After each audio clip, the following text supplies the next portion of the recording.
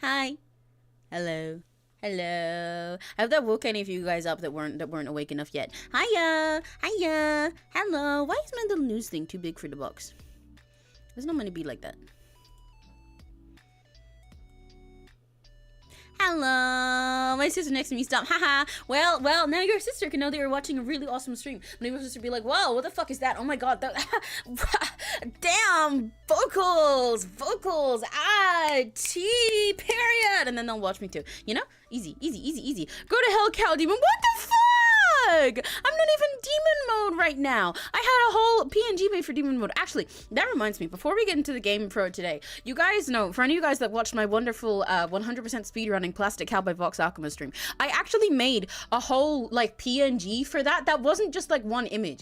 I'd say a whole PNG. It was mostly one image, just with the mouth moving and blinking and stuff. But when I opened it up on stream, like right as I pressed to change the scene to the thing, it had disconnected my mic from the PNG tuber app, so the mouth didn't move, but it was a speed run, so I didn't have time to fix it. So that's why you just had me staring and blinking with my mouth not moving the whole time. I didn't save the model though, so I can't like prove that right now, because I'd have to like show the whole, hang on. I have to plug the whole fucking thing in. One sec. Do you want to make a new PNG tuber model? Yes, I do. Bear with me. But how are you guys doing? Hello! You can't see me right now because I'm on the floor getting into my Vox Akuma cosplay, but just bear with. How are you guys? I missed you at the end of the week because I kept running into situations. I'm always in a fucking situation, man. I wanted to see you guys. It made me really sad. I hate when I accidentally sing as I talk to myself in public, then I realize I was singing out loud. Oh yeah, I've just accepted singing and talking to myself in public all the time, to be honest. I used to sing all the time, wait, what's that? That should blink open, should talk close. I used to sing along to whatever was in my headphones all the time when I was little, and it took ages for my mom to point out to me that I was just like singing really fucking loud, because you know that's how headphones work and shit. Does that work? Okay, that works. There we go. I got my cosplay back on. Look, see, my mouth moves. Nothing else moves, because it was literally just that.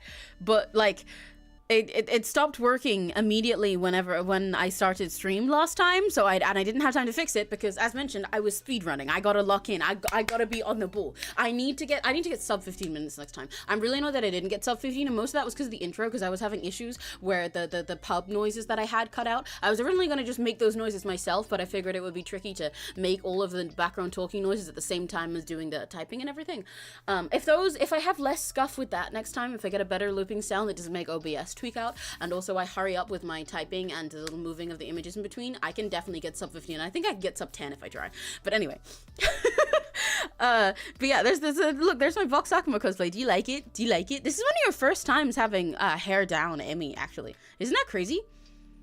I haven't drawn my hair down for many things with you guys yet. And even with the little sighting of 𝘆cie that you have, 𝘆cie has twin tails.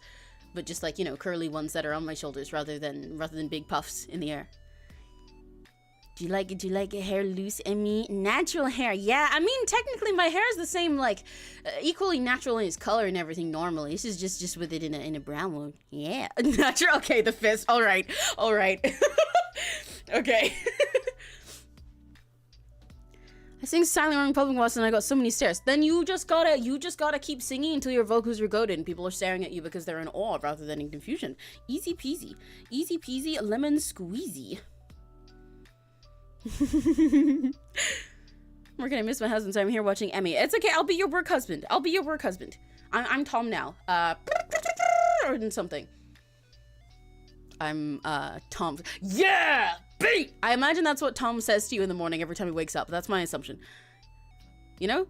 Your boobs are not Vox size, they need to be bigger. Well, first of all, my boobs are bigger than his. Second of all, yeah, these are smaller than my actual boobs are because I was drawing this in a rush and I thought, that's too small for my boob size, but actually I'm a little hesitant about putting too much boob in this because I'm rushing. I made this PNG within about 15 minutes before the stream started. By the way, I forgot to mention that part. I planned this whole little cosplay within those 15 minutes. I intended to make like a whole thing a while before, but I didn't have time. So, listen, as I said in the top comment for the speedrun, because since I managed to get it to like 16 minutes or something, in the words of Sabrina Carpenter, I can do a lot with 15 minutes. Priorities. Yeah. That's actually also why there's that little bra in there, because if you know how Vox looks when he's in his sated form, the big muscle man form that he has during Plastic Cow, he does not have a bra in there because he is in fact a map. And I wasn't gonna put it there, but I was again a little hesitant because I was doing this in such a rush, and some streaming platforms don't like it when VTubers show too much titty, so I was like, I'll just be on the safe side for now. If I want my titties out, I gotta have more time first to double check the rules.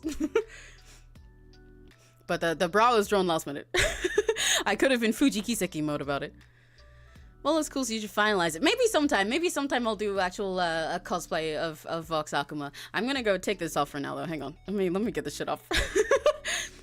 He got that shit on, though. I do want to actually, something I've been meaning to do for a while, is just as a little drawing exercise for myself and for funsies, draw like different fandom Sona versions of myself, because that's kind of the point of how I work, right? Is that my design changes with whatever I go and with the tropes I consume in different dimensions and everything all the time anyway. That's why you have different versions of me, like the other ones that you'll see in the future that I will not spoil yet. But like, it's also that, you know, I can change depending on the dimension that I'm in, if I'm eating up their tropes and spitting them out and then absorb their styles and stuff. You can put Emmy in any different art style, any different color, any different form, and it'll still be Emmy as long as the core things are there. So, you know, a lot of VTubers have like fan mascots. Well, I mean, you guys know that because I have 𝘆cie𝘂𝗿s. But for a lot of people, they'll design their own personal version of one of those. But then also, sometimes if they're like not human, they'll design like a human, like a humanized version of their little fan Sona, right? Like a lot of people have kindred Sonas where they take like what they'd be like if they were one of Vox Akuma's kindred in his clan. So I intended for a while to do versions of myself in all the different dimensions of fandom that I'm in. like a Muddy Pet version and a Sidekick version and stuff like that. I think it'd be fun. The old Pokemon version of you, like a train. Yeah, absolutely. Honestly, in an ideal world, if I had the time, I would pull up with an entirely different Emmy form for like every game that I play, or at least every one that I play long term. I'd learn all of their art styles and then give you a new PNG for every single game. I'm so serious. And that would be really fun to do. I mean, at least I have my little plum bubble when we play Sims. But if I could, I'd make a whole different model for every long-term thing we play and adapt their style, or at least alter myself, put myself in a different outfit, take on their color palette and shit. Maybe I'll do that one day. Maybe we'll get there one day. But since my goal is to be live 2D and then 3D at some point, I really want to be 3D. Then that'll be a lot harder in those modes. But maybe while I'm in PNG, I'll try and like abuse it and take stuff out. Like for example, when we played Date with Death, I could have made myself all red and blue and black and monochromatic. Then you got the mono MA based on you there. Yeah, exactly. I could have a whole little Emmy team. Take it off, yeah! Unfortunately, not like that. I do still have to keep my shirt on while we're on YouTube. You gotta go to a different platform for that. But anyway, the game we're playing today. Let's stop yapping. Today, we are playing...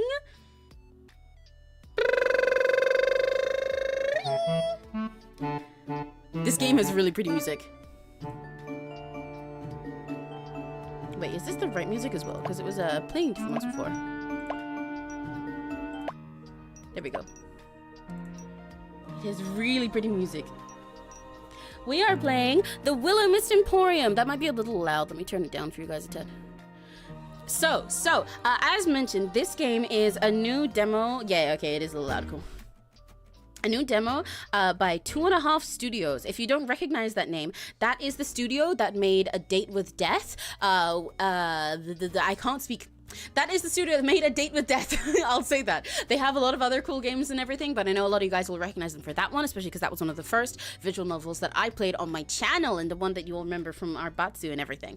Yeah, so this is a demo that came out like literally yesterday for their new game, the Willowmist Emporium of Antiques and Curiosities. I'm so excited! I've been following all of the teasers and everything for this game for a while, but the gist that you'll see when we start is that you, as you are in most little farming and cozy games, are just some guy living a city life that's too stressful, too boring, too dull, and then you get an invite from like your aunt who's mysteriously, I don't know, missing or passed away. I think they'll elaborate on that in the game, to come and run their antique shop with like no other elaboration. You do that, you come to this place, to Willowmist, and you run this little shop and you'll meet a lot of quirky fucking people on the way. Yay! I say quirky fucking people instead of just cute people. Hi, Suko! Hello! My cat just woke up from sleeping under my bed. Anyway, because they are very weird for a lot of them, from what I know. Like, I believe there is a 𝘆cie in this game, but 𝘆cie in the sense that she's like grown-ass woman who believes herself to be like a knight from the fucking Middle Ages or something, and I love her. There's such a wonderful cast of characters. They seem really diverse and really beautiful, and the style is so pretty. Look at this menu even! And this music, let me know if it's still too loud as well. Lovely cat voice. Hey, Suku! Suku! Do you want to come here or do you want to go out? Earlier, right before stream, she came and sat behind me on the little, like, chair that I have on my bed, because I thought she wanted to hang out and stream with me. But I think she wants to leave now. I think she's being homophobic. I don't think she wants to see me date these people. Hang on. Let me let Suko out and then we'll start. Suko! Hi, Suko. My little homophobic cat. Oh, wait! I didn't feed her! That's why she's in here. Fuck, hang on. I will be right back. Look at the oversim chamber for a sec. I know we just started it, but go look at the oversim chamber. I forgot to feed my cat. Be right back. Let's go. Open up. It's time for parkour. Alright, time for my mandatory parkour check. Let's get this over with. You're late. You know the deal. You can do the 1-block jump for the raw chicken, or you can attempt the 1-block vertical jump for the beef. Here in parkour civilization, no one chooses to jump for the beef. It's better to be safe and do the 1-block jump for the chicken rather than risk your entire life for just half a 100 bar more. Tomorrow, you better not be late, or you'll be doing 2-block jumps as punishment. Yes, sir. Sorry, I won't be late next time. Down here, us parkour noobs only get fed once a day. One piece of raw chicken is just enough to get you to the next day. But that's the life of parkour civilization. If you want to survive, you have to parkour. Every parkour noob has the same goal, and that's to make it to the top layer where all the parkour pros live. Except most parkour pros are born on the top layer. If you're a parkour noob, there's only one way up, and that is through the Temple of Parkour. The Temple of Parkour is the only structure in the world that combines the bottom layer to the top layer. To make it up, you have to do an impossibly hard parkour course that no parkour noob has ever completed. And that's assuming you even get the chance to complete the course. The inside of the temple is protected by a barrier, and the only way a parkour noob gets past the barrier is if they've earned a ticket. I've never even tried getting a ticket before, but if I'm gonna rank up to a parkour pro one day, I'm gonna have to. In my neighborhood, pretty much everyone has fallen into the void and died, except for the guy who lives right next to me. He's been my neighbor for 5 years. No! Why did he try going for the beef? Well, I guess I have to change Crisis my averted. decision. I now live in this neighborhood alone. Anyway. Parkour civilization, only parkour pros. Anyway. Hi. Why did the game audio stop? Oh, there it is.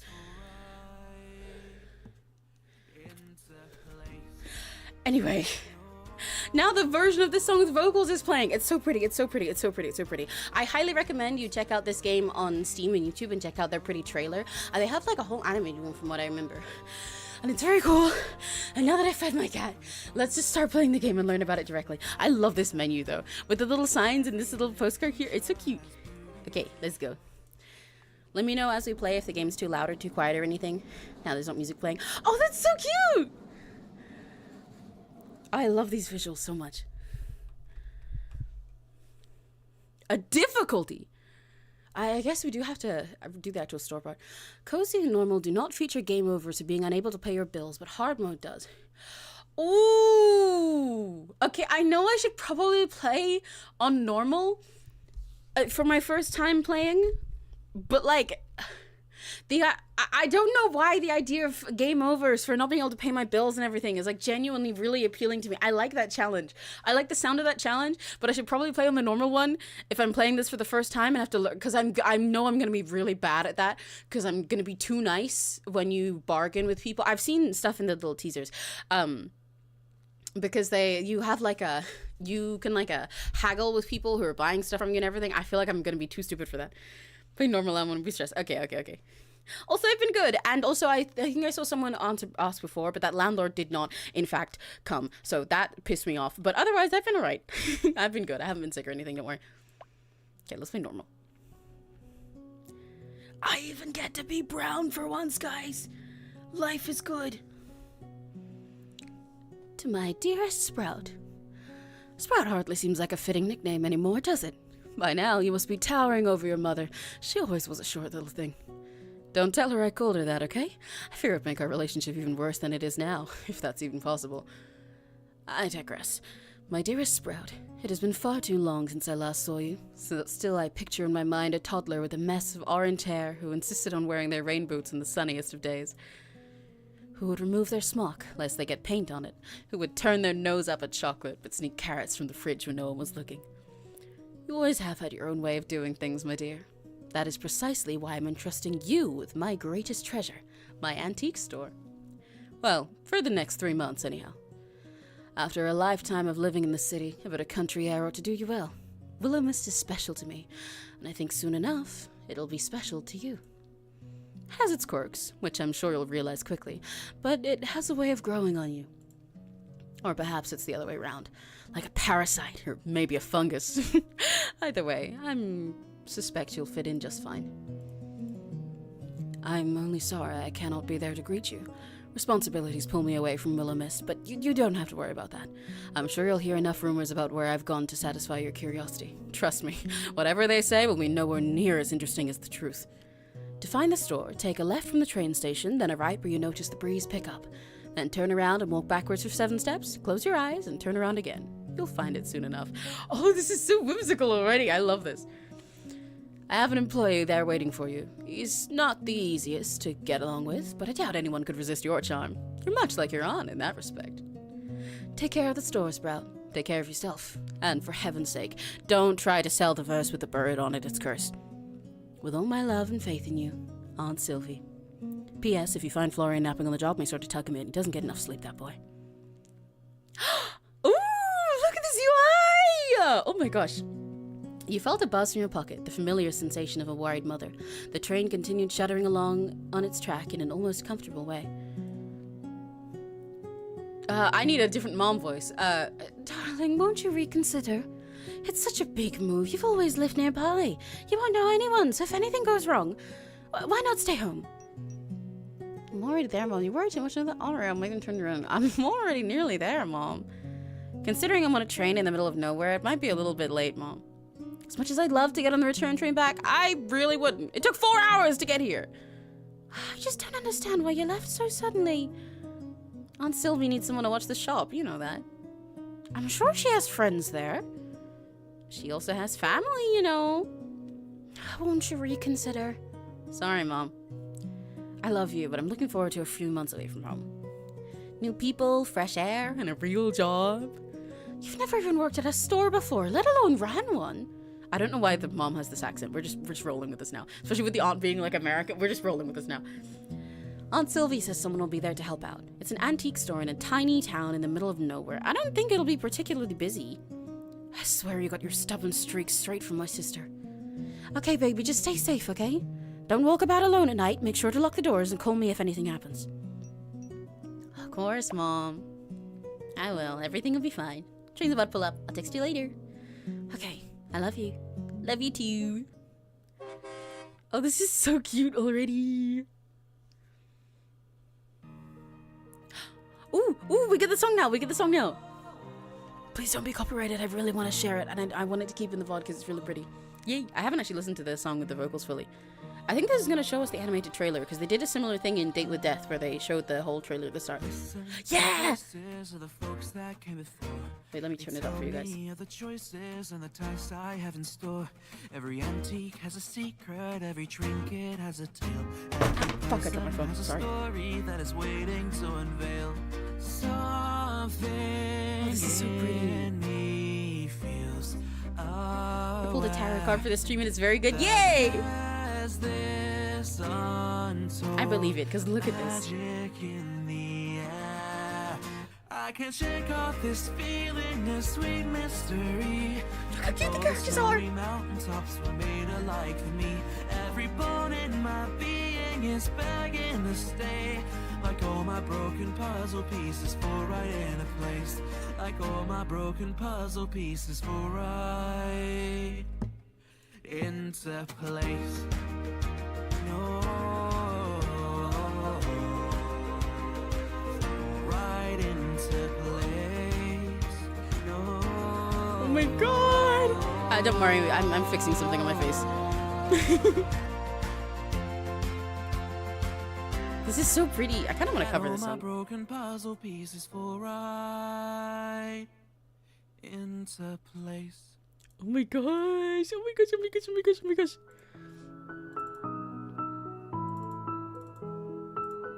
This is so pretty already! Okay, let me turn it back down. Let me turn it back down. Let me turn it back down. Let me turn it back down. 4 of Wands, community, home, celebrations, reunions, parties, gatherings, stability, belong. Yeah, that sounds exactly like this game from everything I'm seeing so far. It's just so cozy and happy. It's a lovely little community. I'm so happy. I'm so happy. I'm so excited. I'm so excited. I disappeared for a sec because, as you might be able to see, my face is not. Hang on. I can't get my face muscles to work and actually change with my keyboard, and that's really weird. Hello? My face is meant to change with buttons. Like a normal person, you know, in the way that a normal person does. You guys, I'm sure you guys all do that. Why the fuck? Why?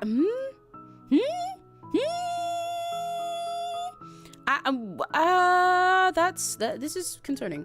Hello? Why the fuck is my keybinds gone? Okay, bear with. What the fuck? What the fuck? What the fuck? What the fuck is going on? What the fuck? What the fuck? What the fuck? What the fuck? What the fuck? What the fuck? What the B, did you also pull scuff from your tarot card? Was that a part of it? I don't know why this is all working fine before and suddenly isn't now. This is really fucking weird. Hello? Hockey 1. Is it my keyboard that's the problem? Okay, so it's my keyboard that's the problem. Awesome. Wait, is my keyboard just not working? Wait. Is that the issue? Oh. Hang on. We're not doing the Batsus, I'm just checking something. It's my keyboard that's the problem. Not my face. Okay. I pulled death in the tower of my bed. No! Wait, why is it working now? What? Of all times for my keyboard to run out of battery. Are you serious? Be so for real right now. Be so for real. Are you serious? No, my keys aren't sticky. They're just straight up not working. I can't type anything. I can't. What the? I need to type in my name and everything. Okay, guys, I'm very sorry. Already more scuff. Before we start this and type in the name, I'm gonna have to go and BRB for a sec and switch out my keyboard batteries. Oh my god. B, while I'm on BRB, can you do a tarot reading for the new year for me? That's your BRB task, is you guys all sit and listen to B. I'll be right back.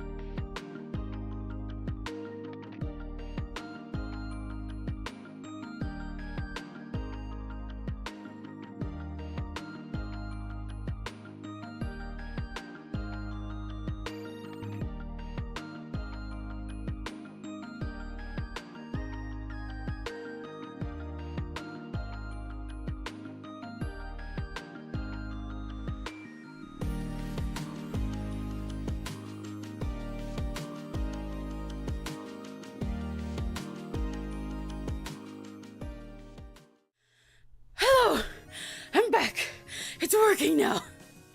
I had to go and steal batteries from Neri. Hello. Deception is at work here. I mean, I got the... Wait, hang on. What number is that? 8? 7. 7 of swords for the new year, so they're cooked, I'm afraid. Deception is at work here. You might feel pressure to be dishonest in order to achieve your ambitions, hoping that these lies have gone unnoticed. This card is a warning of how difficult that can be. Oh! Oh, okay. Shit. Okay, guess I'll die. Why'd I have to steal batteries? Because my keyboard ran out of battery, and I need to type my name, and I don't have any more in my room. Okay, anyway, as I was saying, this game looks very pretty. Our last name is Marigold. I'm kind of tempted to keep the first name Sage, just because it's really pretty. But also for the sake of stream, I think I should change it to Emmy. It's Emmy Marigold. Do you think that sounds pretty? Oh, I forgot I can also change model. They have, like with all the other 2.5 Studios games. Type 2 for buddy type 2 when you go mass mode, yeah. Like with all 2.5 Studios games. I can't speak because I just ran up and down stairs and I was so stressed about that. They're really inclusive with this stuff and I really like it. So there's 2 like body types you can go for whether you want to be more physically masc or femme, but you can also choose pronouns entirely separately and customize them if you'd like to. And same for your honorifics, which I think is really cool. I'm gonna go with Mace. Maybe I'll go with Mr. I kind of fuck with Mr. Yeah, I don't know. I can't decide which one I like better because they're both really pretty. But I do like the flower shirt a lot. Shouldn't they have the voice acting part where they can say your name? Yeah, but that would be tricky because it's several characters. That one worked so well for Air 143 because it's a very short game with only one guy in it, you know? Ooh, which do we pick? What does this do? Oh, you can press take a little photo. That's so cute. Oh, I can't decide. Okay, guys. Do you think type 1 or type 2? I think type 2 kind of looks more Emmy-pilled. I don't know how to put it. Although this one says slightly fluffier hair. But I do kind of fuck with the shirt.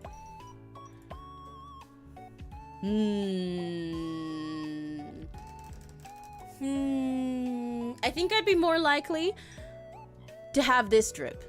This is more Emmy hair because my hair doesn't never this long, but I've had it this short. And I like little scarf. I wear little scarves around my neck a lot and stuff like that. I like little hat. I think it's very cute. Let's go with that one. Okay. Next, Emmy Marigold, datem, Emmy. First name, pronouns, honorifics, and body type. Yeah. Let's go. Now we can lock in and enjoy the pretty cozy game. The air was chilly as you stepped out of your train and onto the platform, if you could even call it that. It seemed more like a graveyard than any of the train platforms you'd ever frequented back in the city. No matter the hour, they would be completely packed with people coming and going, rushing for reasons you could never quite understand. Oh, my diaper! Thank you for letting me know. This platform was completely empty. No one waited to get on, and you were the only person who got off. Where chatter would usually greet you, all that you heard on this quiet platform in the middle of the countryside was the sound of wind rustling the trees and the chirping of crickets hidden amongst the weeds. This is my favorite thing. As someone who was raised in the countryside but now lives in city stuff, I love stepping off a train platform from a busy place and going to somewhere where all you can hear is just trees and it smells like grass. That's my best way of putting it. When I was a kid, my mom used to tease me for always, anytime we came back from the city, stepping off and being like... and sniffing the air and enjoying that it smelled like home, that you could actually smell the air and it was fresh and cold and it didn't just have that like permanent stuffiness that all cities have where they're all slightly warm because of pollution and they all just kind of, you know, smell faintly like that the whole time, where the air is crisp and you can just hear trees and you can hear yourself think. I like it. Chirp back. With more effort than you'd be willing to admit to, you attempted to chirp back but found the sound was actually harder than you expected. How do you chirp? I don't know. It depends on what kind of animal I'm copying. There's a lot of different verbs. More practice would be required. I'll practice that. Next time we'll be goated. Gathering up your belongings, which you brought only a few of, you quickly found your aunt's letter once again. Left from the station, then right when the wind picks up. I'm not sure what the weather has to do with it. Well, it's supposed to be a pretty small town. I'm sure I'll find it. Oh my gosh, these backgrounds are so pretty. I wonder which artist did the backgrounds. I'll have to check the credits at the end. Look how gorgeous these are. They're so detailed, but the colors are so soft that they're not overwhelming. Whoa. From the way your aunt had described the quaint countryside town of Willowmist, you had expected 2 shacks and a farm if you were lucky. Instead, upon taking a left when you exited the station, you found yourself in a town centre that was significantly more vast than you first imagined. You smiled as you pulled your suitcase up a small flight of stairs, eyes searching around the beautiful facades and rural landscapes. Music drifted out from somewhere unseen. It seemed almost like the sound of change, of newfound freedom. A few people passed you as you continued onwards, though for the most part, you had the street to yourself. Even that was strangely foreign to you. Where you grew up, there were always people around, no matter the hour. You took a deep breath into your lungs. The air was cool and fresh. The scent of flowers drifted towards you as the wind picked up, changing course. So, right now? You glanced to the right and found a street that ran away from the town centre. What did she write? Turn around and walk backwards for 7 steps, then close my eyes, then turn around again. She could have just sent me the address. With a half chuckle, half sigh, you turned around and began walking backwards, hoping you wouldn't crash into anyone, though the chances of that seemed slim at this time of night. 1, 2, 3, 4, 5, 6, 7. I'm sorry. Slowly, you closed your eyes, removing sight from the equation, then spun back around and opened them back up. And sitting before you was a quaint little store with green paneling and a sloped roof, and a metal sign hanging above the door. It read, "The Willowmist Emporium of Antiques and Curiosities." There you are. I've been looking for you. You're even prettier than my aunt said. You reached down and searched under the doormat and quickly found the key that your aunt left for you. Its brass surface was marked with blemishes that all seemed to say how well loved this building was. The key turned in the lock soundlessly as you pushed the door open. Yippee! Oh, it's so pretty. Ooh, there's so many little details to look at everywhere. It's such eye candy. Tables upon tables of antiques and knickknacks greeted you. A dozen different lampshades and chandeliers hung from the ceiling, lighting up the space. Whoa. She sure has put together an interesting collection. Is collection the right word? It looks a bit too chaotic for that. Potted plants dotted the room, bringing a bit of life to the otherwise still space. Carefully, you put your luggage to the side, cautious of knocking over anything and cautious of and causing what would be the worst game of dominoes ever. And then you walked through the aisles, if they could be called that, and inspected the store. You'd never oh my gosh, you'd never visited Willowmist before, nor seen any photos of it. Yet somehow you felt a strange sense of familiarity. It made you feel at ease, despite being far away from your home for the first time in your life. You dropped everything to come here. You quit your casual job, and they were hardly giving you hours anyway, only a week ago. You didn't renew your lease. Fortunately, the timing worked out well, since it was coming to an end regardless. Good afternoon, Serena. So Valentine here. Friends back home only found out about your temporary move a few days before your train left. Honestly, though, you weren't that close to anyone. It always felt like the friends you kept around you had other friends they would have preferred spending time with. That seemed to happen as you got older, the natural drifting apart of people who you once clung to like your life depended on it. You needed a change. So here you were, in the middle of the countryside town of Willowmist, surrounded by rolling hills and mountain ranges like you'd never seen before. Jesus Christ! Whatever the man was carrying in a box a moment ago was now sprawled out over the floor, dropped in surprise. With mouth agape, he stared at you, still grasping for words. Well, listen, if you wanted to rob the store, you could have done it before I got here. Common courtesy and all that. Rob the... If I was going to rob a store, it wouldn't be this dump. Hey! My aunt probably put a lot of work into this dump! You're... Wait, forget about that. Why would I be the one robbing the store? I was here first. If anyone's gonna be robbing it, it'd be you. I didn't see you when I came in. I was in the storeroom. Can you prove it? Why should I be the one to prove it? You're the one who just waltzed in here. The man sighed, the most tired, exasperated sigh he'd ever heard, and the eye bags under his eyes seemed to give away who he was. All right. You're Florian, aren't you? Unfortunately. And you must be Emmy.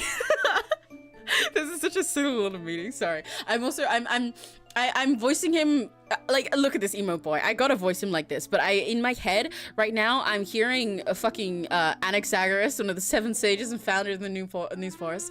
I'm just a frail scholar, you know. Last time I checked, yeah. I like this main character dialogue. I like their aura. Why are you here so late? It was the only train coming into town today. Didn't my aunt tell you I was coming? The same way she tells me anything, vaguely. I didn't even know what you looked like. You nearly gave me a heart attack. Then we're even. God, you're exactly like your aunt. Great. I'll take that as a compliment. You shouldn't. What are you doing here so late, by the way? Does my aunt really make you work this much overtime? No. I was just neating up before you arrived. You just said you didn't know when I was getting here. What can I say? I just have an amazing work ethic or something. You're suspicious as hell, dude, but I respect that. Still, you should get some sleep. You look tired. Did she at least tell you about the living accommodations? Nope. She doesn't really give details, as I'm quickly becoming aware of. No shit. She really just left all this crap to me. I ought to quit. Not a teacher. But what would I do without you? We don't know each other, and we're not friends. You'd be fine. And then how about we be friends?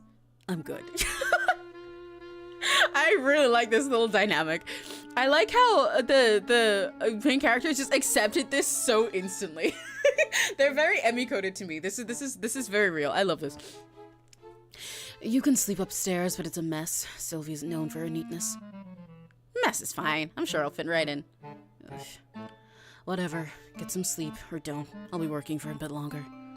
Do you need some help? From someone who looks like they don't know which side of a mop to hold? Nah. It's the side with a sponge, right? I'm kidding. I'm kidding. It's a joke. I know how to use a mop. You've probably been traveling all day. Just sleep. You almost sound like you care. I don't. This is wonderful. I guess Sylvie didn't tell you anything about actually running the store either? Nope. She said you teach me. Like I'm some expert. I just wash the floors. Fine. I'll try to help tomorrow afternoon. On the morning? I don't do mornings. Gathering up your luggage, you stared up the staircase. Get some sleep soon, alright? Don't stick around too much longer. Yeah, sure. Without another glance in your direction, Florian collected his Dropbox, then went back into the storage room. One step at a time, you dragged your suitcase up the stairs and into your new home for the next 3 months.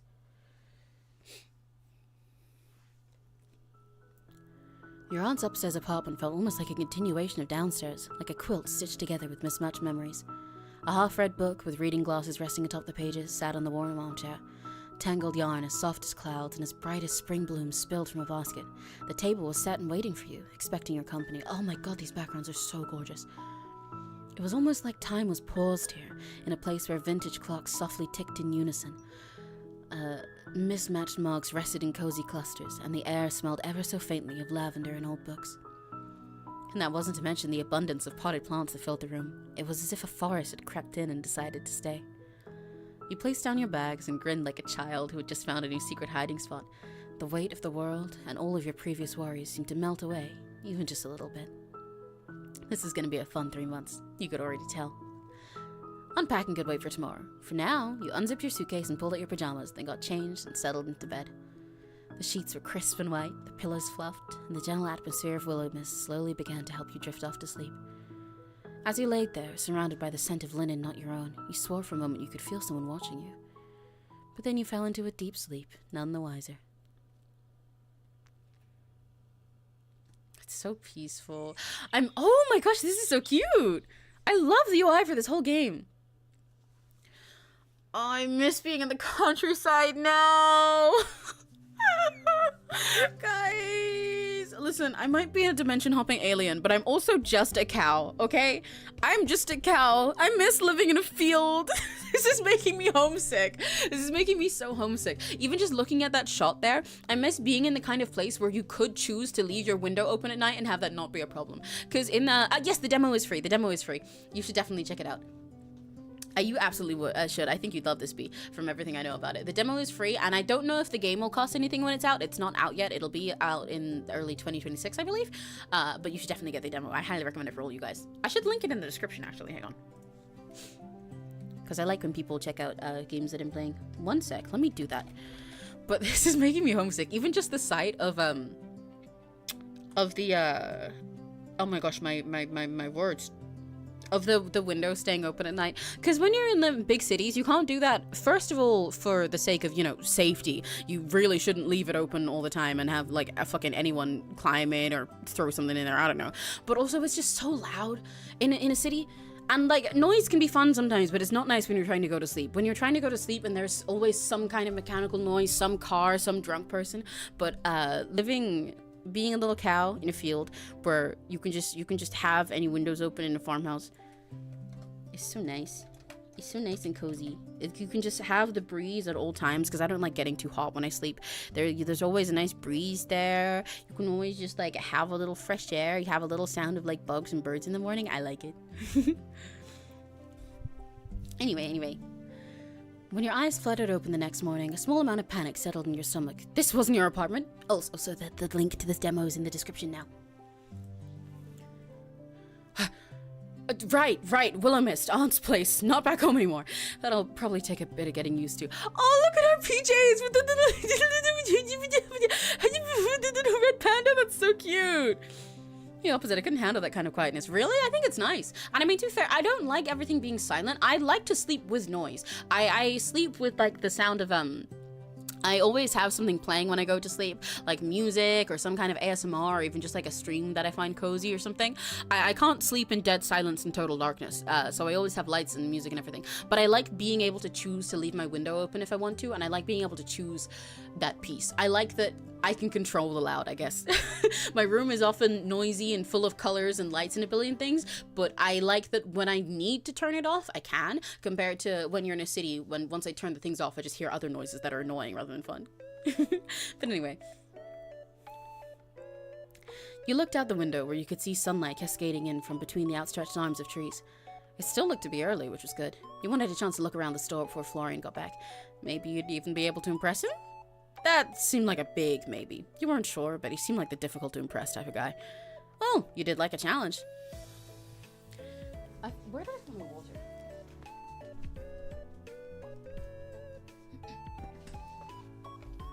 You quickly dressed, then raided the kitchen for breakfast, which you found half stocked with food.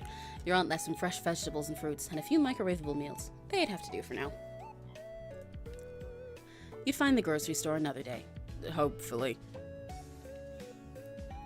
With a pear half-eaten in your hand, you made your way back downstairs. The store had a different vibe during the day. It seemed almost whimsical, like the collection of some peculiar witch who decided a hoard of lampshades was better than hers. You once again walked between the tables, noting that despite the clutter, everything was dust-free. Florian wasn't lying about cleaning at the very least. Oh, it looks so pretty. I love little stores like this that are just full of all kinds of things you can look at. I want to go here so bad. Walking up to the counter, you noticed a distinct lack of technology. There was no computer or electronic cash register there, only an old till that seemed to be an antique itself. All of the accounts looked to be handwritten in a journal that sat upright in a bookstand next to it. Either your aunt had a fantastic accountant or was committing tax fraud, or maybe both? Still, the lack of anything electronic didn't surprise you. Since you were a child, she always wrote you letters rather than email or text. She was a little old school, but that didn't bother you.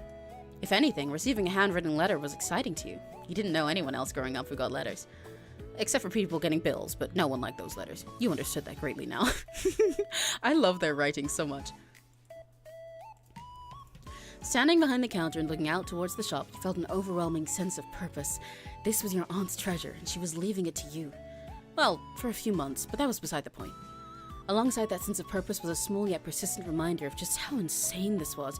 Dropping everything to move to a town you'd never even visited because of an aunt you hadn't seen since childhood. It was exciting! The most exciting choice of your life. You needed something like this, a chance to get to know who you really were. There was a knock at the door that pulled you out of your introspection. A very neat, crisp knock, if a knock could be neat and crisp. You could see a tall shadow on the other side of the door, but no details apart from that. Florian? You opened the door wide, curiously peeking at the stranger on the other side, who looked you up and down, looked at his watch, then shook his head and walked past you and in the store. Hello, sailor! Well, I hope you're not about to tell me you're Florian. That'll make last night very strange for me. Florian? No, I am not Mr. Westbrook. I apologize if that disappoints. The mystery man put down his briefcase on the counter, then began pulling out paperwork and pens from within it. I'm not sure I've ever met a man that's actually used a briefcase before. I kind of dig it. I have! Neriful uses a briefcase. Neri, my goat, uses a briefcase. He has a briefcase, like a whole fancy briefcase that he got at an antique, like a charity shop, actually. Just like this. A place just like this one. He found a beautiful old briefcase there with a little like a lock code on it and everything. And when you open it up, when he takes somewhere, you look inside and it has like a bottle of ice and 5 different cinema rolls and some lacy gloves and a telescope and 𝘆cie𝗂𝗿. He takes a briefcase and just fills it with all his little stupid trinkets, and I think it's wonderful. It also means sometimes he keeps his wallet in there and stuff, so he'll go up to like the counter at some corner store where he's just buying, I don't know, Kinder eggs and cola, and then put his whole briefcase onto the counter, open it like he's about to do a shady deal in the movie, and then pull out his cinema roll wallet to give them coins. I think it's wonderful. I suppose I'll just have to wonder exactly who you are then. I do appreciate a mystery as much as the next person, but right.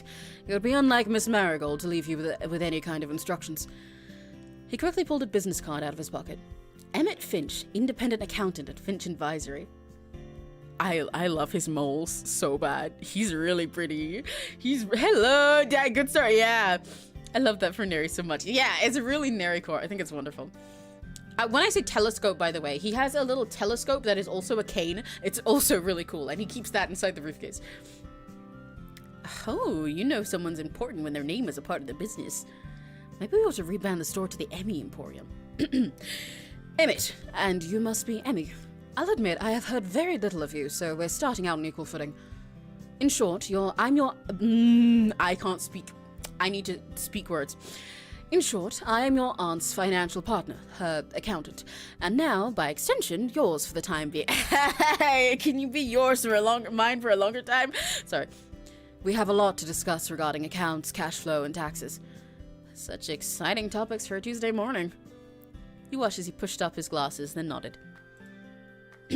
Any time is the perfect time to talk numbers. I appreciate working with someone like-minded in that regard. Oh, he took it literally. Oh, I love him. He's really cute. What experience do you have running a business? Honestly, none.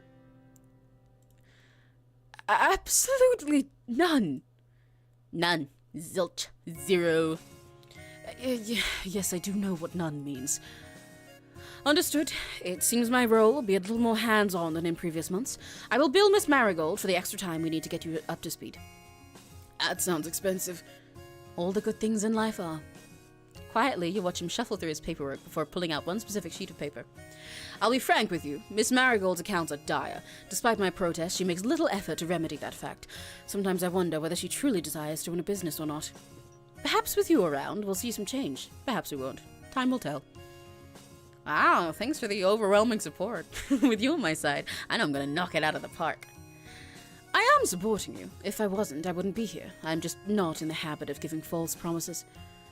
At the very least, we will aim for Miss Marigold to not return to bankruptcy. Sounds like a plan to me. I stopped by to have you sign a few forms. Though only temporary, I like to keep my affairs in order. Sign here, please. One by one, you signed each and every form Emmett handed to you. And boy, there were a lot of forms. Great, my hand's starting to ache. Stay strong, Emmy. You can do this. I wonder what this guy's deal is anyway. He must be a local, right?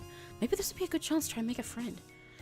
While you're here, can I ask you a few questions? Be my guest. I have a little extra time before my next appointment. You're local. How long have you worked with my aunt? Is there anything fun to do around town when you're not working? Ooh. Makes me want to go to fancy antique places you both now. Please do! We should show you all of the weird little places in our town. We can show you, there's a bookstore that's one of those kinds where they just have books piled from floor to ceiling, but you might not be able to get in there with one of your dresses. There's some silly little, there's so many charity shops. It's very fun. Ooh, okay, which one do I want to ask? I don't know if I want to ask him if there's anything fun to do when I'm not working, even though I am curious about his idea of fun. I feel like this isn't the best person to ask. I'm gonna ask how long he's been working with her. How long have you been working with my aunt? It's been... He digs through his briefcase, nodding as his eyes scan the various documents. A year now, give or take a few weeks. How's it been?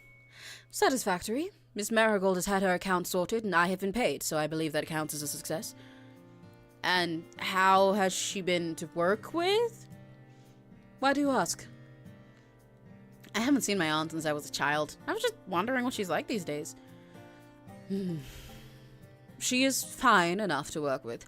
Very memorable. That is all I'll say on the matter. Are you a local? Do you live in Willowmist? Yes, my practice is located close to here. You'll find my address on the business card I gave you. Have you always lived here, or have I happened upon another wayward wanderer like myself? I formed my practice here, yes. I mean you personally, not your practice. I don't see that it makes any difference. I like him. I like him. Is there anything fun to do around town when you're not working? Apart from doing taxes, that is. Oh, wait, look at the little tape at all! Oh, I really like that expression. Oh my god, that's so cute. I'm glad we chose this model. That depends on what you find fun. If you mean theme parks and musicals, then you're out of luck. If you enjoy hiking, dining, or live music, then there's plenty of that. I'm down to try new things. I wish you all the luck trying them on your own time. Emma looked down at his watch before setting his eyes on the door. I'll stop by in a few days to go over paying your bills and keeping the lights on. Until then, keep your accounting in the journal at the counter, and I will assess it when I return. I'll try my best. Apologies if they're not quite up to standard, but I'll have Florian here to help me, hopefully. Actually, are there any good breakfast places around here? My aunt left a few things, but I'd kill for a nice breakfast while I'm waiting. There's quite a few decent establishments. Well, are you hungry? We could grab a bite and have a mini tour of the town if you're up for it. You killed it, Emmy. There's no way he can turn you down now. Emmett adjusted his glasses again, his expression impassive. Unfortunately, I'll have to pass. I'm paid for doing accounting, not for eating breakfasts and tours. Have a good day, Miss Marigold. Youch! Oh! Frankly, if I got rejected that smoothly, I would krill myself on the spot. However, I respect it. I respect why. This is why I wouldn't ask in the first place. This MC is a lot like me, but if I had more confidence, I think. I need to just take a sip of my water. I keep forgetting to drink in between saying things.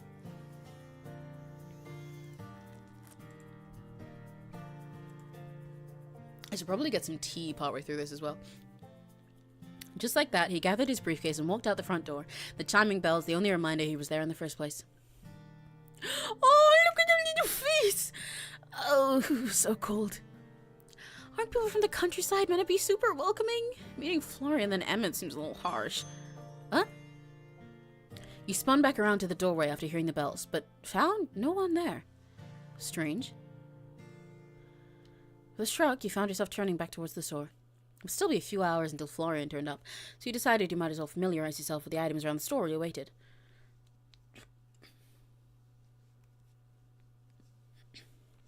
You were surprised to find that a couple of hours barely scratched the surface when it came to inspecting the show floor. There was just so much stuff. And forget the amount of stuff, absolutely nothing had a price on it. Even digging through the paperwork at the counter, you couldn't find any notes about inventory or pricing. You were massaging your temples and stress when you heard the door chimes ringing again. Hi. Oh, he looks pretty with his oh, wait. The bucket hat and the mask and the glasses kind of make you extra pretty. I don't know. I like the mystery. Hello. Wow. He really doesn't want to get sunburned. Yeah, look at him. He looks like he'd probably burn if you show him like at 2 degrees outside. Oh, that's us. Yeah, I like the ghetto. Thanks. I don't like the sun. I can see that much. Did you manage to get some sleep? I guess.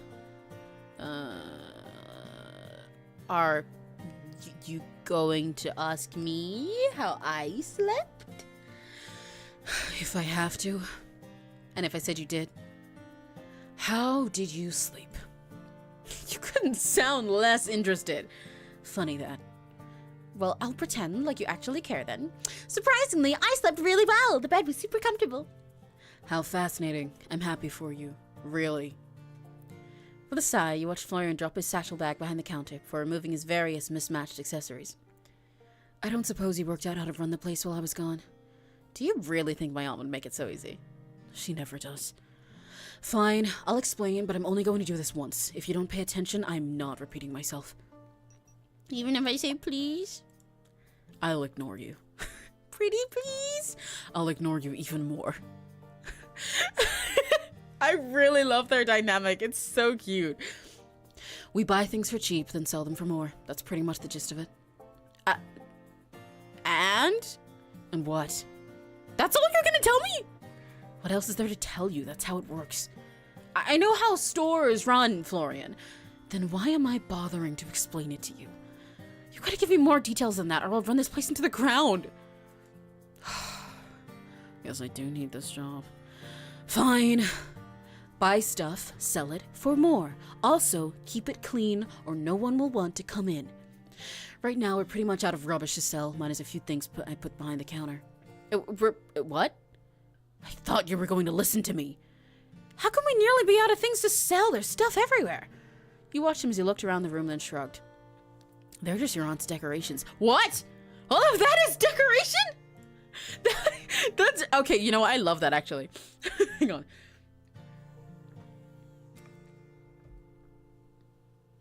Zippy, zippy. I guess. I don't know. I don't make the rules. I just help out. That's crazy. How does anyone know what's for sale and what's decoration? I don't know. Fine. It's all just for looks. I can deal with that. How much do I sell things for then? Whatever you want to sell them for. How would I know? I'm not an antique salesman. You better become one quick then, if you don't want to go broke. God, what have I gotten myself into? A mess. I wouldn't take on your job if my life depended on it. Just keep track of how much you buy shit for in that journal on the counter. You should be able to eyeball how much things are worth, but you'll get better as you go. Probably. You can probably just adjust the price later if shit's not selling. Doesn't really matter. Let me see what we've got then. Checking behind the counter, you noticed a handful of small knickknacks. They weren't much compared to the rest of your aunt's decorations, but they'd have to do. Alright, well, now what? You're the boss. I like the sound of that. You're gonna call me Boss Emmy? If I really have to talk to you, I'll probably just call you Emmy. Wow, if you have to talk to me. He just shrugged. Fine, it's probably for the best anyway. You wouldn't want all this power to go to my head. He shrugged again, then found a broom and began to sweep up the already clean floor. There were already a few people hanging around outside, like they're wanting to talk to you or something. You're not a celebrity, are you? That's the last thing I can be bothered with. His pouting face is so cute. His pouting face is so cute. Hi, Luciu! Hey, Emmy and folks, just here to say I'm practicing for my exams and wish me luck. Yumbuddy! Yumbuddy, yumbuddy, yumbuddy. You're gonna ace your exams, okay? Okay? Deep breaths, relax. You've got this. You're gonna be so cool. Mwah. Believe in you. I could be an internet micro celebrity named Emmerich. I'm kidding. Why are you unsure about it? Maybe. Never mind, my joke was right. Maybe I'm some niche internet micro celebrity. I don't even know it. Probably not. Oh, enjoy the FNAF 2 movie. I thought it was really fun. You walked towards the door, then flipped over the sign to open. Outside, the afternoon sunlight filtered down like liquid gold, hitting the cobblestone just right. The trees swayed gently in the light breeze, and the cool air carried a faint scent of pine and distant baking from a kitchen unseen. You breathed in deeply of that air for a moment, and it felt like an old friend stopping by to visit. Warm, comfortable. Hey, Florian? Florian! Huh? Oh, right. Right. I forgot you were there. Wishful thinking, I guess. I'm gonna speak to you so much you won't be able to forget me next time. Great. Have you ever felt like you were being watched around the store, by the way? Watched? You're watching me right now, does that count? No, I mean, well, it does, but not in this case. I mean, watched when no one else is around. Not really. Not any more than is normal, I guess. There's a normal amount of feeling like you're being watched. In this town? Yeah, probably. Huh. I was wondering something, by the way. Did you grow up here? Yeah. Never chose to leave town? Nah, nothing out there worth seeing. Have you never felt like being stuck in one place is like being in a cage? He paused at that, actually thinking. I can't speak today. I guess the cage is pretty comfortable. I think that's why I came here, really. I wanted to help my aunt, of course, but the winds of change pulled me here. Pulls a lot of people here, I think. Really? Yeah, a lot of people who don't fit in anywhere else. Maybe that's why I'm here, then. I doubt it. Huh? You look like you fit in just fine. You're muttering. Don't worry about it. You got family? Other than your aunt, I mean. My mom, but her and my aunt are a little estranged. They haven't spoken in years. I have no clue why. Huh. Usually people can't resist her. Oh, she's popular like that? No, I didn't mean... Do you have a crush on my aunt, Florian? No! It's not like that, really. I meant that she has a pull to her. She's annoying and nosy and probing, but she has a way with people. You can't help but get along with her. You seem a lot like her. That sounds like a pretty big compliment coming from you. What about you, anyway? Does your family live nearby? Maybe. They maybe live nearby? I don't see them anymore. Oh, I'm sorry for prying then. I prayed first. Your eyes found the doorway where a young girl of perhaps 14 or 15 stood, eyes on you curiously. Oh, she's so cute! Oh, hello! You're not Granny Sylvie! Hi! I can pretend to be if you like. I guess if you squint, you kind of look like her. Nah, maybe not. The way you stand is different. I'm Emmy. Granny Sylvie is my aunt. I'm just helping to run the place for a while. The girl studied you, crossing the room with a strange lightness to her movements. Standing before you like that, she leaned in close. Hi, I'm Vienna. Sometimes people call me Vivi. You look very interesting, you know. I like the way your nose joins your face and your eyebrows are cool. Thanks. I like your eyes. Do you have heterochromia or are they contacts? Hello, hiya. They've always been this way, ever since they were. Hey, you sell things, right? Pretty things, cool things. It's my mom's birthday tomorrow. She likes pretty and cool things, since she's pretty and cool. Can I buy something for her here? I like the way this girl talks. She's very weird in a wonderful way. She's whimsical. Why don't you have a look around and see if anything catches your eye? You have eye catchers here? I'll be careful then. Just like that, she left you standing there, slightly bewildered, while Florian had made his way from the commotion. When his eyes met yours, he gave you a thumbs up and mouthed, nice nose. Your hand went up to your nose. Really, it was a nice nose. Do you guys think I have a nice nose? For the nose that I don't have? You walked behind the counter, then settled on the stool there while Vienna looked around the store. She examined things very curiously. Her fingers often just hovered over the surface of objects without touching them, as if she were somehow feeling their energy. When she did pick something up, she would turn it around and around in her hands, tilting her head this way and that to see every single angle. Her mismatched eyes narrowed like she was looking at a difficult puzzle when she was really examining a teapot. She held it up to the sunlight, despite the fact it was opaque, like it would reveal something hidden that no one else had ever noticed. Then she put it back down, not exactly where it had been, but close enough that you didn't feel the need to correct her. The strangeness of it all brought a smile to your face somehow. After a morning with Emmett and Florian, she was something fresh. Found anything? I can give you some suggestions too, if you tell me a little about your mom. She's really good at finding things. Not just keys or socks, but things you didn't know you lost, like hope or patience. Yeah, she's good at finding those. Oh, she laughs at colours too. Bright colours, happy ones. And her hands are always warm. That's interesting. I think maybe this? Ooh, pretty! Cool. I think she'll like this. She likes shells. They're so quiet. I bet it knows how to listen too. Thanks for your help. You're cool. I barely did anything, but you're welcome. Hey, if you ever need anything else, we'll be here. Thanks. I think I'll come back again. Maybe on another day when the sun is shining. Or maybe not. Great. Get home safely, all right? And I hope your mom likes the gift. Vienna waved towards you, then headed out the door with her purchase in her arms. Oh, I love the way she talks. She's so interesting. Congrats on your first sale and all that. I hope they're all that exciting. Do you know her? Do I look like I know every single person in town? Honestly, no. You look like someone who would go out of their way not to know everyone in town. I mean, does she stop by the store often? Not that I've noticed. Maybe once or twice, but I don't know. I'm usually in the storeroom. You can tell. You look like you need to get more sunlight, mister. No thanks. I burn easily. They sell things for that, you know, sunscreen, aloe vera. Why do you care? I don't really. My aunt said look after you. And if I said I'm full and hopelessly in love with you, I'm definitely picking that one. And if I said I'm full and hopelessly in love with you at first sight, what? And that I could get lost in your eyes for hours upon hours. That's complete nonsense. Yeah, of course it is. I'm just pulling your leg. What? We work together now. We'll be for the next 3 months. I'm just looking out for you. Get used to me caring, all right? Yeah, sure, whatever. I didn't ask you to, though. Oh, he's so cute. He's so cute. I don't even normally go for this type of little emo boy and ultimate stuff, but he's so cute. He's such a cutie pie.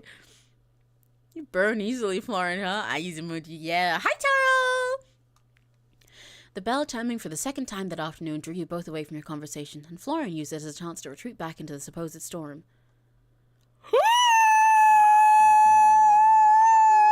Hello, sailor! Beautiful Sylvie, apple of my eye, belle of my heart, would you do me the greatest honor of... The man before you wore his long, wild hair back in a loose ponytail, and his shirt perhaps one button too far undone, depending on who you asked. He was down on one knee as if about to serenade you with the world's most beautiful poetry. Let him continue, or ask you to marry him. Let him continue! You are not Sylvie, I see, though I can see her jeans a mile away. You must be Emmy! You watched him spring to his feet. He was certainly far more sprightly than he looked, and walked forward to put a hand on your shoulder. I have heard so much about you, and that is not enough. He reached out to shake your hand smoothly, his energy contagious. I'm sorry, I'd love to return the favor, but you are? So the lovely owner of this store hasn't yet had the chance to mention me. That sounds just like our Sylvie. Quinn Bakerland at your service. Occasional poet, but full-time chef. And you and my aunt are... No, you misunderstand. Is she the most beautiful woman to ever grace this town? Yes, of course. Does my heart become a flutter when she walks into the room? Certainly, without a doubt. Do I near fall to my knees each time she speaks my name? That should be obvious. Where was I? Your relationship to my aunt? Right. Yes, we are dear friends. Right, friends. Well, it's nice to meet you, Mr. Bakerland. Please, call me Quinn. Family to Sylvie is family to me. Quinn, then. I'm sorry to be the bearer of bad news, but my aunt is actually out of town for the next few months. I'm just here helping while she's away. Oh, my heart shatters into a million pieces once more. But that is hardly your fault. I should not ruin such a momentous occasion. I've never met any of Sylvie's family. You must be very special indeed. Guys! He wants my aunt, which means he's not living just for me! They dangled forbidden fruit in front of my face and then tore it from me. They held a carrot on a stick and then put me on a treadmill and then threw it off into the distance into the nether pits. Believe me. Are you serious? Okay, it's fine. I'll be fine. I'm fine. It's fine that I can't date him. It's fine that he's perfect, and he's gorgeous, and he's beautiful, and he's a chef, and a poet, and romantic, and kind of pathetic, and wonderful, and I can't date him. That's fine. It's fine. It's whatever. It's fine. I'm fine with this. I'm normal about this. Anyway. We're really close, despite the odds. To be honest, I haven't seen her since I was tiny. I guess it's special that we're close despite that. From the way she speaks of you, she thinks of you incredibly highly. What did you want my aunt to have the honor of, then? Oh, this is most fortuitous. There is no one that could take our lovely Sylvie's place but you, of course. Are you fond of fine meals, beautiful atmospheres, and live music?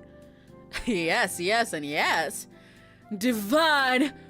I have a restaurant just off the main street. I have just created a new dish. I call it my Crimson Risotto. Roasted meats, rich vegetable broth, a swirl of cream, and topped off with mushrooms. Ah, my mouth salivates at the thought. Please, would you do me the honor of sampling my new dish? Who am I to turn down a meal? Delightful.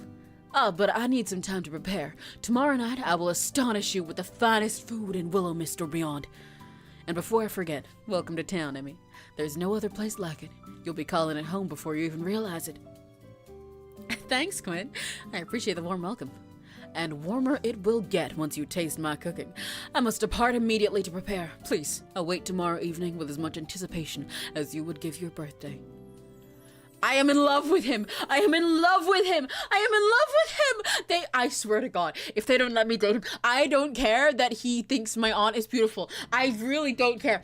If you want to be a little Oedipus about it, baby, I don't mind. You can be a little Freudian with me. Just let me, please. One chance. One chance. One chance. One chance. You guys can't see my hands, but I'm praying. Anyway. Back to being normal. With the heartiest laugh you've ever heard, Quinn left the store with a grin that nearly went from ear to ear. The soft, near evening sunlight drifted through the doorway as he left. Pulling out your phone, you noted the time. 5:03 p.m. Oh, shit. You scrambled to pull up your text, where you could see nearly a dozen left by your mother to the tune of, "Did you arrive safely? And oh my God, you're dead. Sorry, Mom. I'm here. I'm alive. I just got caught up in everything. I'm totally fine." Emmy! Dear Lord above, you nearly gave me a heart attack. I was this close to getting on a train there myself. Maybe I should have waited a little longer to text then. Not funny. I know, really, I'm sorry. I'm just glad you're okay, my baby. Totally okay. Met a few new people already, and everyone, mostly everyone, is super friendly. This town is beautiful, Mom. You'd love it. Lots of beautiful scenery to paint. I think. Honestly, I've barely left the store yet, lol. You know I haven't painted in years. Maybe you just lack the right muse. Anyway, I need to close up store now. Alright, text me if anything happens, okay? Yes, Mom. Love you, Mom. You flipped the sign on the door over to closed as Flora entered the room. You missed all the fun staying holed up in that storeroom. I don't really care. I prefer it that way. So antisocial. Well, I guess I can understand in a way. Well, you do you. I'm gonna go upstairs and start unpacking. You don't have to stick around all night, you know. It's fine. If I start late, then I stay late. Why not just start earlier then? I just prefer it this way. It's quieter. Oh, alright. I don't mind, really. Get home safely, okay? Sure, maybe. Leaving Florian to his work, you headed back upstairs. Piece by piece, you unpacked your belongings slowly. It wouldn't do you any good to spend the next 3 months living out of your suitcase. If you were going to live here, you were going to do it right. Still, you felt almost reluctant to disturb the quiet rhythm of the room at first. Your aunt had turned this space into a home, and gradually you were adding to it, making it become something more. Hopefully, something even better. Each item you pulled from your suitcase, a soft sweater for the winter here, a stack of well-worn books there, found its place among your aunt's belongings, like thread woven into someone else's fabric. I love the way they describe things in these games. It paints such a beautiful, cozy picture. A framed photograph of your aunt, much younger and standing in front of the store, sat nestled beside a ceramic teacup, its handle chipped but cherished. You placed your own picture frame carefully next to it, unsure if it would fit. It somehow felt right, like a new memory slipping into an old album. You pulled out more of your treasures. A glass vial of sea glass you collected with your mom, a well-worn notebook that smelled faintly of ink, and your laptop, which you placed on the desk. I really like how the UI changes between orange and blue depending on the time of day. As you slid your clothes into the chest of drawers, you noticed that the sun had long since settled over the horizon. Packing it seemed so quick. Unpacking was another beast entirely. You found your way over to the window, hands full with a pair of tall pink glasses you'd been given all the way back on your 18th birthday, then lingered there, feeling the cool night breeze wash over your skin. The soft glow of the full moon was already casting its silvery light to your room, and in the distance you could see mountains that loomed like gentle giants, their peaks softened by a veil of mist that curled around them in dreamlike patterns. Here and there you could see faint trails of smoke rising from the chimneys, fading lazily into the sky, but mostly everything outside was still. You turned away from the window, suddenly feeling that familiar feeling of being watched again, and in the corner of the room you saw it. Something, a person, perhaps, floating a foot off the ground, head tilted to the side as if it were too heavy to carry, staring at you with wide eyes. What in the ever-loving hell is... Your time is near. Wait.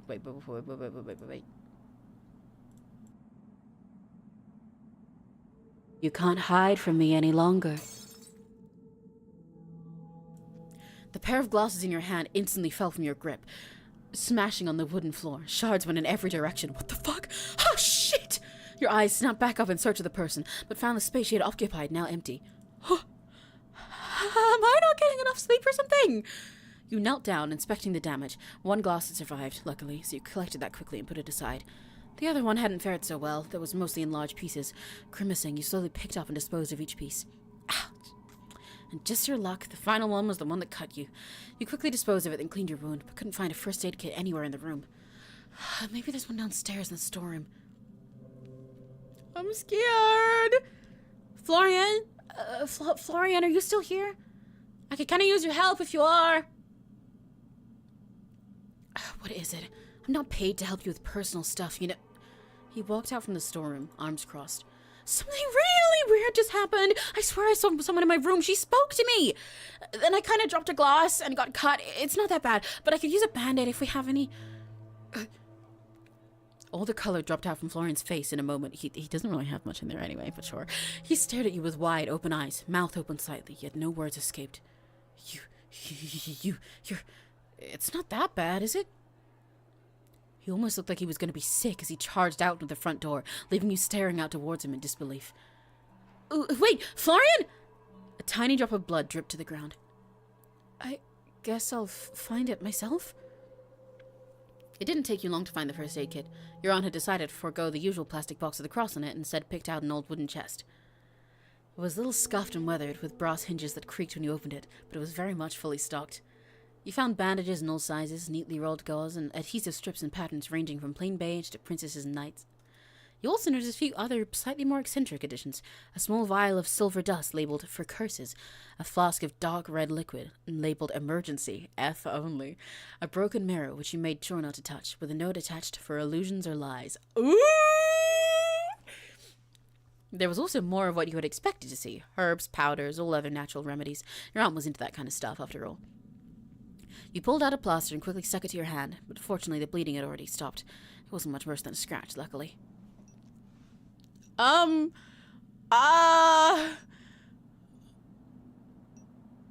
gonna look for Florian first because I'm scared to check for the ghost, and now that I'm not bleeding, maybe he'll help. Now he can calm down about it and not eat me, even though I wouldn't mind that. You opened the door and poked your head out, searching the mostly darkened streets for Florian's figure. No matter where you looked, though, you couldn't see him. Assuming he didn't just step outside, he was gone. I didn't mean to upset him. I'll have to apologize tomorrow. Giving up for the night, you headed back upstairs into your room, then settled into bed. Just like that, you fell asleep surrounded once again by the unfamiliar scent of the store. We just fell asleep? After that experience? Brother, I would be up all night!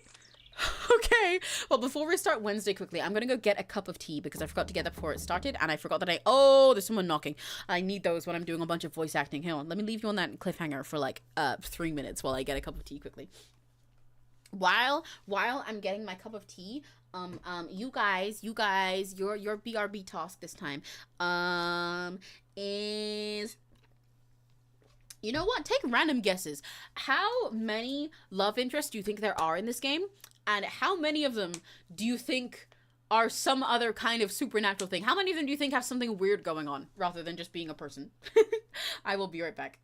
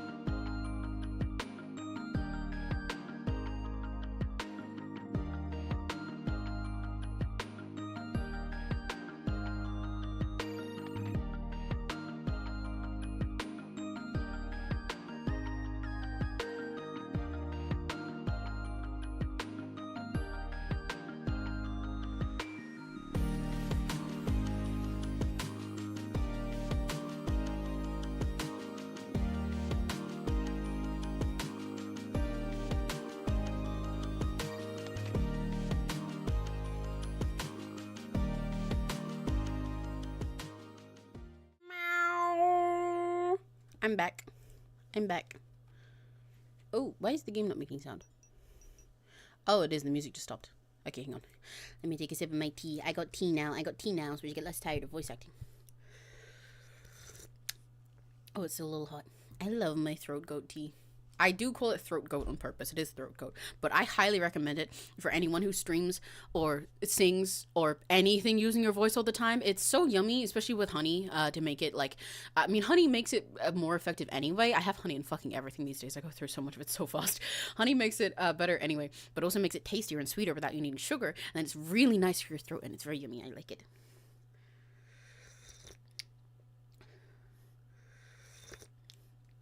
I drink a cup of throat coat with like every stream where I can, or in general, one every morning. But it's really fucking expensive to go through them that fast. But it helps a lot. Anyway, your eyes shot open to the sound of someone banging on the door downstairs. With blurry sight, you look towards your phone. 6:04 a.m. Not Florian then. Hiya! Hello! Hi, Doopy. I wish YouTube would give me back display names. I hate seeing you guys' ats instead of your display names. It's really annoying because I keep forgetting who people are. I'm getting up. The banging on the door continued. It got louder the closer you became. Stranger, too, because it sounded less like someone's fist and more like a hunk of metal. Oh, is this going to be who I think it is? I'm coming. No need to break the door down. It is who I think it is. My liege, I humbly kneel before you as both protector and servant. From this day forth, my life is yours to command. I, Dame Lucille de Rosario of the Order of the Crown, do hereby swear an oath upon my honor and my blade. No harm shall come to you while I yet draw breath. Your enemies shall be mine, your struggles mine to shoulder. What the hell? The mysterious knight lifted her head, looking directly towards you. You thought. It was hard to tell with the whole helmet thing going on. Even if it shall cost me my life, I shall stand by your side. I ask for nothing in return but the chance to serve a worthy cause. By my oath, I shall be your steadfast shield and your loyal sword. At 6 in the morning? Honor is great and stuff, but at 6 in the morning? Honor and servitude know no time limit, my liege. The suit of armor rises, straightening out to stand taller than you. I think I might still be a little confused. I understand trust does not come easily. Please rest easy, my liege, for I shall provide myself worthy of your trust. Okay, hold on a second. First of all, please just call me Emmy. I'm afraid I cannot, my liege, for that would be improper. Please?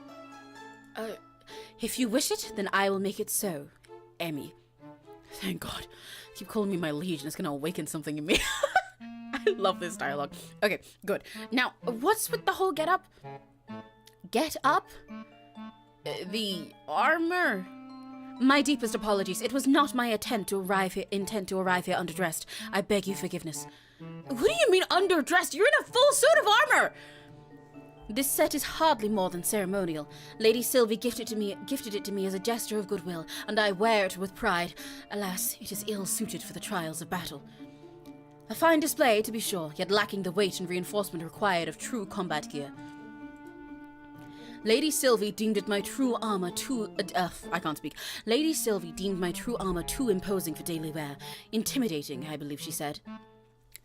Rest assured, should the need for battle arise, I shall be ready. The armor gifted by Lady Sylvie may shine with splendor, but my true steel lies close at hand, prepared to serve. You know my aunt? One moment. The knight tilted her head slightly, then reached up to pull the helmet free from her head. For a moment, her face was obscured by the shadow of the morning light, but then she shook her head.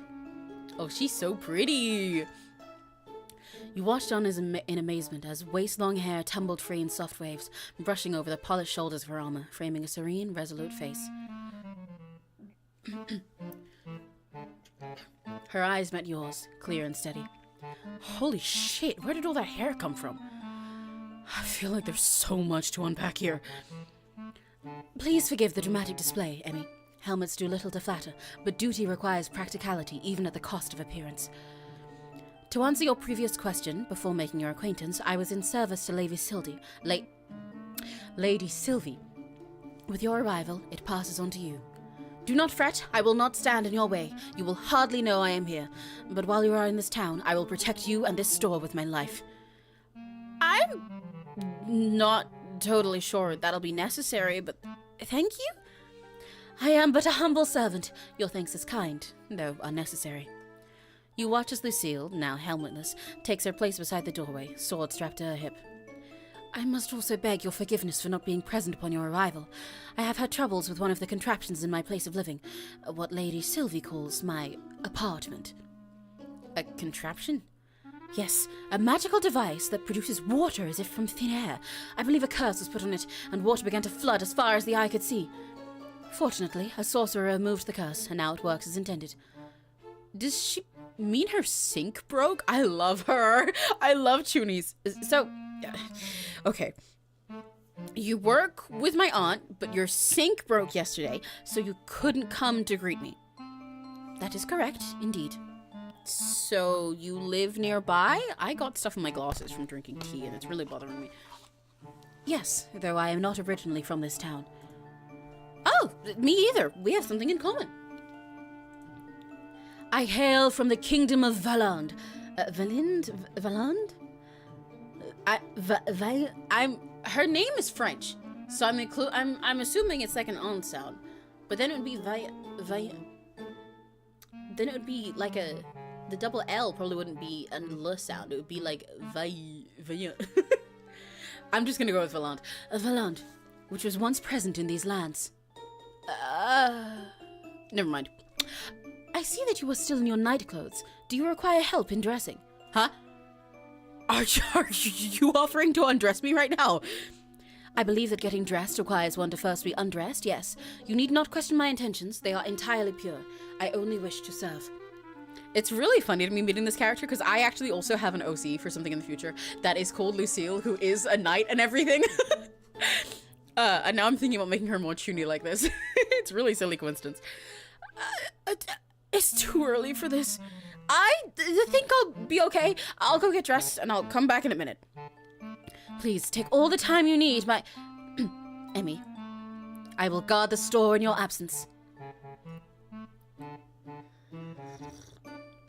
Lucille took her helmet back from where she put it aside, then slid it back into place. There's someone claiming to be a knight standing in my store, and for some reason, I feel like the strange one right now. He headed back upstairs. Oh my god, I love her. I love how everyone's a weirdo. Slipping off your pajamas, you shook your head. You'd never met a knight before. You're beginning to feel like maybe this is all one long extended dream. To be honest, I kind of dig it though. I did want things to be different, right? Yeah, I fuck with it. Can't get more different than a knight waking you up at 6 in the morning and pledging allegiance to you. If a pretty lady knight showed up at my door and pledged alliance to me, I would fuck. How am I gonna be complaining? That's the best day of my life. She says she's gonna protect me. She's pretty and wonderful, and she's really nice. She's considerate. She wants to help me with everything. I love her. She should meet Serena. I think Serena would like her. Lucille stood by the door, posture perfect. She almost looked like one of the antiques on display. How's keeping order going? Well, Emmy, no one intruded on your establishment while you were absent. I remain vigilant. Thanks, Lucille. Keep up the good work. I guess I'll just get to it. Let's see what to do today. Ooh! Okay, we get to play the store game now! How pricing works. Each item in your inventory has a hidden value range. Your job is to pick a price within that range. At first, pricing might feel like guesswork, but you'll get better as you go. Item quality. Items come in different quality levels. Poor, normal, good, or perfect. Higher quality items fetch higher prices. Your smart skill helps you estimate prices more accurately. When your smarts is low, you'll only have a rough idea of what something is worth. As smarts increases, your valuation gets sharper, making it easier to spot a good deal and avoid overpricing. Daily routine. Set/adjust prices before each shift. See how customers respond to your prices. Learn from the results and adjust prices for next time. Oh, I like this! This is really cute. This makes it really realistic. I like that. Ooh! Wait, little notes in the top. Drag and drop items to your schedule. Florian, nap please. Aww. It's time for a fresh start. Bills, $120. Okay, cool. To-do list, man the counter and clean the store. Well, let's go clean first. Can I... Oh! Yeah, I'm gonna clean the store first so it's nice and clean when everyone comes in, and then man it in the afternoon. I wonder if that to-do list is gonna get like fuller as we go, so we'll have to, you know, pick which tasks we get done each day and save some for the other days, stuff like that. I really like this so far. I'm so interested. This seems like it's gonna be really fun to play long term. You're sweeping the floors of the store when you notice something strange out of the corner of your eye. What looks like a shadow moving across the floor. At first, you ignored it and continued sweeping until the shadow moved again, closer this time, and your head snapped to the side, searching for the source. Nothing. Weird. You continued as you were, careful not to knock any of your aunt's countless antiques and knickknacks out of place. Keep cleaning. A luck check? Wait, that's so interesting! Ooh, that's how the stats works? We do dice checks for interactions in this game? Oh my god, I didn't know that. That's really creative. I love this system, yeah. Easy find your bonus +1. Keep cleaning. Oh. Let's go! You finished sweeping and moved on to organizing the tables. Dusting so many antiques was, quite honestly, a hellish task. But at least it gave you something to do. Yeah, I'm used to it because I have a billion figurines in my room that I have to dust all the time. I'm actually really behind on dusting my room at the moment. I might do it after this stream. Oh no, but I have a form to fill out first. Fuck. I need to find a day to dust my stuff, but I have a billion figures and dolls in my room, and I don't keep them in like closed glass cases or anything, or in boxes, because I like moving them around, and I don't have the money for all that glass, so I just have to dust them all the time. So I'm professional at this. As you finish, you notice something. Your Christmas bells brooch. Was it always this shiny and new looking? You swear it was worse for wear when you put it out this morning. Well, maybe you were misremembering. Christmas bells brooch quality increased to good. Oh, wow! Store cleanliness increased. That's a stat too? That's really interesting. Ooh, I'm so intrigued by the system already. Hang on, sippy time. Make sure you guys are staying hydrated too, by the way. The door chimes rang as someone, clad in protective gear, once again entered the store. You look down at your watch. 11:58 a.m. Perfect time for a break. Morning. Sir Florian, one can hardly call it morning any longer. Do the morning sun's rays offend you so grievously? You know what, actually, I'm going to cover my mouth when she's talking with her helmet on. Do the morning sun's rays offend you so grievously? My glasses are fogging up. You cannot bring yourself to join us until they have waned? Lucille crossed her arms, the distinct sound of metal scraping against metal. She looked menacing like that, with her helmet still on. Florian just shrugged. He didn't seem he found her menacing at all. Yeah, nice to see you too. I don't know why you're acting all surprised. I've always started in the afternoon. Look at them both, covered from head to toe. A night rises with the dawn, ready to meet the day's challenges head on. Yet you appear content to let half the battle pass you by. I'll leave the night shit for the night, if that's alright. Lucille placed her hands on her hips, tilting her helmet-covered head slightly, as if considering him. Do you not feel some obligation to lend your strength to the morning's labors? The store requires diligence at all hours, not merely those convenient to you. Lucky you're here, then. I don't do mornings. If Sylvie doesn't care, I don't know what you do. Very well. If your current arrangement serves the store well, I shall not press further, but do consider that your efforts, no matter the hour, reflect your honor and dedication to this establishment. I don't think mopping floors is all that honorable, but sure, whatever. Honor comes with every job, Sir Florian. Whether one wields a blade or arranges wares, it is the spirit in which the task is performed that matters most. She's real, that's true. Do carry on then, but know that the dawn is a most inspiring sight, should you ever choose to witness it. I'm getting HSR flashbacks, don't say that to me. I'll cry. Yeah, I know. Maybe one day. Good. I trust we shall work together most admirably today. I love their little dynamics. They're so cute. When Lucille went back to standing by the door, used the opportunity to catch Florian by the wrist and pull him aside. Florian, he pulled his wrist away from you, eyes on the ground. Why are my glasses all messy? I mean, no, it's because I was just talking through my mouth and fogging them up, but fuck off. Florian, right, I forgot about last night. We'll cross that bridge when I've dealt with the elephant in the room. I'm guessing you've met Lucille before?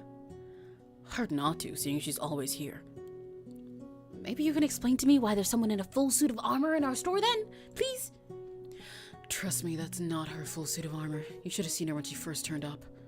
Sylvie hired her a few months back. My aunt did? Yeah. That's what she does. Takes in strays. We really don't need an armored guard for an antique store, but she got the job anyway. I guess it gives her something to do. Why does she think she's a knight? Because she is one, apparently. I don't know. She looks like a knight to me. How could she be a knight? She has a sword. Is that the only requirement for knighthood? Okay, fine. She has a sword. Can't argue with that. Listen, about last night... Florian looked back down to the ground again, avoiding eye contact for a few moments before sighing and looking back to you. I'm scared of blood. Huh? That's all it was. I was surprised. Sorry. You should have said something. I wasn't trying to scare you. No, forget that. I apologize. I should have dealt with it myself. Come here. Huh? Florian grabbed you by the wrist. It was a light touch. He was careful not to hurt you as he pulled you towards the counter. Then he left you for a moment before returning with the same first aid kit you used yesterday. Have you procured an injury, Sir Florian? Shall I fetch a physician? No, I've got it handled. I'm fine, Florian. It's a tiny cut. I already fixed it up. You're supposed to change it twice a day. I am? So it heals properly. Oh, I didn't know that. I guess I'll just sit down. He's such a cute Cinderella. Oh my god. Oh my god. I love his little pout. I love his little blushing face. I didn't expect to fall for him. When I saw all the stuff of the teases of these characters, he was not the one I expected to be charmed by. I know he's like the first one here, so I'll be charmed by many of them in the future, but I didn't expect to like him this much. He dug through the wooden box, pulling out some antiseptic and a new bandage. You really don't need to... I should be able to do this much. I have to. Sylvie said I should do shit like this. At that, you shut your mouth. Florian looked so serious in that moment, like this was about more than just a band-aid. He sat you down on the edge of the counter, then peeled away your old bandage after putting on a pair of disposable gloves. Florian grimaced, almost putting up his nose with the side of your cut, which really wasn't too bad at all. Luckily, it also didn't hurt. You sat there quietly as he performed his task like a ritual, putting the antiseptic on your cut, which stung like a bitch, and covering it again with an adhesive bandage. Thanks, Florian. It's not a big deal. And why does it feel like one? I really did see someone in my room last night. Whoever she was, she disappeared when I broke my glass. Well, I don't know. Maybe the place is haunted. You think? Or maybe you just imagined it. Anyway, I gotta get to work. Right. Yeah, work. Thanks again, Florian. Oh, that was cute. Okay, afternoon time, I think. You're sitting behind the counter when the door opens and a short figure steps in, framed by the sun. Oh, it's her again! Yay, I love this kid. Hi, I'm glad your store is still here. It would have been concerning if it wasn't. Yes, exactly. So I'm very happy. Did your mom like her birthday present?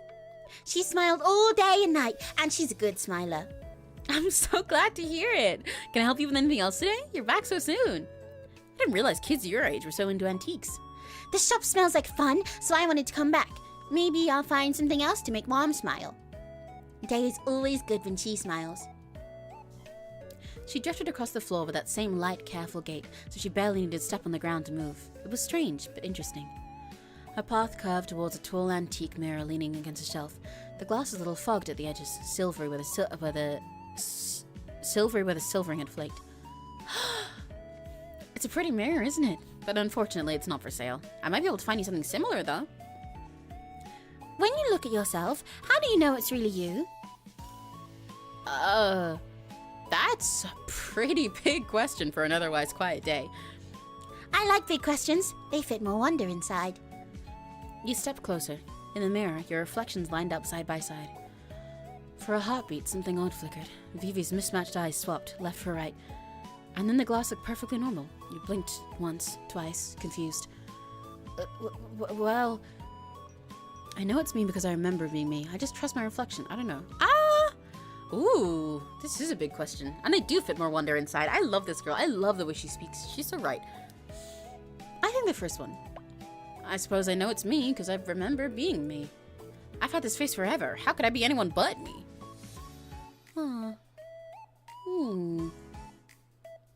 But history is heavy and memories can change. Do you think they could ever take a person away from their reflection? Sometimes I feel like I don't deserve my reflection. Like I'm wearing something very beautiful that belongs to someone else. And if I breathe too loudly, it might notice and ask for it back. But I want to keep it. Oh, Jesus Christ. Okay. That one, oh, this one's got a little kick to it. She pressed her fingertips almost, but not quite, against the glass, then dropped her hands abruptly and turned back to you. Maybe you can share your reflection then. That's not so bad. Sharing is nice. Thank you for answering. Of course. Can I stay here a while longer? Just a little, until my mom is done shopping. Sure, take as much time as you need. By the way, shouldn't you be at school? Not today. I only go to school on the days I can remember to. Doesn't your mom mind? Mom likes it more when we're together. I think you'd like her. She's a very good mom. I love her! I've adopted this kid now. She's so sweet. She's so sweet. And she's so real. Oh god, that mirror line hit really close to home. Oh wow. I'm so fascinated by the way they write her. It's so interesting. She really she's so peculiar, and in a way that, you know, has like a little bit of eeriness to it, but I can only see it as whimsy because they write this like, how do I put it, the energy of a child so well. And that she says these words in a way that's like not quite normal, but it is technically correct. You can understand what she's getting at. It's just odd that she puts them out there in that order, in the way that a kid does, you know, because they put things together in ways that you wouldn't necessarily think to if they choose to ignore any normal like structures or social things that they haven't been told yet, you know. That didn't make much sense, but it's very childish and wonderful. She's so whimsy. She's so whimsical. Vivi wandered away from the mirror, her hands hovering over shelves until she paused at a display of a small broken trinkets waiting in a discount bin. There was a cracked porcelain doll head, a chipped teacup, and a wind-up toy missing its faceplate.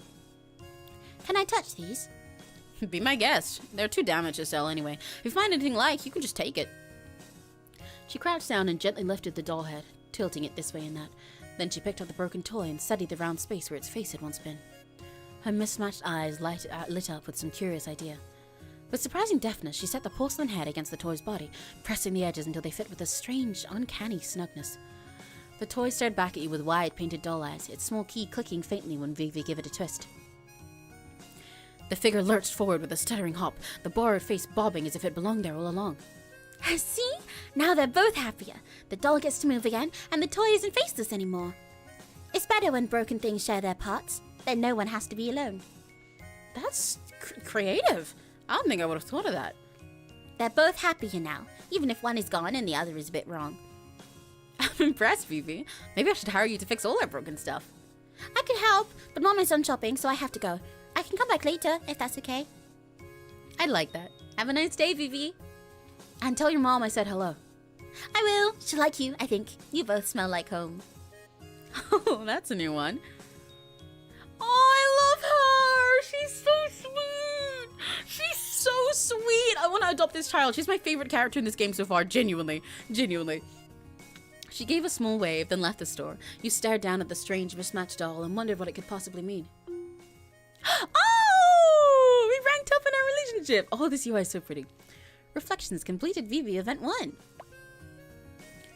I like relationships that like rank in and progress in these ways because I'm a Harvest Moon player.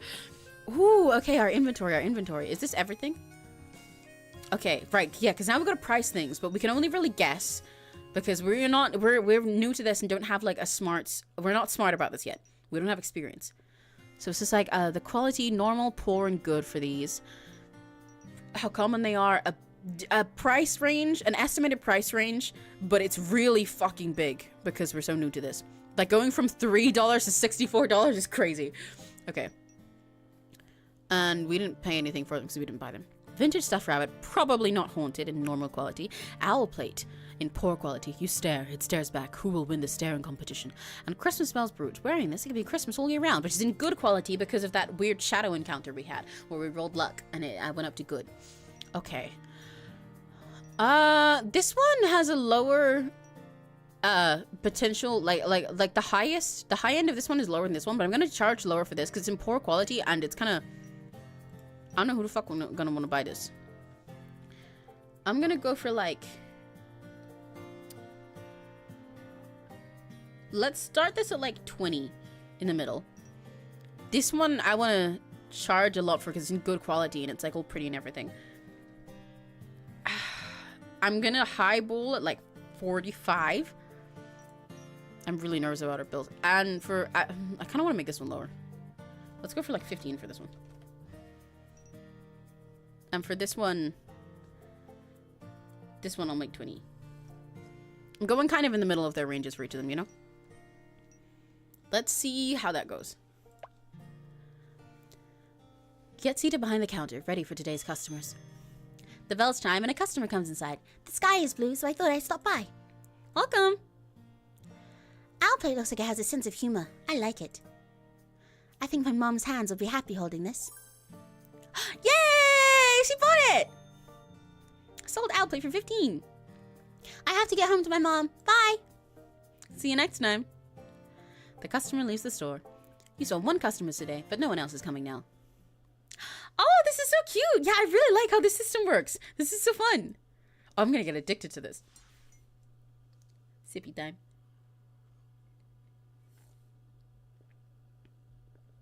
Oh, I didn't stir my tea properly because it's tasting more like honey as I drink it. Which means the last few sips are going to be all honey.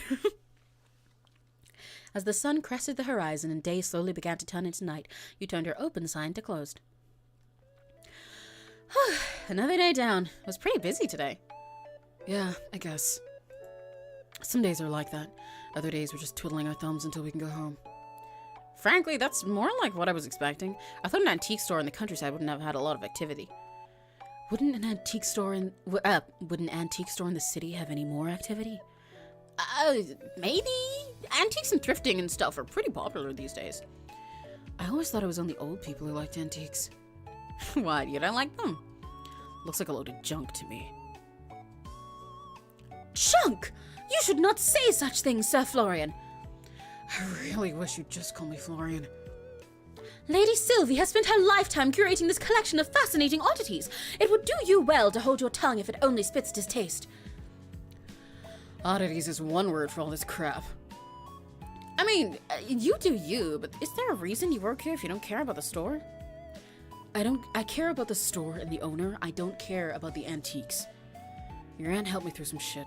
Gave me this job when I had nowhere else to go. I appreciate that. Doesn't mean I have to be into used lampshades and rusty axes. I guess that makes sense. Speaking of it being busy, though, how do I go about finding more things to sell? We'll run out soon enough unless I start pillaging the decorations. I don't know. Go steal from someone's trash can. Do I look like a raccoon to you? Do you really want me to answer that? I was gonna say, I don't know if you want him to answer that. I think we give raccoon energy. I really like how comfortable their dynamic has become, though. Even though they still have their little tension and awkwardness, it's like they have such an easy back and forth. I do not think you look like a raccoon, Emmy. Perhaps you have more qualities similar to a red panda. Your red coat is divine. Thanks, Lucille. I'm glad someone here appreciates me. Your aunt had a few different avenues for her junk, I think. I don't really know the specifics. She does have an attic filled with it, though. You can pick through that. Might find something. Or you might find nothing. That seems more likely. Oh, an attic? Yeah. Sylvie's been meaning to sort it out for ages. If you get injured trying to work through the mess, it won't be my problem, though. I can take out the key and show you tomorrow. Thanks. That sounds great. At that moment, your stomach let out a low grumble. Do we get to go see the beautiful man who offered to cook for us now? Please make him be a love interest. Please make him be a love interest. Please make him be a love interest. I'm still counting on that. Please, please, please, please, please, please, please, please. All right. Do you guys know Quinn? The chef guy? Yeah, I guess. You couldn't sound less interested. Florian rubbed at the back of his neck, looking away. He's nice or whatever. We just don't get along. I don't know. I guess we're too different of people or something. Sir Quinn is an excellent cook who makes feasts fit for royalty. Lady Sylvie did well in seeking his companionship. Companionship? Interesting. He invited me to his restaurant to try a new recipe tonight. I nearly forgot about it. Have fun with that. Oh, not even a little bit interested. I'm not hungry. I've got work to do anyway. What, sweeping the floors? You've been sweeping all day. It'll be fun. For you, maybe. Anyway, bye. Have fun or whatever. At that, Florian left the room. Lucille? I would be honored, Emmy. In truth, I had already considered offering to accompany you, should you require a guardian for the evening. It is only fitting that I ensure your safety, even over a meal. It's just dinner. I don't think I need a guard. Just a friend, if that's all right with you. A knight's duty is not bound by circumstance. Whether it be a dinner or a battle, I would gladly be your shield. But a friend... Indeed, I would enjoy the company. Her blushing face is so cute. She's so pretty. Oh my gosh, oh my gosh, oh my gosh. Perfect. I still haven't managed to take a look around town, so having a guide will save me from getting too lost. Sir Florian has not offered to show you around the settlement. Truly. Well... Then please, allow me to escort you through the town and show you its finest landmarks. No harm shall come to you while I am by your side. Sounds like a plan to me. Let's make a whole night of it.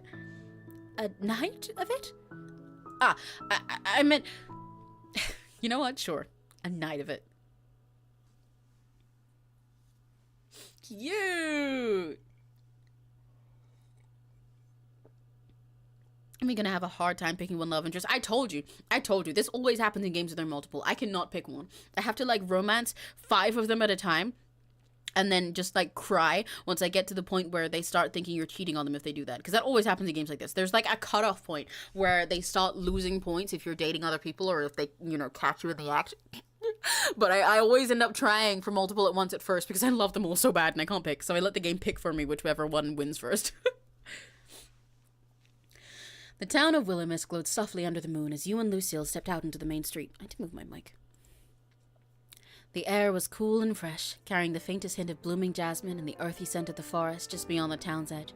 Somewhere, a distant clock chimed the hour, its tones mellowed and unhurried. You couldn't help but think that time seemed to feel slower here. There really was no need to rush, was there? It is a brilliant night for a stroll. Though the weather has begun to cool off, remnants of autumn still remain. Leaves crunched under both your footfalls pleasantly, singing farewell to their passing season. So, Lucille, how long have you lived in Willowmist? I believe it has been around 3 months now, give or take. Wow, that's very recent. What brought you to town? It is a long and peculiar tale, Emmy. One I am not certain you will believe, but if you wish to hear it, I shall tell it true. This must be related to why she thinks she's a knight. I'd be happy to hear it. Very well. 3 months ago, I was not in Willowmist. In fact, I was not in this world at all. At least not as it is now. I hail from a time long past, an age of kings and castles, of honor and oaths sworn beneath banners fluttering the wind. You stared at her, still trying to gauge whether she was pulling your leg or not. But Lucille looked completely and utterly serious. I was engaged in a most dire battle when the world itself seemed to shift beneath me. One moment, I stood upon the battlefield. The next, I awoke amidst the unfamiliar sights and sounds of this town. I like to think I'm easygoing, but time travel is a lot to take in. I understand your doubt, and yet I have no reason to deceive you. This armor, these weapons, even my manner of speech, all relics of an age long forgotten. Surely you have noticed their antiquity. You're being serious, aren't you? I swear it upon my honor. When I arrived, I had no knowledge of this place or this time. The world I knew was gone, replaced by one of strange machines and customs. She can't seriously be telling the truth, right? A potential ghost in the store, sure, but a time-traveling knight? But I guess she doesn't have a reason to lie to me. I'll just go along with it for now. That's kinda nuts, you know. Indeed, it is kinda nuts. How'd you manage to adjust? That must have been a lot of change. With great difficulty, I assure you. Your aunt was the first to show me kindness. She took me in, clothed me, and taught me the ways of this new world. Were it not for her, I might have been lost entirely.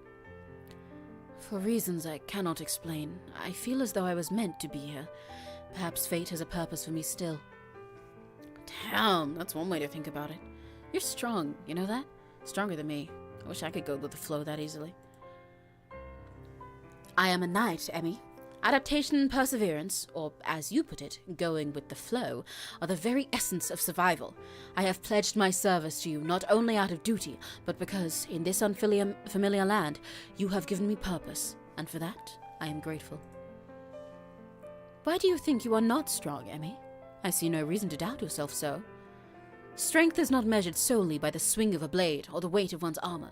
It lies in the choices we make, the burdens we carry, and the resolve to continue forward when the path is uncertain. I suppose so. When did you become a knight, Lucille? I was 7 when I was sent to the local lord's castle to begin my training. 7?! That's crazy.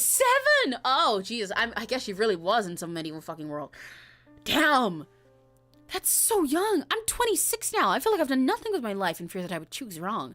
So much time has passed me by. I've seen friends start families, get married, climb the career ladder, but I'm still the same as I was 8 years ago.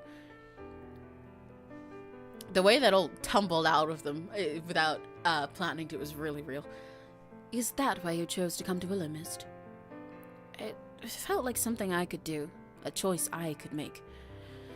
So, I guess so. When I began my training as a squire, a trainer once said to me that there is no shame in fear, only surrendering to it. Your path forward may be unclear at times, Emmy, but it is there all the same. Time spent on the journey is no waste.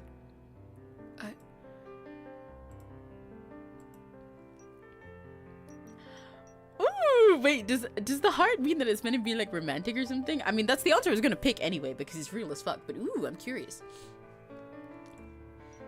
You have a way with words, you know that? That's... thanks, Lucille. You really know how to charm someone, you know that? Charm? You honor me with your words. I merely speak from the heart. If it brings you some degree of comfort, then that as well. See, you're still doing it! The way you speak is so... romantic. Romantic? I'm not sure how to explain it. You're just so effortlessly charming. I fear I have never thought of myself as charming. From a young age, my instructors considered me too harsh of tongue. You? There's no way we're talking about the same Lucille. I only strive to be honest and sincere in my words and actions. Though, if my manner of speaking pleases you, then I consider it a gift I am glad to share. Man, 5 minutes with you, and even someone with a stone heart would fall in love. Fall for me. Surely you jest. I am merely a knight, unaccustomed to such notions of romance. My duty is to protect and serve, not to inspire affection. Well, consider me inspired. You watch as Lucille blinked a few times in surprise, her usual steady composure faltering for just a moment. Your words are most gracious, Emmy. You have my thanks. I fear I've spoken too much and nearly forgot the purpose of our excursion. This way, allow me to introduce you to the fine establishments of Willowmist. Oh, that was so cute! Oh, that was so cute! I'm in love with all of them. I'm in love with all of them. 5 love interest. Oh, wait. That's the chat is behind. Roll for seduction. You rolled a nat 20. Yeah, baby. What can I say? What can I say? I mean, we didn't roll this time, to be fair. It would be funny if we did. If they actually had that as a stat. I would also cry, though, because I would have to grind for romance. But I wouldn't mind. The two of you, side by side, continued onwards through the town centre. As you passed a brightly lit building, Lucille gestured towards it. Behold, the farmer's market. It is most curious. It is found indoors. In my day, one would venture to an open square at dawn, yet here the bounty of the land is neatly contained beneath the roof. I must admit, it lacks the charm of market stalls, but the convenience is notable. It is open nearly no matter the hour. Oh, a grocery store. Yes, I believe that is what Lady Sylvia referred to it as. Further along, Lucille slowed her steps in front of a small clothing store. Its mannequins posed in stylish outfits, many of which were winter coats. It would start to get cold soon, wouldn't it? And here we have the local tailor. Their wares may lack the intricate embroidery of royal finery, but they seem practical and well made. If you have need of garments for the winter, I would advise you to pay a visit. Maybe we could take a look together sometime. Why did I say that sentence like that? Maybe we could take a look together sometime. I would be honored, Emmy. She led you onward, pausing briefly outside a plain brick building with a glowing green cross above its entrance. An apothecary, though I have yet to have need of their services. The potions they prepare must be most potent in this age, with all the modern tools at their disposal. I'm not sure they use potions exactly, but medicine probably has come a long way. I can only imagine. I pray we do not have to find out anytime soon. Yeah, let's try to stay healthy for the next few months at least, alright? You have my word. Across the way, Lucille nodded to a squat building with darkened windows. The local woodwright's workshop is just over yonder. His craftsmanship is impressive, worthy of a noble commission, even, but... But? It is nothing in particular. The master crafter simply gives me a certain sense of unease I cannot place. I do not doubt his skill, but there is certainly something about him that seems unnatural. However, in this town, that is not such a strange thing. I'll keep that in mind if we ever run into each other. You humble me by taking heed of my words. My thanks. Now, Sir Quinn's dining establishment is just ahead. Oh my god, this is so pretty! I'm so in love with every background in this game. Oh, I want to go here on a date so bad. Hey, Lucille. Hey, Quinn. It's a Yuri. It has multiple love options. There are love interests of all genders, and you as the player character get to choose your own pronouns and which between femme and masc body to present as and everything. So it can be Yuri. It's Yuri now. I think you'd like this lady, Lucille. She's really sweet. She's a lovely lady, but she talks as if she's a knight and seems to think that she was isekai'd from the past where she was a knight in like the medieval times and has just woken up in this place. We also have a little emo boy who works as a cleaning assistant in our store who might be a vampire, and we have a strange little quirky little whimsical child who comes in, and in a sec we're about to see a big buff beautiful man that I'm in love with but seems to be in love with our aunt, so I don't think he's a love interest and that makes me cry, but hi Pikachu. Anyway, the atmosphere of the night seemed to change as you stepped into the Silver Oak. You were surprised to find it mostly outdoors, but that surprise was certainly not disappointment. Strings of twinkling lights crisscrossed overhead, casting a soft golden glow that danced off wooden tables, and the cheerful faces gathered around them. 200% is a vamp. Well, we can't say for sure yet. You know, I think so, but they might be, you know, it might be a red herring. I'm in love already. You will be. This game is so beautiful and all the characters are so interesting. I love it so much. It's another one by 2.5 Studios, the studio that released Date with Death. So if you enjoyed that, you will enjoy this. They have a lot of the same magic in the writing in them. I love them so much. The air was rich with the mouth-watering aroma of sizzling meats, freshly baked bread, and a faint sweetness of roasted vegetables. Every now and then, the scent of herbs and wood smoke wafted past, carried on the gentle evening breeze. Plates of food and frothy pints of beer made their way to the tables, the clinking of glass mingling with bursts of laughter and lively chatter. Someone at the table in the corner strummed a guitar. You came! Of course! How could I turn down the best chef in town? I brought a friend. I hope that's alright. The more the merrier when it comes to food, eh?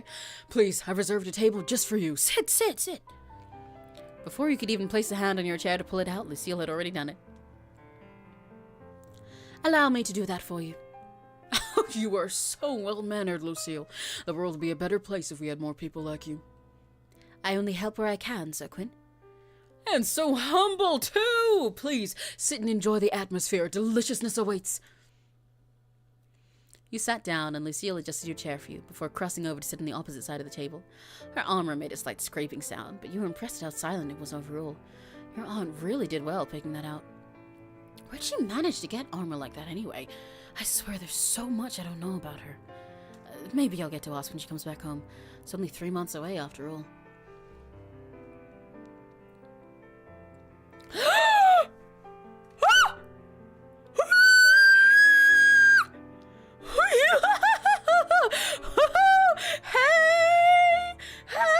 Oh my god, she's so pretty. You seem deep in thought, Emmy. Oh, my bad. I was just thinking about my aunt. I need to move my mic lower so I can read this text. A fair topic to be consumed by. Your aunt is a wonderful woman. I'm almost jealous of you and Florian, you know.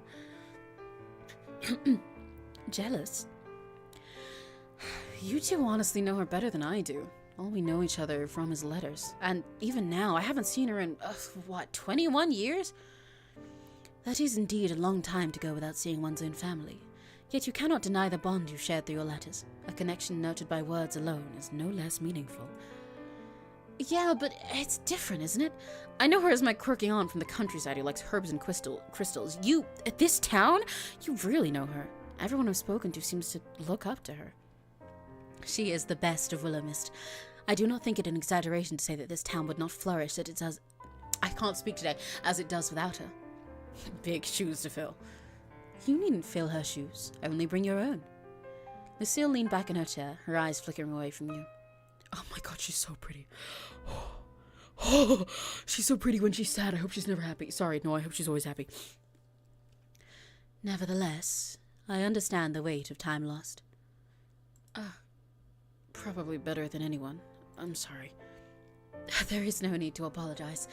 Time, though it may slip through our fingers, grants us the moments we have now, and it is what we choose to do with those moments that truly matters. Though I need not remind you, Lady Sylvie did not ask Florian or I to attend to her most prized possession while she was absent. She asked you. In truth, it is part of the reason I have so quickly trusted in you. Lady Sylvie herself believes in you. She could have at least left me some instructions if she believed in me so much.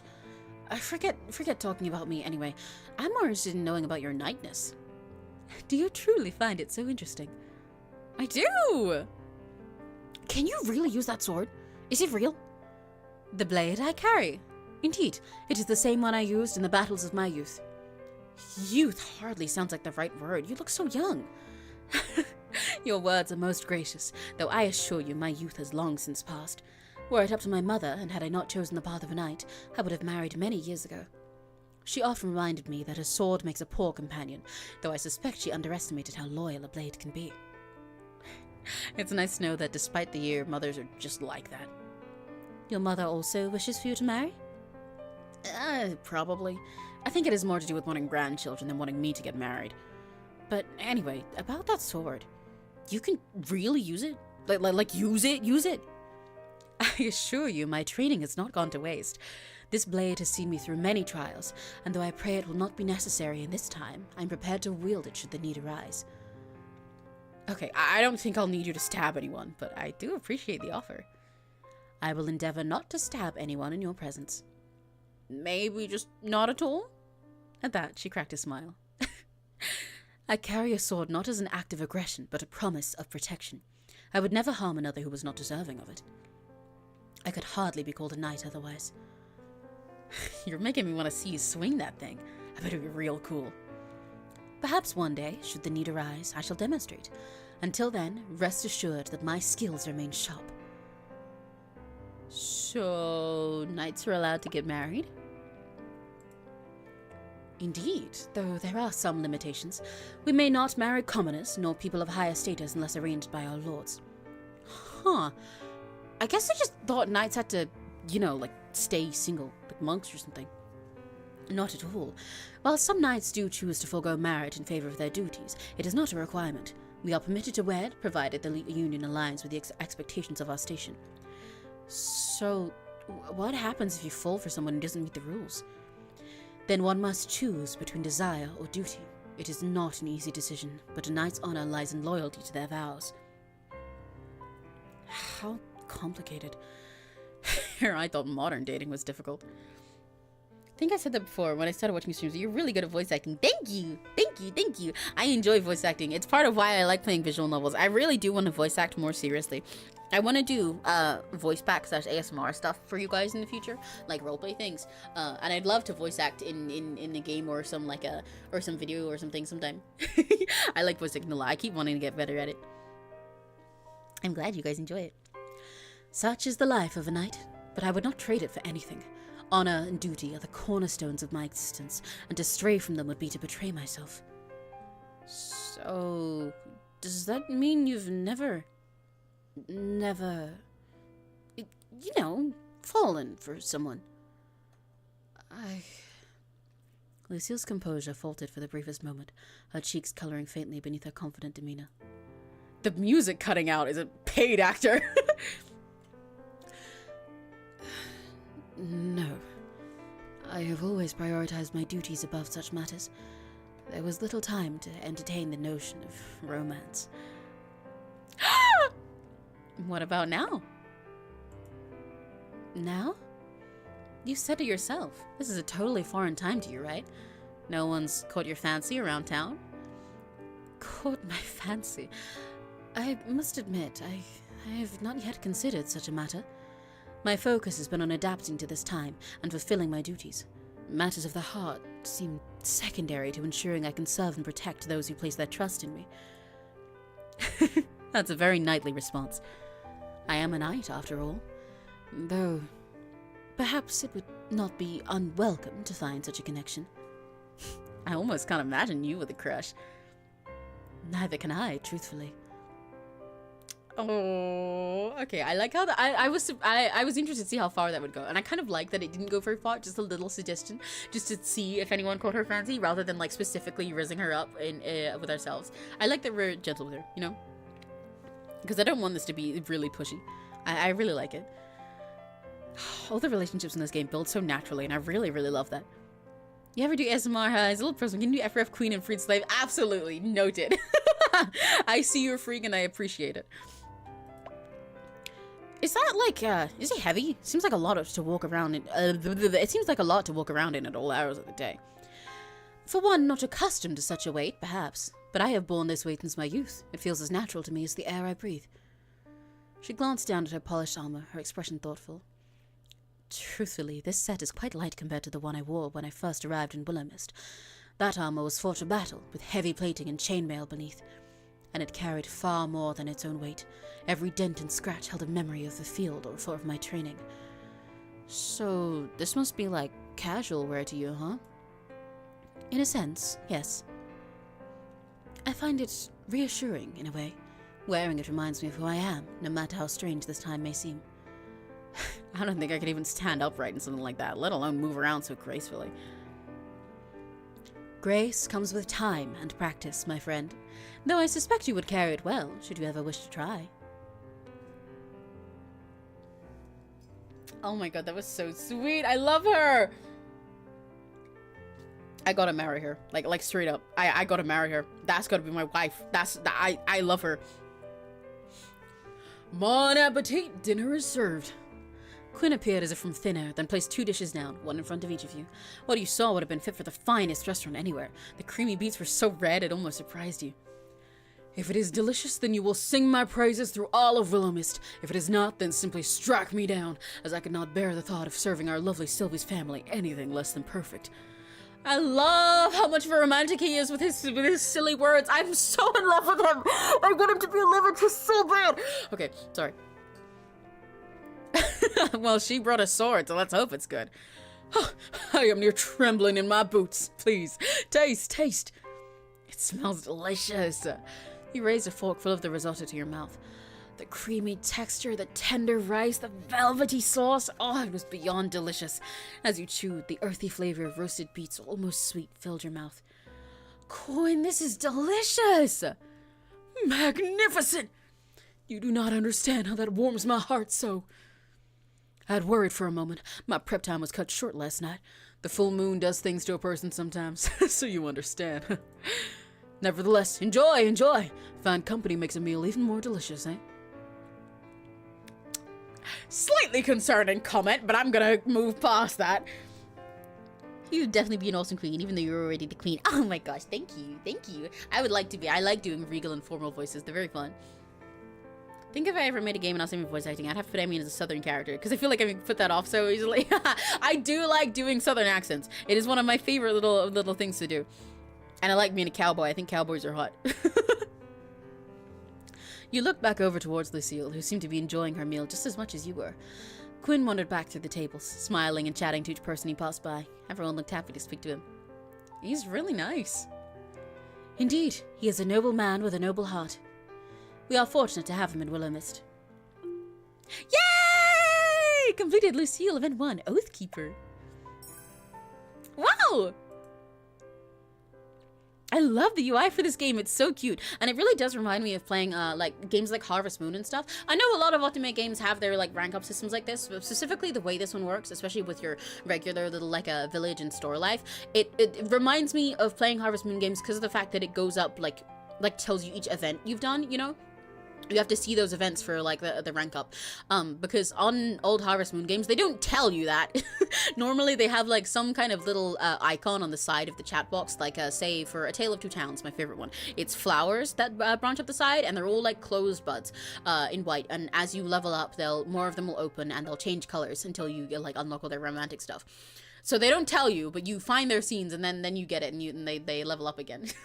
And it feels nostalgic to that for me, where this whole game makes me kind of homesick for being a little cow in the countryside, in the fields and everything. And the whole thing feels so cozy, and I love the natural relationships and everything. So like it all gives like an extra nostalgia. This game feels like a blanket.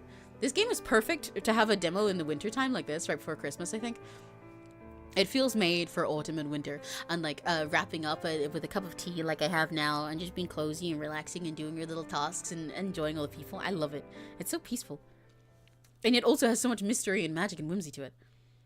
Hi Serena, welcome back, and bye-bye Pika. Oh my gosh, are we only allowed one lesbian icon in at a time? What the hell? I mean, to be fair, Pikachu isn't even a lesbian. Pikachu is just a my words, 𝘆cie𝗂𝗿. But we're only allowed one 𝘆cie𝗂𝗿 icon in at a time? What the hell? But bye-bye! Have a very lucky day, Pikachu! And welcome back, Serena. You continued eating, eyes passing over the various people that sat at the tables. There were all kinds. Friends, couples, families. The atmosphere was extremely pleasant, and it was easy to fall into the town's rhythm. I've missed so much story. You just missed us on a date with the beautiful night lady. There is a beautiful knight here. She's beautiful and lovely. I mean, she's still here, I think. Who believes herself to be a knight 𝘆cie𝗂𝗿 from like the Middle Ages and talks like that. And we just had a date with her. You missed like the exact Serena moment. Absent-mindedly, you look past Lucille's shoulder, your eyes locking onto someone sitting a few tables away from you. Oh, it's him! It's him! Ooh, he's so pretty. I kind of like him better with his glasses, but he's gorgeous like this too. I love his moles. I want to kiss every single one of them. Sorry. Anyway. Huh. That guy does know how to cut loose. I guess he just doesn't like me in particular. Oh well. No loss there, I suppose. No, big loss there! Anyway. Hey, Lucille. Look, Serena! Look! Am I a huge majority if I'm actually a lesbian, though? Yes. Yeah, absolutely. Cause that depends on the stuff you read. It just means that you're a fanatic for specifically reading your stuff. Like how you can be any sexuality and still specifically be like a fujo or 𝘆ci𝗂𝗿. Because there are gay people who are fudanshis as well. It's the content you like consuming. Yes, Emmy? Don't turn around too quickly, but do you know him? She spun around incredibly obviously. Sir Emmett. Yes, he is often around at the store assisting Lady Sylvie. What do you think of him? Lady Sylvie believes him to be a man of his word and extremely talented in his work. So my aunt likes him, that's good. She deserved my palace. She should! Literally from the get-go, she said that she's sworn to be your knight and your god. She follows you around as your guard and has been a tour guide here. She's so lovely. I said she'd meet you. You'd like her. She'll be your favorite in this game if you play it. Please do play it. It's really good. She's a bit cold. As far as I am aware, he is like that with most people. Sir Emmett likes to keep a professional distance from much of the town. I'm gonna make that man my friend, if it's the last thing I do. Yeah. I sorely hope it is not the last thing you do, but I will happily support you in your endeavor. You will? Indeed. Though he does not say it, I can only imagine that keeping such a distance becomes lonely at times. Putting that aside, however, perhaps it is time for us to take our leave. Both of your plates had long since been scraped clean, neither of you daring to leave even a single crumb behind. We'll have to do something to say thanks to Quinn. He didn't have to do all this. You both stood from the table, weaving your way past the other guests. As you passed Emmett, he looked up from his plate and met your gaze, more directly than usual. Oh, Emmy. There you are. I was hoping I'd run into you. You were? Yes, I've been meaning to say something. I've been thinking about it for a while. You're doing better than I expected. That's not... That's not bad. I mean, it's good. Oh! Thank you? The store. The town. It's not easy. You make it look easier than it is. I don't think I said that before. I should have. Are you feeling okay? I've never been better, Emmy. Oh, he's drunk. I've never been better, Emmy. Maybe a bit warm. Is it warm tonight or something? I forgot which accent. I made him British earlier, didn't I? I definitely made him British earlier. Did I make him British or did I make him transatlantic? I can't remember. Aren't we going into winter? Maybe it's just you. I'm warm? Yeah, you seem warm. What was I saying? Something about me being warm? Right, that. You should stay. Oh, as fun as that sounds, I'm actually out with Lucille tonight. Why? His fucking face! We were having dinner. I should have asked first. Guys, I'm in love with him. Next time, have dinner with me. I would like that. Good. That's good. Get home safe, and don't forget you promised. Oh, sir! Your autistic charms and gorgeous moles have absolutely charmed me entirely. Hello. You've swept me off my feet. You hurried away with Lucille, waving thanks to Quinn on the way out. Imagine this game lets you date more than one person without any consequences. Please! I'm begging it! I'm in love with so many of them already, including one that I can't even date. Anyway. Lucille, I fear we may have just witnessed a real-life, bona fide demon possession. Sir Emmett, you mean? He was being uncharacteristically amiable. He shot me down instantly when I suggested hanging out together outside of work. Perhaps he had a change of heart. You are wonderfully charming, Emmy. Thanks, but I don't think so. Seriously, we need to call a priest or something. I shouldn't let that distract me, though. Lucille, thanks for coming out with me. I had a great night. Food really is better with good company. What is this? Available skill points. Oh! I forgot we had skill points in this game. I didn't realize we got to assign them. Oh, wow. Because, yeah, so for certain interactions, it made us do little, like, stat checks. Like when we had to roll for luck earlier when we were finding something in the store. And our smarts helps us decide... you know, I'll read this after we're done with our date, actually. I had a great night. Food really is better with good company. You have my thanks for allowing me to accompany you, Emmy. It was truly wondrous to get to know you as a person. Do you live far from here? Want me to walk you home? That will not be necessary. Please, allow me to walk you home instead. As your knight, it is my sworn duty to ensure your safety. To allow you to escort me instead would be unthinkable. Willowmist seems pretty safe and quiet, though. I don't think I need you to ensure my safety or anything. It is a quiet town, yes, but even the stillest waters may hide unexpected dangers. As your companion, I cannot allow you to face the night unguarded. Seriously, it's like a 10-minute walk. 10 minutes or 1 hour, it matters not. My role as your protector does not end when the sun sets. Please, allow me to fulfill my oath. You sighed, but found it more amusing than anything.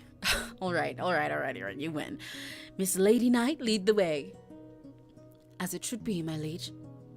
Emmy. Lucille's voice softened, the faintest glimmer of a smile touching her lips as she gestured for you to follow. Together, you stepped through the cool night air, the quiet streets of Willowmist stretching before you. Right. Emmy. Guys, I'm so in love with all these characters. There we go. I am now safely deposited back home. All is well with the world. Now I feel bad letting you walk home alone. Please, do not trouble yourself with such thoughts. If anyone even entertained the notion of harming me, I would be able to defend myself. And as you say, Willowmist is quite safe. I think you agree you didn't need to walk me back! Safe or not, it is my duty to see you safely home. But I will admit, perhaps my insistence was not entirely selfless. I find that I rather enjoy your company. Her tone softened, a glimmer of warmth in her usually composed demeanor. So, while it is my honor to fulfill my role as your knight, I must confess, it is also my pleasure. Someone's a smooth talker.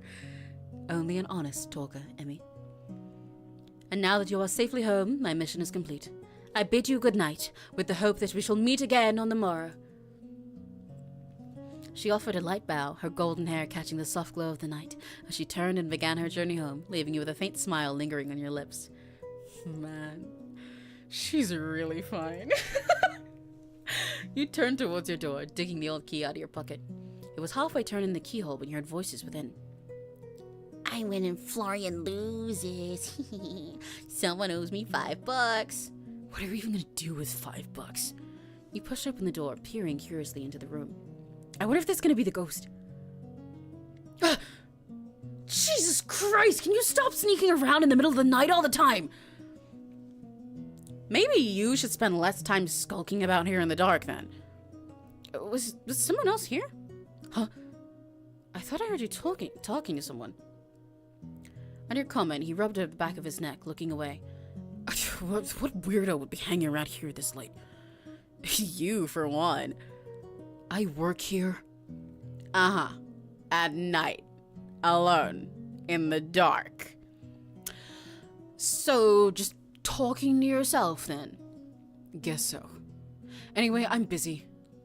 You sure look it. How was dinner? It was lovely. Quinn is an amazing chef. You really missed out, you know. Yeah, I know. At that, Florian's face dropped. I'll get back to work. Sure. Have a nice night. I want a lady night girlfriend to escort me home now. Be the lady night girlfriend, either one. Yeah, right? I love her. I love her. You let out an audible sigh when you finally reached your home away from home. The weight of the day's events had finally begun to settle on your shoulders. Every day seemed to be like that lately. Now, dressed in your pajamas, you got yourself a nice, cool glass of water and settled down on a chair. Willowmist sure was strange. And boy, you were enjoying it so far. I am! Oh, we look so cute with our hat off. I know we've had it off with the pajamas before, but I didn't notice it with the outfit. It's cute. I wonder what was up with Emmett, though. He said he'd stop by sometime. Maybe I'll get the chance to ask him then. Maybe he really was swayed by my overwhelming charm. A gentle breeze reached you from the open window, and you closed your eyes, leaning back and enjoying the feeling. And then you heard rustling. Opening your eyes, you saw a piece of paper of some kind drift in on the wind before settling on top of the wardrobe. What the... Ugh, man, I'll close the window as the trash comes in on a breeze. You stood, then made your way over to the dresser, which you now realized was far too tall for you to reach the top of. Hang on, I need to be of my drink.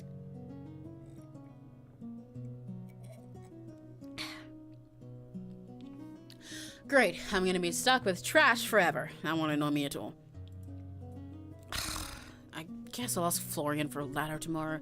Maybe the storeroom has something. At that moment, a soft, gentle green glow began to envelop the piece of paper, and it slowly fell into your outstretched hand. Huh? Huh? It seemed to be a letter, although rather short. It read, So, I might have gone a teensy bit overboard last night. It was supposed to be funny, not, glass smashing, hand slicing funny. Anyway, I'm really sorry I made you get hurt. I didn't mean for that to happen. Promise! I hope you're feeling better. At the bottom was a hugely elaborate signature that you couldn't quite make heads or tails of. What? A teensy bit overboard? Is Florian pranking me or something? Right, Emmy, this has got to be Florian. If it's not Florian, then... You glanced around the room, half expecting someone to jump out laughing, but the stillness of the room answered with silence. Your gaze returned to the letter as a sinking realization began to set in. If it's not Florian, then no one else knew about the glass. Someone was in here. There is a ghost! Hey, ghost, once again, I'm really chill. No one answered. Well, I'm going to sleep now. Please don't steal my soul or anything while I'm asleep. Alright, I promise it won't taste good. You quickly crawled into bed, settling into the soft sheets. No ghost disturbed you as you fell into yet another deep, restful slumber. Highly concerning, but okay. I mean, I don't mind a ghost if they're friendly and cute. You know? Okay, before we do anything, let me assign that skill point. And also, let me take another sip of my tea.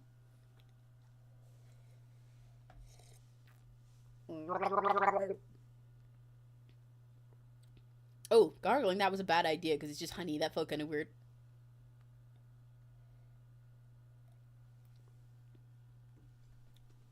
Okay, so... Oh, we do have charm points. Okay. Charm, your ability to negotiate and sweet-talk customers. Charm increases the chances of customers paying more during haggling, buying more than one item, and offers you better deals in markets and auctions. Smarts, a keen eye for value and a sharp mind for history. Smarts helps you accurately assess an item's worth and spot fakes before they cost you. Luck, a knack for being in the right place at the right time. Luck increases the chance of rare items appearing in markets, auctions, and random events, and sometimes you just get lucky. Handiwork. A steady hand and talent for repairs. Handiwork boosts the quality of restored items and increases the odds of the shop getting sparkling clean. And style. An eye for presentation and a flair for arrangement. Style draws more customers to the shop and makes your wares more appealing, raising your chance of making a sale. Interesting. Okay, I'm gonna start with just smarts for now, because that is very essential to us being able to, like, value the items altogether. And if I can nail that down, then I'll have an easier time haggling with people after, and I'll, you know, focus on our charm and other stuff like that. So, and I haven't been introduced to actually going to buy stuff yet, so I'm gonna keep to the smarts just for now. What is this? Oh, is this all our relationships? I want him to be dateable so bad. I want him to be dateable so bad. Yeah, it doesn't say a relationship status on him, so he's not. Fuck! Sorry. I'm having normal about this. I'm normal about this. He's literally perfect. He's literally perfect. This is my only complaint about this game, that I can't date him. I do not care if he's in love with my aunt. Fuck her. She's gone, okay? I know I'm only supposed to be here for 3 months, but I don't care. He can forget about her within 3 months. I'll make him forget. I don't care how old he is. He's so perfect. But it's okay. It's okay. He's so perfectly my type. Like, I know I have like 50,000 types, but he is like perfectly one of them. He's so marriage material, but whatever. Yay. I love Vivi. She's so cute. She's such a sweet little child. She's my favorite in the world. Oh, you unlock little resumes about them later? That's cool. Oh, is the heart there because I've started romancing her? Yay. Okay.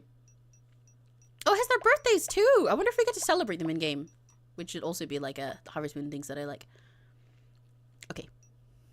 Oh, I can save. I forgot to do that. Anyway, you awoke to a commotion from downstairs. That was slowly becoming commonplace around here. Rising out of bed, you dressed, grabbing an apple on the way down for breakfast. Florian? Oh. I didn't mean to wake you up. You found Florian mopping the floors again. He's Florian after all. And a toppled over suit of armor that had previously been leaning against the back wall sprawled out on the ground. Sir Florian, you ought to take heed. Though my voice went weird there. Though I admire your dedication to arriving earlier in the day, it is no use if you cannot perform your duties correctly. It was an accident, okay? What are you doing here so early? Wait, you did go home last night, didn't you? Florian. I was busy, alright? You can get off my back about it. There's really nothing to keep you that busy here. I would never expect or want you to do that. I haven't been able to sleep anyway. Might as well be doing something useful. Even if you can't sleep, you should be resting. The key to a steadfast body and mind, Sir Florian, is rest. Even the finest knight cannot protect their charge if they are worn down by exhaustion. Lucille stepped forward, then stood up the fallen suit of armor. A lack of sleep dulls the senses, clouds judgment, and weakens resolve. Trust me, I have seen even the strongest falter when they neglect their rest. Yeah, well, good for you knights. Maybe you guys don't have insomnia. Sleepless nights are not foreign to me, but to push yourself without reprieve only invites disaster. She's right. It's not even about the sleep so much. It's about giving yourself a break. You need it. You deserve it after a long day's work. You deserve it after a long day's work especially. I don't want a break. I want to keep busy. I can see that. Florian's hand tightened around the mop handle. You cannot pour from an empty vessel, Sir Florian. You're way too nosy. I mean, isn't it kind of my job to be nosy? Just get some rest. Don't worry about work today. Fine, if it gets you off my back. No promises I'll even be able to sleep, though. We do not ask for perfection, only effort. Finally, he let the mop against the wall, then ran a hand through his mop of hair. You couldn't help but notice the slightly more defined eye bags under his eyes. I must tear myself away from Wi-Fi to catch a mortal chariot known as a bus. Good luck, Serena! I hope your chariot is not crowded today. He then started on his way upstairs. That's my bed, mister. That's awfully forward of you, Florian. What? I know you're tired, but you do have your own bed, don't you? What are you saying? I said I'd show you the attic. The attic. I was gonna show you it before I leave. God, it's nothing to do with your bed. Fine, but after this, go home. Yeah, whatever. Cute. Oh, this is so pretty. Oh my God. Oh, the lighting from that window is so gorgeous. Every background in this game is stunning. Oh my gosh. I love how detailed and busy they all are, but colored in such a soothing way that it's not overwhelming to look at. Dust motes danced through the beams of light that filtered in through the stained glass window at the back of the room. It left a splash of colorful patterns across the jumbled, mismatched antiques that filled the attic. Old trunks, boxes overflowing with trinkets, well-loved books. Ta-da! The attic. Like I said, Sylvia's meaning to clean this crap up to sell anyway.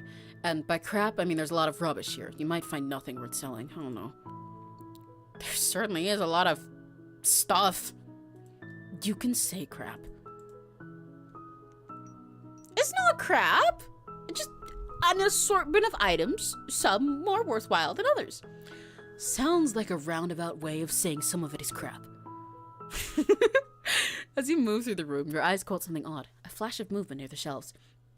You turned, only to find something, or someone, hanging upside down from the edge of a high shelf. Her bright smile and sparkling eyes pointed directly at you. Oh, we finally get to meet her! Ta-da! Ah! You stumbled backwards, barely catching yourself before you tripped over your aunt's collection of used phone books. Before you could even process what was happening, the figure slipped, letting out a startled yelp as she tumbled to the floor in a heap. You winced, waiting for a sound of impact, but nothing came. Ow, ow, ow, ow, ow, ow. Wait, that didn't even hurt. Why am I saying ow? Are you okay? The figure popped up immediately. She's so cute, brushing herself off with a sheepish grin. Never better. Another flawless landing by yours truly. You fell. Thank you. I know my graceful performance is one you'll remember forever. Please hold the applause. Then you noticed that she was ever so slightly transparent. I love her. She's so Emmy core. She struck a dramatic pose, her hands forming a heart over her chest as she flashed you a dazzling grin. Hello, Emmy. It's so exciting to finally meet you. You're in the presence of future international superstar and idol, Winnie. She twirled in place, but her motion ended with a slight wobble, making you instinctively reach out as though to catch her, but your hands passed right through her. Winnie? Wait a second, you're the girl who was in my room the other night! You're a beautiful woman with adoring fans all over the world? The only fan you have is that one. Florian pointed to an old dusty electric fan that sat in the corner of the room. Boo, you suck. I have loads of fans.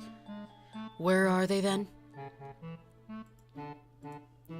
Oh, here and there. You wouldn't know them, since all you do is sit around the store every day. That's funny coming from you. Overwhelmed, you sat down on the wooden floor, staring towards the insane display. Anyway, you can just go away if you're gonna be such a spoil sport. I want to talk to Emmy. Shoo, Stinky. I'm not stinky. Hi, hey, why are you sitting on the ground? You're gonna get all dusty. She rushed over, then squatted down beside you. I think the dust is the least of my worries right now. Florian, am I going crazy or something? Maybe, but that has nothing to do with her. So she's real? Unfortunately. Hey, I'm right here, you know. Why didn't you tell me? Look, I figured out you'd find out eventually. She's hard to miss. I'm the only one keeping things lively around here. If it were up to Florian, the whole place would be a ghost town. No pun intended. A ghost in the store. Sure, why not? We've got a knight, why not a ghost too? Your thinking face is so cute. Maybe you should be the super famous internet idol. That would make one of you. Anyway, they have such a cute little like sibling dynamic. I think it's really silly. I love it so much. I'm really sorry for scaring you. No, you're not. I'm really sorry that scaring you made you get hurt. I really didn't mean for that to happen. I just maybe kind of had a bet with Florian over whether or not I could spook you. Now Florian owes me $5. I'm going home. Good luck dealing with that one. That one? I have a name! With that, Florian left, heading back downstairs and out of the store. So anyway, now that he's gone, I have something I want you to help me with. You do? Is it like dealing with something you left behind before you... I want to become the most famous internet idol ever. Oh, right. Of course, I should have guessed. And if you help me with it, I'll promote the store. It's a win-win for both of us, don't you think? I get all the adoring fans. You get lots of people visiting your store. Come on! What do you say? Pretty please? Pretty please? It'll be loads of fun, I promise. I can try. I don't know much about idols or becoming famous though. Bow! Loud and correct buzzer! Loud and correct buzzer! I know plenty about idols. Let me help. You are talking to the right person. I am Meraki Emmy. https://www.youtube.com/c/emeraki. Know plenty about idols. Hello. Anyway. Scratch that. I know nothing. Loud and correct buzzer! Nothing about idols or becoming famous. Yeah, you're the best ever. You're pretty much my manager now. Whoa, I don't know about that, but I can try to help you at the very least. Right now? How about later tonight? I'm about to open up the store, but once it closes, I'm free. Yes! This is gonna be so amazing. We'll have to pick outfits, make videos, maybe even do live streams. Oh, would you do my hair too? Oh, I have so many ideas already. Maybe we could even make you a theme song.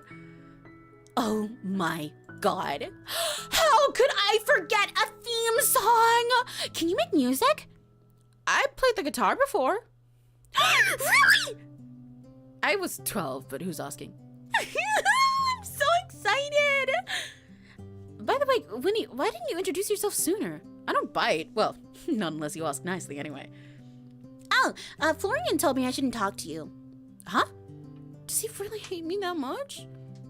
No, Florian doesn't hate anyone. He's a big softie under all that emo-ish blandness.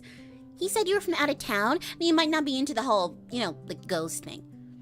He thought it might be a better idea to wait a little and see what you thought of the town first.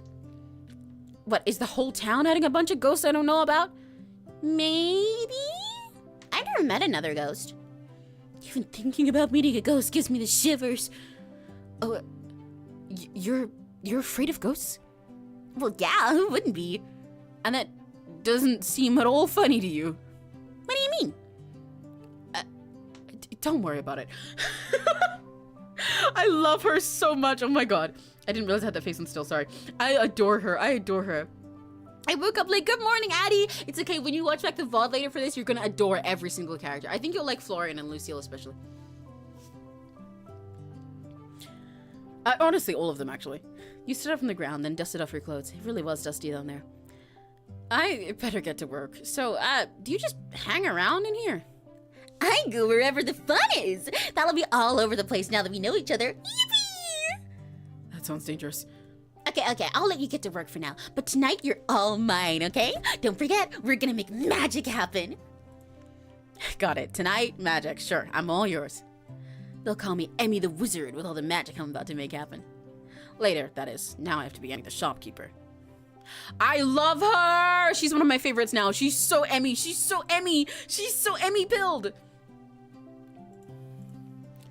Lady Winona, it is good to see you fine and well.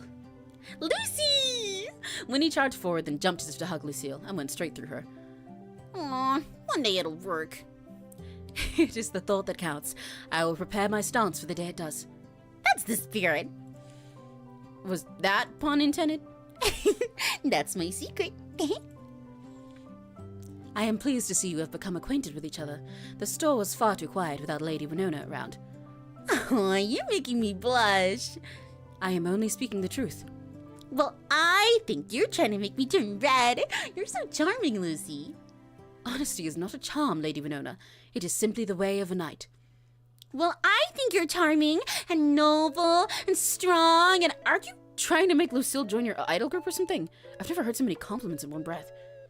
maybe. Just imagine a night idol? Have you ever heard of something so cute? Yes, I have.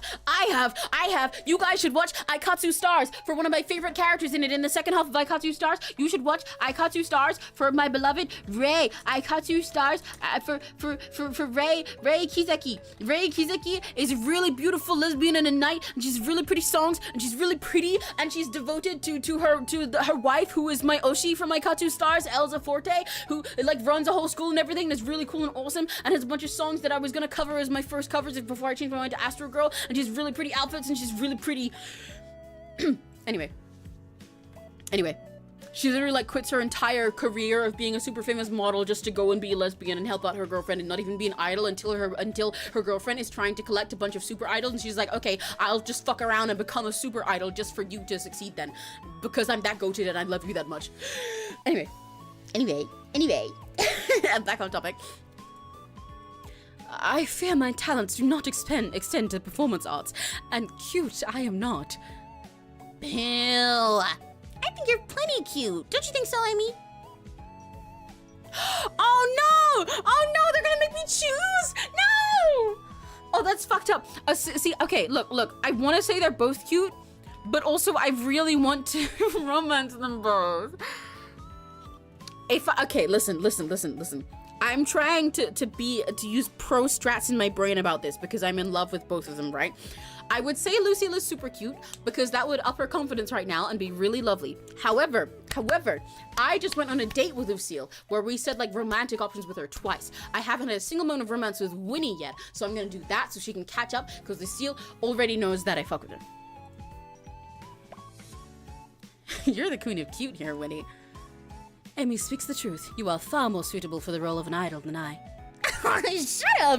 My heart can only handle so much praise in one day. She says that, but she looks like she's handling it just fine. It sure will get a bit more rowdy with Winnie here. Oh, Lucille, you should totally be my bodyguard when I go viral. Every idol needs a super cool night watching their back. If it is a matter of security, I will, of course, fulfill my duty. Do you mean an actual bodyguard or a part of your act? Well, picture it. The amazing idol Winnie and her gallant guardian, the unbreakable dame, Lucille de Rosario of the Order of the Crown. That title keeps getting longer and longer. Good branding is the key, don't you think? I love her so much. If my presence lends credibility to your efforts, I shall assist in what way I can. However, should any real danger arise, I will take my duty most seriously. I would not let harm befall either of you. You smiled, shaking your head as Winnie practically sparkled with joy. All right. Let's focus on opening the store first. If a horde of admirers shows up, I'll trust Lucille to keep us all safe. You have my word. Oh, I'll handle the fans. This is so going to be our big break. I'm not sure ghost idols to be come with fans, but that's all right. Time to get to it. Yippee! Okay, I need to pee really quickly and also get another cup of tea, I think.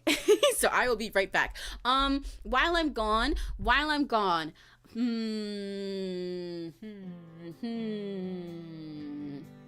know what? Just while I'm gone, you guys just answer which one is your favorite of the characters you met so far, including like Vivi and Quinn, like without the love interest. What's your favorite of the characters you met? I will be right back. I'm just gonna pee and refill my tea really quickly. One sec.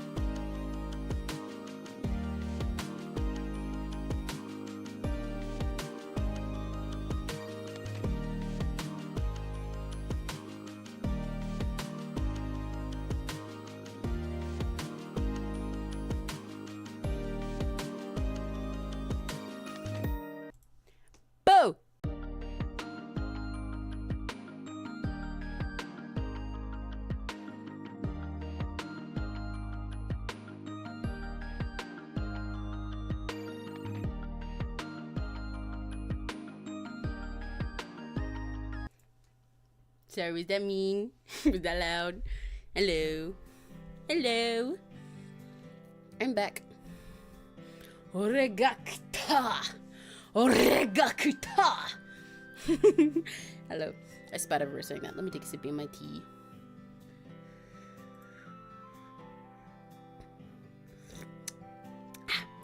It's too hot. It's too hot. Okay. Okay. So, oh, it tells me the weather today and everything too. I didn't notice. Okay. So today it is cloudy. We have man the counter, clean the store, and sort through storage. I'm gonna sort through storage because I want to find new stuff to sell. I'm not gonna clean because we did that yesterday. I was considering manning the counter in the morning because we did it in the afternoon last time, but I think I should do it in the afternoon so I can sort through storage first to see if I can find more stuff to sell first before I open up. Yeah. I think that's a good idea. I love this music. It's so cozy. You begin searching through your aunt's collection. Oh, we got another one of the plate. Authentic. And fine owl plate. This one's in better quality than the last one, so we can sell it for way more, I think. Ooh, okay. The projected worth is a little bit narrower than it was last time, but barely. Can you check out the back? I'm really sorry, sir, but we don't stock anything that isn't antique. There's probably a store around that has... There isn't. This is the last place I've got left to check. You really don't have it. I might have an old flip phone or something upstairs, but new phone models... No, I'm afraid not. This is ridiculous. How do you not stock phones? What is this, the Stone Age? This is an antique store. God, what did I do to deserve this? Once again, this is an antique store. We're not a regular store, and we don't carry new products. Typical. These small towns and their old people's shops can't even get a proper phone here. At that moment, you heard the sound of metal grating against metal, and in the blink of an eye, a silver sword was placed between you and the customer. Good sir, you will respect the master of this establishment, or you will leave. Hey, watch where you're waving that thing, woman. It's a sword, not a toy. This blade was forged in the fires of war. I am well aware that it is no toy. Now you may either apologize or you may leave. Fine, sorry, Jesus. He grumbled and turned on his heel, leaving the shop with all the haste of a man threatened with a real sword. Fine, close the soup store, asshole. Yeah, exactly. Thanks, Lucille. It is my pleasure. Should you require aid, you need only ask, Emmy. She gave a smile and sheathed her sword with ease. I was hoping you'd get the hint without having a sword pointed at him. Oh well. Some people require a firmer hand to understand the importance of matters. Is there usually many customers like that? Nay, the majority are very courteous and polite. Lady Sylvie would say that a great deal of trouble came from passing tourists. However, they are few and far in between. Tourists, huh? You just seem to be passing through. Aye, the inhabitants of this town are a good sort, and would never speak ill of the store. Everyone likes Aunt Sylvie, huh? Indeed, she is the best of us, and then some. Hey, Lucille, thank you, really. I know it's your job, but... My sword is yours. Your enemies are mine. If there is but one thing you can depend on in this life, it is that. She bowed her head and left to continue her patrol. I love her. Okay, now it's time to sell stuff. Ooh, okay, so we've got another one of these plates. We've still got those two. That's still common.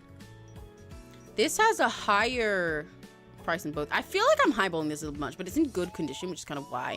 This one's just normal, but it is supposedly worth more than both those. We did sell it last time. I'm gonna... What if we highball again and go for like 50? What then? Let's find out.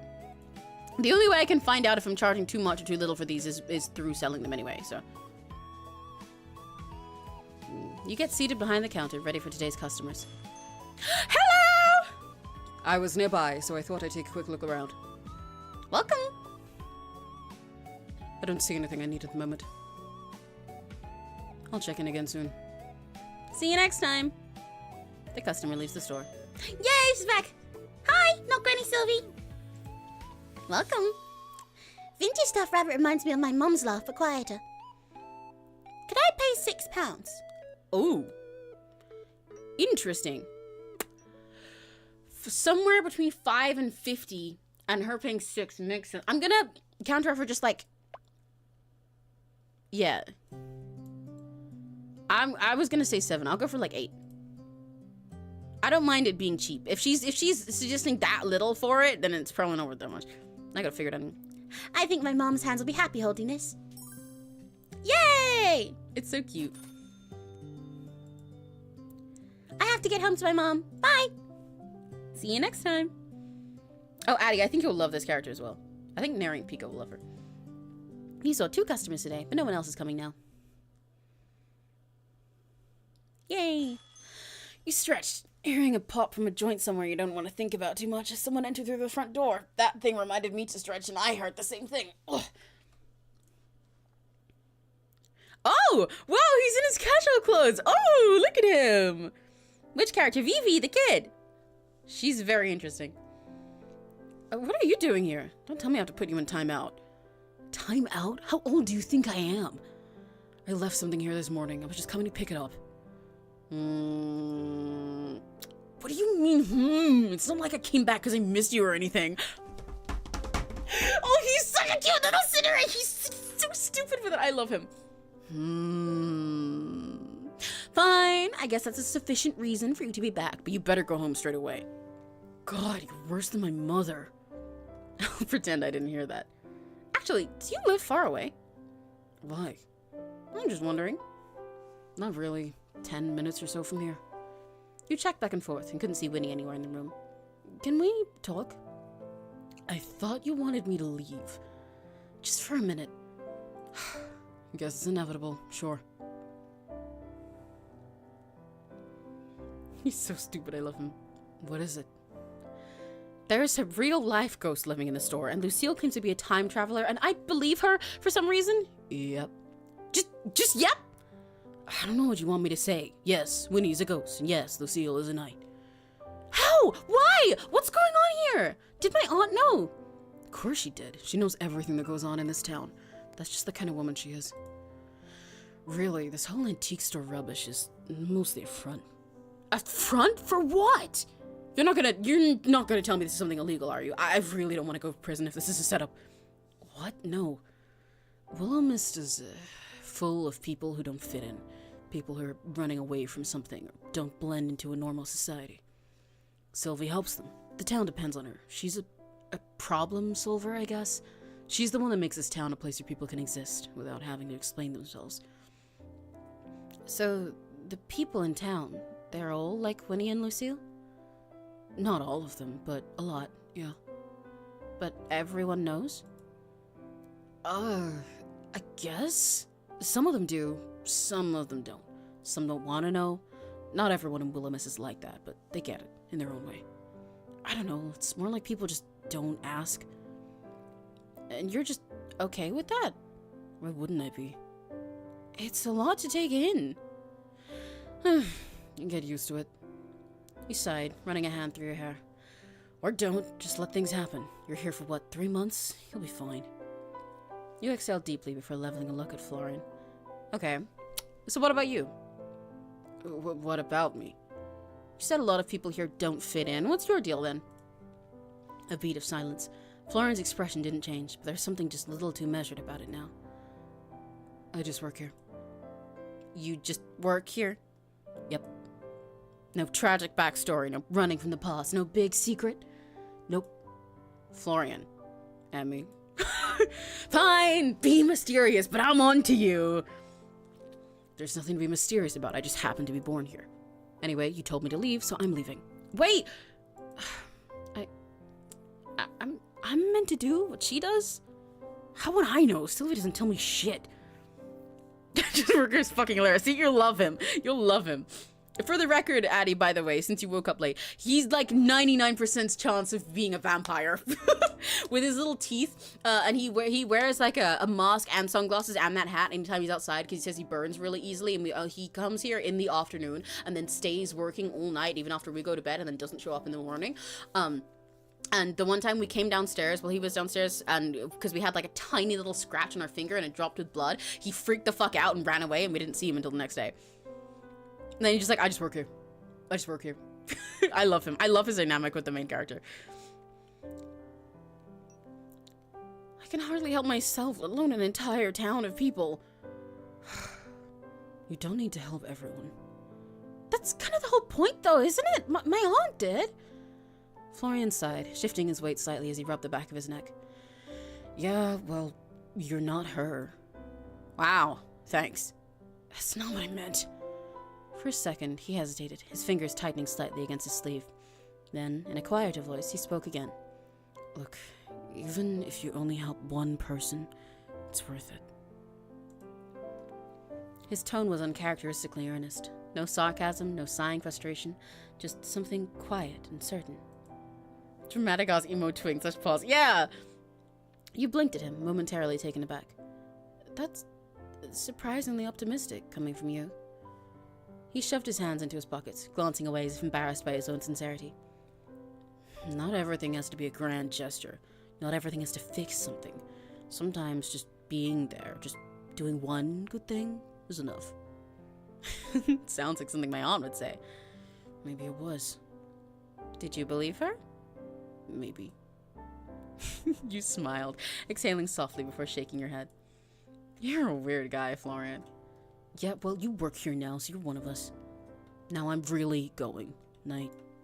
Night, Florian. Let me walk you out. The two of you found your way downstairs, wood groaning beneath your feet. Oh, coming out of your room together at night? How scandalous. This is a ghost. I love her. Shut up. I'm leaving. Although I think you were here for that part. Have a nice night, Fofo. Not my name. The door shut soundlessly behind him as he left. He's such a spoil sport. Well, whatever. We got the whole place to ourselves now. Should we throw a party or something? A party in an antique store does sound pretty cool. I'll put you in charge of planning that, huh? Do you think we could get a disco ball in here? Fuck, my aunt probably has one stashed away somewhere, knowing her. Disco balls and parties can come later, though. Didn't you want my help with something? Oh, right! Oh my gosh, I'm so excited! Come on. She went to grab you by the hand, but her fingers went straight through yours. It did leave you with a cold, numb feeling in your hand, though, which you found pretty cool. Let's go! Sippy time. She charged upstairs and you trailed behind, ready for a troublesome night ahead of you. Your place is so cool. Sylvie didn't like me coming up here, you know. This is my first chance to have a proper look around. Why not? What did you do? What? Who said I did anything? Well, did you? I think it's because I stand at the end of her bed in the middle of the night. Kinda spooked her a little. Okay, yeah, I can now see why she wouldn't like that. I was just messing around. I wouldn't do that to you, though, I promise. I'd pinky promise, but, you know. She wiggled her semi-translucent pinky finger in front of your face. Anyway, do you have a computer? I do. I brought my laptop with me, luckily. I don't know what I'd do without it. Yes! Finally! You sat down at your desk, swinging around in the chair to log in. What's step one of becoming an idol, then? Getting famous, I guess? Selling out a giant arena for my concert? Okay, I don't know much about idols, but I think there's some steps before that. Did you decide on a name, at least? You had a few ideas earlier, but... Well, I have been thinking about it. Winnie, the super cool idol. Denied. Well, I thought it was a good one. How about something more like, something that highlights your draw? Ghost Star Winnie? With a star in the middle, that might be cute. Ooh, mysterious, intriguing, cute. And accurate to boot. Hopefully people don't question the fact that you're slightly transparent too much. That might cause us some trouble. Okay, how about this? She got into position, arms wide, a huge grin on her face. Hello, my little ghost things. Ghost Winnie is here. She pulled another pose, making a star symbol with her hands out in front of her. Nothing but idols, let me in, I'm frothing in the mouth. Yeah, same. I'm real like, yeah, I totally know nothing. I know nothing at all, definitely. How was that? Wow, I think I'm already a fan. Wow, you'll make a fan out of me if you keep that up. Winnie gasped dramatically, placing both hands over her chest as if she'd just received the most shocking revelation of her afterlife. Oh no! Don't tell me I'm stealing your heart away already, Emmy. What if you are? Imagine the scandal! A famous idol and her first ever fan who is also her manager. Oh, no, that just won't do. My fans must adore me from afar. Wow, shut down instantly. I must keep my heart open to all of my fans. You understand, don't you? How selfless of you. It's my duty. But don't worry, Emmy. I'll always make a little extra time for my favorite fan. I better get the VIP treatment. Of course. Okay. Ghost Winnie, we've got a name down. I suppose the next thing to do is make social media accounts so you actually have somewhere to be an idol. It's not like IRL having subscribed to cocktails in the making. I know! I'm pretty sure like, oh, yeah, I know nothing about idols. Trust me, definitely nothing. I'm not a professional on this topic, definitely not. Twitter, Instagram, YouTube, and Twitch too. Wonderful names. Do you want to make videos? Of course! Got it, I'll start setting those up. Do you have an email address already? Maybe? We should probably just make a new one. You maybe have an email? I can't really remember. Alright, new email too. You tapped away on your keyboard, getting to work. So, Winnie, can I ask you something? I'm an open book. Well, you're a ghost. That's not a question, silly.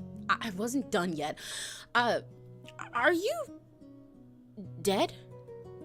Ooh, I'm a scary dead person. I don't know, to be honest. I don't have any memories of my life. Probably. Ghosts are usually dead, right? You lost your memories? I guess so. Or maybe I didn't have any in the first place. Who knows? She's very nonchalant about it. And that doesn't bother you? Why would it? I'm all for the here and now. I guess that's a good way to live. You know what I mean. What's with the superstar idol thing then? I thought it was some kind of unfulfilled dream of yours. Maybe it was. Honestly, I just felt like this store was so boring sometimes, you know? So I was brainstorming ways I could help liven the place up, and bam! I saw this old magazine with a super cool idol on the front cover. Sylvie Wilby thought it'd be a good idea for me to pursue, but she didn't have a computer. So I'm glad you're here now. It's original at the very least. Can't say I know many antique store ghost idols. I'll have the market cornered before you know it. But really, one magazine cover is all it took? Inspiration strikes quickly, you know. But maybe I was looking for my thing. Ah, I understand that. I think I'm still looking. Isn't selling antiques your thing? Maybe it will be. We'll see. So, the idol thing is only recent? I've had the idea for a couple weeks now. I've been brainstorming all kinds of things while waiting for you. Waiting for me? Sylvie said you were coming. She said you'd be able to help. So she signed me up for this ahead of time. Good, I do not mind. This is the best day of my life.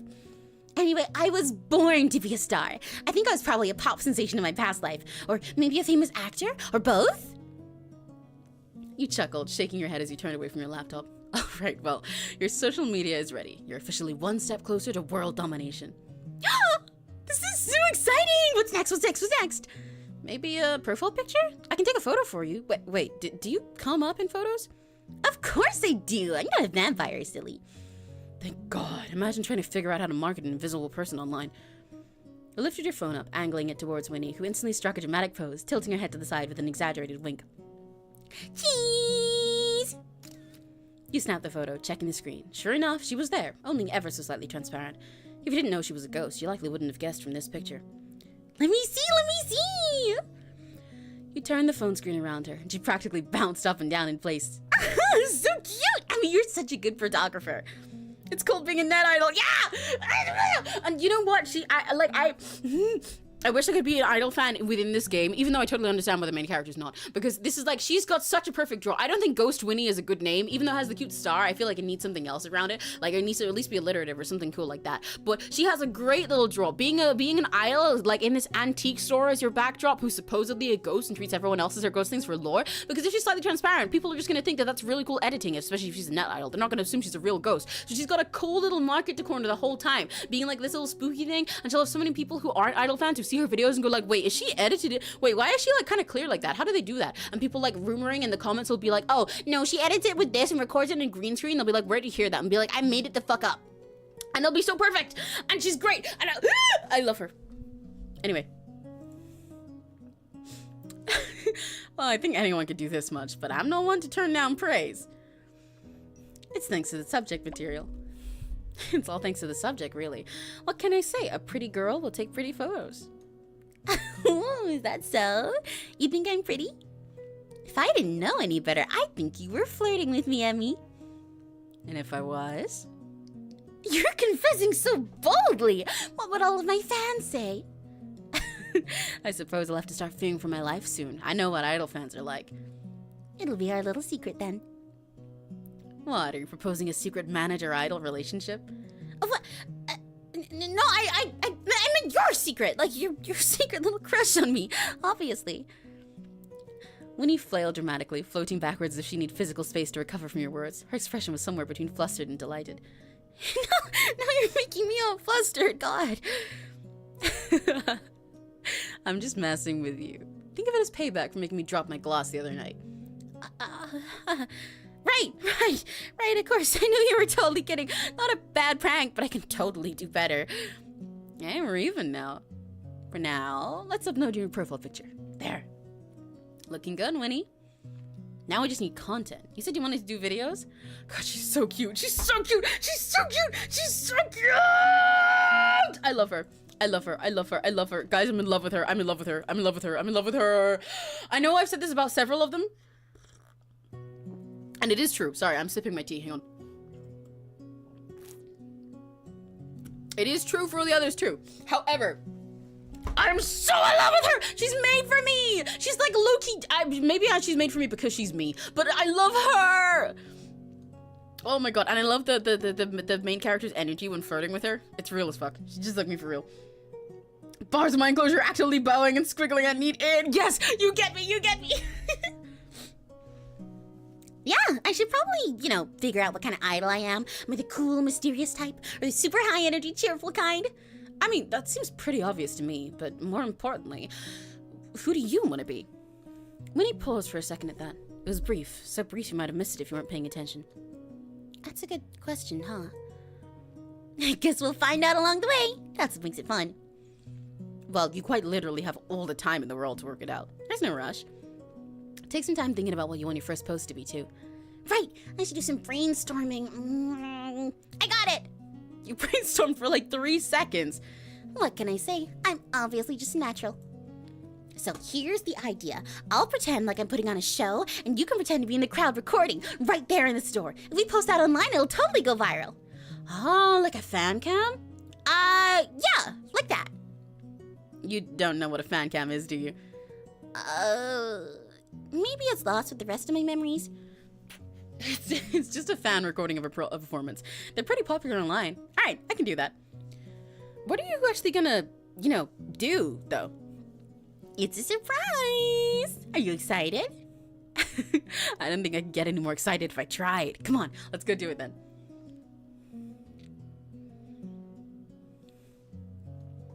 Isn't that a little dark for something like this? Concerts are usually dark, I think. Don't worry, it's gonna add to the atmosphere. Just use your phone torch or something. So can you hear? I'm afraid I'll disappear. Wrong fucking song. I started singing Wanderer when I meant to sing Atmosphere. I'm a fake Renzotto fan. No!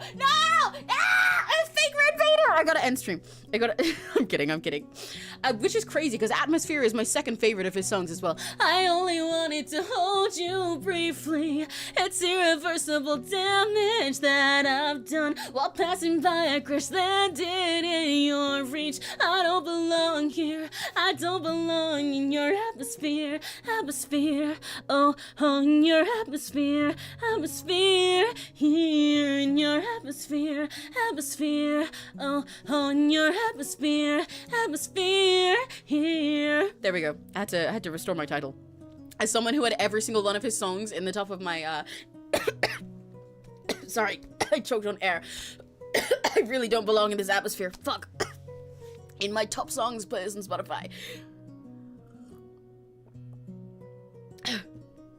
It's okay, Ren's auto forgives you probably. Yeah, I knew he'd forgive me probably. Winnie Wraith! Yes, there you go, Addie. Exactly. That's what I see. She needs to be named something like that. I would go for that. And it also kind of sounds like a surname as well as an idol, but also just like a cute little username. It's perfect. Ghost Winnie is not it. Winnie Wraith, perfect. And they can keep the little star in between. See, they need to let us in. They need to let us in. They need to let us in. I would make her so famous. Anyway, Just use your phone torch or something. with that, she stepped up onto the counter, not paying any mind to any of the items there. Which is fine, really, considering she just passed straight through them. Really? Right, ready? I'll start recording. Like a chicken, like a chicken. You don't even have a mic. I'm practicing. Hello, Willowmist. I'm Winnie. Wait, no, that's not right. Start again, start again. Hello, my little ghostlings. Winnie Wraith is here. I'm going with our new name. Fuck you. Winnie Wraith is here. Your favorite spirit from beyond the grave. Ooh. Winnie twirled around, throwing her arms out like she was greeting an arena of adoring fans. Whoa, Winnie, we love you! Today, I'll be singing my debut single, Fall Right Into Place. Oh, that's the theme song of the game. Winnie took a deep breath, and just like that, her usual energy faded. Her playful grin softened into something more thoughtful, more wistful. Then she began to sing. Are they going to play the theme song again? Oh, she's so pretty! I don't remember how the theme song goes enough to sing along to this. From the songbirds in the treetops to the valleys down below, every living creature has a beauty to show. I don't remember the melody enough to sing along, to sing it to that. I would, though. I love this art, though! Her hairstyle is so cute. Oh my god, I love her. Welcome back, Serena! You came in time for our ghost idol time! She sang with all the passion of a girl with no place to call home. Her voice was light, sweet, airy, but there was a depth behind it, a kind of yearning woven between the notes. The creaking of the floorboards played a timeless melody. I wonder about the future that is waiting for me. She held one hand out as if she were reaching for something, or someone, just out of grasp. Her voice carried through the still air, filling the empty space.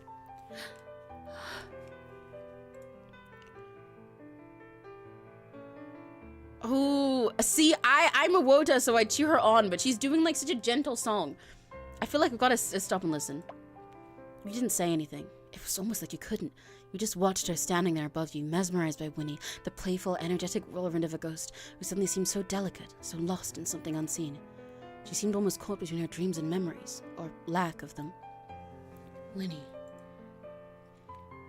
I can't shake off this feeling of sweet mystery, like all the snowy mountaintops were made alive for me. I wish I knew the melody of this song well enough to sing this part right now! Every bone in my being is begging to stay, like all my broken puzzle pieces fall right into place.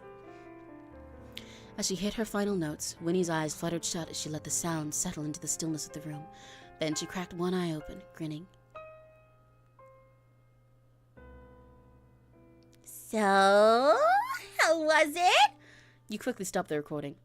Hopefully I got it all. I kind of forgot halfway through that's why we were doing this. That was beautiful, Winnie. Yay! Yippee! Where did that song come from? My mouth? Okay, comedian, I know that much. Did you write it?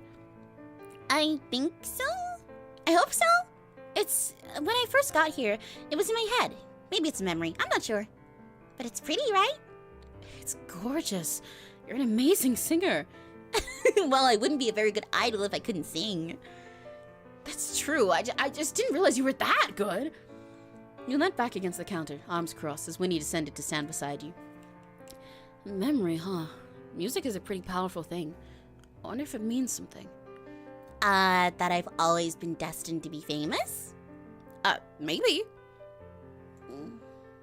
It's kind of funny, huh? What is? That I have no clue who I was, but I remember a song. Well, maybe it was important to you. Something you held on to, even after everything else faded away. Like a little keepsake. Winnie hummed, rocking back and forth on her heels. Or, well, floating in place as if she had heels to rock on. For once, she didn't immediately follow up with a joke. She just thought about it, hands clasped behind her back.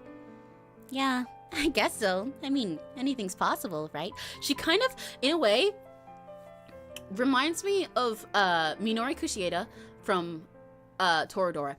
I know the whole fame thing is more Ami Kawagami in it, but She reminds me of Miyonori in this specific way, like in the way that she's wistful compared to her usual whimsicality and silliness and joking with every single thing you give her, and like almost brushing off half of the serious things you say, even if they're like serious in a genuine and sweet way, by just being more silly with it. And the way she is for these moments, it reminds me of Miyonori in the best way possible. I love Miyonori. It's a little bittersweet. No, it's all sweet. Don't worry about sad stuff, Emmy. I don't care if I remember or not. All that matters is now I'm going to be a superstar. How did the recording turn out? You see what I mean? Oh, I think it's good. I'll have to clean it up a little before it's ready to post, though. I can add some special effects, too. Strobe lights, fireworks, a backing track. Okay, temper your expectations a little there. I'm no professional. Winnie grinned nearly from ear to ear, and you were sure it was contagious as you found yourself smiling back. A yawn escaped your lips inadvertently. That made me actually yawn. Tired? All this fame and stuff really wears you out, huh? It's been a long day. You must be more exhausted than me. Not at all. I could sing all night. You might need to come up with some more songs first. So, you don't get tired? Nope, I can't even remember what sleep feels like. Man, that would be helpful. It's pretty cool, huh? Another perk of being a being a ghost. Doesn't it get lonely? Huh? Oh, sorry, it kind of slipped out. I just mean, while everyone else is sleeping, it must be very quiet around the store. If anything, it's just super boring. Luckily, Florian is usually around, but not tonight, huh? Boo. I'd keep you company if I didn't need to be up first thing in the morning. It's okay, Emmy. I'll keep practicing for my big debut. I won't be bored tonight. As your client slash business partner slash soon to be worldwide idol slash friend, I officially declare that your shift is over. Why, thank you, my esteemed Winnie. Ooh, I like how that sounds. Uh-oh. If we're not careful, your idol thing will turn into a cult thing. Which, honestly, I'm down for, but maybe we hold off for now. I'll get some sleep then. Good night, superstar. Night, Emmy. Rest up. Let me know when you finish editing my debut recording too, alright? You got it. Oh, by the way, thanks for helping me get your letter down from the top of my dresser last night. Huh? What do you... I mean, sure. Night, Emmy. That's concerning. That's concerning. It was someone else? Someone else helped the letter get down? Okay, sure, whatever. Sure, that's fine. It's fine. Not scared about that at all. It's fine. I knew opening stream would be like a wild card, but I somehow didn't expect a conversation that, from a quick glance, switched topics from kissing to sleep deprivation. Yeah, it's like that. I love this game for that reason. All the conversations feel so genuine and lovely and real. It's such a wonderful game. It feels like a warm hug. Yeah! The idol agenda completed Winnie Event 1.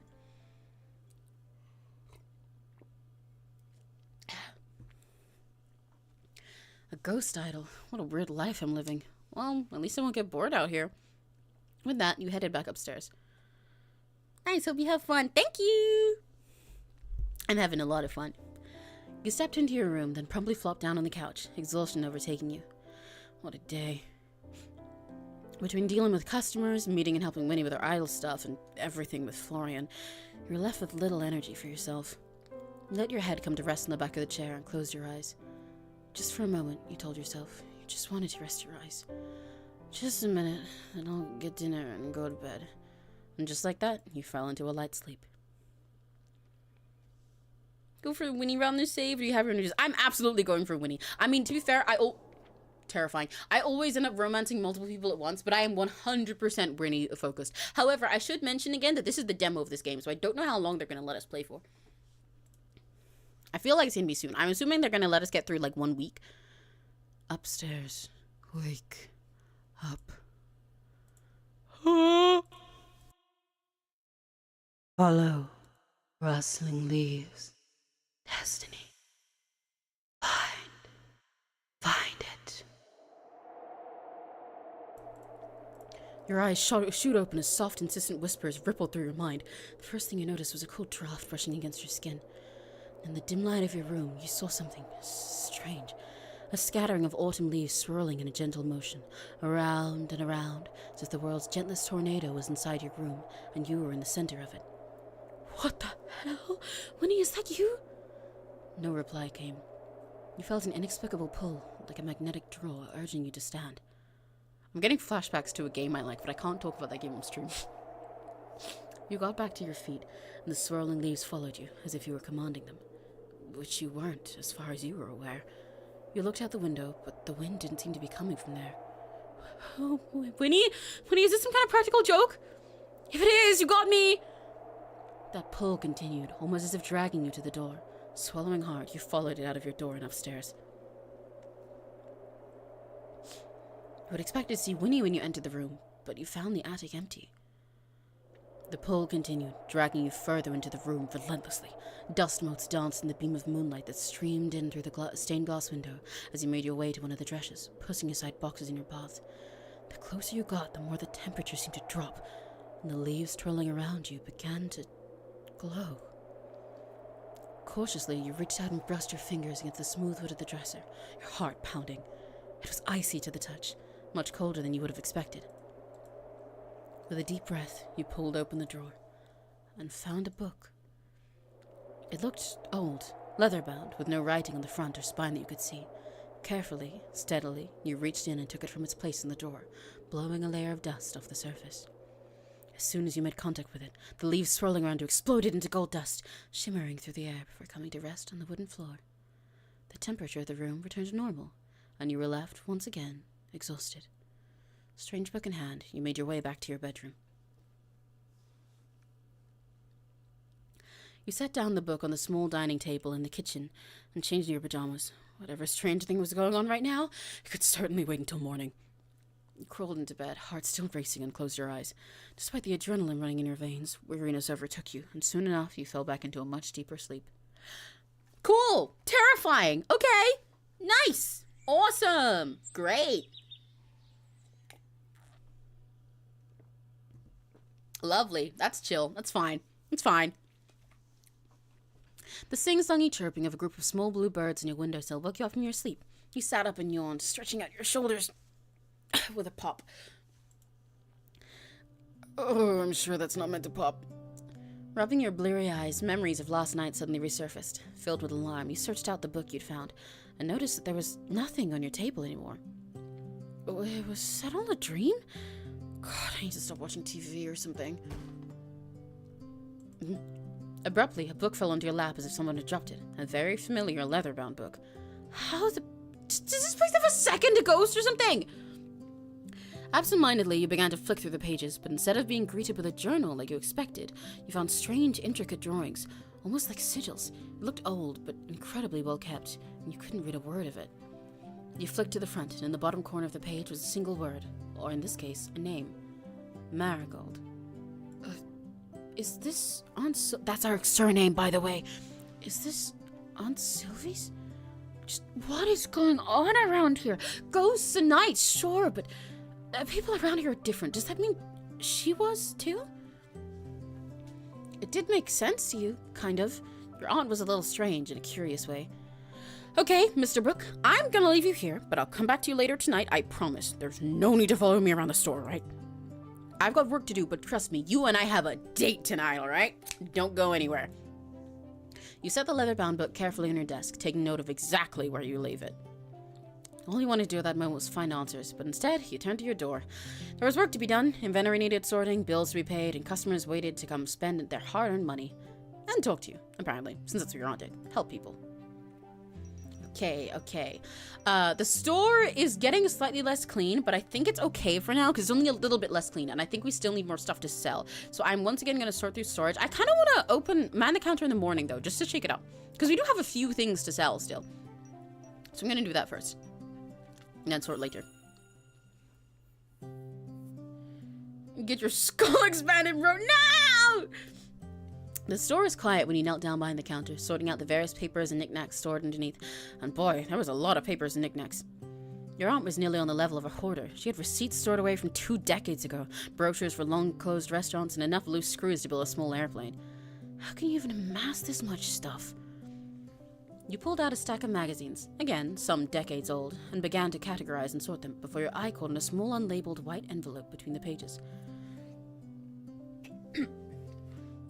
You removed it carefully, noting how pristine it looked. It certainly wasn't as old as all the other junk she'd kept behind the register. Flipping it over, you noticed it was also unsealed. If it's not addressed to anyone, I guess it's fair game. Curiosity got the better of you, and you sat down on the stool and opened the envelope, pulling out a crisp sheet of paper from within. The handwriting was instantly familiar. Neat, sweeping strokes, each word pressed with the kind of confidence only your aunt seemed to have. Still, there were faint marks of hesitation, a word scratched out here, a sentence started and abandoned there. Unusual for her. You smoothed the page and began to read, putting aside any guilt over your nosiness. To my dear Quinn, I am writing this with ink far too smudgy for my taste, on paper that deserves better than my restless scratching, but perhaps that is fitting, for you are one of the few people I know who can take scraps and turn them into something whole. A half-empty cupboard becomes a feast, a half-thought phrase becomes poetry, a half-hearted day becomes bearable. Oh my god, this is written so beautifully. Sorry, anyway. I am leaving Willowmist for a time. Do not fret, it is not forever. You would, of course. You always worry more than you say. I will return, of course. I always do. When I do, I hope you will forgive me for slipping away without saying goodbye.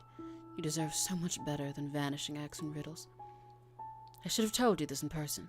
I nearly did, standing outside the Silver Oak, with words right on the edge of my tongue. But I could not bring myself to. Not because I do not trust you, Quinn, but because I trust you too much. You would look at me with those foolishly kind eyes of yours and ask me to stay. And I might have. I cannot afford that weakness. Not right now. There are important matters only I can attend to that cannot wait a moment longer. Take care of yourself, Quinn, and please don't forget to eat something other than your own cooking now and then. Even chefs need looking after. Yours, always, Sylvie. Okay, maybe I should not keep trying to steal him from my aunt, because their relationship is really beautiful, and that might have almost brought me to tears. So for now, I will forgive them for not making him a love interest, because this relationship is really, really beautiful and bittersweet and lovely. Oh my god. Addie, you're good. Don't worry. You're fine. You're doing fine. You sat frozen for a long moment, the words hanging heavy in the air around you. It wasn't like the other letters she'd left behind for you. This one felt different, softer, more vulnerable. It hadn't even been sealed, let alone delivered. Why had she hidden it away here? Why never send it at all? Auntie, you're more complicated than I give you credit for. You carefully set the letter back into the envelope, leaving it no worse off than when it started. You could easily have slipped it back between the magazines to remain hidden forever. It wasn't your place. But something stopped you, and you instead stood up and headed towards the door. We're gonna deliver it! Oh my god, oh my god, oh my god, oh my god, oh my god, oh my god, oh my god, oh my god. The Silver Oak was alive with light and sound, even in the middle of the day. By the way, this place is so gorgeously colored. It was already stunning at nighttime, but like these like pink and red tones they use for everything in the day, ooh, it makes it look so glowy and cozy and perfect. The air smelled of herbs and roasted garlic, underscored by the sweetness of something caramelizing slowly in the oven. It was the kind of smell that made your stomach growl, no matter how recently you'd eaten. Several patrons lingered despite the hour, sipping drinks in the garden or eating a meal. It didn't take you long to spot Quinn a few tables down. He was moving gracefully between patrons, balancing 3 plates at once and a full glass of wine, and talking animatedly to his customers. Your eyes met, and nearly instantly he was by your side, face beaming. Ah, my newest and most radiant customer. No, my newest friend, my newest confidant, my newest partner in culinary crime. He swept into a dramatic bow, somehow without spilling a drop of the wine he carried. His hair slipped forward over his shoulder like a curtain of dark silk. He's so gorgeous. He's so gorgeous. Sorry. I can't be thirsting over him right now. Sorry. Tell me you were here to dine, to taste the wonders of my kitchen, to bask in the company of Willowmist's finest oak. Oh, I don't want to break his heart. Oh, I love him too bad. Actually, I came because I found something of yours. Something of mine? A lost trinket? A misplaced poem? My dignity, perhaps? I've been searching for that one for years. You held out the envelope, Quinn's hand stilled before he reached for it. His gaze lingered on it, recognition flickering instantly across his features, as if he could tell who had written it from the lack of a name on the front.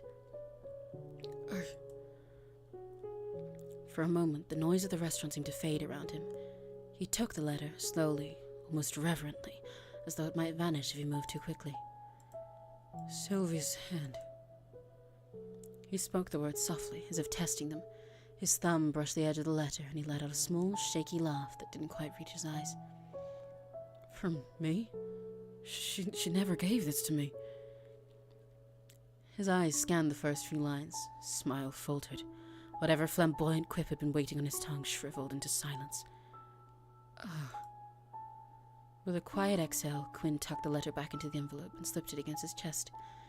His usual energy was still there, but muted, like a fire burning low. Thank you, Emmy, for bringing this to me. His voice caught, and he cleared his throat, forcing a grin back onto his face.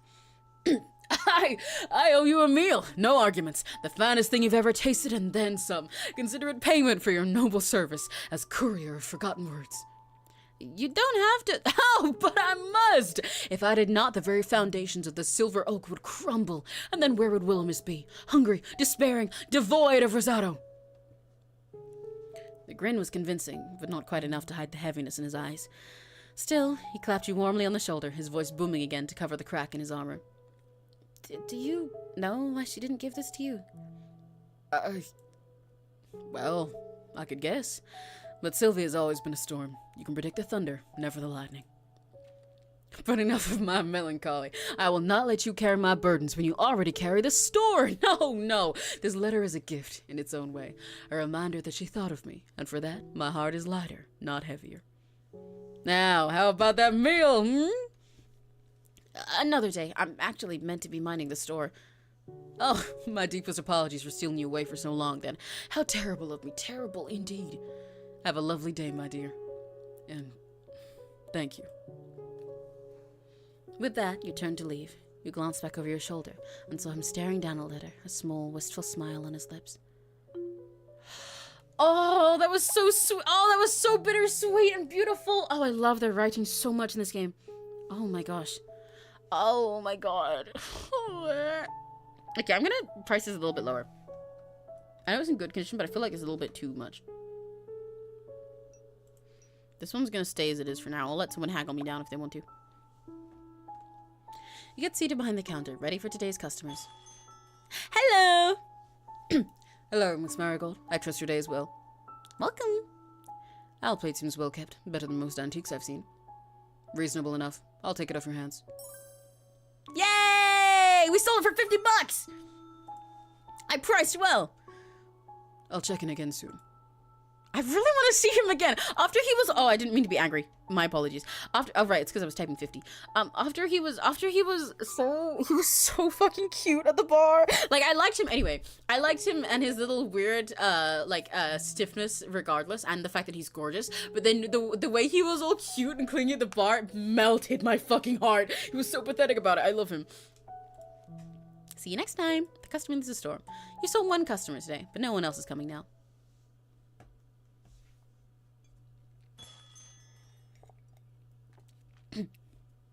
You had just stepped away from the counter to grab lunch when the door opened, and Florian came waltzing in, covered once again with his sunglasses and bucket hat. Florian! Hey. How are you feeling? Did you get some sleep? The deep-set bags under his eyes didn't look very promising. I'm fine enough to work. Oh. Well, if you say so, but you should think about going to see a doctor or something if it continues. Didn't I tell you to stop worrying about me? Yeah, but no one said I had to listen. Good day, Sir Florian. Pray, forgive my intrusion, but might I inquire about this peculiar contraption you have hanging from your pocket? I have never seen its like before. Lucille stepped over from the side of the store, helmet under arm. She gestured towards a pair of headphones connected to Florian's phone, which was half hanging out of his pocket. It's a pair of headphones. Headphones? A peculiar name. I have heard of a phone, owing to Lady Sylvie, but not these headphones. They're tiny mini phones that you put into your ears, and they put the screen in your brain. Winnie popped up out from nowhere, grinning at Lucille. Is that so? What? No, she's bullshitting you. They're just little speakers. You have to be careful, or the tiny phones will invade your ears and take over your mind. That is quite terrifying, Lady Winona. I believe I will keep my distance from these headphones. I'm telling you, she's lying. Look, you listen to music through them. Florian held the headphones out to Lucille, who raised a hand. My warmest thanks, but I believe it best to let my ears remain free of such intrusions. Why do you never listen to me? She's playing a trick on you. I do not believe Lady Winona would lead me astray. Oh, girl! Girl! Girl! And I would? Oh! Oh, no! Oh, okay, see, listen. I would love to side with Winnie just out of love for her. However, I feel bad tricking Lucille this hard. They're really just for listening to music. Winnie's just messing with you. Thank you, Emmy, but if that is truly the case, there's plenty of music to hear without using technology I do not understand. The singing of birds, the rustling of leaves. I believe I will make a do for now. Man, I'm too tired for this shit. Perhaps a caffeinated beverage would be of assistance, Sir Florian. I shall go fetch you one. Emmy? Could you give me a cold drink? I like this better. That'll be no problem. Lady Winona, I apologize that I cannot offer you a beverage, too. It's okay, Lucy. I'll just enjoy it from afar. You really don't need to. I shall be back post-haste. And that, Lucille left out the front door, a spring in her step. I'm gonna keep practicing. Bye-bye, lazy bones. Winnie floated back up and through the ceiling. You weren't sure you'd ever get used to that. Seriously, though, are you doing alright? I'm just... It's just some personal shit. It's nothing to do with work. Alright, but don't overwork yourself too much, yeah? Actually, I'm glad we have a second alone. I wanted to talk to you. Why? I guess you're kind of the person I know best in town. Why? I'm not the kind of person that people confide in. Oh, the auto tweaked out. I disagree. You're really easy to talk to. What is it? I found something. Congratulations. Would you prefer a ribbon or a medal? Is both an option? No. Damn, you got me all excited for no reason. I love the dynamic between these two. So this is what they mean. He's like, I'm not the kind of person people confide in, but they're so easy to yap between. Their dynamic flows so naturally. It's so cute. But seriously, it was... I woke up in the middle of the night and there was a tornado in my room. Right, a tornado in your room. An aurora borealis, localized in this part of the country, at this time of year, localized entirely within your bedroom. You're not taking me seriously right now. No shit. You're telling me there was a tornado in your room. Okay, listen. Not a tornado, exactly, but a lot of wind and leaves, and they were, like, swirling around me. Uh-huh. And they led me to a book I can't read, but that doesn't matter right now. As soon as I touched it, it all disappeared. What's going on here? Are you an idiot or something? What? Where's that coming from? Yeah, probably. I told you, this town is full of all kinds of people. That includes your aunt. There's probably a reason she wanted you to come take over. She always has her reasons, she just never actually tells anyone about them. I think she gets off on leaving people confused. It's just... A week ago, if you had told me that ghosts and time-traveling knights and magic books existed, I would call you crazy. Now I'm just meant to accept all of that. No, you're doing a pretty good job of it. Am I? Do you like Winnie and Lucille? Of course, they're both great. So who cares if they're a little different? And what about me? Maybe you're a little different too. Does it matter? Well, no, but it's just kind of tossing everything I thought I knew into the wind. Yeah, well, that's life. One day you're a normal person doing normal shit, and the next everything's turned upside down without your permission. Speaking from experience there. I don't know what you're talking about. Okay, man. All right, buddy. Okay, buddy, I see you. All right, buddy. Pack it up. If you say so. Anyway, thanks, Florian. I guess I just have to be open-minded. I mean, I can't just not believe any of it's true, seeing as the evidence is right in front of my eyes. Can't wish away fighting off a tornado in your bedroom. It wasn't like that. They're so silly.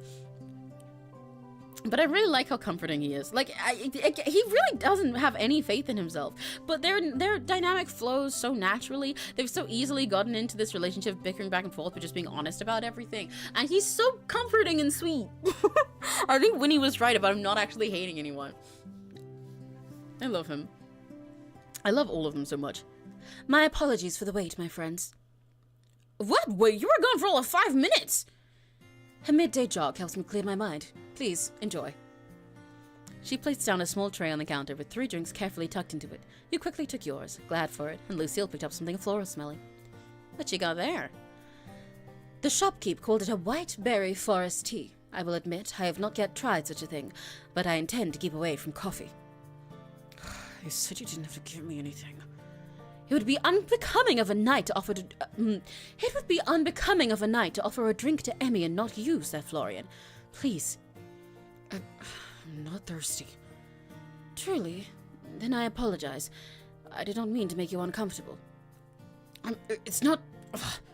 With a grumble, Florian picked up his drink. It smelled like strong, dark, rich coffee. He's so cute with his stupid little pout. Dumbass. There! You happy now? I've got work to do.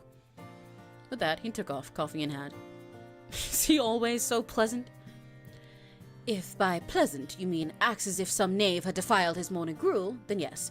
Sir Florian has been rather somber from the moment we met, some months ago now. Well, I guess even grumpy is charming, in its own way. I'm sure he has his reasons. That is true. If I were to speak my mind, I would say he holds little belief in himself, unfortunately, though I do not know the circumstances that have led him to think like that. Regardless, under his solemn exterior, he is full of kindness. He's been kind to me since I got here. So are you. Honestly, everyone here is great. Kind. Yeah, he is. So are you. Winnie, Vivi, and Quinn, too. Everyone's been really nice to me ever since I got here. Even Emmett. Kinda. Now, that is enough idle rest. I must take my watch and secure the perimeter of this establishment. Wait, you barely had a break. You were running an errand.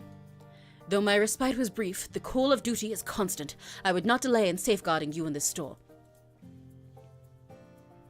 Lucille bowed low to you before leaving out the front door once again. Oh, back to work, I guess.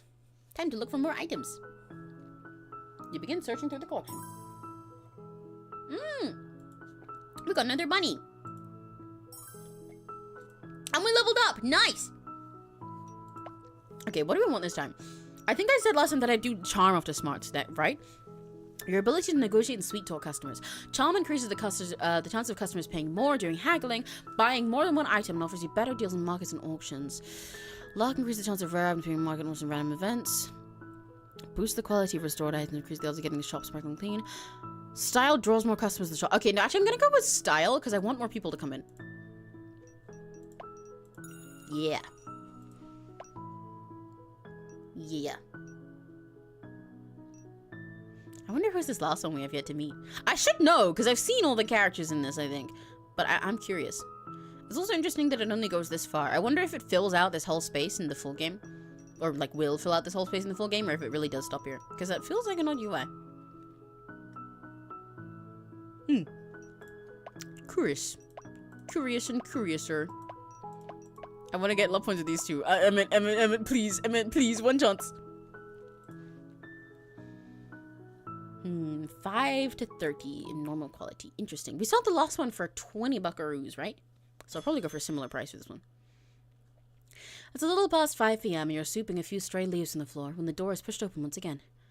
And then 5 more leaves join you, awaiting their inevitable sweeping. Greeting. Oh, yay, he's here! Yay! Yay! Yay! Greetings, Sir Emmett. You have arrived at a most fortuitous time. Sir Florian and I were just debating over whether Emmy would neglect to pay the bills or not this week. I'm not supposed to tell anyone that. It was just between us. Do I look that forgetful? Do you want me to answer that honestly? No, I'm not sure. No, they're real. I would forget. Emmett adjusted his glasses, pushing them up from the center with his fingertips. No bills will go unpaid while I am still contracted. What's that supposed to mean? Everything would fall apart if I fired you? I didn't say that, but you're free to assume what you will. Careful. You speak to me so nicely, people will think you actually enjoy my company. My apologies. We wouldn't want that, would we? Now, I'll set up my computer at the counter, and we can go through your books together. I did bring my own laptop if that'd make it easier. It would stop me having to come and assist you every week, yes. Miss Marigold never did have any interest in technology. Aw, and miss out on hanging with you? Perish the thought.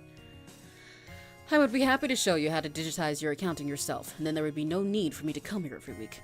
You would save money, and I would save time. That sounds like a win-win to me, from business owner to business owner. But what about your wonderful company? It could be used in another client, I assure you. Fine, it's upstairs. Should I bring it down? Upstairs is adequate. A quieter location might be a good idea. He's so— Emmett! Let me riz you, motherfucker! Emmett looked sideways to where Florian and Winnie were currently discussing a new movie that had just been released. And then towards Lucille, who was sharpening her sword. Probably a good idea. The two of you headed upstairs and into your apartment. Bitch, let me riz you up! Home sweet home. Can I get you something to drink? A coffee would be fantastic. Thank you.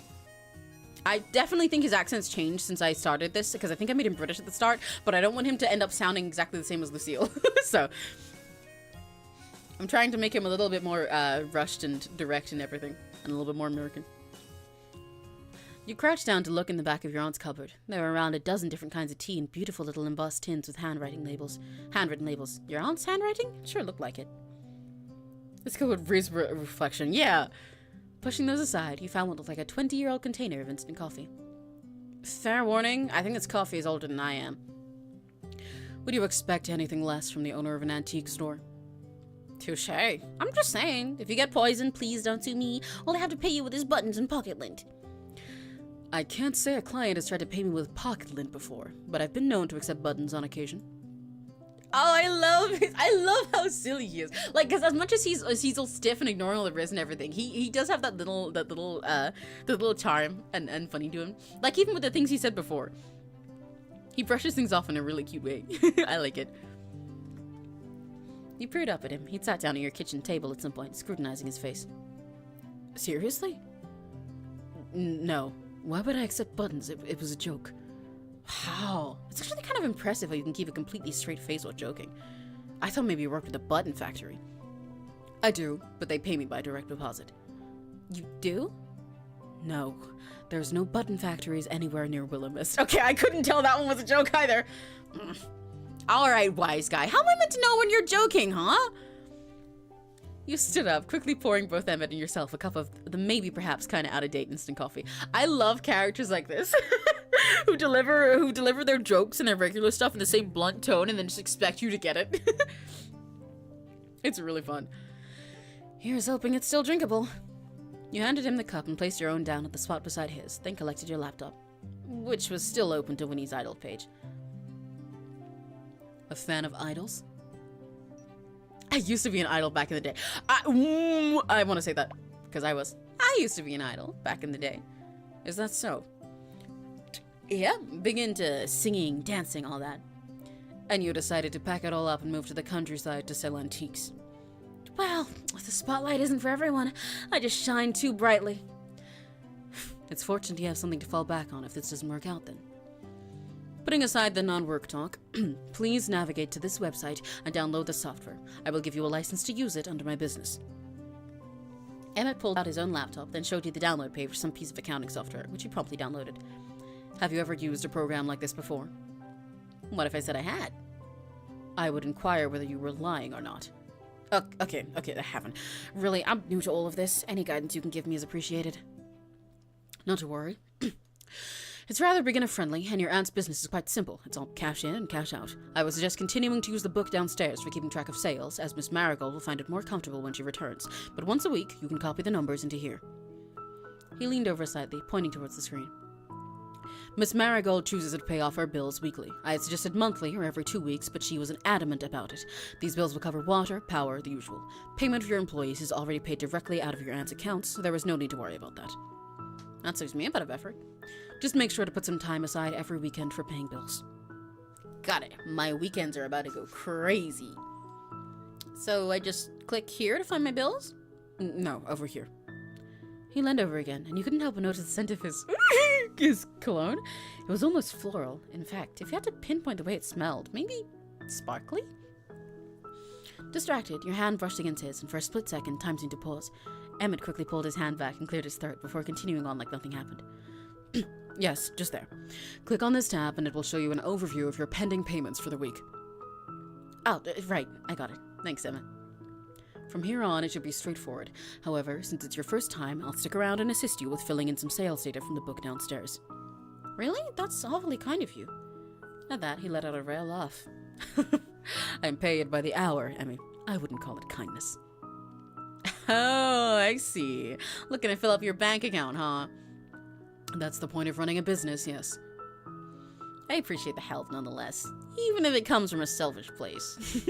Want another coffee before we start, numbers boy? Numbers boy? You like numbers, don't you? Yes, I suppose so.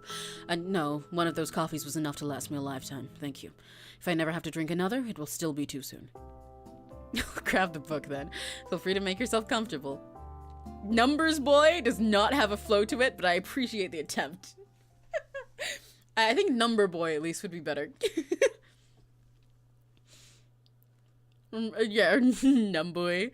Or like math boy or something.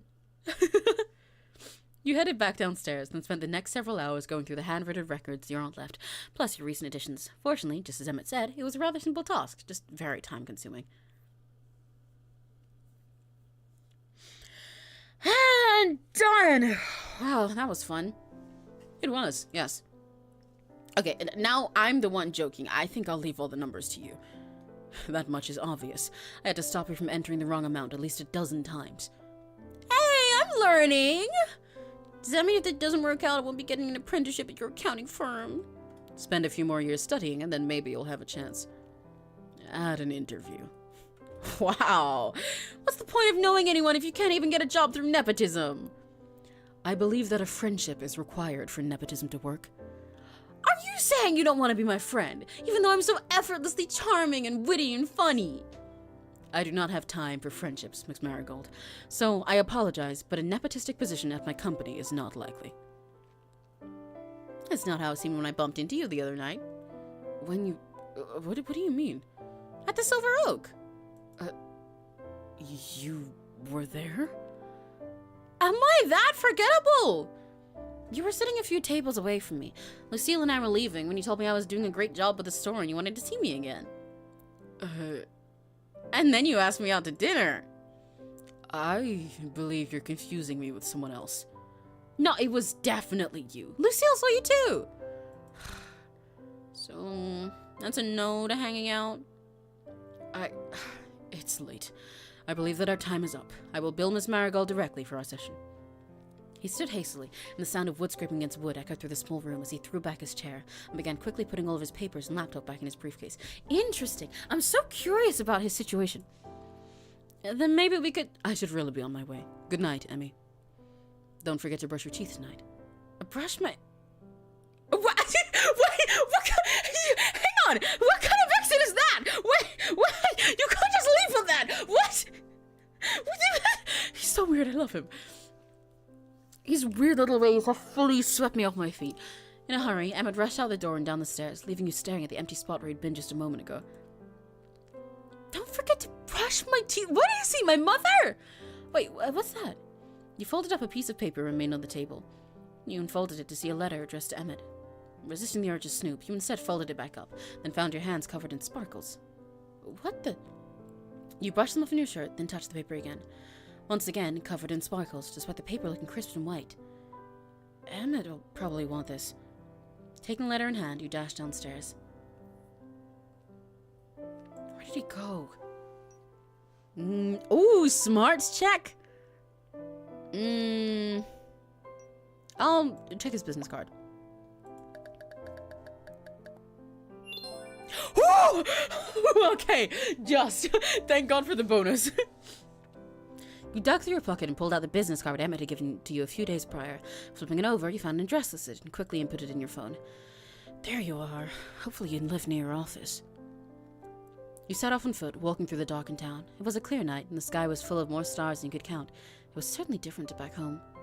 You were walking like this, in search of Emmett, but slightly distracted by the sight above, when you heard a... meow?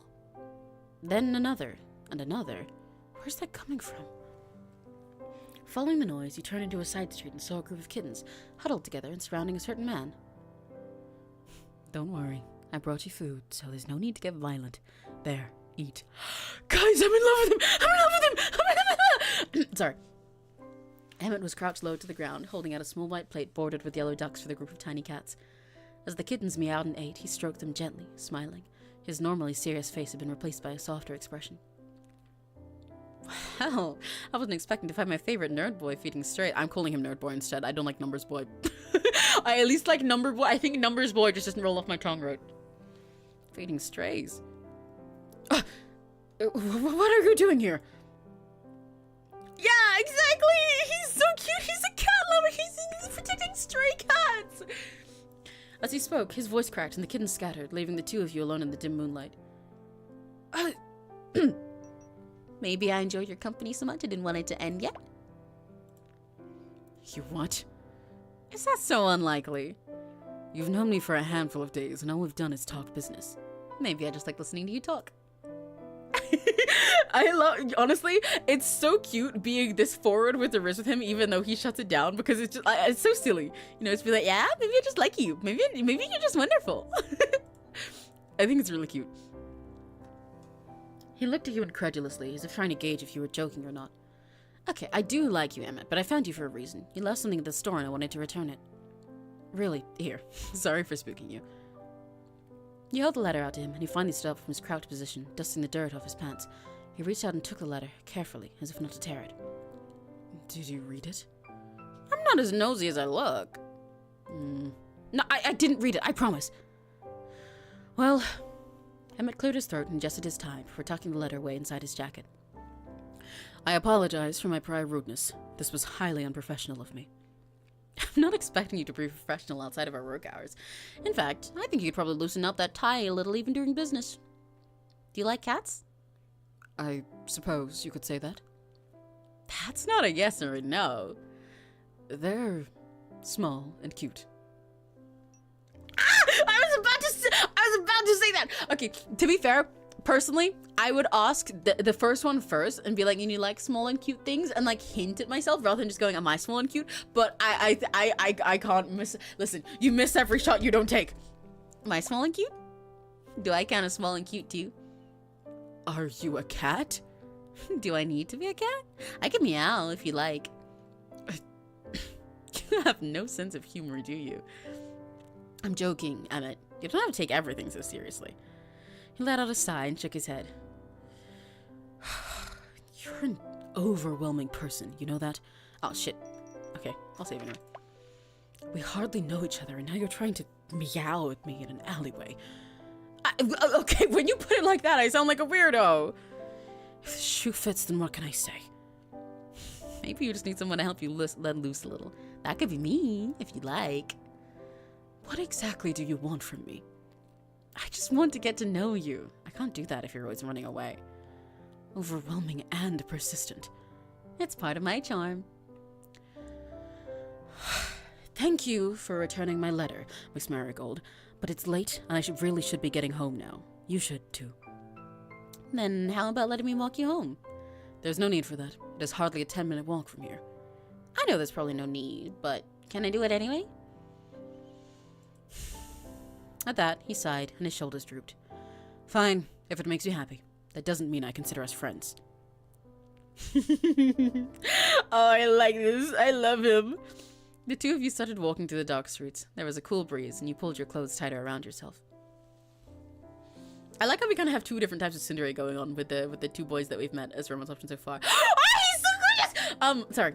Because, like, Florian is a slightly more stereotypical Tsun, where they seem a little bit standoffish, even though they're hiding a sweet shell underneath. And he's like, it's not like I came here because I missed you or anything. But but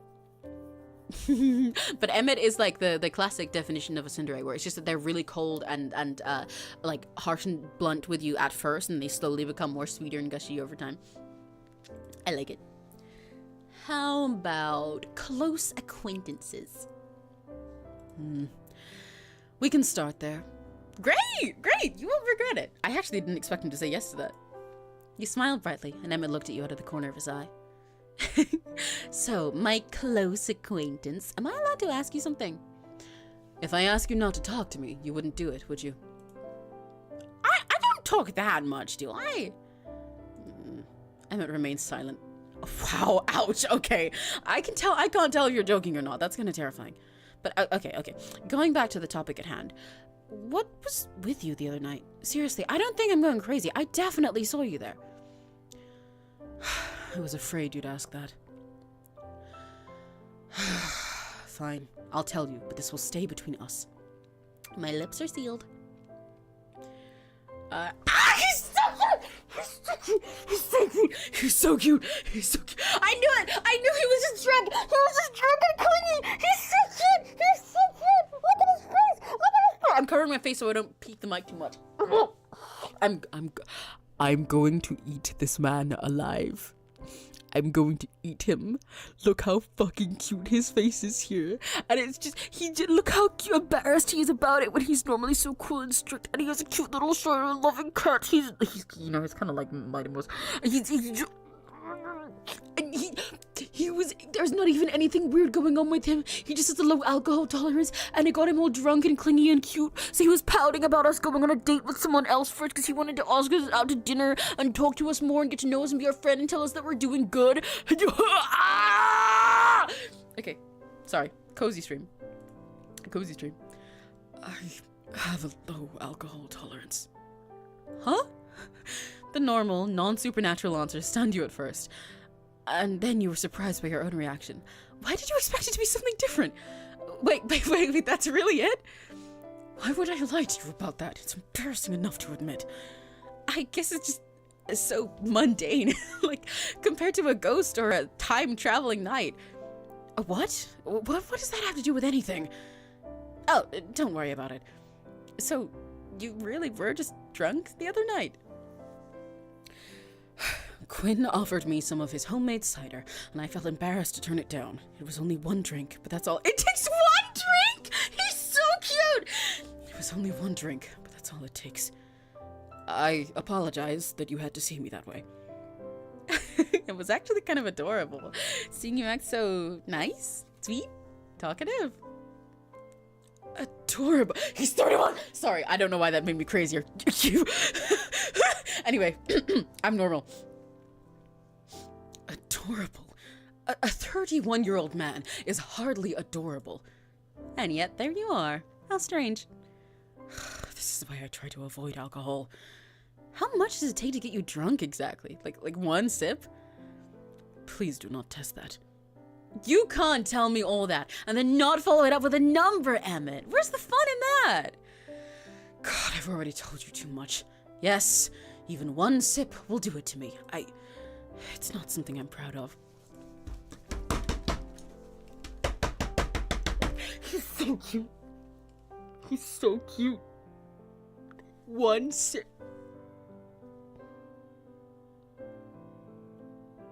I'm going to eat him. I'm going to eat him. I'm going to eat him. He's going headfirst into my mouth. I'm going to eat him. If it helps. I'm not much of a drinker either. That's what the early 20s are for. Now I'm old enough, my bones are creaking. You can't be more than 25. Ooh, you complimenting me, my dear accountant? Trying to get on my good side? Hardly. I'm 26 actually, but you were close. He's so cute. He's so cute. He's so cute. He's so cute. He's so cute. He's so cute. He's so cute. We do need to come up with a name for this. This isn't a lightweight anymore. Yeah, one sip. Oh my god, baby, you're so cute. Oh, I love him. Can this game let me be poly so I can date both him and Winnie? I don't care what I have to do. I will do anything, please. What are you doing out here in the middle of nowhere at 26? What's this I hear? Someone wants to get to know me? It's only simple curiosity. To tell you the truth, then, I have no clue. You have no clue. I was getting a little burnt out working part-time jobs, and I thought maybe some time away from the city would be good for me. Running the store is just a lucky opportunity. I haven't even seen my aunt since I was a kid. It would be like Miss Marigold to leave a near stranger in charge of her business. I don't think she had much of a choice. My grandparents passed away, and my mom, well, they don't talk for some reason. What about you? And you can weasel out of my invasive questions this time. You asked first. I moved to town a few years ago. With your business? That came after. I arrived in this town with only the clothes on my back. Oh.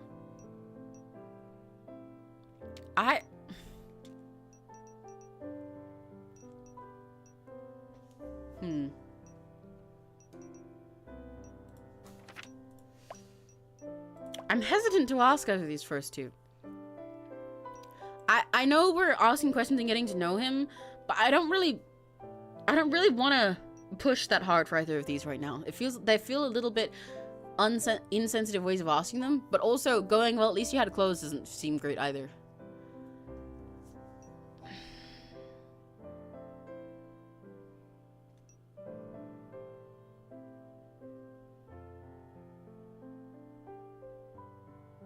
Gonna go with this one.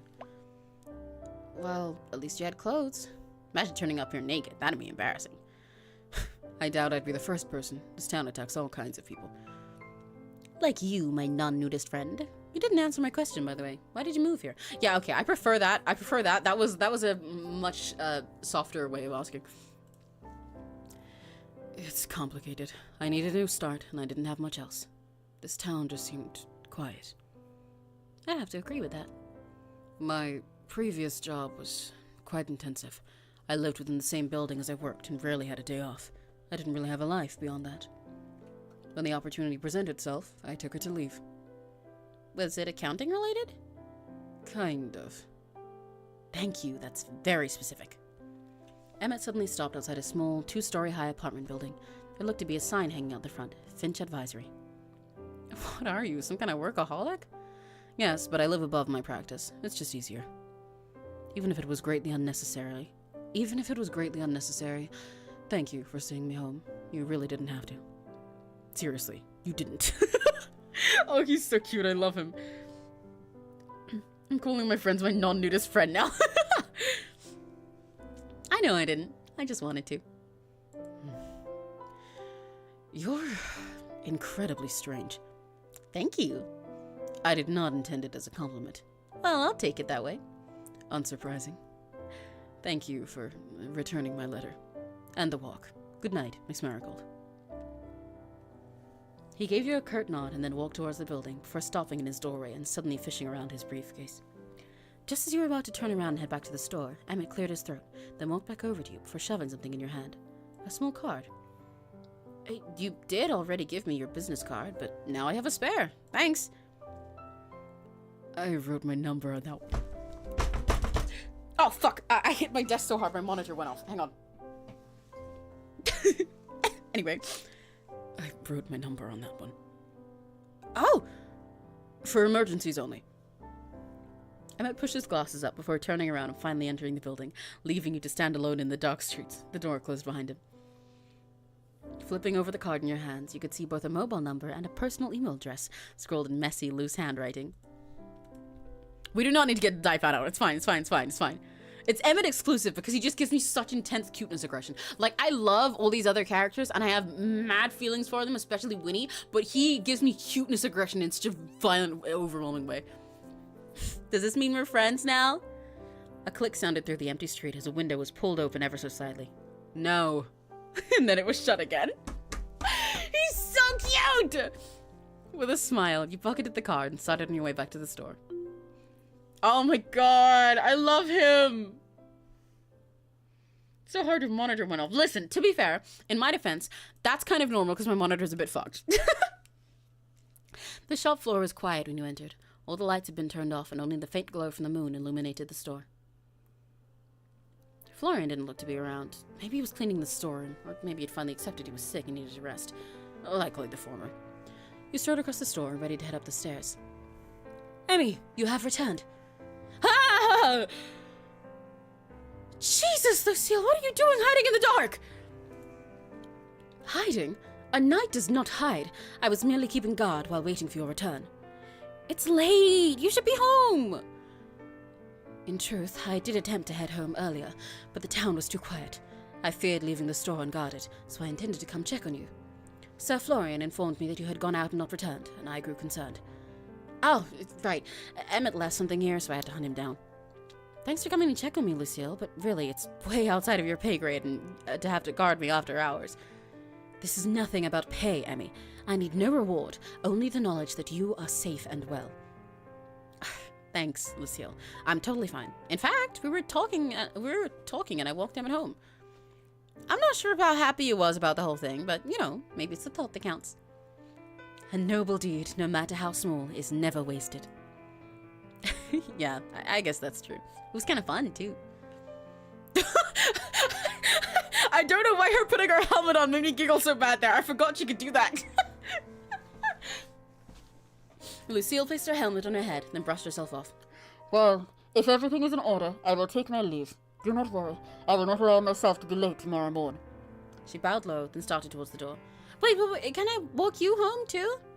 Lucille paused for a moment, then turned and walked back over to you, placing her hand on your shoulder. And allow you to see yourself home alone after? Nay, I would not. She shook her head. I have a means to protect myself, should brigands set upon me. You do not. It would not be fitting. Do not worry, I will be well. It is not your duty to escort me to and fro. Something, I need no reward, only the knowledge that you are safe and well. Leave the protection to me, Emmy. While I live and breathe, I will never allow a hair on your head to be harmed. Fine, but one day I'm going to force you to let me look after you too. That's the deal. She nodded. You are a stubborn one. Very well, a deal it is. Until next time, then. She gave you another nod before heading out the front door and disappearing into the night. The sound of the bells chiming faded as the door closed, and once again the store was plunged into silence. Okay, fine, I guess I'll get the game myself so I can see Lucille's full version. Yay! The full game isn't out yet, but you absolutely have to. You should stream it yourself when it's out. Because I want to watch our full route out as well. Although I'll probably play this game to play all of them at some point because I love all these characters.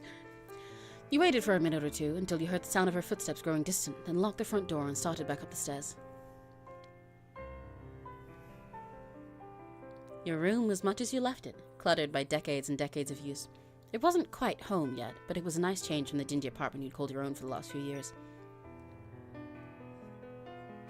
You walked over to the kitchen table and closed your laptop. All the rush of chasing after Emmett, you had forgotten you still had cleaning up to do. With a sigh, you packed up the various papers that still scattered the surface before placing your laptop back on your desk. Wait a second. Where'd the book go?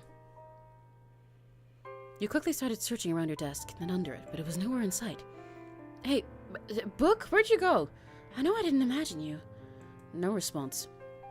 With a grumble, you began turning the room upside down in search of it, under your bed, in your wardrobe, in every cupboard and drawer, but no matter how hard you searched, it seemed to be missing. Finally, exhausted, you sat down at your desk, and found it sitting on the surface, as if it had never gone missing in the first place. You're messing with me, aren't you? Still, no response. Though, what would have been more surprising would have been actually getting a response, I guess. Alright then, book. Play difficult. See if I care. You picked it up and flicked through the pages. It was the same as before. Page after page after page of sigils and writing in a script you couldn't read. One page at a time, you painstakingly searched high to low for anything you could read. An hour later, you slammed the book down onto your desk, frustrated. Nothing. You wanted me to find you, didn't you? Why are you being so difficult right now? At that moment, a cloud drifted lazily by in the star-filled sky outside, and the moon shone through your window, casting a beam of light onto the desk. The light shone on the open book, and as if a switch had been flipped, the entire book began to glow. We're reading the fucking Grimoire with this one, guys. The brightness burned your eyes, and you covered them, turning away to squeezing your eyelids shut. After a few moments, the glow faded, and when you looked again, the book was still there, sitting on the desk, but something had changed. Where before you saw plain used leather, now you saw beautiful gilded edges and intricate embossing. It looked like a piece of art more than a book. But suddenly, it snapped close, as if caught in a strong breeze. What? Oh, well, I never! I have no idea what voice to give this fucking thing. I'll change it as it reveals itself to me. A voice echoed from the book, and slowly it began to float off the table, hovering just a few inches in the air. First, you ignore me for an entire day, as though I was some common dime a dozen grimoire. And now you have the gall to pour through my pages of the delicacy of an ogre cracking walnuts. Appalling, simply appalling. Let out a long, suffering sigh. Oh, I I was created by the finest scribes, imbued with the wisdom of archmages long since reduced to dust. And this is how I am treated. I know this is probably meant to have like a fancier voice.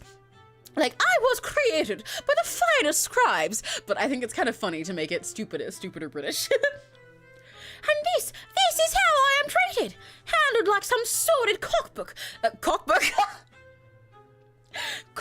filled with peasant recipes for fruit stew and boiled turnips. If a book could glare, you were sure the book was glaring at you at that moment. Well, have you anything to say for you? Okay, no, now that it's talking like this, I have to make it fancy. Well, have you anything to say for yourself, you crude, tongue-mangling barbarian? I probably should make it fancy. Okay. I'll make it rules card about it. I like my Britishness while it lasted though. Get the cookbook, no. I'll say hiya. Hello. Hi, Hassan. Well, have you anything to say for yourself, you crude, toe-mangling barbarian? You're a book. A book! Why, you wretched, foul-mannered, wow, no need to get up. God, what am I saying to a book? How are you talking? I am far from a book.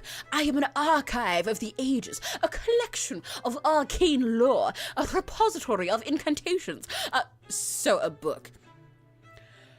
Oh, the sheer depths of your ignorance astound me. One would even think a mind as tragically mundane as yours, could grasp such rudimentary concepts. And you must be a so-called wizard, or witch, or whatever tawdry moniker you humans are calling yourself these days, yes? No, I'm just... And now you'll drool upon my pages and mutter incantations or the grace of a toad gargling mud. What a joy. I suppose there is a positive side to this. Soon you will likely turn yourself into a particularly stupid-looking beetle, and I will no longer have to deal with your ignorance. Though, truth be told, I doubt anyone would notice the difference. What the fuck is going on? What is going on here is that you are an imbecile and an inconsiderate lout. I have been here, patiently awaiting a proper spellcaster for years, only to find myself stuck with some dim-witted oaf who doesn't have the common sense not to handle my pages with their sweaty, sticky hands. How are you? So the peasant finally decides to address me as something other than a measly book. Congratulations, truly, on the progress. I am Barnabas, the magnificent, eternal chronicler of magic most high and patron saint of arcane perfection, linguistic superiority, and the grossly underappreciated art of proper book handling. Something you sorely lack. Your talking spellbook. Oh, certainly. If you wish to diminish my grandeur to the mere status of a talking book, then by all means wallow in your simplistic understanding of the arcane. How someone like you is fit to be my master, I will never understand. The fates must truly despise me. I'm your master? That is how this works. I, the glorious and sublime Barnabas, was created by a powerful magician to assist her in the mastery of her craft. However, when she died, she bound me to her bloodline. Long have I been passed down from generation to generation, waiting to find a master worthy of my knowledge. And somehow, despite all odds, I have ended up in the possession of a clueless dunderhead. I think you're getting confused. I'm not a witch or wizard or whatever crazy fantasy you've got in that head pages, whatever of yours. Preposterous! Only a magic practitioner could open my pages, even if that magic practitioner is the least adept one to ever have lived. You know what? I think I'm gonna put you away in a drawer. Put me away! As though I was some mere object! Oh, the audacity! Well, be my guest! At that, you stood, walked across your room, and threw open the top drawer of your dresser. You stuffed him in there with your underwear and slammed it shut. How dare you! This is an affront to the very nation of your being! You're so miscreant! You're a really cool book, aren't you? Just teleport out. Teleport? I'm not an important trick! I'm an into equine beauty, a massive education system. Yeah, you're a really cool talking book. Fine, how do you really? Well, you rank me in Venus. Know the true of your potential. I'll begin reciting the first 5,000 volumes of the Great Encyclopedia Arcana. Barnabas would begin to loudly, obnoxiously recite the contents of a series of books you'd never heard of, despite your attempts to cover your ears. Finally, unable to take it any longer, you ripped open the drawer, pulled the book out, and placed it back on your desk. Instantly, Barnabas stopped. Alright, enough already, enough! Look, I'm sorry, okay? You're a book! A talking book! It's a little overwhelming. A little overwhelming. Try having someone lick their finger before flicking through your pages. I mean. Sorry.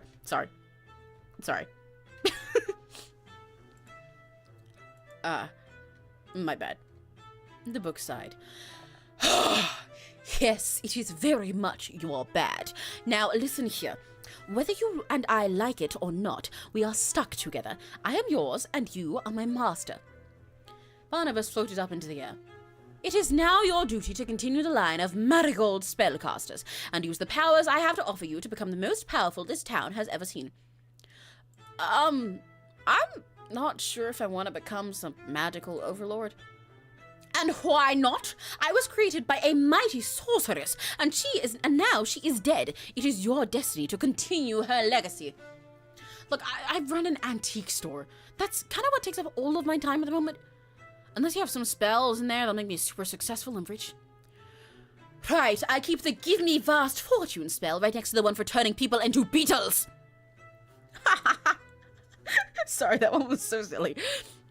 You're really sarcastic for a book, you know. I have to be, considering my current circumstances. And as you are my new master, I'm afraid this sarcasm is likely here to stay. Oh, goody. God, what's happening to my life right now? I'll have you know, I was flipping burgers a week ago. A burger flipper? Oh, no wonder you handled me so roughly.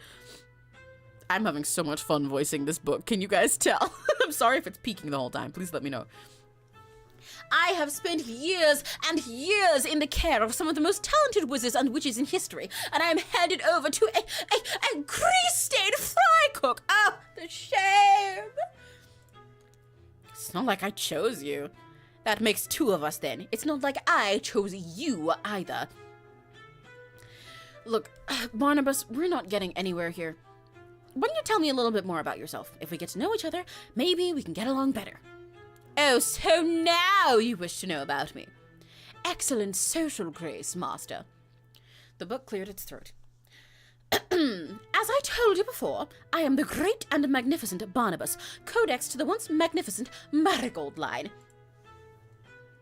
God damn the dishes. Are we sure this book has been waiting to insult someone? What do you mean, sure? It definitely has. Why did my aunt never tell me about you? How should I know? She was always a rather distant woman and left me to grow dusty on the shelves. A true crime. And you've always been a book? Of course. I am the sum of all the magic ever recorded by the Marigold family. Every spell, every enchantment, every bit of knowledge is all kept right here. A dim-witted oaf like you would have no hope of handling all that magic, so I am limited in the knowledge I can give to you. If you wish to learn every spell in my repertoire, then you will need to prove to me, through practice and training, that you are a worthy recipient. Is it the book's name? Is it the book that did the weird thing? Yes, you've missed some of its personality if you just came back. It is wonderfully rude and annoying, and I love it. I'm having so much fun. Yeah, it's a book it's just a magic book made by like our ancestor who's dead, and it's been been dormant in that weird leather form, and then turned into this and started insulting us and sounding like Rule's card and being a really annoying little loser. I love it. I don't know how much time I'll have for training in between keeping the store afloat and dealing with the locals' problems. It's no fault of mine. Perhaps you should have been born with the aptitude to become a magician instead of a menial. Come here. What? And allow you to manhandle me again? Absolutely not. Come on, Barnabas. How am I supposed to practice if I'm not allowed to look at you? Oh, fine. But do not dog-ear my pages, else I'll make a good promise and turn you into... a beetle. With a huff, oh, it's so pretty. Barnabas floated towards you, hovering in the air. You lifted a hand and carefully took the cover before flipping through his pages. While many of the pages were still written in a way you couldn't understand, some pages at the front seemed to suddenly be legible.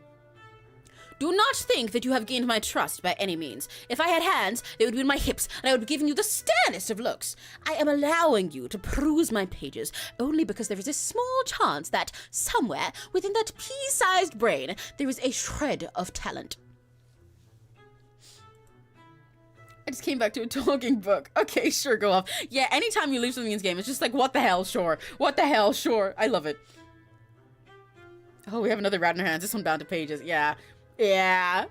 Pea-sized brain. So you've missed half of it, Addie. You've missed half of the shit he said. He's so annoying. It's wonderful.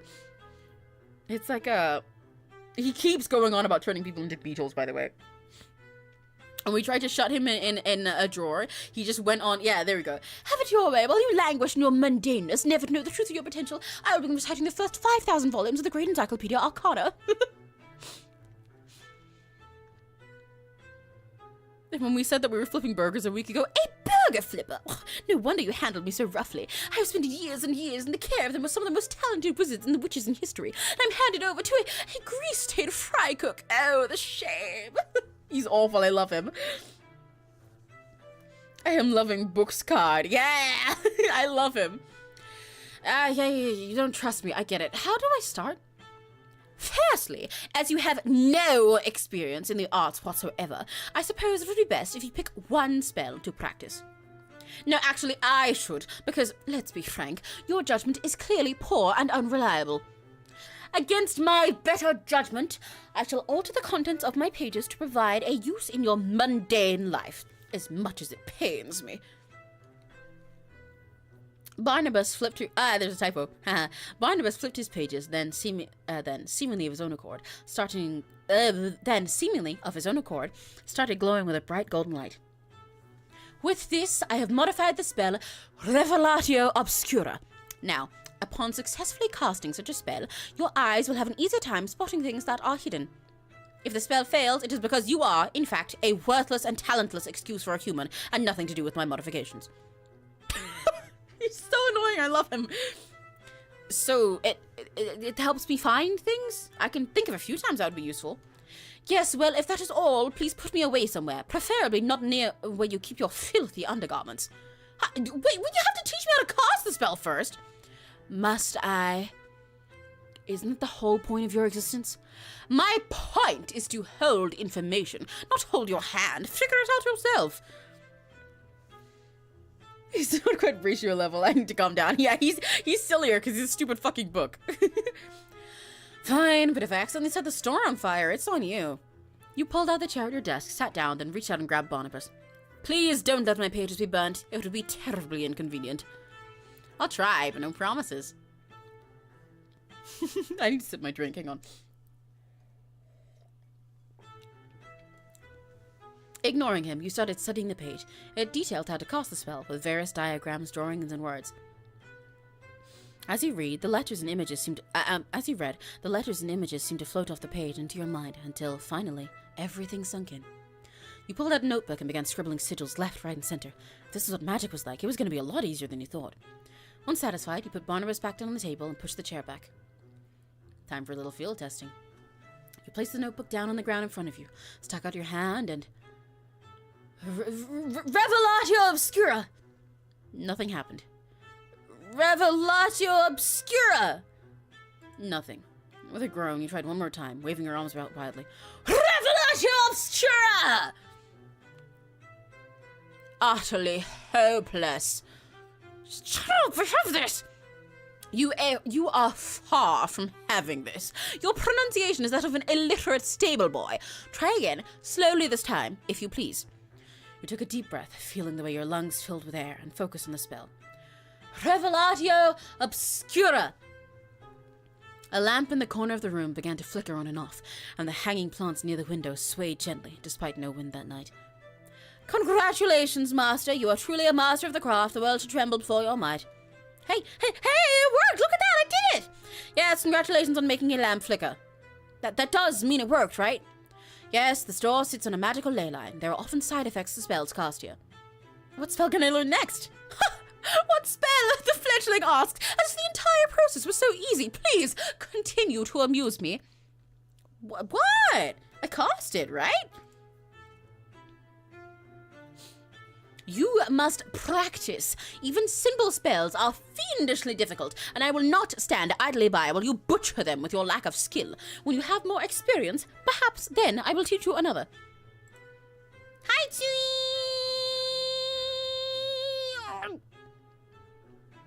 Perhaps.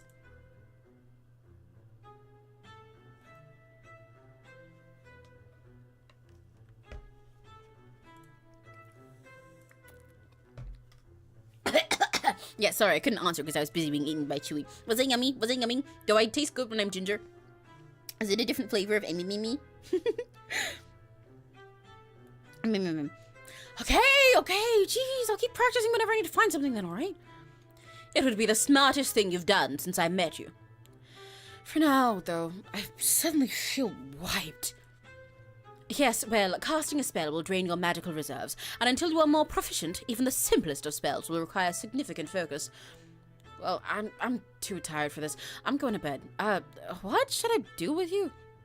I am perfectly capable of looking after myself. Are you capable of yapping less while I try to sleep, or do you need to go back in the drawer? Do not even suggest such a thing. Good night, Barney. Barnabas! Barnabas! I am not Barney! Close enough. I love him. He sucks. Oh, that's wonderful. That was wonderful. You slipped into bed and shut your eyes, waves and waves of tiredness washing over you. As you drifted off, the last thing you heard was the sound of a disgruntled book complaining. You have learned a new spell. Searching the attic now has a higher chance of finding items. I had no idea there was a magic system in this game. This is so fucking fun. Every single new thing we learned is so fun. Oh my god. Can we leave? We're still barely through this, started this demo. Well, just barely through this demo. Oh my gosh, my throat. Barney the purple dinosaur. You had hoped to awaken to the gentle chirping of birds or the sound of a breeze rustling leaves in the world outside your window. Instead, you woke to the sound of a very grumpy, pompous book opening then shutting its cover, repeatedly, as loudly as possible. Good morning, Master! Oh, I apologize. Did I wake you? It's probably about time for me to get up anyway. Good. It would be a tragedy to waste your morning on slumber. Up! Let's get a move on. With a grumble, you pushed the covers aside and swung your legs out of your bed. You made your way over to your dresser, picked up a change of clothes, then turned back to look at Barnabas, who was sitting on your desk across the room. Do you mind? I'm changing. It's not as if I have eyes, Master. I see the world differently from a base creature like you. Cool, but I'd rather you didn't see me getting change in any way. If it pleases you, Master, I will turn around. Does that satisfy? You quickly changed, then grabbed a piece of fruit, noting that your food stock was near empty now. Oh, are they finally gonna teach us how to go shopping today? Yay! I'll have to find a grocery store later. Now, as much as I enjoy your presence, Barney, I've got work to do. Did you want to come with, or? No, thank you. The thought of being paraded around in front of the general populace, subject to the gazes of those who cannot appreciate my glory, fills me with despair. I will stay right here, thank you. I'll, turn on the TV for you, just in case you get bored. Your consideration is touching, Master, truly. See ya. With that, you made your way down the stairs and stepped into the store proper. You were halfway down the stairs when you heard voices talking back and forth. That was beginning to feel like a normal thing around the store, but you didn't recognize one of the two voices. Hello! Who are you?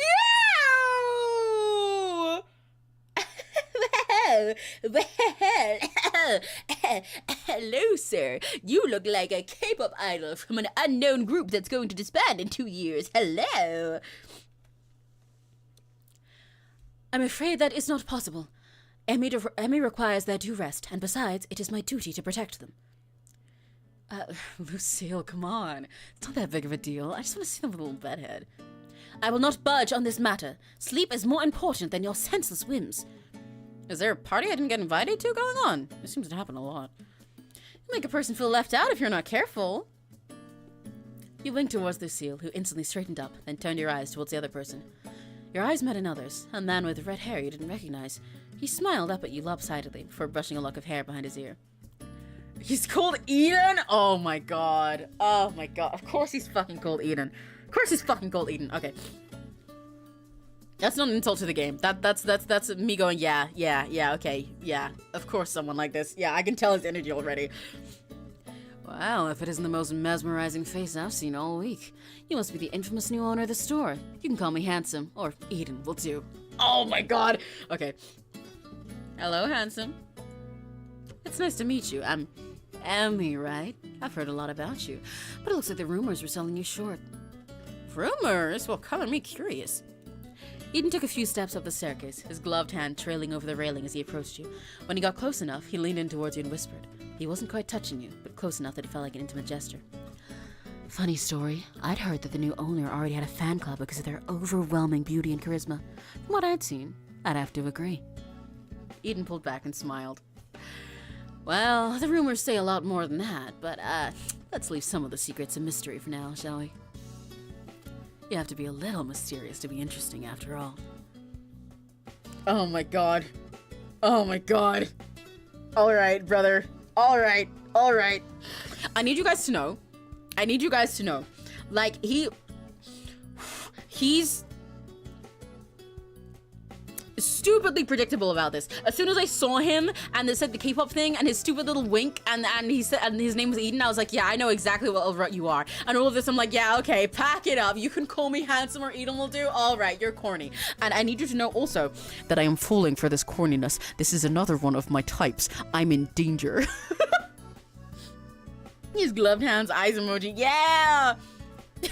No, Lucille instantly straightened up. I need to take a sip of my drink. At that, Eden turned around and walked back down the stairs, the sound of wood creaking with every step. He really said you're his little soda pop for real. Yeah, he did! And I am. If there is something you need, Sir Eden, I suggest you speak now. Why rush our first meeting? We'll be telling everyone about it at our wedding. Oh my god! He's so corny! Okay. He winked up at you, then turned his attention to Lucille. Really, you don't need to be so defensive. I don't bite, unless you ask me nicely. Brother, that is the most lesbian I've ever seen in my life, and I know Serena, Princess Serena Aria Alicia. Slow down. I have no interest in anything of the sort from you.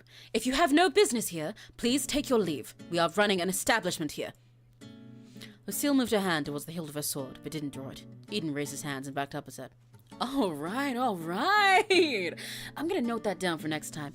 Lucille isn't a fan of jokes. My deepest apologies, my lady knight.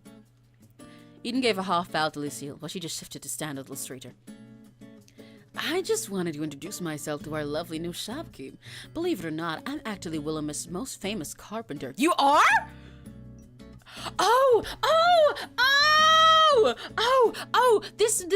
This makes sense. She mentioned Lucille mentioned when she was giving us a tour that where the carpenter is, and she was like, that guy, there's something weird about him. He seems off to me. I don't trust him. He's shifty. He's strange. There's something odd about him. I cannot get along with him. I think we just clash. And I was like, oh, I wonder if he's gonna be like some kind of freak. I wonder if he's gonna be scary and creepy. And then meeting him, I'm like, okay.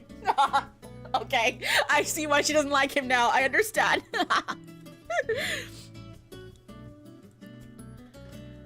I believe you are Willowmist's only carpenter. Ouch. That may be true, but the point stands. A carpenter, he looks more like a model. I was expecting someone who looks more like Quinn. I happen to be acquainted with your aunt. We work together on occasion, so I'd like to extend the same offer to you. If I remember correctly, Sir Eden, Lady Sylvie would also refer to you as a flirt and a liar. What can I say? There's so much beauty in the world. Should I not celebrate it? Oh my god! Lady Sylvie would say that you are incapable of taking anything seriously. That I can accept. You're such an honest person, Lucille. It almost makes me jealous. Anyway, I'm getting distracted. I'd love the chance to get to know you properly, Emmy.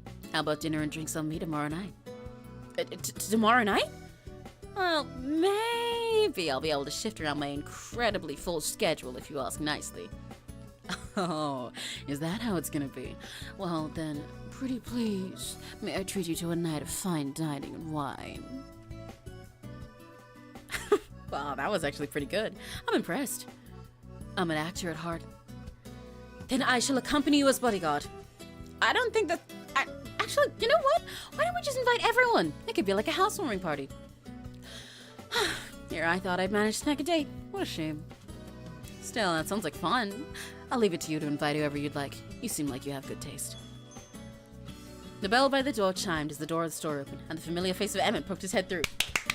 Yay! And I like how Emmett is so tall, his head gets cut off when he's standing here with all the other sprites. I love you guys. Go back to make him stop. Keep him going. Exactly. That's the exact charm of characters like this, and I love it so much. Chef kiss. Good morning. I'm here for...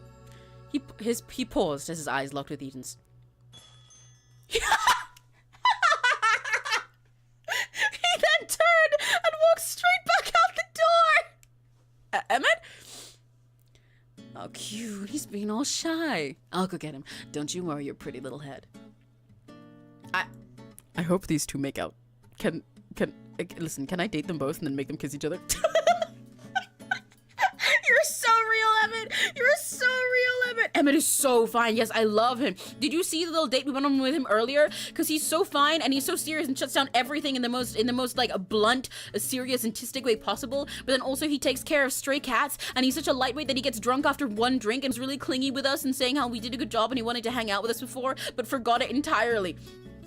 He's so cute. He's so cute. I love him. He's the one I'm most in love with aside from Winnie so far. Eden strode past you, then exited the store. A few moments later, they both came back in with Eden's arm around Emmett's shoulder. Oh my god! I love Yowie! Where are you off to so quickly, my friend? Don't tell me you're trying to avoid me. I prefer it, yes. Everyone's so honest this morning. How refreshing. So, what brings you here today, Emmett? Oh, you will love him, Addie. He definitely would be your favorite. I'm so in love with him. He gives me so much cuteness aggression. I'm gonna eat him. My job, which you're currently preventing me from doing. There's always more time for work later. There's not always friends later. That would be true, yes, but you're all acquaintances at most.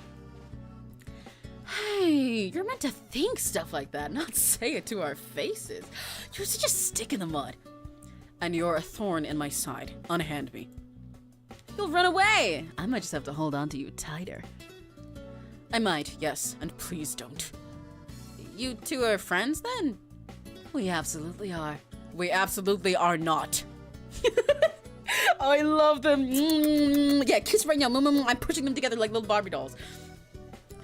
It's more like I happen to bump into him no matter where I go, and he takes it upon himself to bother me non-stop. You're too stubborn for your own good. One day, I'll get you to agree we're best friends. I like how we're both doing the same thing with Emmett, of just being like, yeah, we're besties. Except he's being more annoyingly pushy about it. Hell will freeze over before that day comes. So cold. And I thought we had such a beautiful relationship. You're breaking my heart over here, Emmett. Emmett, the famous heartbreaker. I like the sound of that. Don't encourage him. He'll never stop. We're like at both Rage Baiter and Rage Baiter against him. Unhand me, you're my baby girl, never having had me ready. Yeah, see, he's so baby girl. He's so baby girl. He's even in the fucking suit and everything. He's like destined to be in back when baby girl started trending as a word for men and people were always drawing them in those stock photos of people in suits. He's made for that. It's literally him. I love him. Please encourage me more. I'm like a puppy. I thrive on attention. Yeah, guys, he's really my type. I'm cooked. I know I have like 5,000 types, but he's really one of them. I'm so into corny fucking douches like this. It's a problem. It's a problem. Okay, listen. 2.5 Studios. The Willowmist Emporium of Antiques and Curiosities. Hear me out. In the full game. Please, just as long as there's no jealousy/cheating mechanic, then I will do whatever it takes within the 3 months this game allows in its story to manage to date Winnie, Emmett, and Eden all at once. And frankly, with those three, I think they could become a pretty good polycule anyway. Just saying. Just, I don't know, hear me out. Hear me out. Hear me out. Hear me out. Only hitting your desk for Emmett. Okay, listen. Listen, this is different. This is different. Doesn't count. Eden's trying to make me do it. He just said he's like a puppy. He's so fucking cocky. He's such a little douchebag, and I love it. I love it. You have 2 hands. Exactly! And a mouth! I have plenty going on! I even have 2 feet! Yes, exactly. Just like a puppy. Desperately in need of discipline. Oh, well, I can imagine several ways you can discipline him, King, but maybe I should save those for later. Since you're here, Emmett, I was wondering if you'd like to come out for dinner with us tomorrow night? No, thank you. Scared that Eden will bite? He's going. Yeah, so far it's me, Eden, and Lucille. I'd like to ask Florian and Winnie, too. I'd really like you to come, if that makes a difference. Fine. I will make a spot in my otherwise packed schedule. I hope you appreciate the effort. What a gentleman, Emmett. How very unlike you to change your mind. Maybe you have a soft spot for Emmy, eh? I have nothing of the sort. I'm merely agreeing so that someone responsible can be on hand to keep things under control. Emmett shrugged out of Eden's grasp and then brushed himself off. Now, if that is all, I need to speak with Emmy, in private. Well, when you put it like that, I can't help but wonder about your relationship. Do tell me what happens. Nothing is going to happen. It is a simple discussion and nothing more. Is that a blush I see on your cheeks? Maybe you're the one who needs glasses here. Stop making things up. Oh my god, I love their dynamics so much. I love them so much. Gonna so make a game where you can only pick one person just to give you a panic attack. You hate me and want me dead and want to see me crying on the floor. That's what you want. You hate me? You hate me? You hate me? You hate me and want me to lose and suffer. That's what you want, huh? You want my downfall? You want me to suffer forever? You hate me. You hate me. Allow me to escort you out, Sir Eden, so that Sir Emmett and Emmy may talk in peace for a moment. What a noble way of throwing me out. Well, it was nice meeting you, Emmy. I hope to see you around town. Definitely. It's been a pleasure. I'll let you know more about my services later, but drinks first. I'm a very hands-on worker. I like to get to know my business partners before we work together. Sounds great. See you tomorrow, Eden. Lucille put a hand on Eden's back and saw him to the door, where he finally exited the store, the bell tinkling as he did. Pardon the intrusion. As I said, we need to talk. Sure thing. What's up? Did you miss me so bad you had to come see me first thing? Don't be absurd. Did you give my business card to anyone? No, of course not. Why would I? I'm keeping your number all to myself, thank you. Damn it. If you're not responsible, then that's even more concerning. If you're not responsible, then it's even more concerning. How did they find me and get a hold of my number? Who? What's going on?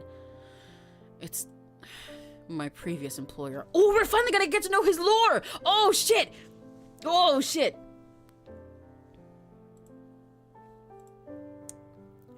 What would they want? Wait, did you do accounting for a criminal organization or something? I worry about the fantasies that are going on in that head of yours. Forget it. I'll deal with it myself. You're kind of making me worry here. You're a client. There's no need to worry about me. Nuh-uh. We're close acquaintances now. I think that means I'm legally allowed to worry about you. I'm no solicitor, but I'm certain that's not how this works. So you're trying to argue that me worrying about you is illegal? What? No, stop talking such nonsense. I can't believe you'd call me nonsensical, Mr. Accountant for a crime syndicate. That's not... Forget it, you're impossible. Emmett pinched the bridge of his nose and closed his eyes, almost like he was in pain. It's nothing like that. Nothing illegal, at the very least. Let's just say I terminated my contract early, and they aren't happy about it. Well, they can't force you to go back, can they? I'd like to say no, but they're so obsessed with their rules and regulations that they might have some obscure way to try and make me work for them again. And that would be a bad thing, right? I left for a reason. What a terrible start to an otherwise good morning. At least you got to see me. As I said. Oh, he's cute. Thank you for your concern, Emmy. It's not necessary. But, well, thank you, anyway. What you guys whispering about? Is it secrets? Ooh, I love secrets. Come on, tell me. I won't tell anyone, I swear. Oh, Winnie, good morning. Have you and Emmett met before? Just watching it from the corner of the room count? I don't think so. Then nope, my name is Winnie. Nice to meet ya. So, what's happening? None of your business, Miss Winona. Just Winnie is fine. Fine, Miss Just Winnie. No, I mean, I'm just Winnie. As I said, Miss Just Winnie. Oh, that's cute. I love their dynamic here. Oh, I love that. See, look, see, my girlfriend and my boyfriend can get along just fine. Fine, I'll be Miss Just Winnie, but you have to be Mr. Tall and Serious. Mr. Finch will suffice. Mr. always looks like he's got to stick up his butt. I feel like that one might be a little bit long. Thank you for noticing. It takes a lot of effort to maintain. I like you, you're funny. I love when he gets someone that he can actually joke with. He's so cute. Look at his little smile. Well, it's gone now, but you know. Funny isn't the word I'd use, but if you prefer it, then be my guest. Now, if that's all, I have other things to attend to. Hey, Emmett? Yes? This all could have been a text, you know. And? I'm just saying, I felt like you stopped by just to see me. You would be incorrect, as I gave you my number, but you never gave me yours. Good day, McSmarigold. Miss Just Winnie. I love how easily our race gets shut down with him. He's so cute. At that, Emmett turned on his heel and walked out the door, the bell jingling as he did. Winnie turned and waved her hand, watching as he left. So, what was that about? A romantic tryst, a secret rendezvous, the beginnings of forbidden love? Did you read a lot of romance novels or something, Winnie? Well, it does get boring around here sometimes. Ah! No! They can't make me pick! That's fucked up! That's fucked up! That's fucked up! That's fucked up! That's fucked up! That's fucked up! That's fucked up! That's fucked up! That's fucked up! Oh, they hate me! They hate me! Okay, okay.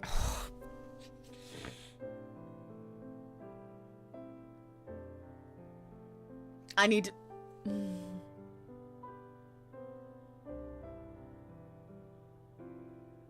I'm right here. Let it be known. I know my silence for a few seconds is terrifying. I'm thinking, oh no. Oh. Mind you, these choices aren't life-changing, because I had to make a choice between calling her or 𝘆cie 𝘂𝗿 before. Specifically because of that, I might pick Emmett here. But, like, this specific moment feels like if I'm trying to riz her up, then telling her to her face, oh yeah, Emmett just doesn't realize that we're in love yet. It's like, it feels like rejecting her. But I'm not! I want them both! So, like, since he's gone, I feel like I can safely pick hers. But also, I put down a 𝘆cie moment for her before. So I kind of want my other thing. And you know, like, this is me coping, because I know that probably what she's going to say if I pick the second one is just, you know, I'm just going to get romantic points with him and not her. It's not going to make her upset or anything. She's going to be like, ooh, okay. And in my head right now, right, the copium that I'm doing right now, because I intend to date both of these two with all of my heart, personally, she seems the most initially understanding of being in love with multiple people. Like, I'm sure he'd get it eventually, because I will explain to him and he'll be like, yeah, okay, that makes sense. He's a very loving guy. Despite his standoffishness. But for Winnie, she seems like the type who immediately from the get-go is like, yeah, okay, yeah, get him, girl. Like, she seems like the type of person who'd be dating someone, and then her partner would be like, oh my god, I saw the hottest guy today, and she'd be like, oh my god, tell me about it. You know, she just, I'm projecting, because she's just like me for real. This is my copium. This is my copium. This is my copium right now. So that I can pick the Emmett one. But I did also save twice, so I can go back and try it if I have to. Maybe it was a secret rendezvous, but Emmett just doesn't realize it yet. I knew it! Ooh! Emmett and Emmy sitting in a tree. When's the wedding? I could text him right now and spring it on him. Do it! He might kill me, or worse, block my number on the spot. Anyway, no, it really wasn't anything like that. Just boring work stuff.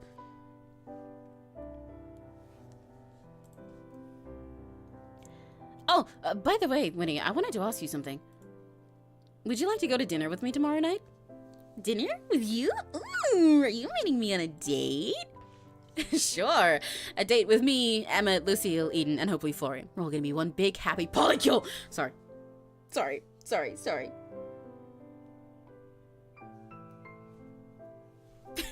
We're all gonna be one big happy family. The ship name's just M&M. Yeah. We're the fucking candy. Oh, okay, so this is not a one-on-one thing. Boo. Did you want it to be one-on-one? Well, of course. I want to get to know you better. Oh, a bigger group doesn't have to stop that, does it? Plus, we can always hang out here. I want to get to know you better too, Winnie. Yeah, that sounds fun. Winnie shifted and fiddled with her hands. Can I think about it and let you know later? She can't leave the building, can she? I know already in my heart she cannot leave the building. Oh, sure. It's not until tomorrow anyway. There's no rush. If you don't want to, you don't have to either. Oh, no, I super want to. I just... I'll let you know. Alright, I better get ready to open up anyway. Okie dokie. See you later, alligator. Winnie gave a small wave, then floated up and through the ceiling. I don't think I'll ever get used to that. Okay. Real quick. Now that we're here, I'm saving that one. And I'm gonna go back and see what the winning option was.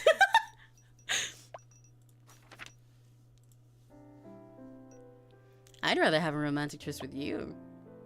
He's not really my type. Ooh, okay, this I have to hear. What's your type? Short, full of energy. Got it. Likes playing pranks. Who doesn't? Purple hair. Ooh, like me. Maybe a little see-through. Wait a second. Do you mean me? Maybe I do. Maybe I don't.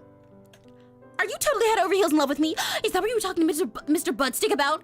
I'm just messing around. It was all work stuff. Nothing that interesting. You are cute though, Winnie. Of course. Oh, by the way, Winnie, I wanted to ask you something.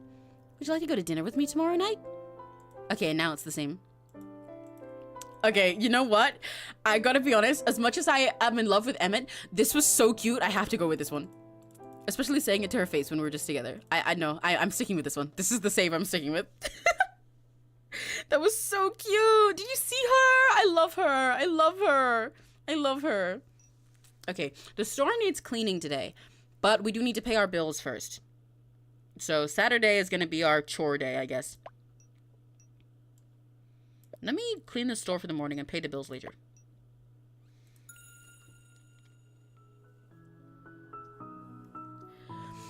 Your aunt really did know how to keep an eclectic collection. It's just a shame that eclectic collection attracted so much dust. Fucking tell me about it. The amount of dust I have to I said this earlier, but the amount of dust I have to deal with for my figures. I said I was used to dusting. I am. But the amount that it fucking gathers. Oh my god.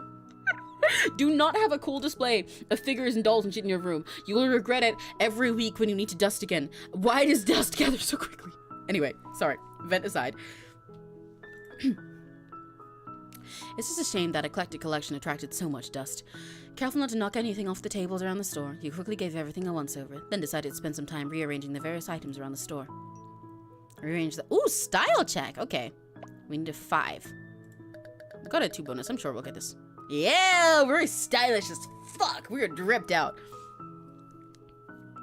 At the end of your reorganization session, you think the shop looks a bit less cluttered and a bit more appealing, though whether the customers agree is another question.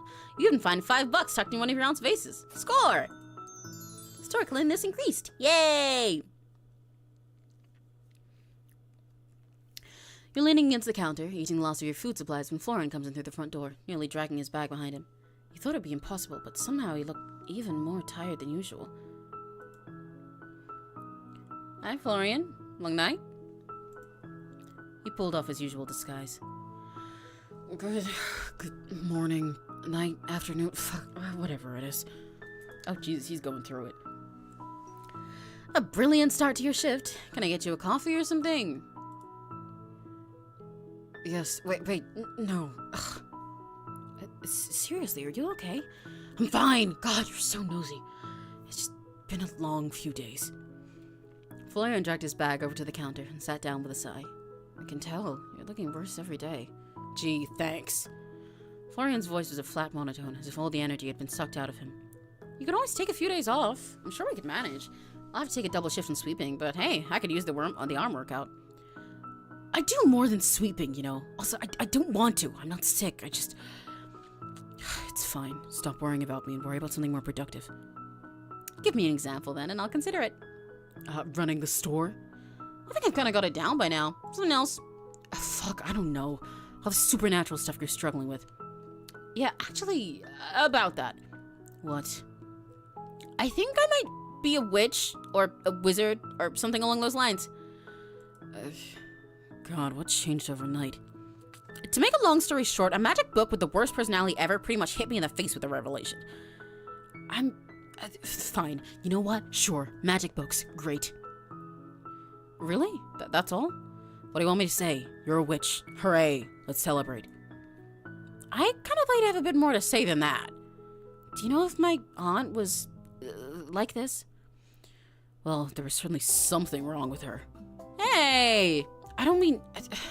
Look, she's eccentric and she lives here. There was always going to be something up with her. So you didn't know she was a witch? No, she tends to keep things to herself. It's kind of her thing. And you're fine with that? Look, she pays me. I don't care if she's a witch or an alien or whatever else, just as long as my bills get paid. I'm sure you have sick leave, you know. You don't want to use it. I'm not sick. Leave it. Jeez, alright, I'll drop it. Florian let out a breath. Sorry, I've just had a shit few days. I'm so concerned about him. Brother, are you... motherfucker, let me take care of you. If we're going with the vampire theory, I'm assuming, rather than shit going on with him, my assumption here is that he just, like, hasn't drunk anything in forever, and that's part of why he tweaked out so much at seeing the side of a single cut from us. He's, like, dying right now. He's krilling himself, slowly.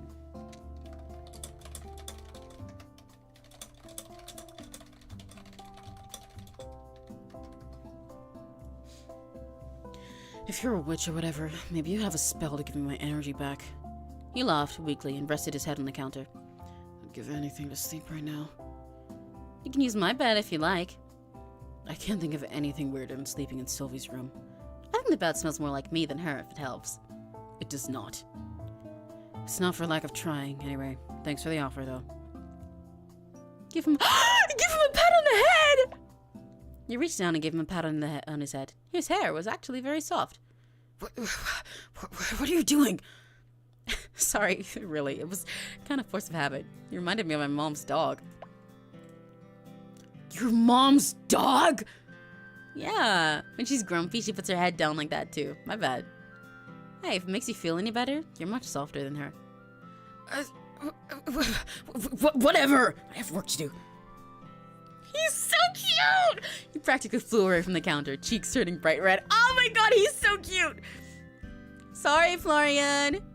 With that, you finish up your lunch break and got back to work. You're like a puppy boy, a bark boy. Yeah! Oh my god, he's so cute.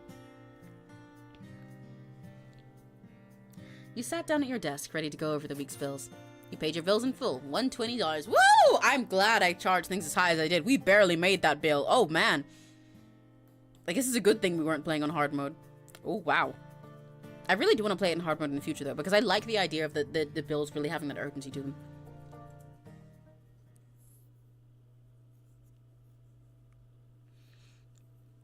It was a little past 5 p.m. when you flipped over the sign on the door to close and let out a drowsy sigh. What a day. You say that every day, you know, like a broken record. Well, every day is exhausting. In a good way, though. How can anything be exhausting in a good way? Haven't you ever finished something and been tired but really proud of your work? Yeah, I feel like that after streaming with you guys. Genuinely. streaming with all the 𝘆cie𝘂𝗿 is what made me realize that work can be tiring in a way that makes you feel proud and accomplished rather than tired in a way that makes you feel dead. Nope. I usually finish shit then wish I'd never started in the first place. You're kind of a pessimist. The world isn't sunshine and rainbows. That's true, but, well, bad things will always happen, but life goes on. Isn't that cool? Isn't that kind of cool? Not really. Maybe if you didn't frown so much, you'd be more positive. I don't think it works like that. Give it a try. See? Just copy my face. It's really easy. Just relax your muscles and... No, still frowning, I see. It's not a frown. It's just my face. That's unfortunate for you. What's that supposed to mean? Nothing at all. Noisy must run in your family or something. Noisy, annoying, and a complete pain in the ass. You forgot gorgeous, charming, and funny. No, trust me, I didn't. I love their dynamics so much. You grinned, and Florian turned away from you, looking around the store. Looked as it always did, a mess of knickknacks and clutter, but a clean one. Florian did a good job, even if he always tries to deny it. Hey, Florian, I was wondering something. You're always wondering something or another. You never stop asking questions. It's good to have an inquisitive brain, you know. Keeps me young, or something like that anyway. Is it? It seems like a lot of effort, especially when you could just keep your mouth shut and think to yourself instead. Anyway, as I was saying, I know that you grew up in town, but not much else. You haven't always worked here, right? What did you do before? Is it important? That depends on how important you think getting to know each other is. Not important, then. I think you default to being mean when you feel shy. What? Look, I used to be in college, but that didn't work, and I dropped out. There's a college here! That's surprising. I didn't know the population of Willowmist could support it. No, it was in the city. Didn't you say you'd always lived here? I was only gone a few months. Hardly counts. Well, why'd you drop out? Got bored of your major? Why is this so important to you? You've got a magic book upstairs, right? Why didn't you go bug it instead? I don't know if Barnabas would like that. He has a name? Florian, he has a lot more. You would hate meeting him so bad. You would be tired of him within 2 seconds. Hey, I didn't pick it. He came pre-named. Though, to be fair, Barnabas is kind of a rocking name.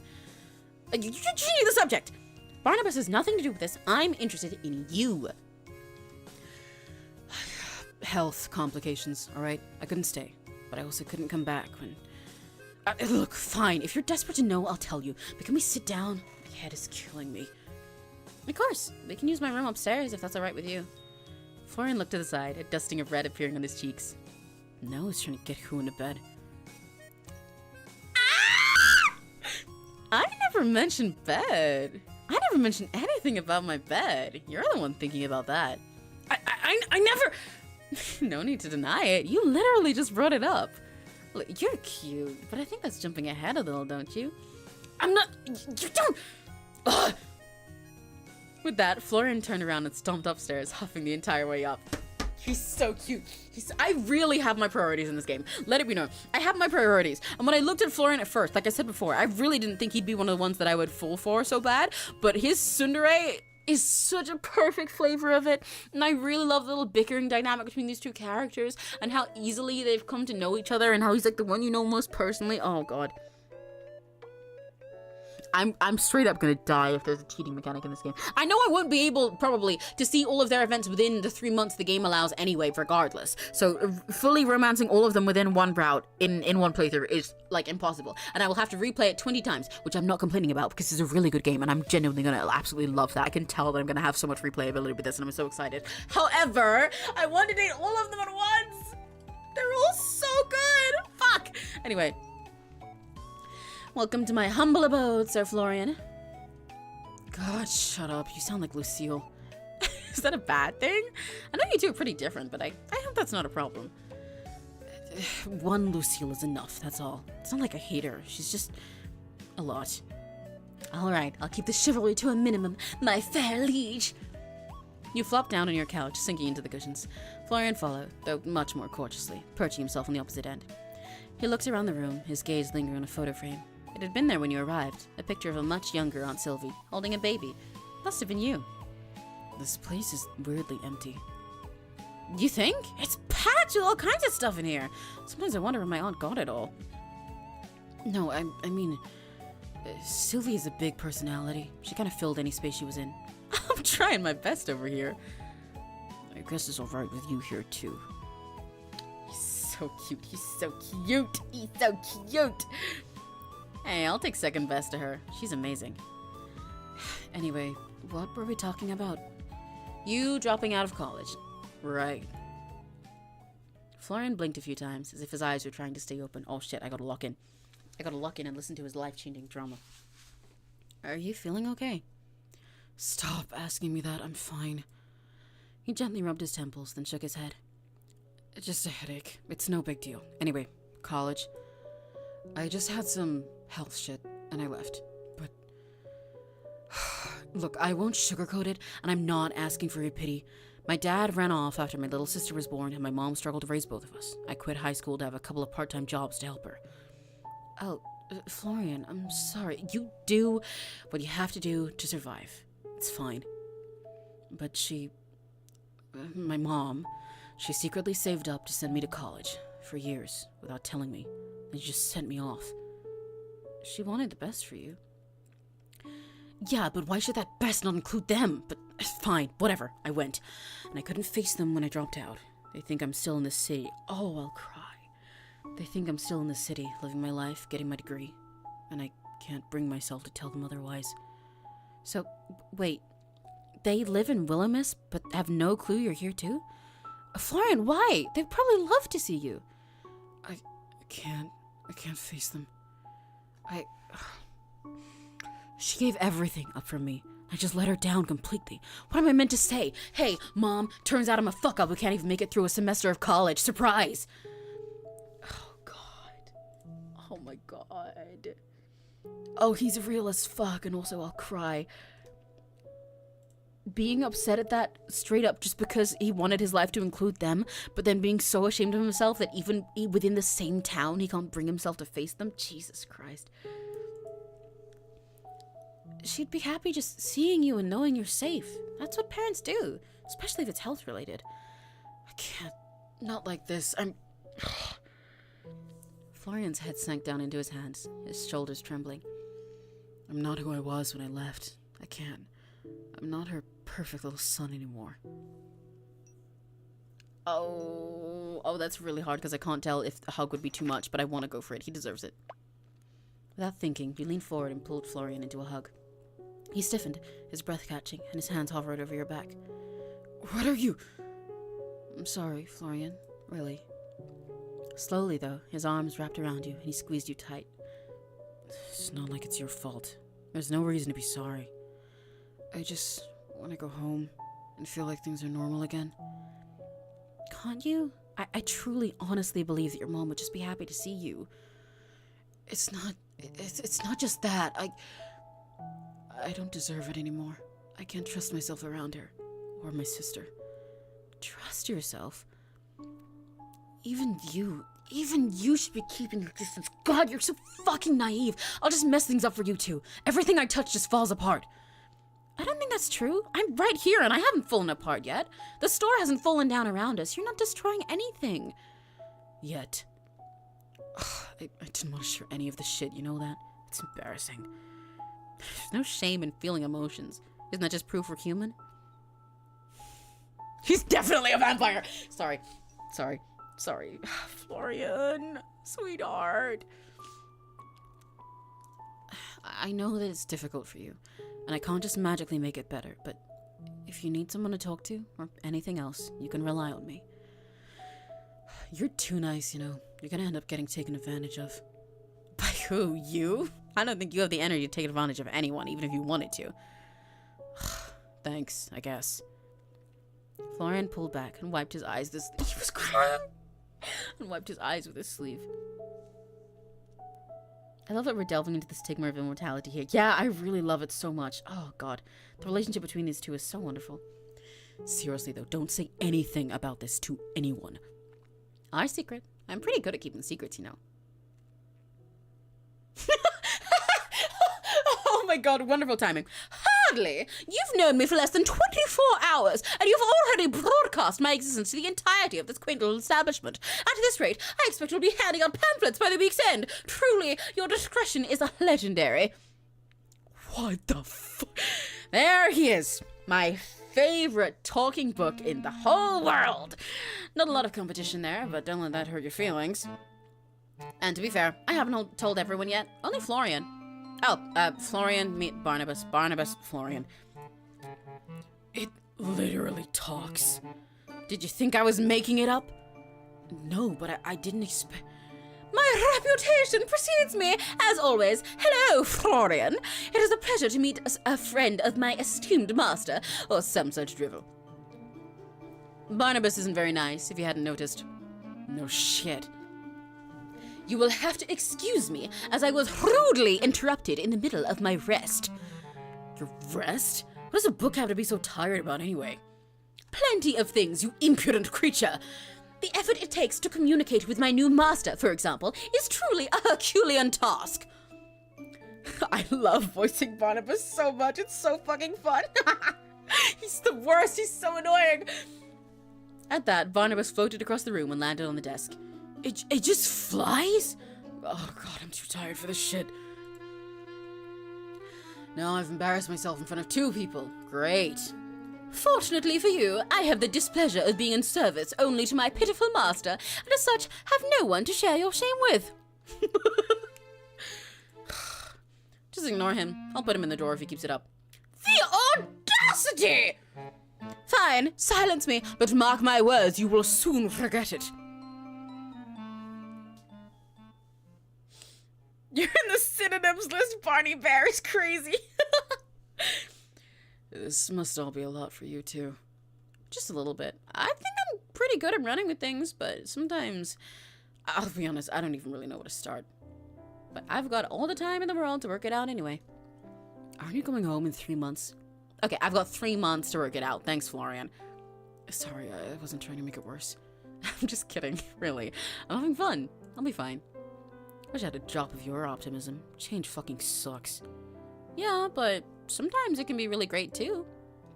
I've only been here a week, and it feels like I've made a whole bunch of friends. It's really, really great. Yeah, well, you're easy to like. Am I now? For some people, not me. You don't like me at all? Aww. Damn, I literally said that I would specifically go for a few of them, but you know what? This is the demo, okay? If I don't take all of my chances, then what the fuck am I supposed to do? It's not like I'm gonna date one of them after a week's up, because I haven't done all their routes yet. So, you miss every shot you don't take. I will be taking every romance option. Thank you very much.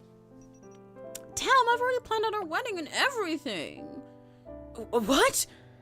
Our 3 kids, Alexis, Jasmine, and Michael, a white picket fence, and a dog named Bobo, and you just throw it all away. Throw it all away? It doesn't exist. You're delusional. So that's a no to my proposal. No. So it's a yes? No, I mean, God, you're so frustrating. I love you too. Don't say stuff like that. God, you're so cute! And seriously, Bobo, what kind of name is that? What do you suggest then? A toaster. That was so cute. He's so fucking cute. Oh my god. He's such a perfect tsundere. I'm serious. They nailed it so well. Toaster is a good name for a dog. It's not better than Boba. Yes, the fuck it is. Sorry, I highly disagree with my character self. Yes, the fuck it is. Toaster is way better. I disagree. At Florian's more than serious tone, you couldn't help but grin. Fine. Toaster it will be. Hey, that's not... I feel like I've just been scammed into a marriage. You have. This is all legally binding. God, please tell me you're joking. I am, but I do like you, Florian. As much as you try to be unlikable. I'm not saying we need to be best friends, but I do hope that we can get along. Yeah, fine. I wouldn't mind being friends with you, and you're not terrible to work with. We're getting somewhere now. Hey, what's your sister like? I can imagine you as a super doting older brother now that I think about it. I mean, yeah, I guess I was. She's super bossy and a pain in the ass, but, well, she's my sister. How old is she? 10. Probably 11 now, actually. Do you have any photos? You scooted a little closer to Florian on the couch. Yeah, I think so. He's so cute. Thinking about him looking after his older sister is gonna make me cry again. Exactly, you've been scammed in this, you'll love it. Yeah, they got it so perfectly. And a toaster is such a cute name for a puppy. I'm thinking about it as like a little Shiba in like a little toast color, you know what I mean? Perfect little golden brown. Whee! You couldn't, Florian reached into his pocket and took out his phone, flipping through his photo album. You couldn't help but lean in to see what was on the screen. You could see pictures of a little girl, a woman who must have been his mother, and Florian himself, though a few years younger. It was hard not to notice how much brighter Florian looked. He lacked his signature eye bags, and he had a wide smile on his face. It was the kind of smile you'd never seen from him. That's her. You two look so similar. You could be twins. Sure, if I wasn't 13 years older than her. Mom had been young. She's adorable, Florian. Your mom looks really nice too.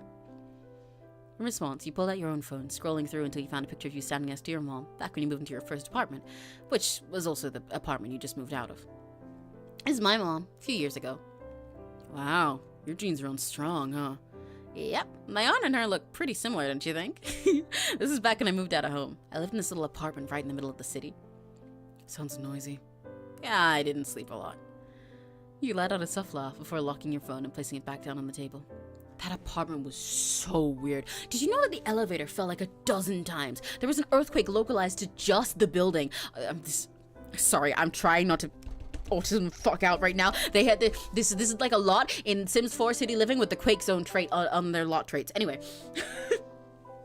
There was an earthquake localized to just the building, and a crane rammed into the first floor all in a single year.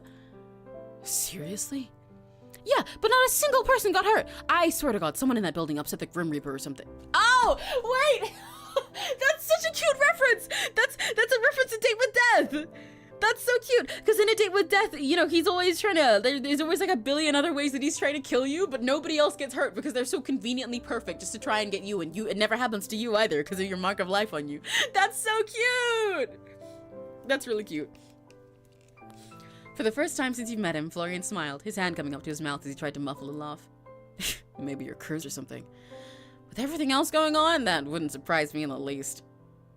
You've got a nice smile, you know. Florian blinked, and his cheeks slowly turned red. What? I said you have a pretty nice smile. That's all. I don't really mean anything by it. It's just nice to see. You come out with the most random things. You might not just think that kind of shit, not say it. He leaned back, smacking his head gently a few times on the back of the sofa. Oh, my headache is killing me. I've got painkillers in my bathroom cabinet if you want. Let's take ibuprofen together. I don't. They don't really help, but fuck it, I'll try. You hopped off the couch and headed to the bathroom. Your aunt had left an assortment of pills and medicine in the cupboard, but you didn't have a clue what most of them were for. I need a sip of water, hang on.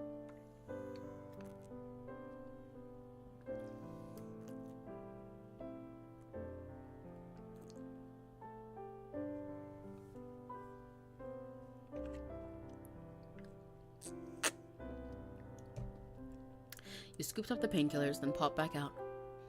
Florian was still in the same spot, but his eyes were shut tight, and his chest gently rose and fell with each breath. Oh, he's asleep! Don't tell me another imbecile is moving into my quarter! Shh, shh, shh, shh! Be quiet! He's sleeping. And these aren't your quarters. I'm just letting you stay here with me because I'm nice. Shh, Barnabas, they say. You're interrupting the poor tired man's beauty sleep, they cry. Well, fine. I'll just be silent then, if that is what you desire. Carefully, you draped a knitted blanket over Florian's legs and settled in next to him, watching his sleeping face. He looked peaceful. Much more peaceful than when he was awake. Oh, he finally got some sleep. Oh, he's that comfortable with us. God, you really were exhausted. You want to take better care of yourself, you know that? Oh, you probably hate me for it, but I'll let you rest for a bit, okay? Maybe I'll close my eyes for a bit too. Just a little bit. That'd be okay, right? Night, Florian. With a yawn, you drifted off to sleep as well. Aww. You woke up to the sound of someone shifting beside you, amongst the otherwise gentle hum of night. Lazily, you opened your eyes, expecting to see Florian on his feet, embarrassed about falling asleep beside you, but instead noticed a shadowed figure hovering above you. What? Leaning towards you, huh?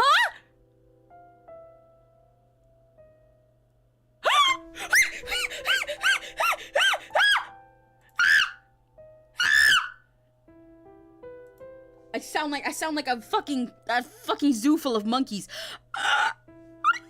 He's so pretty.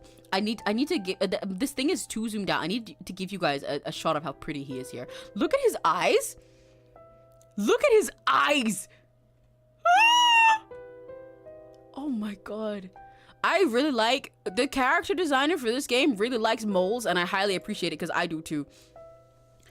You blinked, trying to... Oh my god, he's so pretty. He's so pretty. His fucking eyes, bro. I'm like really distracted from reading here. He's so pretty. You blinked, trying to wake up your sluggish mind, and finally realized it was Florian. He was close to you, and his eyes were half-lidded, his expression distant and unfocused. One hand was down beside you, and the other braced against the couch to the side of your head. A sudden chill ran through your body, despite the warmth still lingering in the air. Florian? I would not mind hand-feeding him. Real Addie! Hi! Hello! No response came from Florian. He remained completely still, staring at you. No, not at you, but at your neck. We were right! Look at him! Look at him! Look at him! His head dipped lower. The faintest brush of his nose against your skin sent a jolt through your nerves. I'm really distracted. And suddenly, the sluggish fog in your mind cleared as his mouth was inches from your neck, his breath hot against your skin. Your eyes went to his face, and then you noticed something. A flash of something pointed and sharp between his parted lips. Fangs. Your body tensed. Your heart hammered in your chest, and his breath hitched like you could hear it. Florian! No response. It was almost as if he wasn't truly himself. His posture was wrong, like he was acting on instinct alone, and in the dark, with a glint of moonlight reflecting off his eyes, his gaze looked almost empty. You felt the faintest graze of his teeth against your skin, a breath's distance from sinking in now. A shiver ran down your spine, but you managed to keep a lid on the panic threatening to break through. Reach up and touch his face. Why would I call his name? That didn't work, and if I pull away, I'm just gonna freak him out, I think. You lifted a hand and reached out, cupping Florian's cheek. The movement, oh my god, look at him. Look at his face. Listen, I know he's definitely been starving himself, like I said, and he's like dissociating right now as vampire instincts take over. And this is like really serious, and I'm concerned for him. I want to help him. But I would like to say, just for the record, for situations outside of this, I would love to see this man crying. Anyway. You lifted a hand and reached out, cupping Florian's cheek. The movement caused his eyes to open wider, and his lips paused.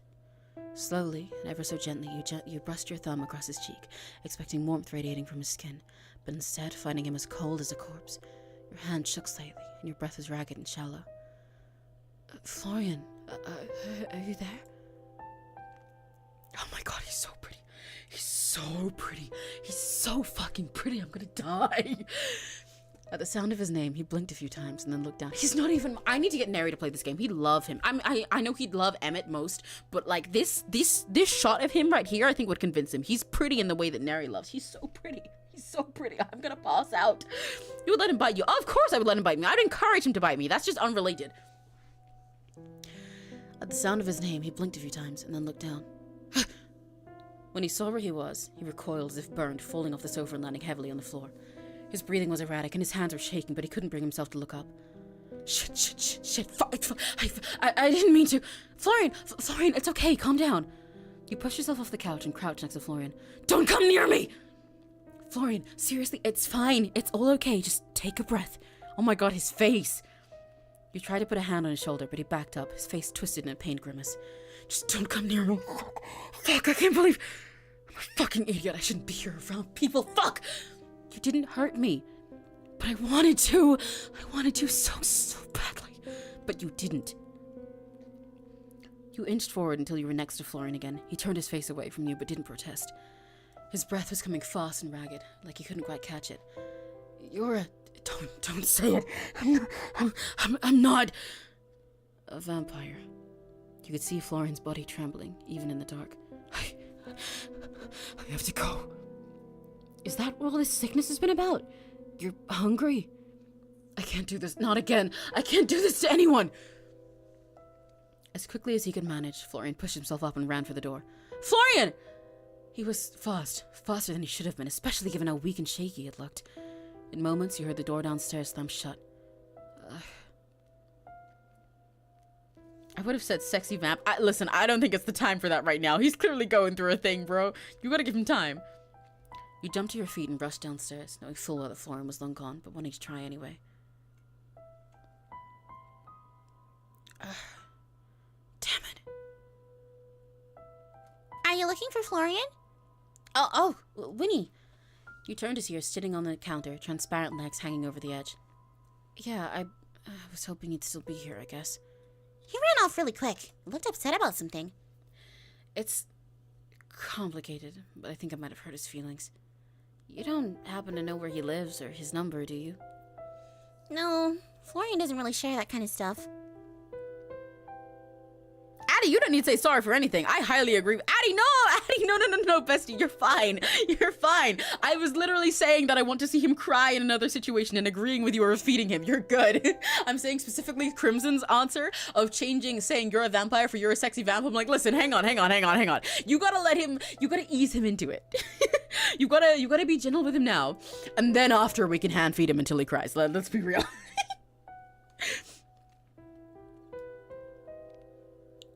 Right. I'll have to talk to him tomorrow then. Moonlit Fangs completed 4 in event 1. Yippee! But yeah, no, you're fine. I wouldn't have agreed with you otherwise. Don't worry. Your eyes went up to the clock. It was only 7:30 p.m. You hadn't stopped for more than an hour or two. It felt like much longer. Hey, catching him off guard could help him from worrying. I've seen that work. I don't think in this situation it would have worked because he too much believes that he's freaked the fuck out. I think it would just make him feel more like you're not being genuine with him and you won't get it. So listen, my strategy, this is why I said that, like, listen, he's going through something, but I want to see him cry. It's like, right now, we ease him in and help us with his trauma. Afterwards, I want to see him cry. I want to hear him whimper. I want to see him plead. I want him to bite me. Several things. Anyway, your stomach growled and you remembered that you hadn't eaten dinner yet and that you were pretty much out of food. I'll have to head out and find a grocery store. So I guess I'll just keep an eye out for Florian. Well, I'll likely find him at a grocery store if he's really a vampire. You turn towards the door before stopping in your tracks. Is everything alright? Winnie's legs stopped kicking back and forth, and she stared towards the ground, biting her lip. She fiddled with her sleeves and kept her eyes away from yours. You asked me about going out for dinner with you, right? Yeah, that's right. I'd love you to come. And I forgot to ask Florian. Well, I want to go. That's great, but I'm really scared. Scared? I haven't ever tried to leave the building. Wait, not even once? No, I'm scared that if I try, I'll just disappear. Winnie's shoulders drooped, and she sighed. It's dumb, I know it is, but I've been here for as long as I remember, and I don't know if I still exist outside this building.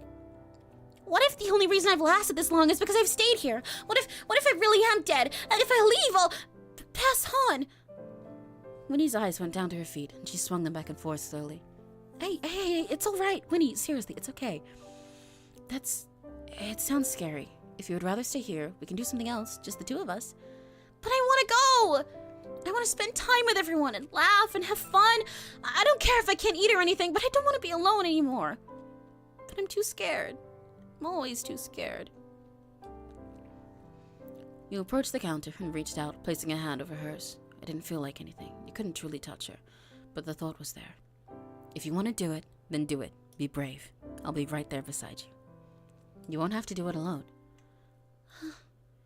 Winnie hesitated for a moment and pulled her hand back and floated down from the counter. Okay, you're right. I want to go. Thanks, Emmy. You're the best. Did you want to try coming out with me now? No! I mean, thanks, but I think I need to build myself up for tomorrow. Alright, then it's a date. If you change your mind, just tell me, okay? Okay. I love her. She's so sweet. At that, you double-checked you had your key before heading out into the growing night. The air was crisp and cold as you stepped out of the front door, and the wind rustled the trees that lined the street. There didn't seem to be anyone else wandering about, but then you suppose most people would be sitting down for dinner or tucked into bed for an early night's rest by now. Bundling your clothes closer to your body, you started on your way to the main square. The town square was a little more lively than the store, but not by much. It seemed as if a good portion of the shops were closed or closing for the night, and only a few people wandered the streets. It was a far cry from the bustling crowds and bright lights of the city. The streets were clean and quiet, and the houses were well maintained, without any signs of graffiti or broken windows. You could get used to this kind of life. You eyed the various stores around the area, a bookshop, a coffee shop, a hardware store, a pharmacy. Then you saw it, nestled at the corner of the street, a small grocery store, the same one Lucille had pointed out to you when you'd gone out for dinner together just the other night. The light inside was on, and a small open sign hung in the window. You walked towards it, keeping an eye out for Florian, but to no success. The inside was what you would expect of a grocery store, though much smaller in scale than the big stores back home. The aisles were narrow and the shelves were cramped, but it seemed like they had pretty much anything you'd need. The lone cashier nodded to you as you passed. No self-checkout here, which didn't surprise you. You won't take over today, computer overlords. You grabbed a basket and began picking out some basics. Milk, eggs, butter, that sort of thing. Hello! Just who I needed to cheer me up, actually. Jesus Christ. Oh my god. Hey, Pookie. Hey, baby girl. Twice in one day. I think that's what they call fate.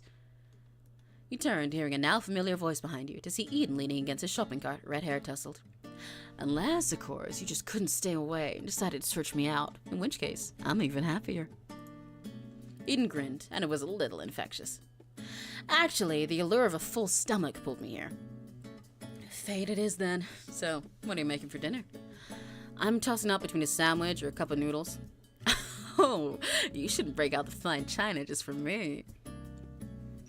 But I always like to impress on the first date. The cup noodles are usually a hit. I have a slightly more refined palate. How about instant mac and cheese? The microwavable kind. Of course. Now you're speaking my language. You're cute, you know that? Guys, I love him! I love him! Sorry.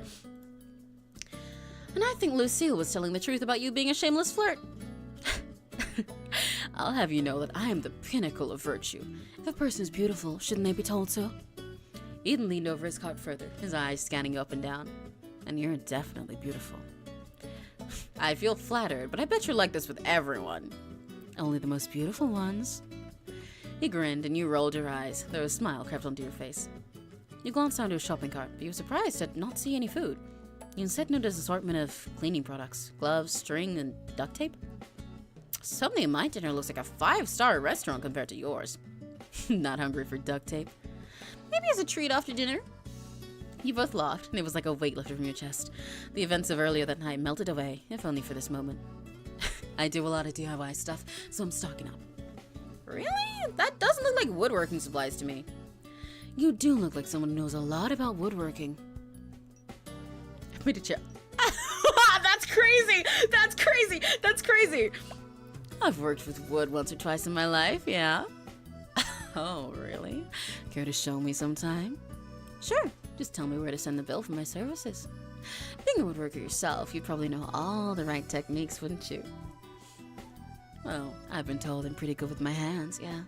I'm very open to critique. We just have to practice until you're satisfied. Eden smirked and pushed his cart to the side, letting another customer through. Care to join me, or would you rather stay here in the condiments aisle forever? I can think of worse aisles to be stuck in, but I'll join you. Oh, that's crazy! Wait, I literally live by if girl is pretty, you should tell her because she'll remember it for like 5 days. This really is male Serena. Yeah, maybe. The two of you started to walk through the aisle, and Eden took your basket and placed it in his cart. Wouldn't want your arms getting tired. So, mysterious shopkeeper, I'm incredibly curious about you. Oh, really? You're the talk of the town, after all. Things must be really slow right now if I'm the talk of the town. You know how small towns are. They'll find anything to gossip about. He picked up a bottle of olive oil and dropped it into the cart. And yet, despite being the most interesting thing that's happened here in months, no one knows much about you. Most people assume that Sylvie didn't have any relatives. He glanced over at you. As far as I'm aware, she's never left Willowmist either. What could pull her away so suddenly and drop you in her place? If you say please, I might be honest with you. Pretty please. I have no clue. Really, I'm not trying to be evasive, but honestly, I don't know. I have no clue why she decided to leave. She wrote me a letter and asked me to come, and here I am. She had already left when I arrived. So a mystery then. Even more interesting. That doesn't say much about you. Want to tell me a bit about yourself? Depends what you want to know. If it's the numbers on my credit card, probably not. Where you grew up, for example. What were your parents like? What's your favorite color? Eden grinned and shrugged his shoulders. Take your pick. Whatever you're willing to share. Oh, damn, they would get me. Yeah, I know. I can tell he would. Ooh, that is a high charm check. I do not have all of that. I'm going to answer him honestly. Why would I lie? I mean, well, okay, to be fair, knowing me, I would potentially lie, but not like lie through your teeth, try to scam him lie, like stupid lie. Like I'd be like, oh, well, you know, I just make up a random fucking backstory that sounds ridiculous, or just like quote a movie. But then answer honestly. You want me to condense all of my interesting experiences in history down to a few sentences? I'd take an essay if you have one. I don't, but it's never too late to start. In the meantime, I grew up in the city with my mom, and I didn't know my dad. C's all the way through school, and my favorite color is green. Your turn. Well, actually, I do have an essay prepared, so... He reached into his overshirt, oh my god, as if he had something hidden there, but came up with nothing. Damn, I must have left it at home. I'm sure you can give me the synopsis at least. I've made a few recent amendments you might enjoy. For example, did you know that I've discovered quite recently that my favorite color is orange? Uh-huh. And I bet when you meet someone with blue eyes, your favorite color is blue. Do I really seem that shallow? I think Lucille doesn't dislike people for no reason. Eden glanced around as if to check no one was watching. Don't tell me you brought your guard dog with you grocery shopping. Maybe I did. She'll jump out when you least expect it. I promise I'll be on my very best behavior then. Eden added a few more things to his cart, mostly small things, nothing that could be considered a meal alone. A single potato, flour but no other baking ingredients, a box of gelatin. Amidst the chatting, he found food for dinner too. Hey, he hasn't answered any of my questions, by the way, but instant noodles. Instant noodles it was. You oohed and awed over the flavor, but decided on original. It was the original for a reason. This is also cute because that's one of I'm also thinking about Date with Death now. Because that's Casper's choice. The two of you continued circling the store until you found everything you came for. Dinner for the night, some fresh fruit, and a few essentials like soap and toothpaste. It wasn't much, but it didn't do. Eden, however, kept your basket hostage in his cart as he continued onwards in no sort of rush. So, have you always been a carpenter? Oh, no. I tried my hand at a lot of things, actually. A jack of all trades, master of none, that kind of thing. Most recently, I was a bartender, but it wasn't for me. And before that, a cook, a painter, a photographer, and a waiter, too. Is any of that actually true? At least half of it. Probably. Maybe. Really, though, I didn't come out into the world expecting to be a carpenter. It just sort of happened. It was a niche thing to filling in Willowmist. The last carpenter disappeared under mysterious circumstances that had nothing to do with me. Why do I doubt everything you say to me? Maybe you're a good judge of character. He added a couple more things to the cart, and then began pushing it down another aisle. One you'd already been down twice already. Okay, buddy. Okay. What made you pick carpentry, though? That's a pretty specific skill. Like I said, I'm pretty good with my hands. He looked down to his hands, but he was still wearing the same gloves from that morning. There's something satisfying about making something real with your own hands. You start with just an idea, a few scraps of wood, and then suddenly, there it is. Something solid, something that can exist because you willed it to. I think that's what I like about it. You take something raw, shape it into what it's supposed to be. Simple, straightforward. A piece of wood doesn't argue with you about what it should be. That's oddly deep, coming from you. What can I say?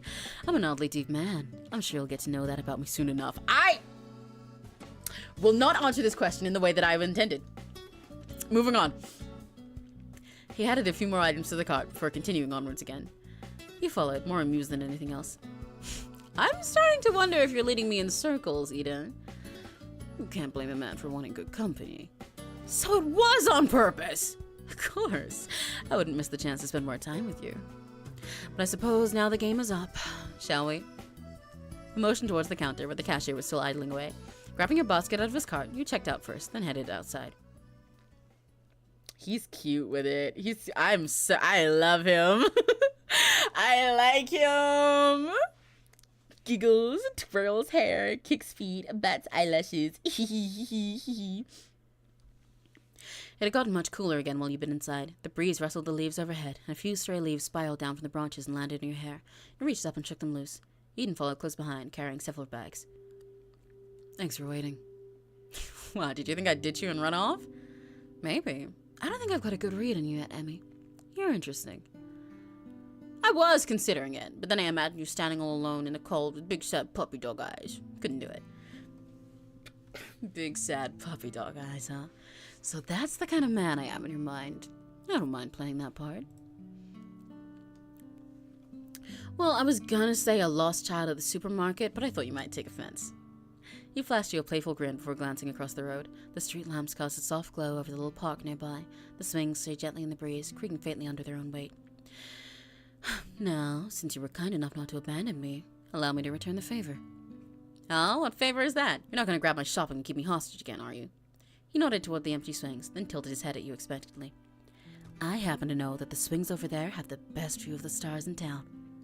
Trust me. His grin widened. Or not, if you don't want to. Alone in the park watching the stars? How romantic. I didn't realize that was your style, Eden. I did! I did! I saw that shit coming! Oh? And what did you think my style was? From my first impression of you, I thought you'd be more likely to invite me back to your place for the night. Would you have said yes? No, probably not. Not the second time we met, anyway. And the third time? We'll see. Eden laughed. To really care.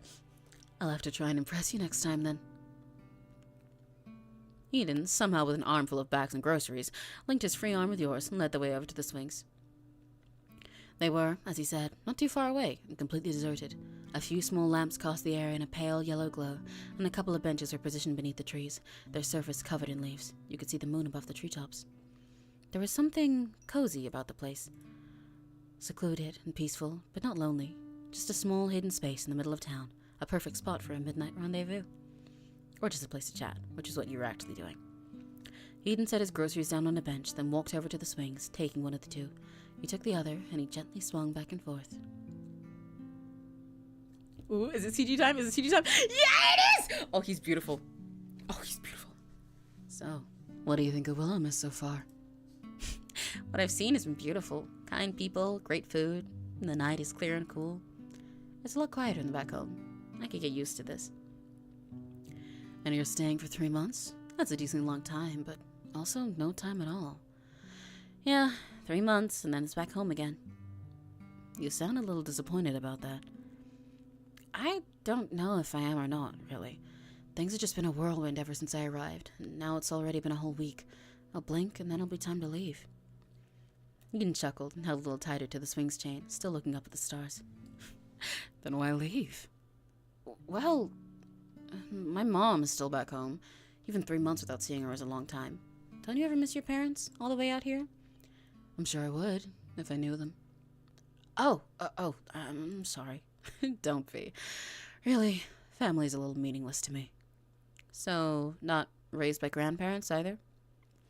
I had a more communal living experience, but forget that. I'm far more interested in you. Why not bring your mom here too? She and my aunt don't have the best relationship. Not that I know why. I wish I could have gotten her here. She'd have loved it. You let out a small sigh and pushed the swing a little harder, trying to get a little more height. Shame.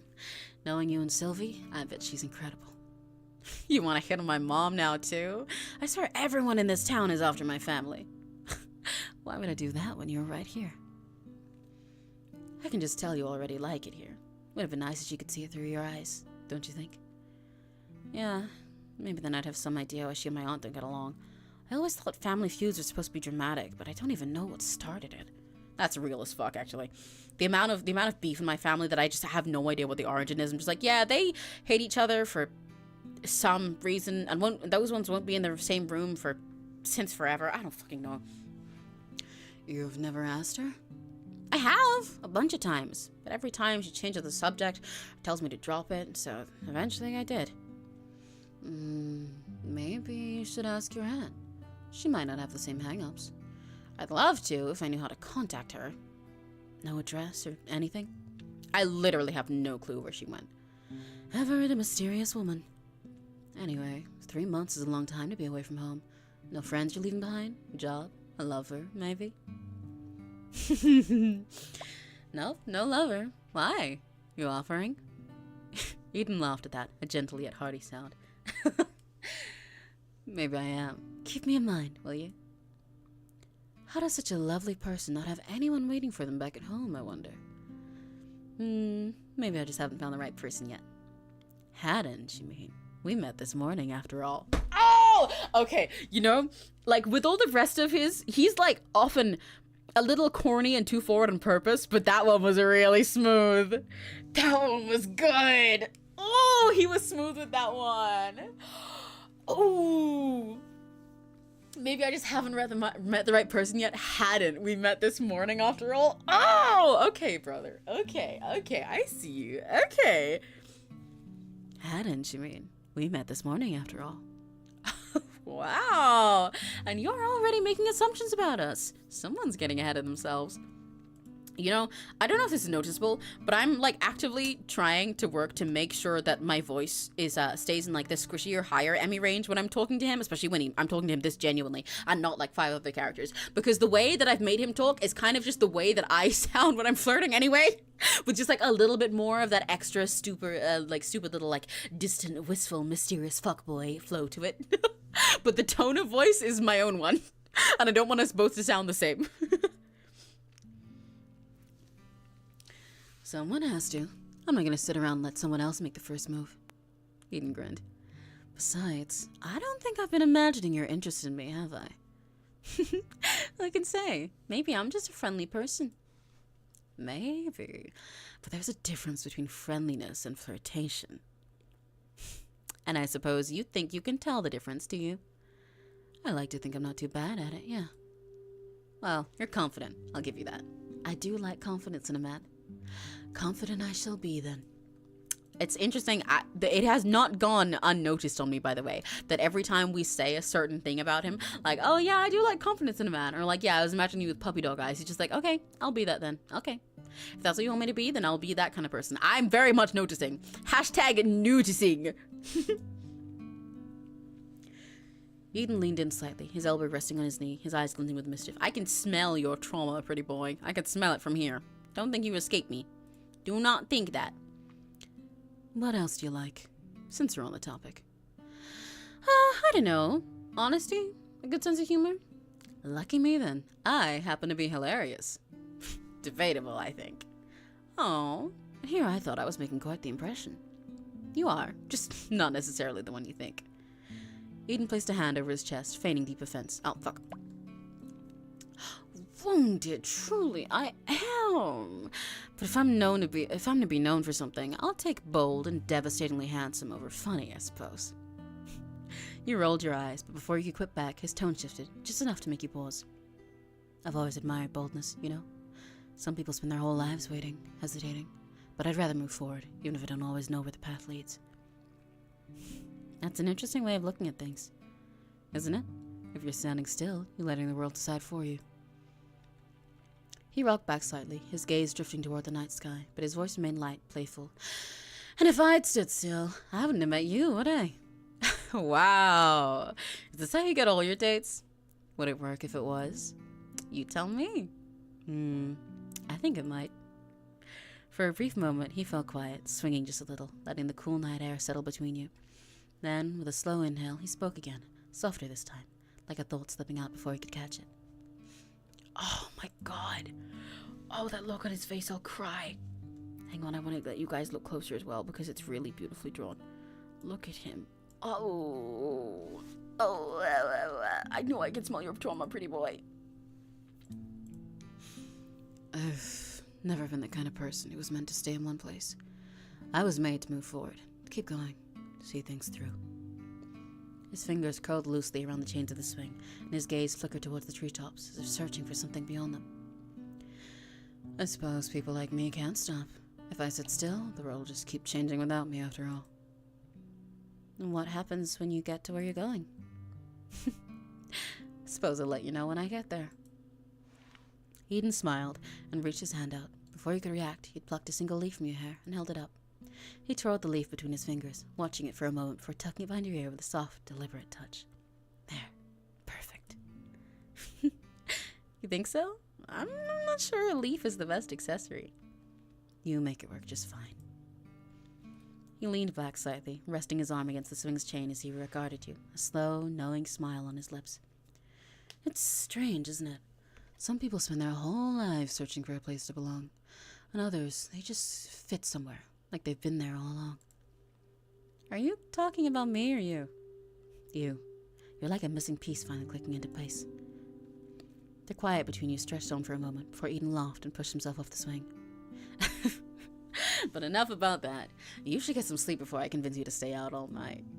You say that like it's a bad thing. I just hate to be responsible for you sleepwalking through your store tomorrow. And I wouldn't want you to miss our date. It's not a date if everyone's going. I'll just have to work extra hard to make sure you look only at me. Okay! Guys, I'm so in love with him. It's really bad. I'm so cooked. I'm so... Okay, so... Love interests I'm interested in. I'm head over heels for so far. Number 1, all of them.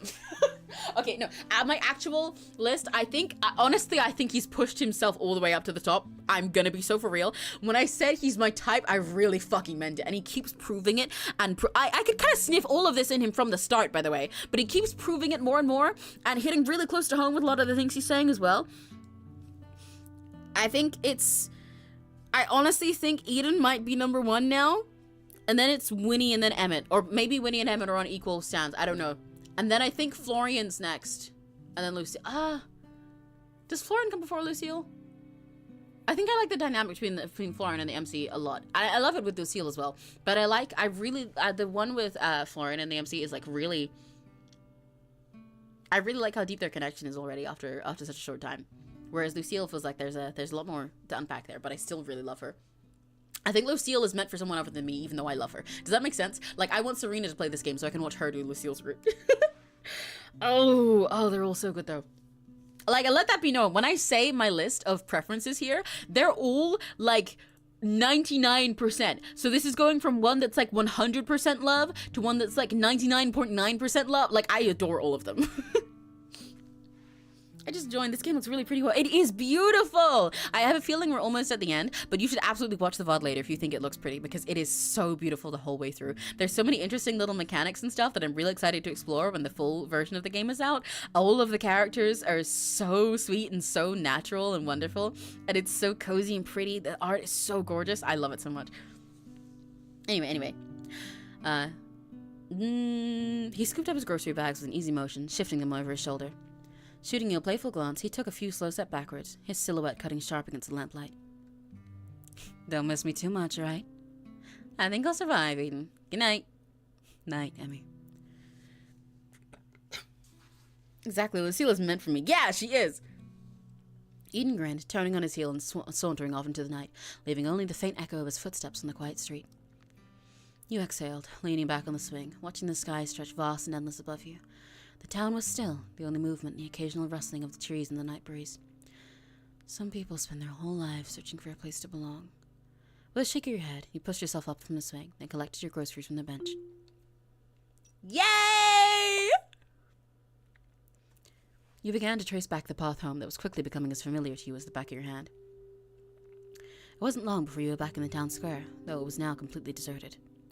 The streets were empty, save for a cat darting into an alley, and the only sound was the creak of a distant wind chime as it swayed softly. It's kind of a nice feeling, walking at night. I never realized that. This is also one of the reasons I miss being a little cow in farm villages in the middle of nowhere, because I could actually walk at night. In the city, it does not feel safe remotely, and it doesn't feel nice because it's all full of drunk people and people up to shady shit and cars that I don't trust and a bunch of alleys that I don't trust. But in villages, even though there was still shit that went down there sometimes, if you're just a fucking cow in a field, what's gonna happen? You get to walk and there's pretty stars above you the whole time, and it's pretty and it's peaceful and it's nice. I may be a dimension hopping alien and love it, but I also miss being just a cow. You glanced upwards towards the sky. The moon shone bright and clear, illuminating the night and the surrounding houses. There wasn't a cloud in sight. A beautiful night, all for yourself. Or almost all for yourself. A flash of something caught your eye, the form of a tall, lanky figure, sitting on a rooftop overlooking the square. You watched for a moment, little more than a shadow, before disappearing out of sight. You quickened your steps back to the store. I wonder if that was something suspicious or if it was Florian. I have a feeling it was Florian. You had hoped to see Florian when you arrived back at the store, but he was still nowhere in sight. I wish I had his number or something. Approaching the counter, you searched for any kind of employee information your aunt might have left, but found nothing. No trace of where Florian nor Lucille lived, or a way to contact them. However, sitting on the top of the counter, you found a sealed letter with Emmy written on it. I have no idea if you're talking about early in the game or IRL, but I choose to believe it used to be a cow in the field. No, yeah, I'm talking about IRL. This is true. I mean, I am a cow, see? I'm an alien cow. I'm an alien cow because I'm born from when, you know that stupid trope that you see in old corny movies all the time of a UFO coming down and abducting a cow? What happened to me is that went the wrong way around. There was a little cow who looked up at a UFO in the sky and was like, shit, that looks yummier than grass. And it absorbed it, opened their mouth and went, and swept the trope around and essentially abducted the alien. It fused together and that made me. And so I traveled through different dimensions, eating their tropes and turning them inside out and stuff. And that's why I play so many different games and draw so many different things. But sometimes I miss being just a little cow, you know? I don't miss eating nothing but grass. I like how silly my life is now. I love it with 𝘆cie𝘂𝗿s, and I love finding out who I am and exploring myself and everything all the time, and trying every single different flavor that I can. But being a little peaceful cow in the middle of nowhere also has its charms, you know? You're a cow who abducted a UFO, Lamal. Yeah, exactly. I flipped one of the oldest tropes in the books upside down. So now my job is to do that in every dimension I go to. I draw idols and I give them all stupid gap moe, but backwards. I travel to different places and find the weirdest thing to fall in love with. I eat up every fictional dimension and I turn their tropes inside out, spit them back out. However, sitting on top of the counter, you found a sealed letter with Emmy written on it. Setting down your groceries for the moment, you settle down on a stool, then quickly open the wax seal to see your aunt's graceful handwriting. To my dearest Sprout, I hope this letter finds you well, and that Willowmist is starting to feel a little less like a place you've arrived at, and a little more like a place you could belong. I've no doubt you've been charming the town left and right, whether you've meant to or not. By now, you might be noticing that things here aren't always as they seem. Strange little happenings, peculiar folk with peculiar habits. You're sharp, my dear. You always have been. I won't insult you by pretending you haven't begun to put some pieces together. I wish I could have been the one to tell you everything myself, but, well, your mother never would have approved. She wanted you far away from all of this, and though she had her reasons, I always thought you should be able to decide for yourself. The store, our store, isn't just about antiques. It's about people. It's about community. It's about giving a little help to those who need it, just enough to let them find their own way forward. Some of them have come a long way to get here. Some of them have nowhere else to go. But they all need something, and if you listen closely, you'll know exactly how to help them. I hope by now you've stumbled across that grumpy old book. Or rather, I hope he's found you. He's a stubborn thing. Don't take it personally if he's been less than welcoming. He was built to be particular about his company, after all. But if you listen, really listen, he has more wisdom tucked away in those pages than most people do in a lifetime. I know I left a lot on your shoulders, and I know it isn't fair. But I also know you can do this, my little Sprout. If anyone can, it's you. I have full belief in you. Take care of the store. Take care of its people. Take care of yourself. And please tell me you haven't tried to sell the bird face. I told you it was cursed. With all my love, Aunt Sylvie. I love her. She's such an interesting character. Oh, P.S. Tell Quinn I'm doing well and that I think of him often. He always did know how to make me laugh. I do hope the two of you have become acquainted. Aww. Okay, I love her relationship with Quinn so much that I will accept seeing him as my uncle instead of wanting him to be a love interest. I will do it. I'll bite the bullet. Oh, well, no, wrong thing. I will bite my tongue. With a smile, you refolded the letter and tucked it away. All right, Aunt Sylvie, I'll do my best. You're still not telling me where you went, huh? Retrieving your groceries, you headed back upstairs to unpack. Your room was much like you left it. The window was still open, your bed was still made, and a cushion from the couch was still discarded on the floor from your wake-up call with Florian. A small amount of guilt settled into your stomach as you put away your groceries and made a late dinner. It wasn't much, but it was food. If it isn't my illustrious master, returned from whatever nocturnal nonsense and stolen their attention this time. He's such a mood killer in the most silly, stupid way. I love him. I hate him, and I love him. Barnabas fluttered into view with a dramatic puff of air, as though he had been holding his breath in indignation. I do hope your day's endeavors have been worth abandoning your faithful servant for hours on end. I imagine whatever inane nonsense kept you away was terribly important. Perhaps a riveting chat with one of your most incredibly mundane customers. What, are you saying you actually wanted my company? I thought you wanted to be alone. Of course, Master. I live to be ignored, neglected, and left stewing in stagnation while you frolic about with fanged employees and amateur spellwork. It brings me immeasurable joy to gather dust alone in your tiny, cramped abode. Something tells me you're being sarcastic right now. You don't say. What a master of deduction. How will I ever escape the clutches of your incredible intellect? I did ask if you wanted to come with me, you know, which I did not. So what is it you want exactly, then? Not to be alone, but also not to spend any time alone with me.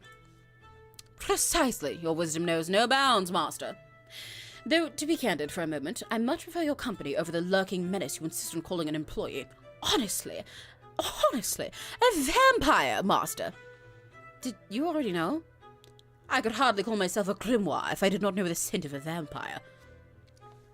British Sentience book. This game is amazing. Yeah, I know, it's wonderful. You haven't even seen the half of it. I didn't think of being a book had anything to do with smelling people, but alright. Alright, I forgot that your brain lags behind sometimes, master.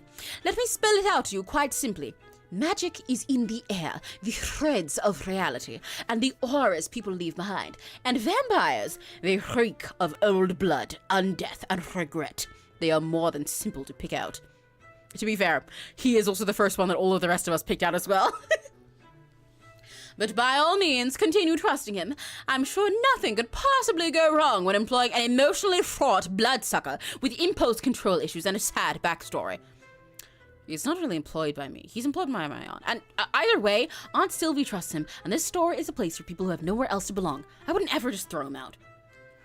Barnabas let out a long, drawn-out sigh, as though his entire world had grown tiresome. Oh, very well then. Continue ignoring my sage advice and do as you please. After all, it is your funeral, not mine. He turned his attention toward your half-eaten dinner and snorted like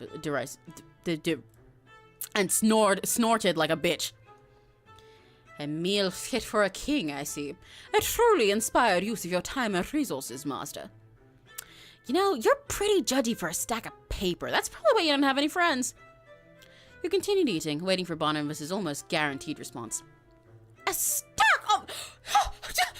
The gall of you! The gall! I do not need nor desire friends. I live to serve, not frolic around and have fun like some. Oh yeah? Why'd you get so huffy every time I leave you alone? Barnabas fluttered indignantly, his pages puffing outward in an offended ripple. Because, master, leaving me unattended in this drafty little hovel is a waste of rare and precious genius. Not because I'm lonely, heavens forbid. I simply find it offensive to be shelved when I am a once-in-a-millennium arcane artifact. Totally not lonely. I am above loneliness. Loneliness is for sentimental beings with soft hearts. I am made of enchanted ink and intellect. Besides, I had plenty of company today. Lady Seraphina of House Moonridge accused Countess Belladonna of enchanting her husband with a love hex again, and the fallout was positively catastrophic. Oh, wine flung, curses shouted, a heart caught fire, utterly riveting. Is he... Is he talking about the TV we left out for him? He's gotten into fucking soaps, into stupid dramas and telenovelas. That's wonderful. He's into fucking Bridgerton. Now, I could be going crazy, but I'm pretty sure those are characters from a television show. The real sorceresses of 𝘆cie𝘂𝗿, in fact. Oh, I love this game. The real sorceresses of 𝘆cie𝘂𝗿, in fact. It does not surprise me that you know so little about it, but it is a fascinating documentary. A documentary, yeah. And you enjoyed watching this, documentary? It was a purely academic viewing, master, a study of interpersonal dynamics among magically inclined nobility. It's, research. Did you spend all day watching it? I may have absorbed 8 episodes, but only because Countess Belladonna's familiar betrayed her, and I had to see how that arc resolved. For scientific integrity, obviously. Right, scientific integrity. Honestly, if they simply enchanted their contract bindings properly, none of this would happen. Amateur hour, truly. Also, Seraphina's illusion magic is atrocious. Her whole tower is a lie, and no one is talking about it. Yeah, we all make friends while watching The Crown, yeah. You do know that's all fictional, right? Obviously, master, but some elements ring true. Magic, after all, is based purely in reality. There have been countless Lady Seraphinas and countless Belladonnas without history. Anyone like me in there? Why, yes, that happens to be a talking toad that advises the Countess. I believe the character is called Toadsworth. You share many qualities. Careful there, Barney. Compliment me too much and I might accidentally fall for you. You would not be the first human to do so, trust me, nor the last. Wow, ladies man over here. Ladies, leave me alone. I'm just trying to do my work type shift. Leave me alone type shift. Ah, it's a nonchalant spell book. Ladies, shake your pages. Leave me alone type shift. I'm just trying to do my work type shift. Ah, please shake your pages. Well, if I flutter my pages just once, will you leave me alone type shift? Yes, we will. All right. For the one time. Ah! Oh my god, he's so sexy, he's so nonchalant. Yare does it. Yare does it. Bakas, so predictable. Sorry, moving on. I love this. Thank you so much. You're welcome. You're welcome for my media. Finishing your food, you cleaned up and then glanced over towards Barnabas, who was still watching you. It's late tonight, but maybe tomorrow we could do some more practicing? I am always prepared to further your knowledge and skill, Master, though perhaps you could begin by tidying up this horrendous mess you call a room. Honestly, a pigsty, truly. Do you not appreciate it, Taro? Do you not appreciate it? Will you not leave me alone type shift? That feels a little unfair. This is all my aunt's stuff, not mine. It's not like I chose to have a room full of clutter. You have lived in it for a week and haven't even bothered to put away your own dirty dishes, Master. I would not deign to call that a good defense. With a groan, you conceded and began to put the room in order. You didn't have the energy for it, but you also didn't have the energy to argue with a book. Oh, by the way, is my whole magic stick meant to be a secret? Do I seem as if I have the answer to every question, Master? You seem like you like to think that, yes. Well, I am pleased to see you accepting the truth. But to answer your question, yes, in general, revealing one's magical capabilities to the mundane masses is frowned upon, especially when one is a fledgling spellcaster who lacks any kind of control. You're far more likely to set your sleeves on fire than impress anyone. Hey, I'm getting down that spell you told me. As did every toddler taught in the past. I'm on the level of a toddler! Just below, actually. But don't be discouraged, Master. Toddlers are remarkably clever these days. I love this book. You know, a bit of encouragement wouldn't kill you. No, but it might kill you, and I've grown strangely fond of not being shoved into a forgotten drawer again. So consider my criticism a public service. One day, it might even save your life. One day, I'm gonna be so good at magic that you're gonna eat those words. When that day comes, Master, I shall serve them with tea, jam, and a commemorative plate. But until then, try not to burn down the house. I wonder how flammable you are. Excuse me! Did you just threaten to ignite me? Me, the illustrious Barnabas the Magnificent! I'll have you know I am warded against flame, though clearly not against rude commentary from reckless amateurs. Honestly, how flammable are you? Have you no shame, no decorum, no decency? You're so easy to wind up, Barney. Yes, well, enjoy your jests at my expense, Master. It's good to have a hobby when one lacks talent. I'm sure you'd know all about that. Going back to the don't tell anyone unless you burst into flames, yada yada yada. Is it okay if I trust someone? That is your decision, Master. There have been many famous spellcasters who are quite open about their craft, and others who were inherently secretive. Some were revered as visionaries, others were burned at the stake. It's a bit of a mixed bag, really. Trust is a valuable resource, best spent in small increments and monitored closely. So you're saying I should trust, but be careful. No, I'm saying you should trust me and be wary of everyone else. But since I know you won't listen, yes, be careful. At least try to be. Magic may be your inheritance, Master, but secrecy is your shield. You don't yet know what kind of eyes might be watching, nor what they want. You're being uncharacteristically serious right now. Yes, well, even I am allowed moments of grim sincerity. Now, if you're quite done probing the depths of philosophical trust, please turn on the next episode of The Real Sorceresses of 𝘆cie𝘂𝗿. I need to see if Lady Seraphina finally hexes that two-faced necromancer or just throws out another goblet.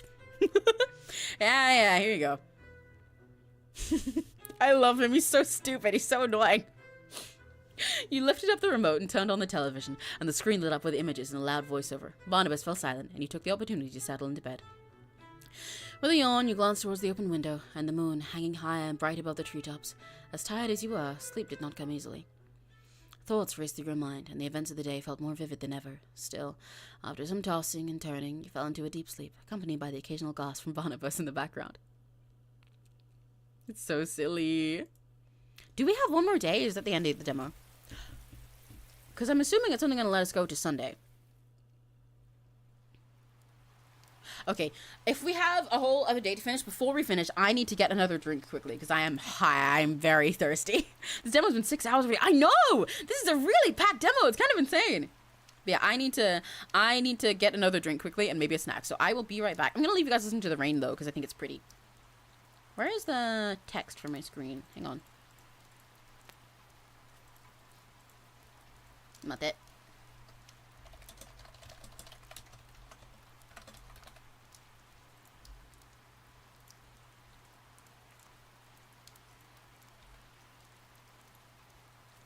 Okay. I will be right back. While I'm gone, you guys tell me who your favorite of the love interest is now, or your favorite character altogether. I want to see if it's changed since earlier. I will be right back in just a moment.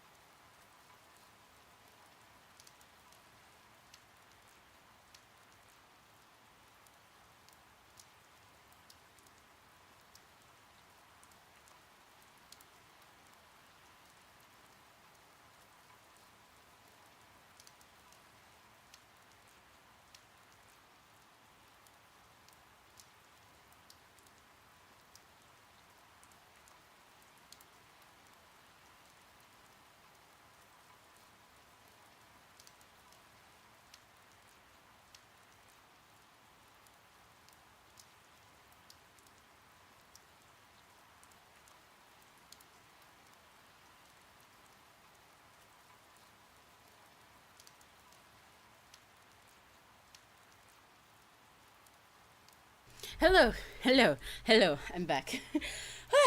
I need to have a sip of my tea first, and maybe eat some of my biscuits. I am hungry as frick. Oh my gosh. You know, no pony ever tells you streaming actually makes you really fucking hungry. I mean, it makes me hungry in my case because I stream for like, you know, an entire fucking day half the time. And when you're voice acting, that's the part that makes you hungry. But like, I feel like a lot of people don't realize that voice work actually hungers and tires you out. I always, whenever I'm in recording sessions with my voice, afterwards I'm like so fucking starving. It uses more energy than you think. Obviously, I'm not trying to pretend that I'm like working a 9 to 5 here or something, but you don't realize until you try it. Okay, let me have a biscuit and talk to you guys for a sec. I know we're literally right about to finish this up, but I need something. I need something. I'm not finished my curved white. It's okay. It's okay. You've got a sec while I have a biscuit and a sippy. Make it the most curved white ever. Make it spherical white. Okay, hi, madam. Hello.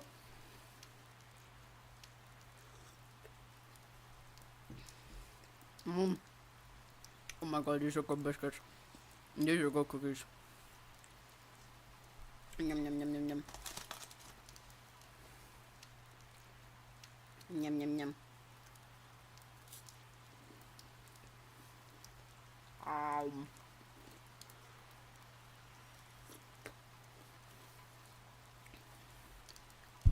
These biscuits that I like just happen to go really well with the throat coat tea that I drink when I stream, and it makes me very happy. I keep a big packet of these biscuits under my desk, and I don't eat them that often, because most of the time throughout the day what I want instead is like sweets to give me my little energy, my little dopamine, and then I keep the biscuits for whenever I'm having my tea. Yum yum yum yum yum. I have a lot of snacks in my room actually. I don't know if you guys do that. I keep like a full candy jar in my in my room, on my desk right here. And I keep it like regularly stocked with a whole mix of candy. Like I'm a little baby. Because I need it. I need it for my serotonin. I need it for my dopamine. And I have my biscuits under my desk. I have several mini cans of Monster that we will not count behind me. But I'm going to stop eating that soon. Drinking that. I'm going to have to... Guys, can you believe it? I'm going to have to stop drinking Monster soon. I'm really sad about this. I'm gonna have to stop drinking it, or at least only drink it on very rare occasions, because I'm actually getting ADHD meds soon, and they told me that I shouldn't drink high caffeine drinks. It'll fuck with it. And I'm like,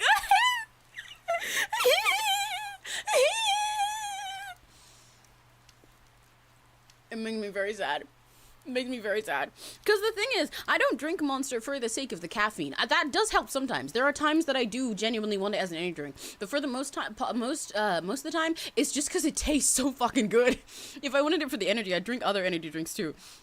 But no, it's just because Pipeline Puncher is the best fucking flavor in the world for me. It's exactly the level of ridiculously sweet that I like. It comes in a huge fucking can. I love it. And then also the dopamine is a little, like the dopamine kick, the little energy is a bonus. But I already have enough energy as is most of the time. But they said no more Monster! You're getting ADHD meds? Yeah, I forgot to tell you about it. I'm finally starting that soon. Yippee! Am I an artist in my post? Hell yeah! I have ADHD. I think half of my audience does, low-key. I think it's kind of necessary sometimes to keep up with me. I mean, I know plenty of you guys don't anyway, but then I also think a majority of the other half is autism, or both.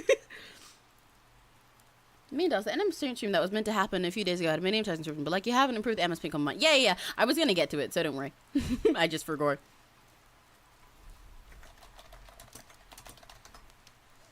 Right, okay. Let me eat one more biscuit and then we'll get back into it. Because I don't want to make this a really long, awkward gap for anyone who watches the VOD to check out what this game is like. And we're like, you know, almost finished with the game and everything. Oh, this is a home club.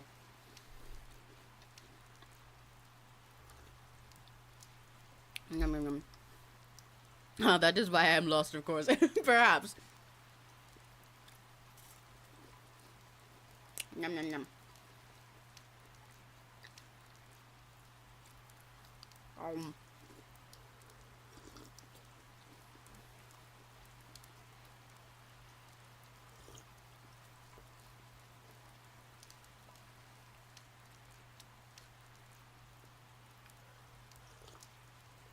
The nice thing about having the biscuits as well is the tea is like a little bit too hot to gulp it down right now.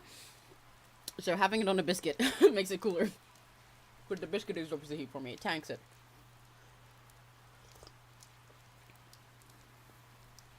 I've watched too many ASMR. You can never watch too many. I mean, I can't really comment on how much is too many for you given your age, so I will not.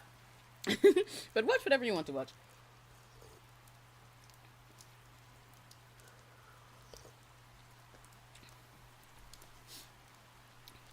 I realize something it's hard to find too much of just good content. But anyway. Let me put my biscuits away, and we'll continue. You woke to the soft patter of rain against the window pane, gentle as a lullaby, still echoing in the quiet hush of morning. Did you guys like the rain sounds, by the way? It's so pretty. I really love all the audio in this game. The sound design and the music is very, very, very good. All 2.5 Studios games always are, to be honest. With bleary eyes, you saw the world outside of your window was tinged in grey, the colours muted. The rain fell in steady sheets, and the air in your room felt cooler, calmer, like the storm had swept away yesterday. Wrapped in the warmth of your blankets, you let yourself sink a little deeper into the mattress, lulled by the rhythm of the rain and the soft creak of the old building. By the way, I was going to comment on the fact that the window is still open, but me personally, in being a little cow back in the fields, having the window open while it's just raining gently outside is so nice. I still do that here, to be honest. I normally, because of the types of bugs we get here, and there was plenty of fucking bugs back in the farms and shit anyway, but you know, like different. Here I specifically get flies that get really trapped in my room and don't leave because I have a small window. Before I had big ones, so I could leave them open and the flies would get in and out. But anyway.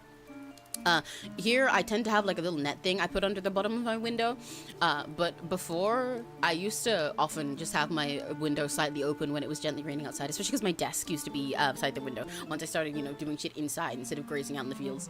And it's really nice. I like listening to it. I don't mind a little bit of wetness on my windowsill. It's nice. But anyway, interrupting our nice calm moment.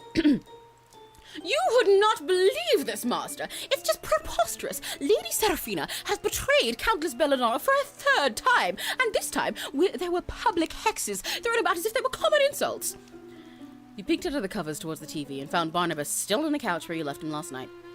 Light filtered through the rain-soaked window, and the room was still held that quiet of early morning. But of course, peace could not survive Barnabas. And don't even get me started on Lord 𝘆cie𝘂𝗿. He's faked his own banishment. Master, banishment! Who does that?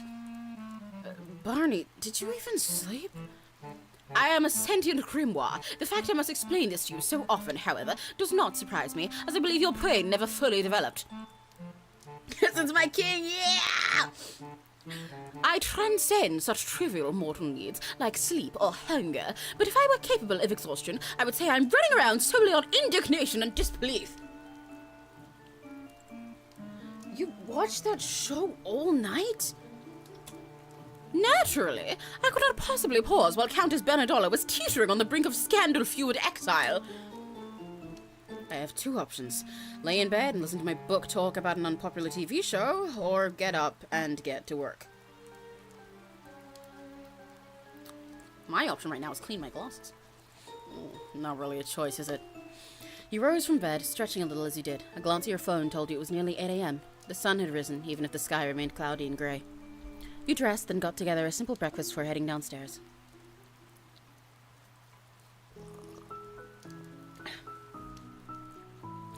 You came down the staircase expecting to see Lucille, the same as every morning, standing guard near the door, but she was nowhere in sight. Instead, you noticed Winnie sitting at the front desk. Emmy! Finally! Were you waiting for me? Not really waiting, exactly. I was just getting lonely. Florian is usually here overnight, but after he ran off yesterday, he hasn't come back. I'm sorry, Winnie. You know I'm just upstairs, right? You can always come hang out if you're feeling lonely. I guess. I just didn't want to make you get hurt again. What, are you still thinking about the glass thing? Don't worry about that. It was a silly accident. Then maybe we could have a sleepover sometime. I'm sure Barney would love that. Who? Oh, Emmy, do you have a secret boyfriend hidden upstairs? Wouldn't that be exciting? Alas, no. He's, a stray I picked up. A cat? That's even better than a boyfriend! No. What the hell? We're friends, right? Yeah, of course. The bestest friends ever. He's a book. A book? He's called Barnabas. He talks and everything. Got a bit of an attitude problem, though. Winnie stared at you blankly. Like a diary? A spell book. Wow, like magic and stuff! Apparently there's some things my aunt didn't tell me about her and myself. Typical, huh? You're a witch? Something like that. Only you and Florian know, though, so don't go telling people. My lips are sealed. This is so exciting. Can you turn me into a frog? Oh, actually, when Florian comes back, turn him into a frog. I don't think he'd appreciate that. As long as you turn him back after, he can't complain, right? Come on, it's just a little prank. Unfortunately, I've only learned the spell for turning someone into a frog, not the one that turns them back. Oh, maybe it's a good thing you don't have the other one. We could get into way too much trouble. We? Well, of course. You and I can be partners in crime. Just like on those detective shows. The police would never figure it out. I don't know. A string of frog transformations just after I moved to town sounds awfully suspicious. We'll need a cover, obviously.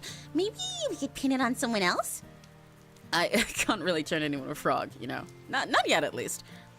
No, my plans. Barney is a tough teacher. So far, all I can do is be slightly better at looking for things. That doesn't sound like a superpower. It's not. But if there's a pen under the couch, I'll be able to find it. Okay, that's pretty cool. I'll admit it. With a grin, you walked over towards the counter and leaned on it, then looked up towards Winnie. So, it's your big day. You excited? What do you mean? Don't tell me I've forgotten something important. Don't you remember? It's our wedding day. One little hurt you forget so easily. What do you mean? You and me will head down to the church and get hitched. Florian will be our flower girl, and Lucille will give us away. Eden's making us some wooden rings, and Emmett's gonna handle our joint finances. Winnie flushed red, and she fidgeted it, tugging at the cuffs of her sleeves. I don't, we can't just... Sure we can. What, have you got other plans today? Come on, Winnie, this is the moment we've been waiting for. She continued stammering, clearly flustered. Her blush grew deeper, and she tugged harder on her sleeve. You couldn't help but laugh. She's so cute! Oh my god! Oh my god! I'm just kidding, Winnie. We're going out to dinner, remember? Dinner? Oh! Yes, of course! Winnie let out a long breath. I almost forgot. And then you would have made a joke like that, too. I really thought you were serious. Why? Did you actually want to marry me? What? The scandal would be terrible. You know, an idol and our manager. So that's the only problem then? What if I resign? Winnie's eyes grew wide, and she shook her head rapidly. No, don't do that. I need you. Fine. We'll have to save our scandalous relationship for another time. The sound of thunder in the distance roused you from your conversation, and as the clock struck 9, the rain grew heavier. I wonder where Lucille is. Oh, yeah. I love the flower embroidery in the main character's shirt. The whole outfit is so cute. With the bracelets and the little necktie, I love it, and the hat. What do you mean? It's Sunday. The store's closed today. It is, isn't it? I'm such an idiot. With a sheepish laugh, you rubbed the back of your neck, a little embarrassed. I could have slept in some more then. Oh, well, it's probably not good to spend all day lazing around in bed. I can't read! Lazing around in bed. That does sound pretty great, though. You know, I can't remember what it was like to sleep. Winnie leaned forward on the counter, resting her chin in her hand. To be honest, I can't remember most things. What the world looks like, what food tastes like. It's so weird, but also normal. I don't know. What kind of stuff do you remember? The sound of floorboards creaking, a sunset, and that song. But there are a lot of things I can't remember. My birthday, for one. Isn't that lame? I can't even celebrate. Well, why not today? Huh? It's the 7th of November today. If you don't know when your birthday is, why not choose one for yourself? But isn't a birthday special? Any day can be special, even a random day in November. We're already going out for dinner tonight, right? Why not make it a party? Winnie blinked, then gave a big, beaming smile. You'd do that? For me? You're acting like it's some huge inconvenience. Of course I would. Thank you. Really, thank you. Oh my gosh, she's so cute. I love her. I love her. Taro drew a thing. that they sent in my Discord server of like I've only had Winnie for an hour, but if anything happened to her, I would kill everyone in this room and myself. And it's real as fuck. I love her. She's so cute. She's so cute. Oh my god. Thank you. Really, thank you. Hopefully the rain clears up though. I hope I have it in here instead. I need to find some way to contact Florian. He left yesterday before I could ask him to come. It wouldn't be a proper birthday party without our resident grump, would it? No, it wouldn't. We gotta invite him. Except I don't have his number or know where he lives. Do you know if he has any friends around town we could ask? I don't think Florian has many friends. At least, none I've ever heard him talk about. He likes to keep his private life pretty private. Well, I have a few errands to run today, so maybe I'll have some luck finding, I don't know, his address or number somewhere. You'd think my aunt would have those. The rain outside pounded the roof in a constant, steady rhythm. It was a calming sound, even if it was making leaving the house a little less than ideal. Since it's your birthday and everything, how about we keep each other company, too? I'd love to! Let's get to it, then. Yay! Okay, we only have 2 tasks today. I'm gonna clean in the morning so we can clean with Winnie. And I'm gonna do the sorting through storage later. Yeah.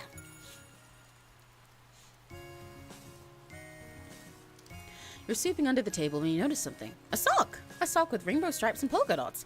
It seems strangely out of place amongst all the dusty antiques, but perhaps someone had dropped it by accident. Is this Aunt Sylvie's? Doesn't really seem like her style. You bent down lower and noticed a second sock! And a third! None of them matching, of course, which did lead you to believe they could belong to your aunt. She did seem like the kind of person who could pull off mismatched socks, after all. Your eyes searched around the store, seeking out any further stray socks.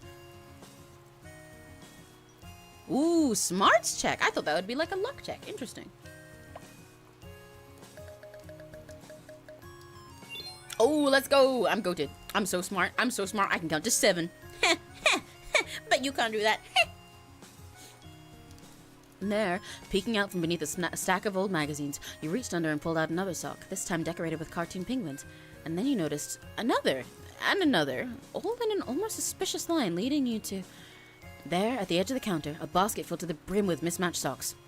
You tipped it upside down and watched as dozens, then hundreds of socks began to spill out and cover the counter, then the floor. You flipped the basket back over to find it just as full as when you began, no worse for wear than the massive avalanche of socks that had just covered the entire storefront. I guess someone would find infinite mismatched socks useful. What? You're now level 4. No unlocks. Okay, sure. Wait, that's an item we can sell? It seems to produce infinite socks, but none of them ever match. Wonderful. I am selling that for $100 because I think it's our prized item. I think that's the most special item we have. You begin searching through your aunt's collection. I love the attic. The colors in here are so yummy. The way they use all of these like purple, blue, yellow, and green colors and all of the little items, but just in more muted tones so that the stained glass window still sounds out as something more unnatural, but the rest of it still matches and looks all like crystally and everything. I really like it. You begin searching through your aunt's collection.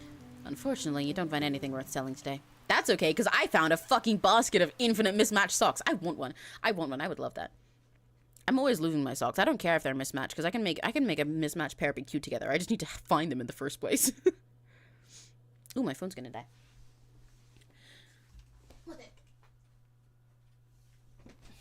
The sun was beginning to crest over the horizon when the rain ceased, and the sun peeked out from behind the clouds, painting the streets and buildings in a wash of color outside the store. After a busy day around the closed store with Winnie, you were unsurprised to not find any way to contact Florian. With a sigh, you began to think. Quinn might know, or maybe Ahmed? Who can I ask?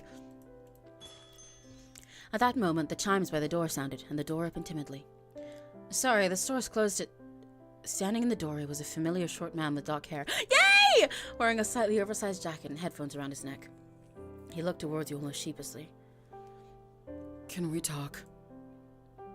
I'd say we already are. He rubbed at the back of his neck, not meeting your eyes. Florian! I was worried about you, Pookie. You know... Yeah, I guess so. I'm, sorry for running away. He glanced towards you, but quickly away again. And sorry for what I tried to hurt you, so... God, this fucking sucks. Apology accepted, but on one condition. Can you tell me what's going on with you? Yeah, I guess that's fair. Where's, Winnie? She's upstairs still. I'm guessing she doesn't know. No, no one knows, except Sylvie. I had to tell someone. Look, this is new to me. I'm a vampire, I guess. I don't fucking know. It's not like I chose this, and I hate blood. The smell, the taste, it's disgusting. I try to avoid it, but sometimes sometimes I'm not in control. I get so hungry, but all my old favorite foods just don't work anymore. So I try to keep to myself and keep people away from me. All this tiredness has been hunger, then? Yeah. I really love it when stories explore how horrifying the idea of becoming a vampire could be for a character like this instead. Because, like, you know, being a vampire is a really easy one to make sexy. And they have those little moments where, like, before he was gonna bite you, he was so fucking beautiful. I was, like, stunned for a moment and everything. And I would let him, gladly. But in itself, the concept of becoming one, especially after everything he's been through, is just like so fucked up. This poor guy, he just wants a break, but he can't be satiated by any of the food he likes, and the one thing that he has to eat is fucking disgusting, and it's horrifying to him because he was a human just like not that long ago. He didn't choose to be like this. Suddenly having to drink blood all the time? Oh, fucked up. I love it. This game is wonderful. And I feel so bad for him. My Bookie. Yeah. But you've eaten now, right? You don't look as bad. I guess so. Well, there we go. No harm done. You say that, but you're not a danger to me. I believe that. You're just going through some stuff. Florian was silent for a moment before a weak laugh escaped him. God, you're a fucking moron. Why are you scared? Because I like you, Florian. I don't think you'd really hurt me. You're an idiot. Oh, I'm well aware. It won't happen again. I won't let myself get into a situation where it could. So, just try to keep your distance, please. I'm not going to abandon you just because you're scared of yourself. You can ask me to be careful, but don't ask me to pretend I don't care about you. I don't deserve that. Too bad. You've got it anyway. Why? Why the fuck are you so nice to me? Why not? You're a good person, Florian. Florian stared at you blankly, a confused, almost pained expression on his face, as if the very concept was foreign to him.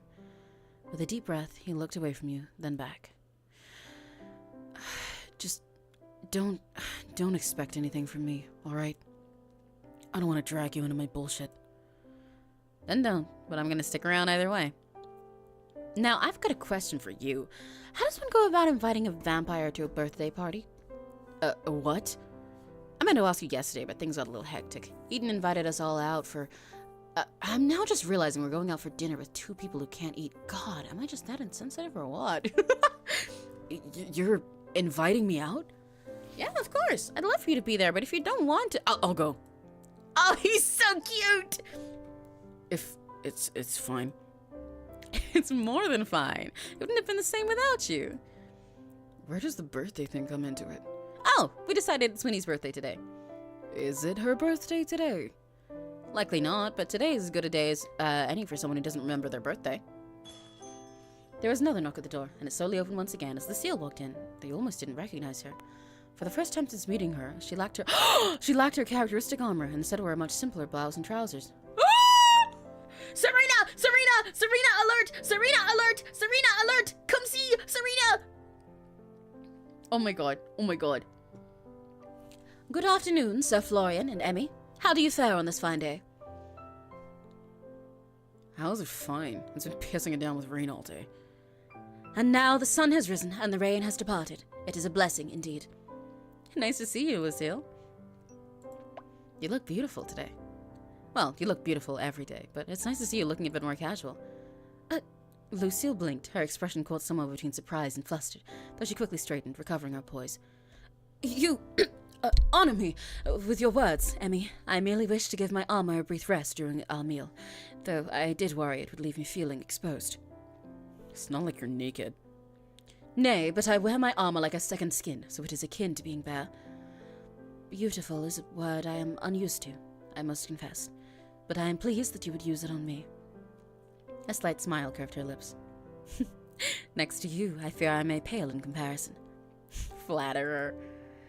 The truth has always fallen from my lips with ease. God, let me leave. You're just gonna stand there flirting, please. Flirting? I would hardly call this flirting, Sir Florian. Emmy's intentions are pure. Are you sure about that? I hate to tell you, I am not sure if I am... No. You're seriously gonna sit there and pretend this isn't flirting?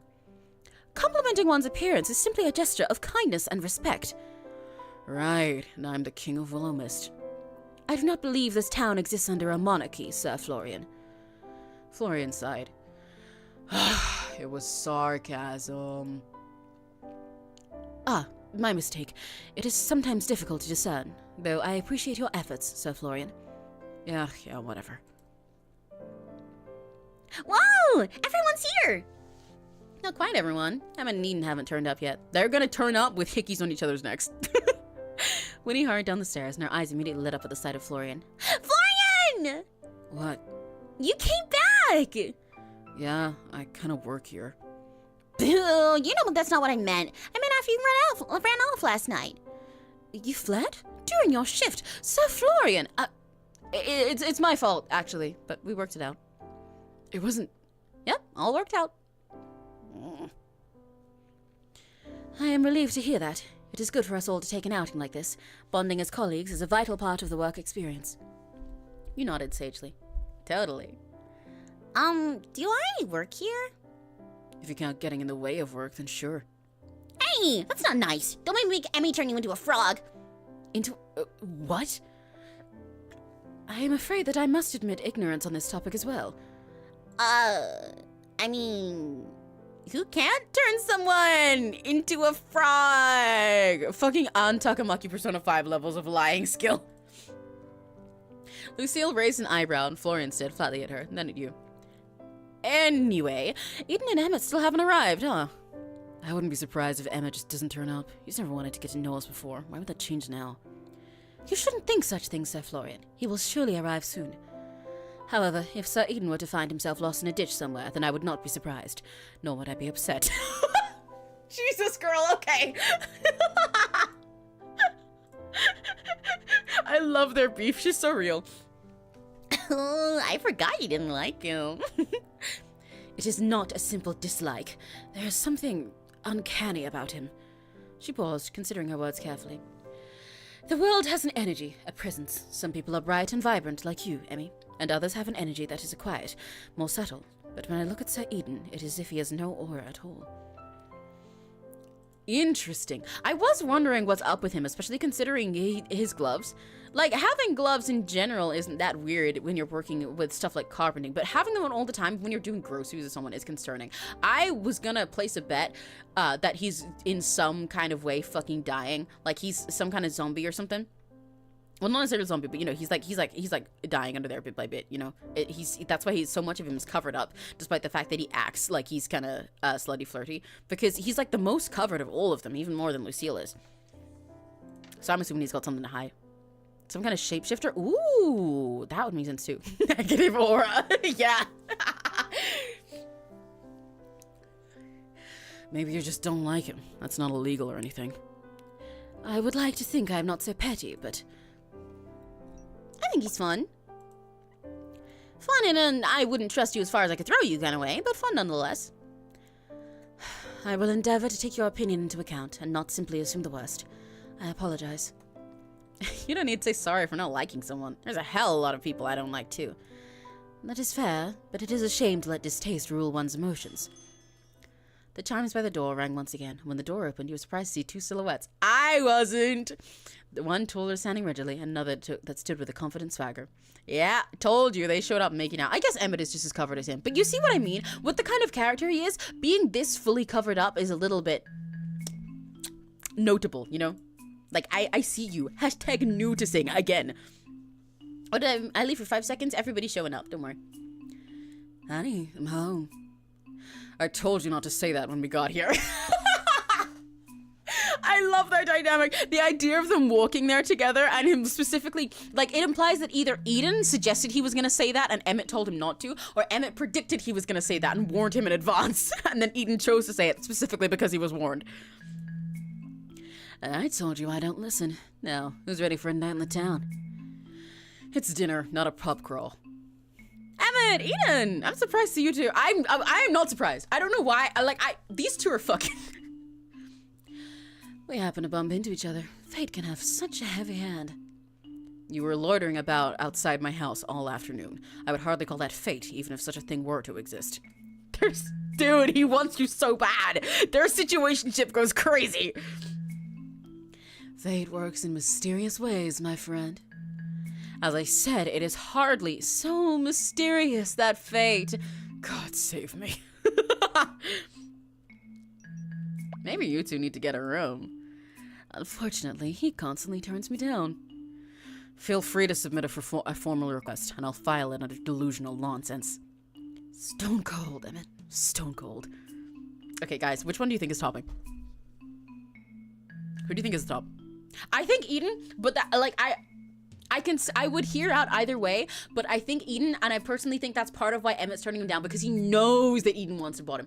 But if he does, if he lets him, then Emmett will be so cute, and he will be able to come undone for him and be so sweet, but he cannot let himself be that vulnerable with someone. Lauren from the Hot Wheels Accelerators movies. I do not know who that is, but hell yeah. Yes, okay, yeah, you know, based as well. They both seem like switches. I think drunk Emmett is a top. Oh, true. I think he would, when he's drunk like that, I think he'd be a top specifically with the MC. I think he'd want to, like, be like a service top kind of, or like a pleasure top. But I think, between Eden and Emmett, Eden wants to top him really bad because he knows there's cuteness underneath Emmett and he just needs to let him in. And he wants to let him let loose. And let his hair down, you know, and just let himself be taken care of. Yeah. Or the evil Pixie and Barbie 2005 movies from Mainframe. Wonderful. Holy moly. Yes, sorry, I just had to get that out. Anyway. Good evening, Sir Emmett, Sir Eden. It was a good evening, yes. And I'm sure it will be still. I don't think I've ever seen the store so full of life. Too much life, if you ask me. Ignore Florian. He's being a sourpuss. A what? A sourpuss. Come on, it's my birthday. Cheer up. Your birthday? Well, no one told me that. Actually, we just decided this morning. Oh, very curious of you. This makes me think you don't know when your birthday really is, perhaps? Well, it might be today. It's a 1 in 365 chance. I don't know about you, but I like those odds. Oh, I like how easily those two get along. They're both silly. I'm talking about, it was that evil Barbie with the mole. Do you mean... Do you mean in the fucking Fairytopia movies?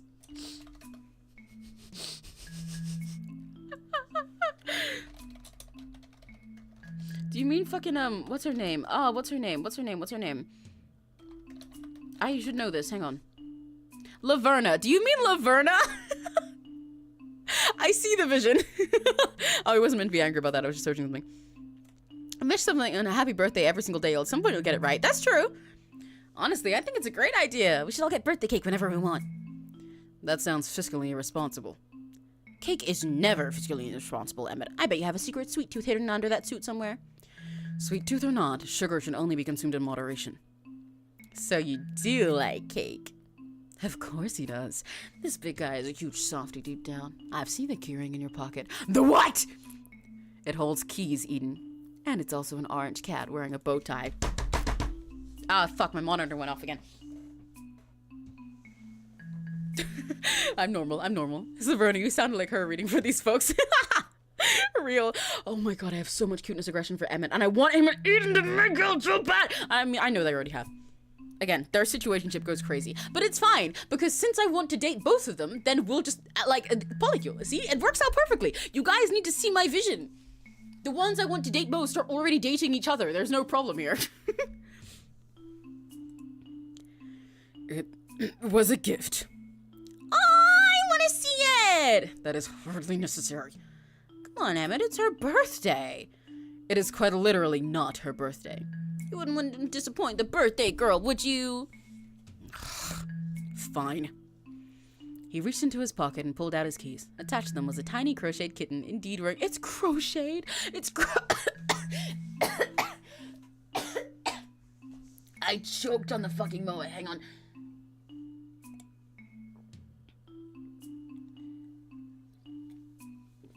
Okay, sorry. Anyway. I still think it's so funny that he's so fucking tall that he like fully fills the fucking frame. He reached into his pocket and pulled out his key. Attached to them was a tiny crocheted kitten, indeed wearing a bow tie. Oh my god, that is so cute! It looks like Emmy! What? It does not. It definitely does. Look at that fluffy orange hair. A coincidence then, that's all. Are you telling me he got it because he looked like— Oh my god! And so when we asked if he was small and cute after he was talking about cats— Okay, sorry. Okay, anyway. Whatever helps you sleep at night, big guy. I have owned this for months. It is hardly related to a person I have met in the last week. But it does look like them. Truthfully, it is a remarkable resemblance. A fascinating observation. Now, are we going out for this not birthday, or did I come all this way for nothing? We're going. Come on. I got us a reservation at the best place in town. Would that happen to be the Silver Oak? I'm unsurprised see someone with such good taste already knows about Willowmist's best-kept secret. What part of it is a secret? It's like the only restaurant in town open past 6 p.m. Eden here is prone to hyperbole. You should not put stock into anything he says. Then shall we make our way there, if we are not to be late? Yeah, let's go! We still don't know if Winnie's actually going to be able to make it outside, and I really hope she got. Actual pterodactyl noise. What? You'll get used to this. You will get used to this from me whenever I'm simping or having cuteness aggression. Listen. He's so fucking cute. The group began to file towards the door, and you held it open for everyone to leave ahead of you until only one other person remained. How are you feeling? Would you believe me if I said good? Is that the truth, though? Winnie looked up at you and then smiled, the same bright smile as always. I guess I'm a little scared. But I'm excited, too. It feels like I've never stood under that big open sky before, even if I'm sure I have. Thanks, Emmy. For what? For coming to this town. Well, I should be the one thanking you for giving me such a warm welcome. No way! I should be thanking you! If I remember correctly, I think I gave you kind of the opposite of a warm welcome. Let's agree to thank each other, then. Deal? Deal. Now, come on. Everyone's waiting. You held open the door and stepped outside first. Please say she makes it out the door, otherwise I'll cry. Outside the shop, the street was quiet. There was no traffic, and the storefronts across the street were dark and lifeless. Winnie stepped out after you, slowly at first, her movements guided by hesitation and fear, but that quickly gave way to something brighter and bolder. Yay! She made it out! Let's go! As she left the doorway, she let out a gasp, her eyes fixed upon the stars above. They're beautiful. There was something in her gaze, awe, longing, or something else, but her expression was so filled with light that you couldn't help but smile. The others watched on, a mix of curiosity and knowing across their faces. Florian looked up himself, but the look in his eyes was much more subdued. You are a brave soul, Lady Winona. It takes true courage to face one's fears. This is your first time leaving the store, is it not? Yeah, I guess it is. I can't think of a worse hell than being trapped in a musty old store. It's a wonder you didn't die of boredom. Nothing could be boring with Winnie around. Well, yeah, you got me there. You walked over to Winnie, then offered her your arm. Ready for an adventure? I guess I am. Winnie took a breath and then looped her arm through yours, or at least tried to. Though neither of you could touch the other, it was a strangely comforting gesture all the same.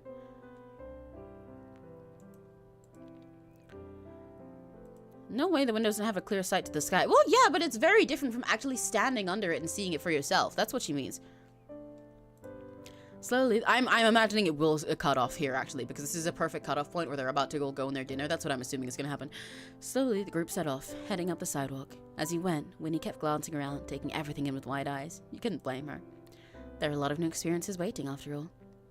It's so strange, but I've been looking out of the window every day, but nothing has ever felt as big as the world looks right now.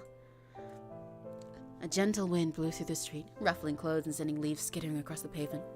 You couldn't sorry. You couldn't help but notice the way Winnie's hair and clothes stayed totally still.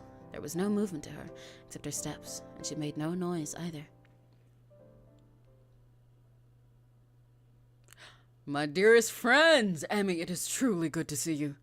Hi, Quinn, how are you? 1,000 times better now that I see you here, and you've brought quite the crew with you. We're having something of a birthday cross-welcoming party tonight. Oh, very wonderful. My friends, I will give you the finest service this humble restaurant has to offer.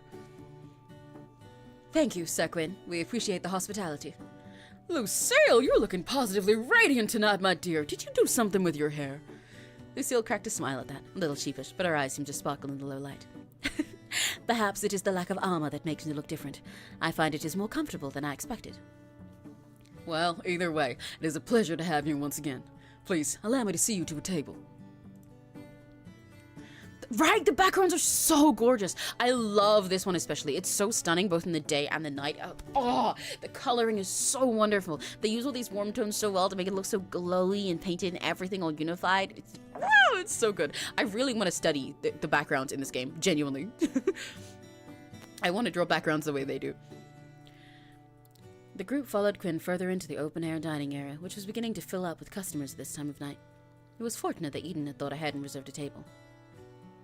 Your group of 6 sat down, and Quinn left you menus and took drink orders. Oh, look at everyone! Oh my god, they're all so cute. Also, Gabe, dude! Fuck already! Emmett, let him top you! Please, Emmett! It will be worth it! It'll be so worth it, Emmett! You guys can open up about your backstories and pillow talk or something. Anyway, sorry. Look how cute they all are. Florin's little nervous face. And then she's transparent, but she's still here and she's happy. And they're all so come together. I love them. I love this whole little found family already. There we are. I didn't know you were so familiar with the owner, Emmy. What can I say? I have a way with people. That much is obvious. You have all of us wrapped around your pretty little fingers. Speak for yourself. Some of us are just trying to do our jobs. Perhaps that is something you should consider, Eden. Bestie, I have you wrapped around my fingers too, baby. Don't even lie, Emmett. They better give us the option to become a poly group. Honestly! I can pair half of these guys together anyway. Are you trying to tell me that your relationship is entirely business? Entirely. That's how an employment contract works, yes. Eden let out a laugh at that, shaking his head. You play so hard to get. Emmett pushed up his glasses, crossed his arms, and looked away from the table. I'm not playing anything. I am simply doing my job. If you were only doing your job, you wouldn't be sitting there right now. I am simply... Look, do you two need a moment? Should I start handing out earplugs? Jesus. Yeah! Everybody knows that they're fucking! I love that this is just like a thing of these two. That we're just acknowledging that there's a whole thing going on between them, even regardless of you dating either of them. Shut up, Florian. This is like seeing a TV drama in real life. No, he's right. We shouldn't try to have all the spotlight. Not when we have the birthday girl and Emmy right there. Like what exactly? Oh, I know. I saw this game in a magazine. 2 truths, 1 lie. Eden's eyes lit up. Now you're speaking my language. That sounds stupid. I am in agreement. This is a game for children. On the contrary, perhaps such a game would allow us to get better acquainted, though I am unfamiliar in how it is played. The text is really low on the screen for this. I have to like move my mic lower so that I can see, but I need to be lower so that I'm still in the mic. It's simple. You just have to state 3 things, 2 of which are the truth, and 1 that is a lie. Usually everyone else has to guess which is which, but I think it'd be more fun to leave people wondering. What do you say? Lucille made eye contact with Eden across the table, and a silent, unspoken challenge seemed to pass between them. I agree. This sounds quite interesting, indeed. I'm looking forward to getting to know you further, Sir Eden. Careful. Beautiful people who know how to swing a sword are my weakness. She still seems gay as hell, but if I ignore the fact that she's like made for Serena for a sec, those two would also have great thing going on. I'll go first. Do I really have to play? As it is Lady Winona's birthday, and she wishes it, you must. Ugh, fine, whatever. Winnie beamed. Yay! Okay, alright. 1, I'm a really good singer. 2, sometimes randomly smell disinfectant when there isn't any. And 3, I love the ocean. What a spread of options. Now all of us will be guessing all night. This is just stupid. You should not judge while you have not spoken your truths and lies, Sir Florian. Fine, but this is so dumb. Florian crossed his arms and leaned back, looking away. 1, I used to be a vegetarian. 2, I'm an only child. 3, someone tried to kill me once. That's crazy! Well, I mean, we know which one is the lie. I guess it's not that surprising that someone tried to kill him once, but damn! Damn, dude, okay. There, are you all happy? I know I am! Well, kinda, as long as someone didn't really try to kill you. Who knows? He just shrugged at that. I know, brother! It seems we are all learning more about you by the moment, Sir Florian. Great, that's just what I want. Allow me to go next. I have prepared 2 truths and a lie, and I trust you will not easily be able to decipher the falsehood among them. From the way she's talking, I think I definitely will. Firstly, I was knighted before my 18th birthday. Secondly, the last time I saw my homeland, it was burning. Lastly, I held the crown of a fallen king for 3 days until his people could bury him. Never mind, I cannot tell which one is the lie. Jesus Christ. Oh my god. Oh my god, girl. Jesus. Okay. All right, Mighty Most. Jesus, your fucking life. Oh my god. Okay. You deliver all 3 with such confidence that I suspect they're all technically true, and the lies in the semantics. You do not seem like the kind of person to lie otherwise. Now you're getting into it. Emmett pushed his glasses up again, then tapped his fingers against the table thoughtfully. I suspect you were knighted on your 18th birthday. I think you probably did hold someone's crown, but it was for more than 3 days. Ooh, or Lucy was still there after her homeland stopped burning? Look what you've done. We're not even supposed to be guessing. You're quite good at the game, Lucille.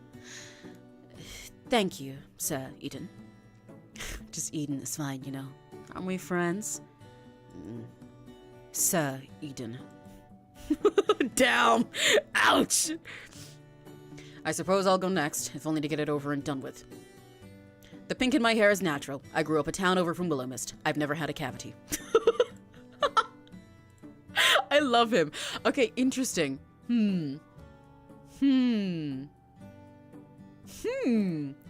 Does that suffice? This is more than I've got out of you all week. I told you I have no interest in personal relationships. And that one's definitely the lie. It wasn't a part of the game. But it is a lie. I have a sneaking suspicion you might actually like us. Some of us, at least. Not you at the very least. What about Emmy? I find Emmy tolerable in a business sense. Easier to deal with than Miss Marigold, that's for certain. Tolerable? There, Emmy. That's pretty much a marriage proposal coming from him. I am already regretting coming. They're so cute, I love them. There is no need to have regret, Sir Emmett. It is in the company of comrades that even the most hardened hearts soften. You're not helping, Lucille. On the contrary, I believe I am offering him a valuable opportunity for introspection. Translation, you're stuck with us, Emmett. I think I need a... Drink? Then rejoice, my friends, for your wish is my command. Quinn set down drinks all around the table, a wide smile on his face, before pulling out a small notepad and taking her orders. You watched as everyone ordered, minus Winnie, before it stopped at Florian. I'm not really... Go on, Florian. It's my treat. Actually, we were planning to share something, weren't we? Were we? Yeah, remember? Quinn, could we get the pasta for 2? Sometimes when I voice act in these things, it makes me more American just by absorbing all of the other characters I'm voicing. I can't believe I just said pasta. Could we get the pasta for 2? Fantastic taste! I would expect nothing less from our wonder, Sylvie's relative. She adored my pasta. I'll miss her. She'll be back soon enough. I'm sure she misses you too. Quinn smiled, a little wistfully. Your words warm my heart. But come, we should not waste a moment. To the kitchen! Gwyn left once more, and the chatter slowly resumed. Eden and Emmett started bickering about something or another, while Lucille stood and began showing off some stances and sword swings to Winnie. Those two she kissed. They would make really cute girlfriends. This demo has gone on for 8 hours. How much did they add in the whole game? I know! I was not expecting this much. I thought this would take me like an hour or two. I thought it would just be a brief little glimpse. This is great. Florian, however, lightly pulled on your sleeve. Hey, thanks. For that, I appreciate it, I guess. You'll just have to pass me pasta under the table now. I probably should have picked something you eat with your hands. I could just start filling your pockets with it. Pocket pasta is the best kind. God, you're stupid. But thanks. Emmy! Yes, Winnie? You haven't had your turn yet! He's so adorable. I love him. He's so cute. Anyway. Cooking minigame, cooking minigame. Oh, a cooking minigame in the full game would be so cute. I hope so. I would love it if they add that in. All the other game mechanics we've gotten so far have been really interesting as well. I would love something like that.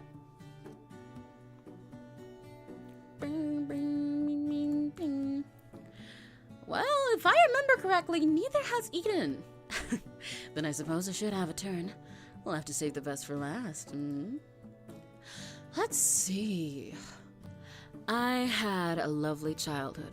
I was born in the most beautiful garden in the world that you'd never find on any map, and I've read over 10,000 books, though I couldn't tell you what any of them were called. 10,000 books and no titles to note. That is most peculiar. Doesn't an average person read like 700 books in their lifetime? I haven't read any. You don't count. Maybe they were boring books? Even boring books have titles. Forgetting every single one is statistically impressive, I suppose. I've always loved being statistically impressive. You can pop into Phoebe's stream and then sleep. Oh yeah, Serena. Thank you for hanging out. Bye-bye. And what kind of garden are we talking about? Tulips? Ooh, are you a mad-eating tulip person? Is Eden a fucking angel or something? Let's be honest with me. And not you guys. That could be. What do you think? I don't know. You're so mysterious. Guess I'll have to leave you all wondering then. I'm far more interested in what our new friend here has to share. Oh, little old me. Don't play coy. You've been dodging the spotlight all evening. Maybe I just enjoy listening to all of you. If I had to play the stupid game, so do you. Of us all, you are the one shrouded in the deepest mystery. Am I? I think I've been pretty open with you all.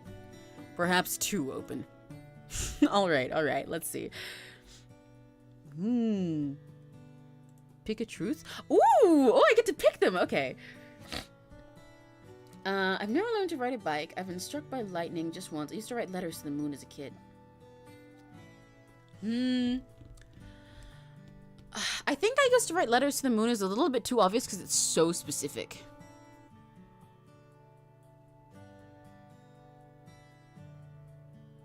Unless you were the kind of person to say something like that and have it be a semantic thing like Lucille and be like, oh, I used to write letters to Santa or something. But I think if I was picking a true thing to say, because I like this one. I like how romantic it is. It's kind of cute.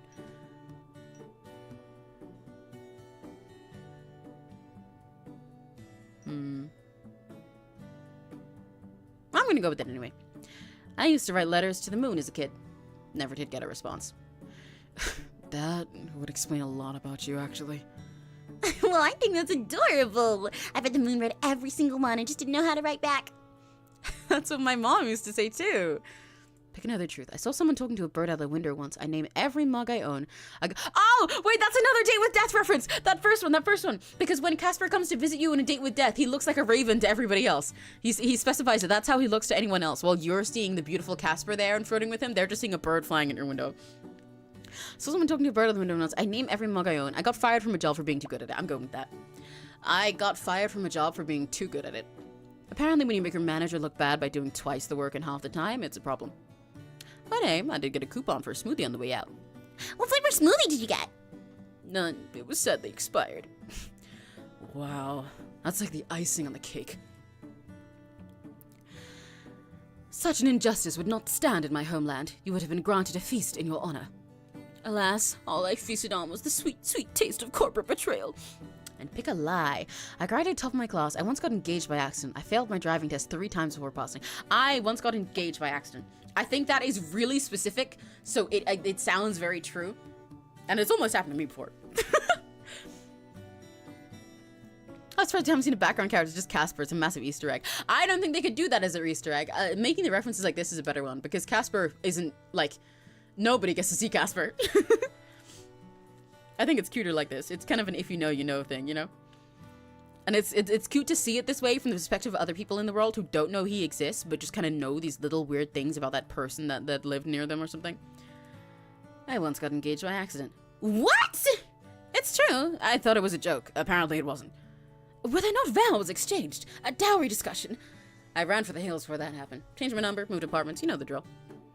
No, I don't think we do. Bon appetit! I hope you're all hungry. Playing 2 truths and 1 lie in this way where you don't find out the answer after and you'll just have to say them is really funny. I salute Eden for it, because I know part of his reason for doing it is so that he can say these things about himself, but not actually fully open up and then still keep his little mystery that he uses as a shield. Yes, I see you, Eden. I am constantly #noticing. But I also think it's really funny. I gotta do that with someone sometime. That's a hilarious way to do the icebreaker where you just don't tell them so they have to guess about you the whole time. There are other Reapers of Date with Deaths in this world somewhere? Yes. It is already canon in-game that there are other Reapers. What do you mean? in Date with Death, there is already others who meet one.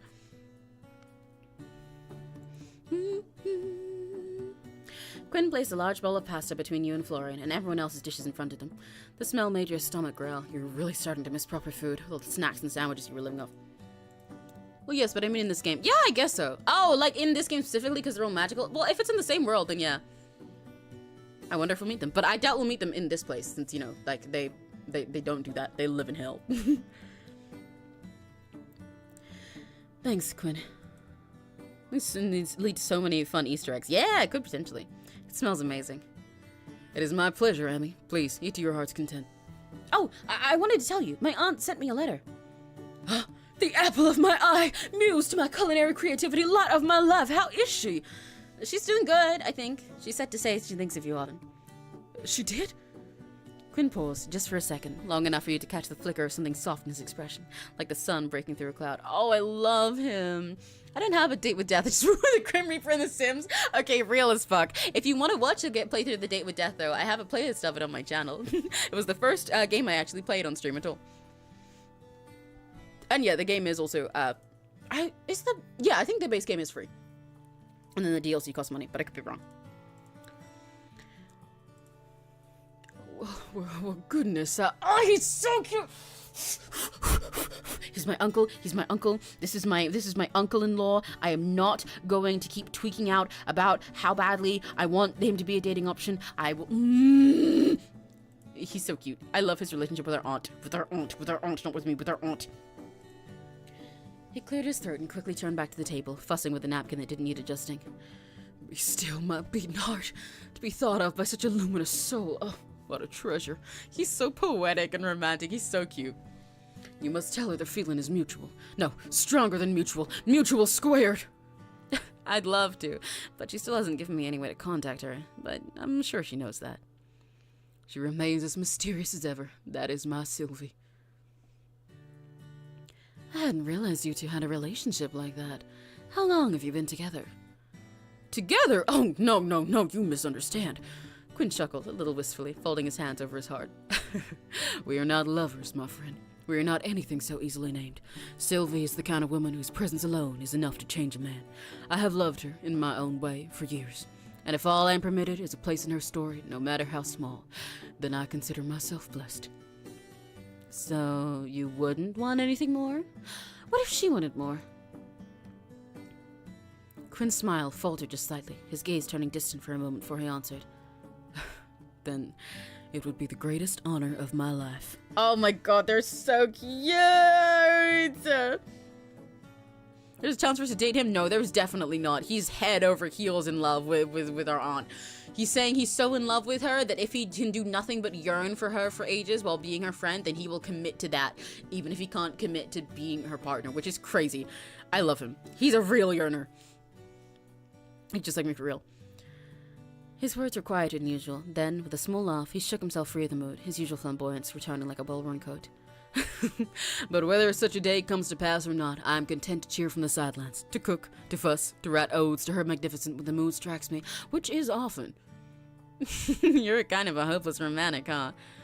Hopeless? Never. I remain full of hope, overflowing with it in fact, and now I am passing that hope on to you. Eat, drink, and enjoy your evening amongst friends. Those evenings are the finest ones. Quinn bowed and left, and conversation quickly returned. Oh, this day was so sweet. Wow! I can't believe you actually just came out and asked him that. I mean, he already came out 20 years ago with the way he talks to Emmett. But anyway, why not? Love is a subject I'm fascinated by. I mean, I thought it was pretty well known that he's head over heels for her. It's news to me. Florian picked up a fork of pasta and blew on it, though didn't move it to his mouth. I mean, I think he asked her to marry him like 20 years ago. Jesus Christ, how old are they? Okay, I see why we can't date him. Maybe they're older than I thought. Okay, maybe that's understandable. We're, what, 26? He asked her to marry him 20 years ago? Okay, never mind. Wait, what? Seriously? This gets more juicy by the second. Sir Quinn's devotion is most admirable. To love so fiercely, yet ask for nothing in return. It is the kind of loyalty spoken of in old songs and battle oaths. Lucille sat straighter, hands resting in her lap as she gazed towards Quinn, who was already laughing at another table and setting down drinks. In my homeland, we are taught that devotion is not measured by its reward, but by its endurance. To love without expectation is the purest form of loyalty. We speak vows not to be returned, but to be upheld. If one's heart is true, it does not waver, even in silence. By the way, this is just a personal comment, but if we're like not openly addressing the fact that Winnie is a ghost to the others that don't know yet, which is these two, I feel like she probably should have sat with the other two. I feel like the seating arrangement wasn't the smartest. I feel like her and Lucille should have, well, actually, I guess there wasn't much other way to do it, huh? Because Lucille is not going to sit next to Eden. But these two should have probably been sat together to help cover that up. Because if Eden specifically sat next to her, then I feel like there's a chance that she's going to end up getting a pat on the head. Or he's going to be like, oh, let me help you with that. Let me get you for that. And then his hand just goes through her and he's like, oh, interesting. Although to be fair, personally, I'm assuming that Eden actually knows something's up. Emmett just hasn't put two and two together yet. But, you know. And if we weren't sat next to Florian, then we couldn't save him from the eating thing, so. But yeah, I've been thinking about that. Winnie, maybe you should be more careful, but whatever. I think specifically, I don't want anyone else in the restaurant to see a hand go through her and then for Winnie to be scared about it. But anyway. We speak vows not to be returned, but to be upheld. If one's heart is true, it does not waver, even in silence. You're gonna make me cry. Lucy, the way you talk is so beautiful. You really do have a way with words. You'd make a good poet, Lucille. It's beautiful, sure. But isn't that a little tragic, too? The group looked toward Eden, who leaned back slightly, fingers loosely resting around the stem of his glass. All that loyalty, all that devotion. What if it was never returned? What's left for someone like that? Did you not listen to a word he said? Not everything is about what you get back. Some people love in quiet ways, through actions, stability, showing up. There is value in loving someone without expecting something in return. You just don't understand it. What makes you so sure I don't? Because everything you say about love sounds like a transaction. You offer your heart and expect someone to take it. That's not connection. That is a contract. And what would you know about it, Mr. I don't need anyone? More than you, at the very least. Whoa, okay. I thought we were playing party games, not starring in a courtroom drama about the ethics of love. The urge to draw fan art is festering. Please do! I would love to see you draw fan art. I don't know if you mean for me or this game. I assumed you meant for the game, but I want to see fan art either way. If you draw fan art for the game, I want to see it so bad. And like, this demo has just dropped, and I'm sure 2.5 Studios love it because they love all their fan art. In the Date with Death, they included a bunch of it in the game as well. I love these characters so much. I want to draw them really bad as well, so that's why I assume you mean the game. I really want to draw Winnie in a bunch of cute idol outfits. I want to design idol clothes for her. I know she can't wear them, but I will do it. Even the purest intentions may bruise where they mean to heal, and I would not like to see Sir Quinn hurt by our words. You're right, of course. My apologies. Still, I enjoyed the conversation. Hearing everyone's views is enlightening. Remember Only Reapers? I do remember Only Reapers. I still want to buy the 2.5 Studios Patreon. Really bad. I didn't grow up around people with opinions that weren't handed to them, so hearing all of you speak so freely, even when we disagree, it's kind of refreshing. Though if you ever want to have a less existential discussion about love, Emmy, I'm always happy to offer my services as a test subject. Oh, in the name of science? Naturally. Controlled environment, one-on-one observations, lots of long walks and meaningful glances, all the good stuff. All very official, wouldn't you say? You are incorrigible. Oh, shut up and eat already. I love them. I love their dynamic. You're all just jealous of our blossoming relationship. I'm not gonna let you steal my favorite manager away from me. Yes, take care with your words, Sir Eden, for I am sworn to protect Emmy from anything that means harm. This is somehow the best and worst dinner I've been to. I can't help but agree. I love their dynamics so much. I love this little polycule so bad. That's it, I'm giving into the urge. Please don't! I'm giving on my behalf because I didn't have time to drill fan out right now, but I want to so bad. Emmett reached out to the glass he left of his plate, lifting it for a quick sip. Emmett, that's not... We're gonna get drunk! Give it again! He's gonna be cute again! Sorry.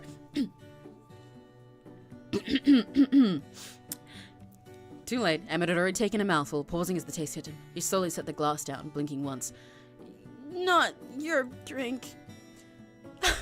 I didn't realize we were close enough to share. I'm honored, Emmett. You... Hello. There's a Neriful and a Soko. Hey, Soko. Is the gift of Soko? Oh, and a Bumter. Yippee! Yippee! My second Bumter today. You're not having it today, are you? Soko. Don't dodge my question. Don't dodge my question. I haven't decided yet. Okay. The ADHD meds told me that I won't be allowed to have a monster once I start them, and I'm very sad about it, so I need to chug it all beforehand. I see. Hi, Suko. Suko, is our cat El Gato is here. Suko. She asked very politely. You would like to poison this game. I'm sure I would. I can't see them right now though because I took my glasses That's off. okay. There's only one here, and he's so tall that he doesn't fit in the screen when they're I over can their fucking sprites now. tell. Yeah.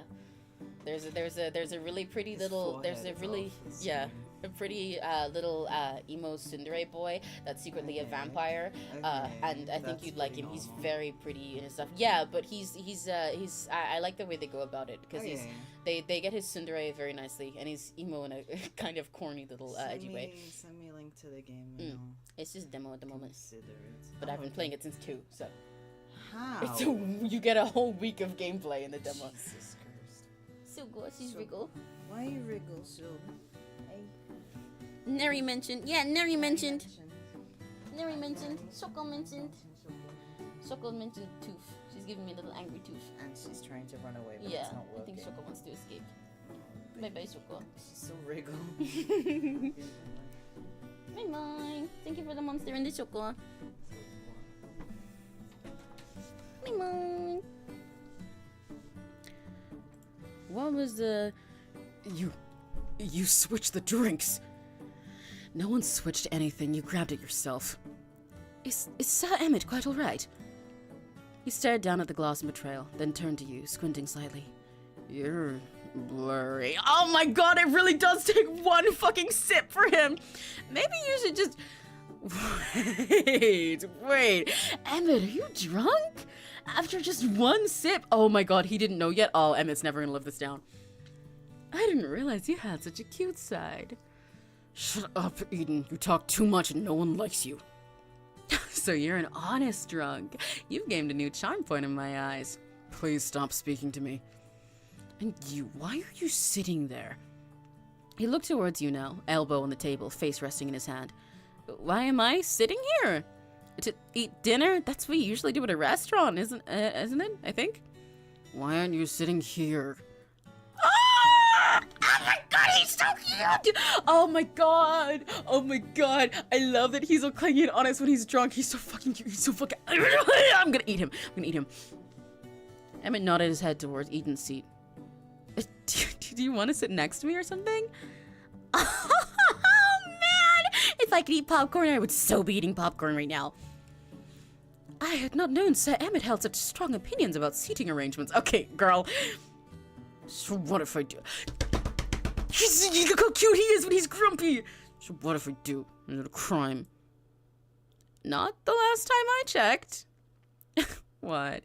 You don't want to sit next to me? No. Your personality is exhausting and you flirt with everyone.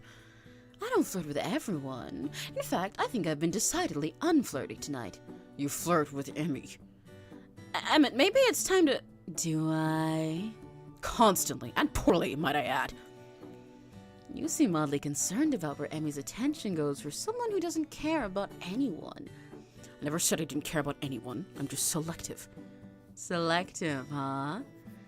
Oh my god, Emmett, you're getting played like a fiddle right now. Yes, very. I only showed up tonight because someone keeps getting dragged into nonsense and I have to keep an eye on them. Who? Me? No, the other new antique store manager in town. Of course I mean you. Aw, he's like a clingy cat that pretends to hate you, but actually loves you and wants to sit in your keyboard while you work. That is the best description of him and it is so cute. I love you, Winnie. Oh my god, he's so fucking cute. That is so specific. I never pegged you for the possessive type. What do you think I'm gonna do? Bite them? Knowing you, probably. You need not worry. No one is getting bitten on my watch, Sir Emmett. Yeah, don't worry about that, Florian. No one's gonna bite me. Unless you say please, at least. Please keep your mouth to yourself, Sir Eden, lest you lose it. Lose my mouth? Alright, I'll be good. I doubt it. Emmy, you should come sit next to me for your safety. That's a little hard when I'm sharing dinner with Florian, don't you think? You can share mine. Oh my god, he's so cute! Listen, Florian, I would love to defend you right now, but again, you miss every shot you don't take, and I only have like I bet I only have like 10 minutes left with this demo. That depends. Will you feed me? If I say, There was a pause, half the table watching, half of it holding in laughter, before Emmett, entirely without hesitation, lifted his fork with the most absurd seriousness imaginable. Say it then. The fork slipped past your lips. It was a simple gesture, but something about the way his eyes were on you, and the look in them, was strangely intimate. Oh my god! Oh my gosh, he actually did it! I don't think he called any bluff. I think he's just taking everything that literally right now while he's drunk, because he's being honest. I think if he wasn't drunk, he'd just be like, shut the fuck up. But right now, he's like, yeah, I'll do it. I'll do it. If you come sit next to me, come. He's so cute. He's so fucking clingy when he's drunk. He's so possessive. He's so cute. Okay. Oh, wow, that's pretty good. I'll have to try it next time. But I think I'll stay here and finish my meal. Hey, think about it like this. You can keep a better eye on Eden if you're sitting together. Reduced to a third wheel. It seems I'll have to step up my game. Hey, Emmett, I had a question. Why do you stop by the store so much these days? He's helping me with... I know, all the boring numbers and stuff, but it's not just that, is it? It's part of my job. I'm ensuring the transition is smooth and that Emmy isn't unintentionally ruining the store's finances. Oh, come on, Emmett, just admit it. You're hovering. It is not dishonorable to show concern for one's companions. Are you checking in on me? Of course I am. Oh my god, he's so cute. He's so cute. He's so cute. He's so cute. He's so cute. He cleared his throat, adjusting his glasses. You were suddenly dropped into your role with little warning, and in this town of all places. Monitoring your adjustment is prudent. Aw, he's worried about you. That's very sweet, Emma. Thank you. I'll have to remind you of this entire conversation tomorrow. Psst, you owe me $5, Florian. Once again, what is a ghost you would need $5 for? I love how many things these two have made bets on that they just don't tell the others about. They're so cute. I love them. Oh, go on. What bet at my expense did you make this time? I bet that Emmett had a soft spot for you. I mean, he never stopped by so much when Sylvie was around. You picked up the loss of the pasta in your fork, already full to bursting. Apparently, eating a pasta for two all by yourself was difficult work, though fortunately no one else would seem to notice Florian's lack of eating. Winnie hovered over towards Emmett, poking fun while he attempted to swat her away unsuccessfully. Eden and Lucille were engaged in a lively conversation about something or another, and for a moment you felt at peace. It was strange. You hadn't known anyone here for longer than a week, and yet here you all were, talking, laughing, having dinner together, like you'd known each other all your lives. That's because I'm dating every single one of them. This is because this is a polycule. It was a feeling you'd never felt before, not even back home. The closest you'd ever come was the nights you'd stayed up playing video games with friends over voice chat, and even then, there was a distance between you, a separation in place. Here, though, it was different. Even when Emmett and Eden were arguing, there was something comforting about the knowledge that they were right beside you, a mere arm's length away. You leaned back, fork resting against your plate. Your stomach was full, your heart a little more so. Okay. New bet. No, I keep losing bets with you. I don't want to do them anymore. Boo, wrong answer. Boo, there's the one. Okay, here it is. I bet Lucille could out-eat I really read that wrong in my brain before I spoke it. out-eat Florian and Emmett and Eden in a pie eating contest if she wanted to. I will not be elaborating. Is there a pie eating contest coming up I haven't heard about? Well, no, but we can always organize one. I'll pass.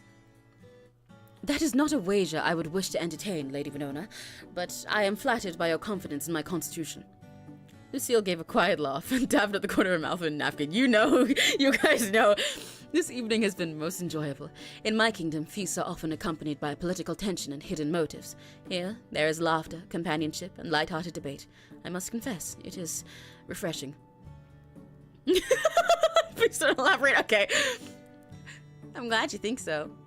Same. I haven't had this much fun in forever. I wish every day was like this. You'd get bored of me eventually.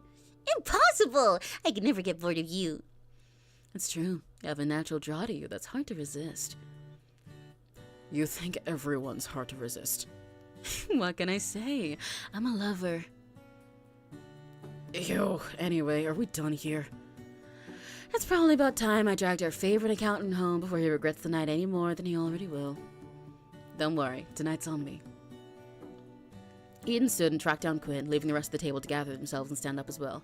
As you all did, Eden returned, followed by a beaming Quinn, who seemed positively ecstatic at the sight of the empty plates left behind. Did you enjoy your meal, my friends? It was wonderful once again. You'll have to give me some pointers one day. I've never had cooking like yours. For you? Absolutely. You know, much of the flavor comes from growing our own produce. Wow, we had a beautiful harvest of carrots just the other day. Well, you still play a game. Yeah, I think it's almost over, though. Because this is only the demo, which is crazy. I shall drop by for you to have sometime, yes? Oh, Quinn, you don't have to do that. It would be my pleasure. Plus, to be perfectly honest, I have far more than I need. You, my dear, would be doing me a great favor. Well, in that case, I'd love some. Thank you again. Wonderful, wonderful! I'll drop by sometime next week if I can. Quinn smiled, eyes crinkling. Then, after bidding everyone a good evening, he disappeared back inside the restaurant. Oh my god, it's not over yet. There's so much in this demo that's actually insane. I thought we'd get like 1 or 2 days of gameplay. Good evening. Hiya. Good evening. With that, it was time to head home. Your group found your way back to the road, said your goodbyes and happy birthdays, and you turned back towards the direction of the antique store before stopping in your tracks. Someone else came up beside you. Hey, did you miss me already? Hardly. Look, fuck me, how many times do I have to say thank you today? I wouldn't complain about it one more time. Are you that desperate for validation? It helps boost my ego. Thanks for earlier, for not just kicking me out, for the pasta. The pasta was entirely selfish of me. I was just really hungry. Can you just accept my gratitude? I'm not good at this kind of stuff. Talking, feelings, whatever. Well, for someone not good at this kind of stuff, you're doing a pretty fine job. This was, pretty terrible overall, but not as terrible as it could have been. That sounds like high praise coming from you. He's so cute when he pouts.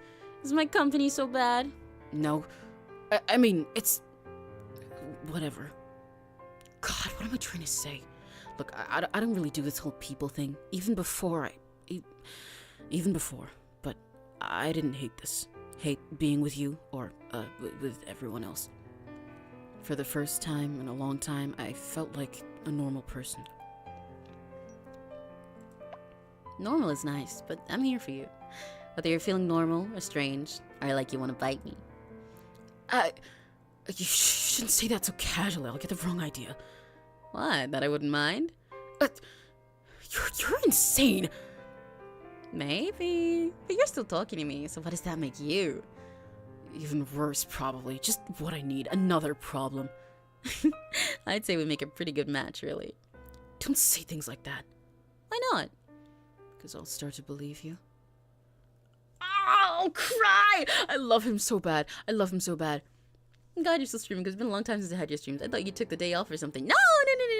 Yeah, I have had random days and stuff lately that I had to keep taking off, but it's mostly because IRL situations keep happening. I keep getting booked up with stuff in the fourth dimension when I want to come and be 2D for you guys. Ooh.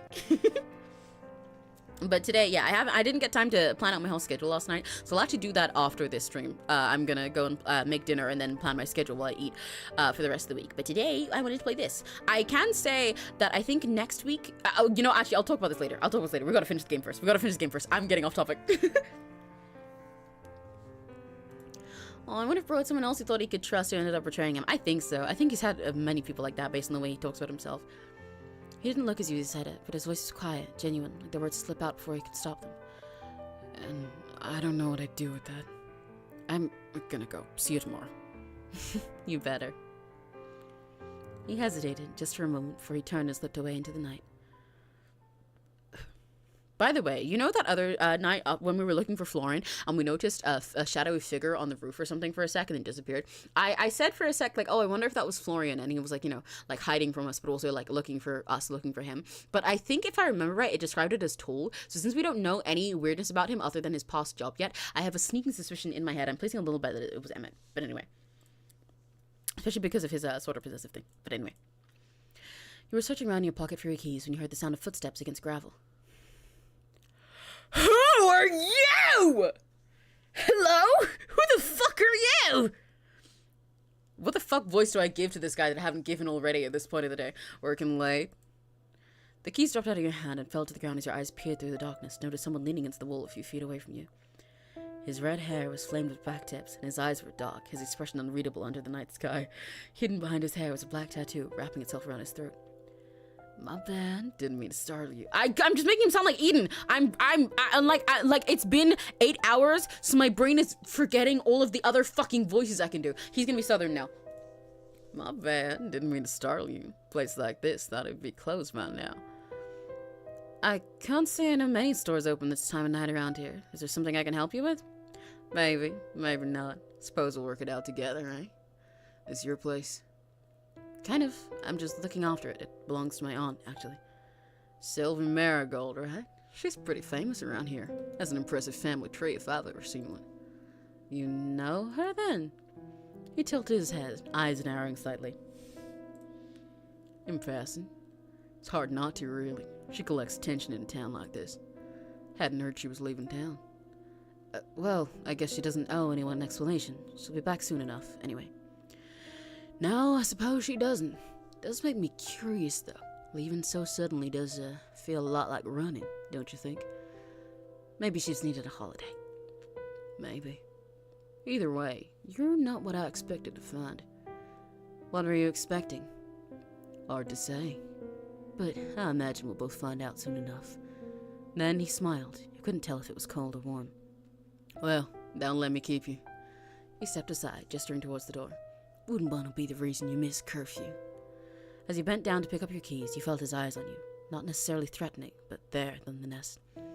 Just so you know, I happen to know someone who's very curious about you. Yeah? Should I be flattered or concerned? Maybe both. I'm sure we'll be seeing each other around, Emmy Marigold. He turns, hands in pockets, already walking away. Hey, what's your name? Kale? Dumbass name.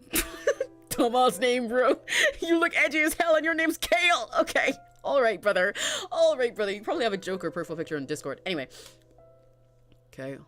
Or Kyle. I don't know. I can't tell if it's meant to be Kale or Kyle. And both of them sound stupid, because especially in this accent, if I say Kyle, like how I'm assuming it could be, it sounds like I'm saying Kyle, like K-Y-L-E. Then it sounds like he has the kind of parents who wanted to spell it quirky, so it would look weird, so it would look different. But now it just makes him sound stupid, like he doesn't know how to spell Kyle. Like when people spell the name Amy, like A-I-Y-M-E-E or something, because they don't know how to put an M and a Y together, or something like that. But if it's Kale, then it seems like he misspelled the word Kale, like K-A-L-E, and it also sounds really stupid for a guy who looks like this to have a name of fucking Kale.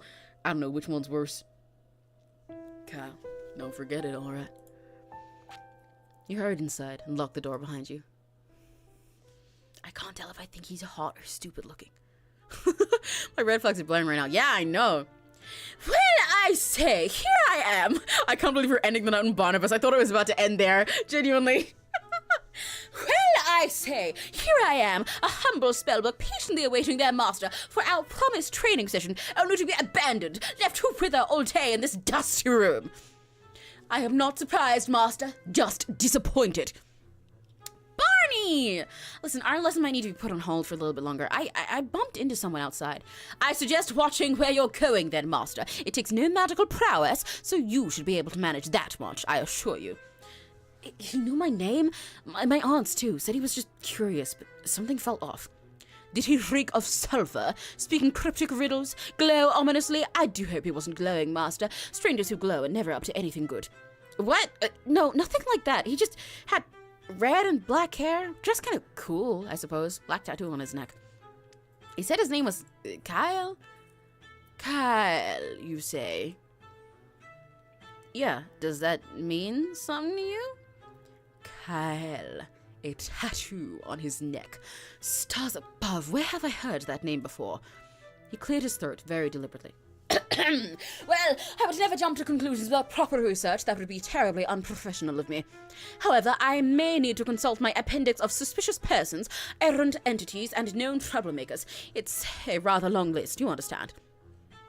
Well, thank you for that, I think. Of course, it is my pleasure, master. It seems our lesson will once again be put on hold. Please do not try to suddenly combust or otherwise harm yourself in the meantime. I would hate to be placed back on a shelf waiting for the next terrible spellcaster to come my way. I'll do my best not to combust. That is bare minimum effort, master, but I suppose I'll take it. You smiled faintly and moved to replace your day clothes with your pajamas, the quiet of the apartment settling around you like a familiar quilt. Barnabas drifted lazily to your desk, muttering something about cross-referencing character flaws. Feels Kaya's demon? Probably something like that. My king, I love Barnabas. I'm so glad this day ends with him. You decided it was best to leave him be. Of what you knew of him, he sometimes needed time to mutter strangely to himself. You turned toward the window, your reflection soft against the darkened glass. Outside, the town of Willowmist slept, quiet, calm, and just a little strange. And tomorrow, you'd open the shop again, maybe learn a spell, maybe meet someone new. But tonight, for now, you were home.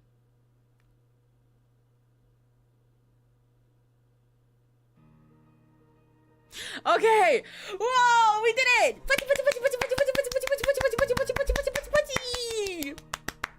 Oh, wow, that's a lot of people on the team. Holy shit. Are these all... No, yeah, they are all people on the team. Wow! Ooh, I need to get a screenshot of him being pretty here for Neri. I like this song. I'm gonna turn it up for you guys to listen to it for a sec. What did you guys think of the game? Wasn't that such a good demo? That was such a big demo. We've been playing for 8 fucking hours.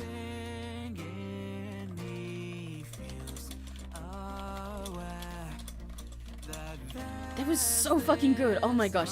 The game was so pretty. It was so cozy and wonderful. Oh my gosh, wow, there's a lot of names. It was so pretty. It was so cozy and comfy and wonderful, but like the mystery is so interesting. Every single character is such a gripping arc.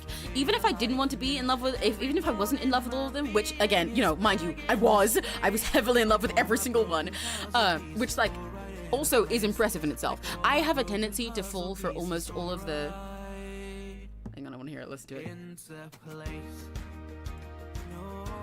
I want to cover this song one day. I have a tendency to fall for 50,000 characters in any ultimate that I play anyway and be very torn, but I did not expect to fall in love with every character in this game. I thought I'd have very specific favorites. I love all of them so dearly, but even if I didn't want to date all of them, I'm so gripped by all of their stories and every single one of their arcs. I care about them so deeply. Like, I love them just as much as Found Family as I do as a polycule. I love them all. The art is so gorgeous, and all of the game mechanics are so interesting. They're so fun. They're so cute, and I'm like excited to get to know them and get used to them. But also they're like, they seem like they have a real little challenge to them, especially since they have different game modes. I really want to play it on hard when I play the full thing, I think, because I like the idea of the challenge. Even though it might, come with some risk. And I think this is gonna be a game when it comes out full that I play like 10 billion times so I can play every single character's route and shit. I'm so determined. I hope you enjoyed the first week of the game. Please consider wishlisting the game on Steam if you haven't done yet, so too. Yes, I highly recommend that for you guys as well. I have linked the Steam page for the game in the description for this stream, so if you want to go try it out to play the demo for yourself, or you want to just go get it so you can have it on your wishlist for when it releases, please go check it out. I'm really excited for this game. I love everything by 2.5 Studios, and this is no exception, and this is going to be one of my favorite games when it comes out, I can tell.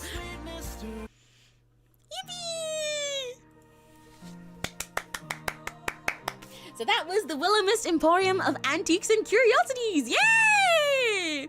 Yippee! Oh my gosh, that was so good. That was so good! I'm so excited for it to come out. Yeah, they said I think on the Steam page that the full thing is meant to come out in 2026. I don't know if it's going to be early 2026 or like later into it, but either way, it's going to be my favorite game of 2026. I can tell. And you guys are going to be so sick of me. You better go and wish this game yourself so you can play it, because otherwise you're going to be spoiled when it comes out and I play every single route on stream. Honestly, I swear to God, I will do it. I will do it. I don't care that the game takes 3 months after how long that week took. I will, if I have to play all of their individual romances separately rather than in one thing across those 3 months, I will do it. I don't care how many days it takes. What other game I meant to do release? Yeah, I wonder. There's also another, oh right, yeah, I was gonna talk about this. I'm gonna leave the music in the back while we do it rather than going to Zatsu mode. But so for the next week and the week after, I don't have the schedule planned for this week yet. Like I said, I will do that after this stream, but I just notified everyone on like a Discord that we were gonna be streaming today because I knew that today would happen, but I didn't have my schedule planned yet. But I will give you guys the schedule later, promise, Prinky swear. Cross my heart and hope to fly, stick a cupcake in my eye. I will give you a schedule for this week later. My schedules just keep getting turned around recently because there's always something that happens IRL that means I have to either reschedule a day or cancel it or move it to later, and it's really frustrating because like I don't mind that in itself. That's just how life works, but it's tricky to make schedules around it because I know that they're gonna be changed, and then I feel like having the schedule feels kind of pointless then because you have this list and it's wrong. But I considered not having them all together like some people do, but I don't like that because if I don't schedule at least part of the week, then I tend to just not get around to streaming because I like planning my stuff out. It helps me keep organized, my sense of time and everything and stuff like that. But so yeah, don't worry, I'm perfectly okay. It's just that IRL things keep popping up all at the same time. I keep having situations I have to attend to in the 4th dimension. Do not worry about it. I'm doing all good. I don't know exactly what we'll do for the rest of this week. Hopefully, finally, I'll be able to fit in an MS Paint stream this week because they keep getting moved last week. First stream and I stuck to the end. Yeah, thank you for hanging out with us. I'm so glad that you enjoyed it much to stay all this time. If you liked watching me play visual novels specifically, then I have more on the rest of my channel. And speaking of that, what I was gonna say, aside from this week, next week I do have another game lined up for us. When I said we're back in our like ultimate visual novel era, I meant it. Next week for our Monday gaming time, I want to play the demo of 𝘆cie_𝗂𝗿, which is a really cool game. I'll type it in chat for you guys if you want to check it out yourself before I go play. It's spelled like this. It's a really cool game that I've been meaning to play the demo for a while. Another ultimate visual novel. It has gorgeous art, as you'll see when you look it up. Incredible cast of voice actors, and for the whole team. The dev of it actually does VTubing stuff herself. And one of my VTuber 𝘆cie is a voice actor in it, 𝘆cie_𝗿, as well as for some of the other voice actors. I believe the voice of 𝘆cie_𝗿 from Genshin Impact is in this game, and several other big names like that. So it's a crazy fucking lineup, as if the game itself isn't already really fucking cool looking as it is. So yeah, I'm very excited for it. That's what I mentioned to you. I think it probably could be, but I also heard about it because of 𝘆cie as well at the same time, so I've known about it for a while. But it'd be funny if it's both. But then I guess you win. Yeah. So next week, that's what we're going to play for Monday. We're going to play that demo. I have no idea how long it'll be. Maybe, hopefully not 8 hours, but I love doing this as well. I've missed doing streams this long. A lot of my streams for the last last 3 weeks or like a month, have been on the shorter side. And to be fair, when I say short, I mean they've been normal length. Most people normally stream for like 1 to 4 hours for most things. I just am the kind of person who likes to stream for 6 to 8. And I've missed it. I love spending the entire day with Rakigachis. It makes my day. It makes my life. This is my favorite thing. It's my calling. I love hanging out with you guys. I meant it like a lot of months ago. Yeah, well, I guess you win then. Finally, I'll be playing it. Let's go. I just googled it. Oh my god, right? It looks so pretty. It looks so cool. I'm so excited. So that will be our game next Monday. I tend to do gaming stuff every Monday and then do mostly art and other things throughout the rest of the week. Sometimes there are games throughout the rest of the week too, but those are normally like collabs and stuff. But I definitely always have gaming or at least a Zatsu on Monday. Monday is our day off. I'm so mad I was sleeping instead of catching the start of the stream. That's okay. You can always watch the VOD later. The VOD will be up on my channel forever, so you can always go back to it if you want to. Personally, I like going back and watching VODs for VNs and stuff like that. I find them nice with like comfy background noise when I watch other people play them. But yeah. So. That will be our plan for next Monday. For the rest of the week, we'll probably mostly be doing art stuff, but I don't know. I will talk to my friends, see what I can plan. There should be at least one MS Paint and mouse drawing stream because we've missed our weekly MS Paint on the weekends for like so many weeks. It keeps getting pushed around, but I really want to. I miss it and I have stuff to do. But soon, hopefully this week. Other than that, yeah, I will plan it and I will give you guys that schedule later today. But thank you so much. Thank you so much for hanging out with me today. Check out a game called Alaris. Ooh, I will search that up after stream as well.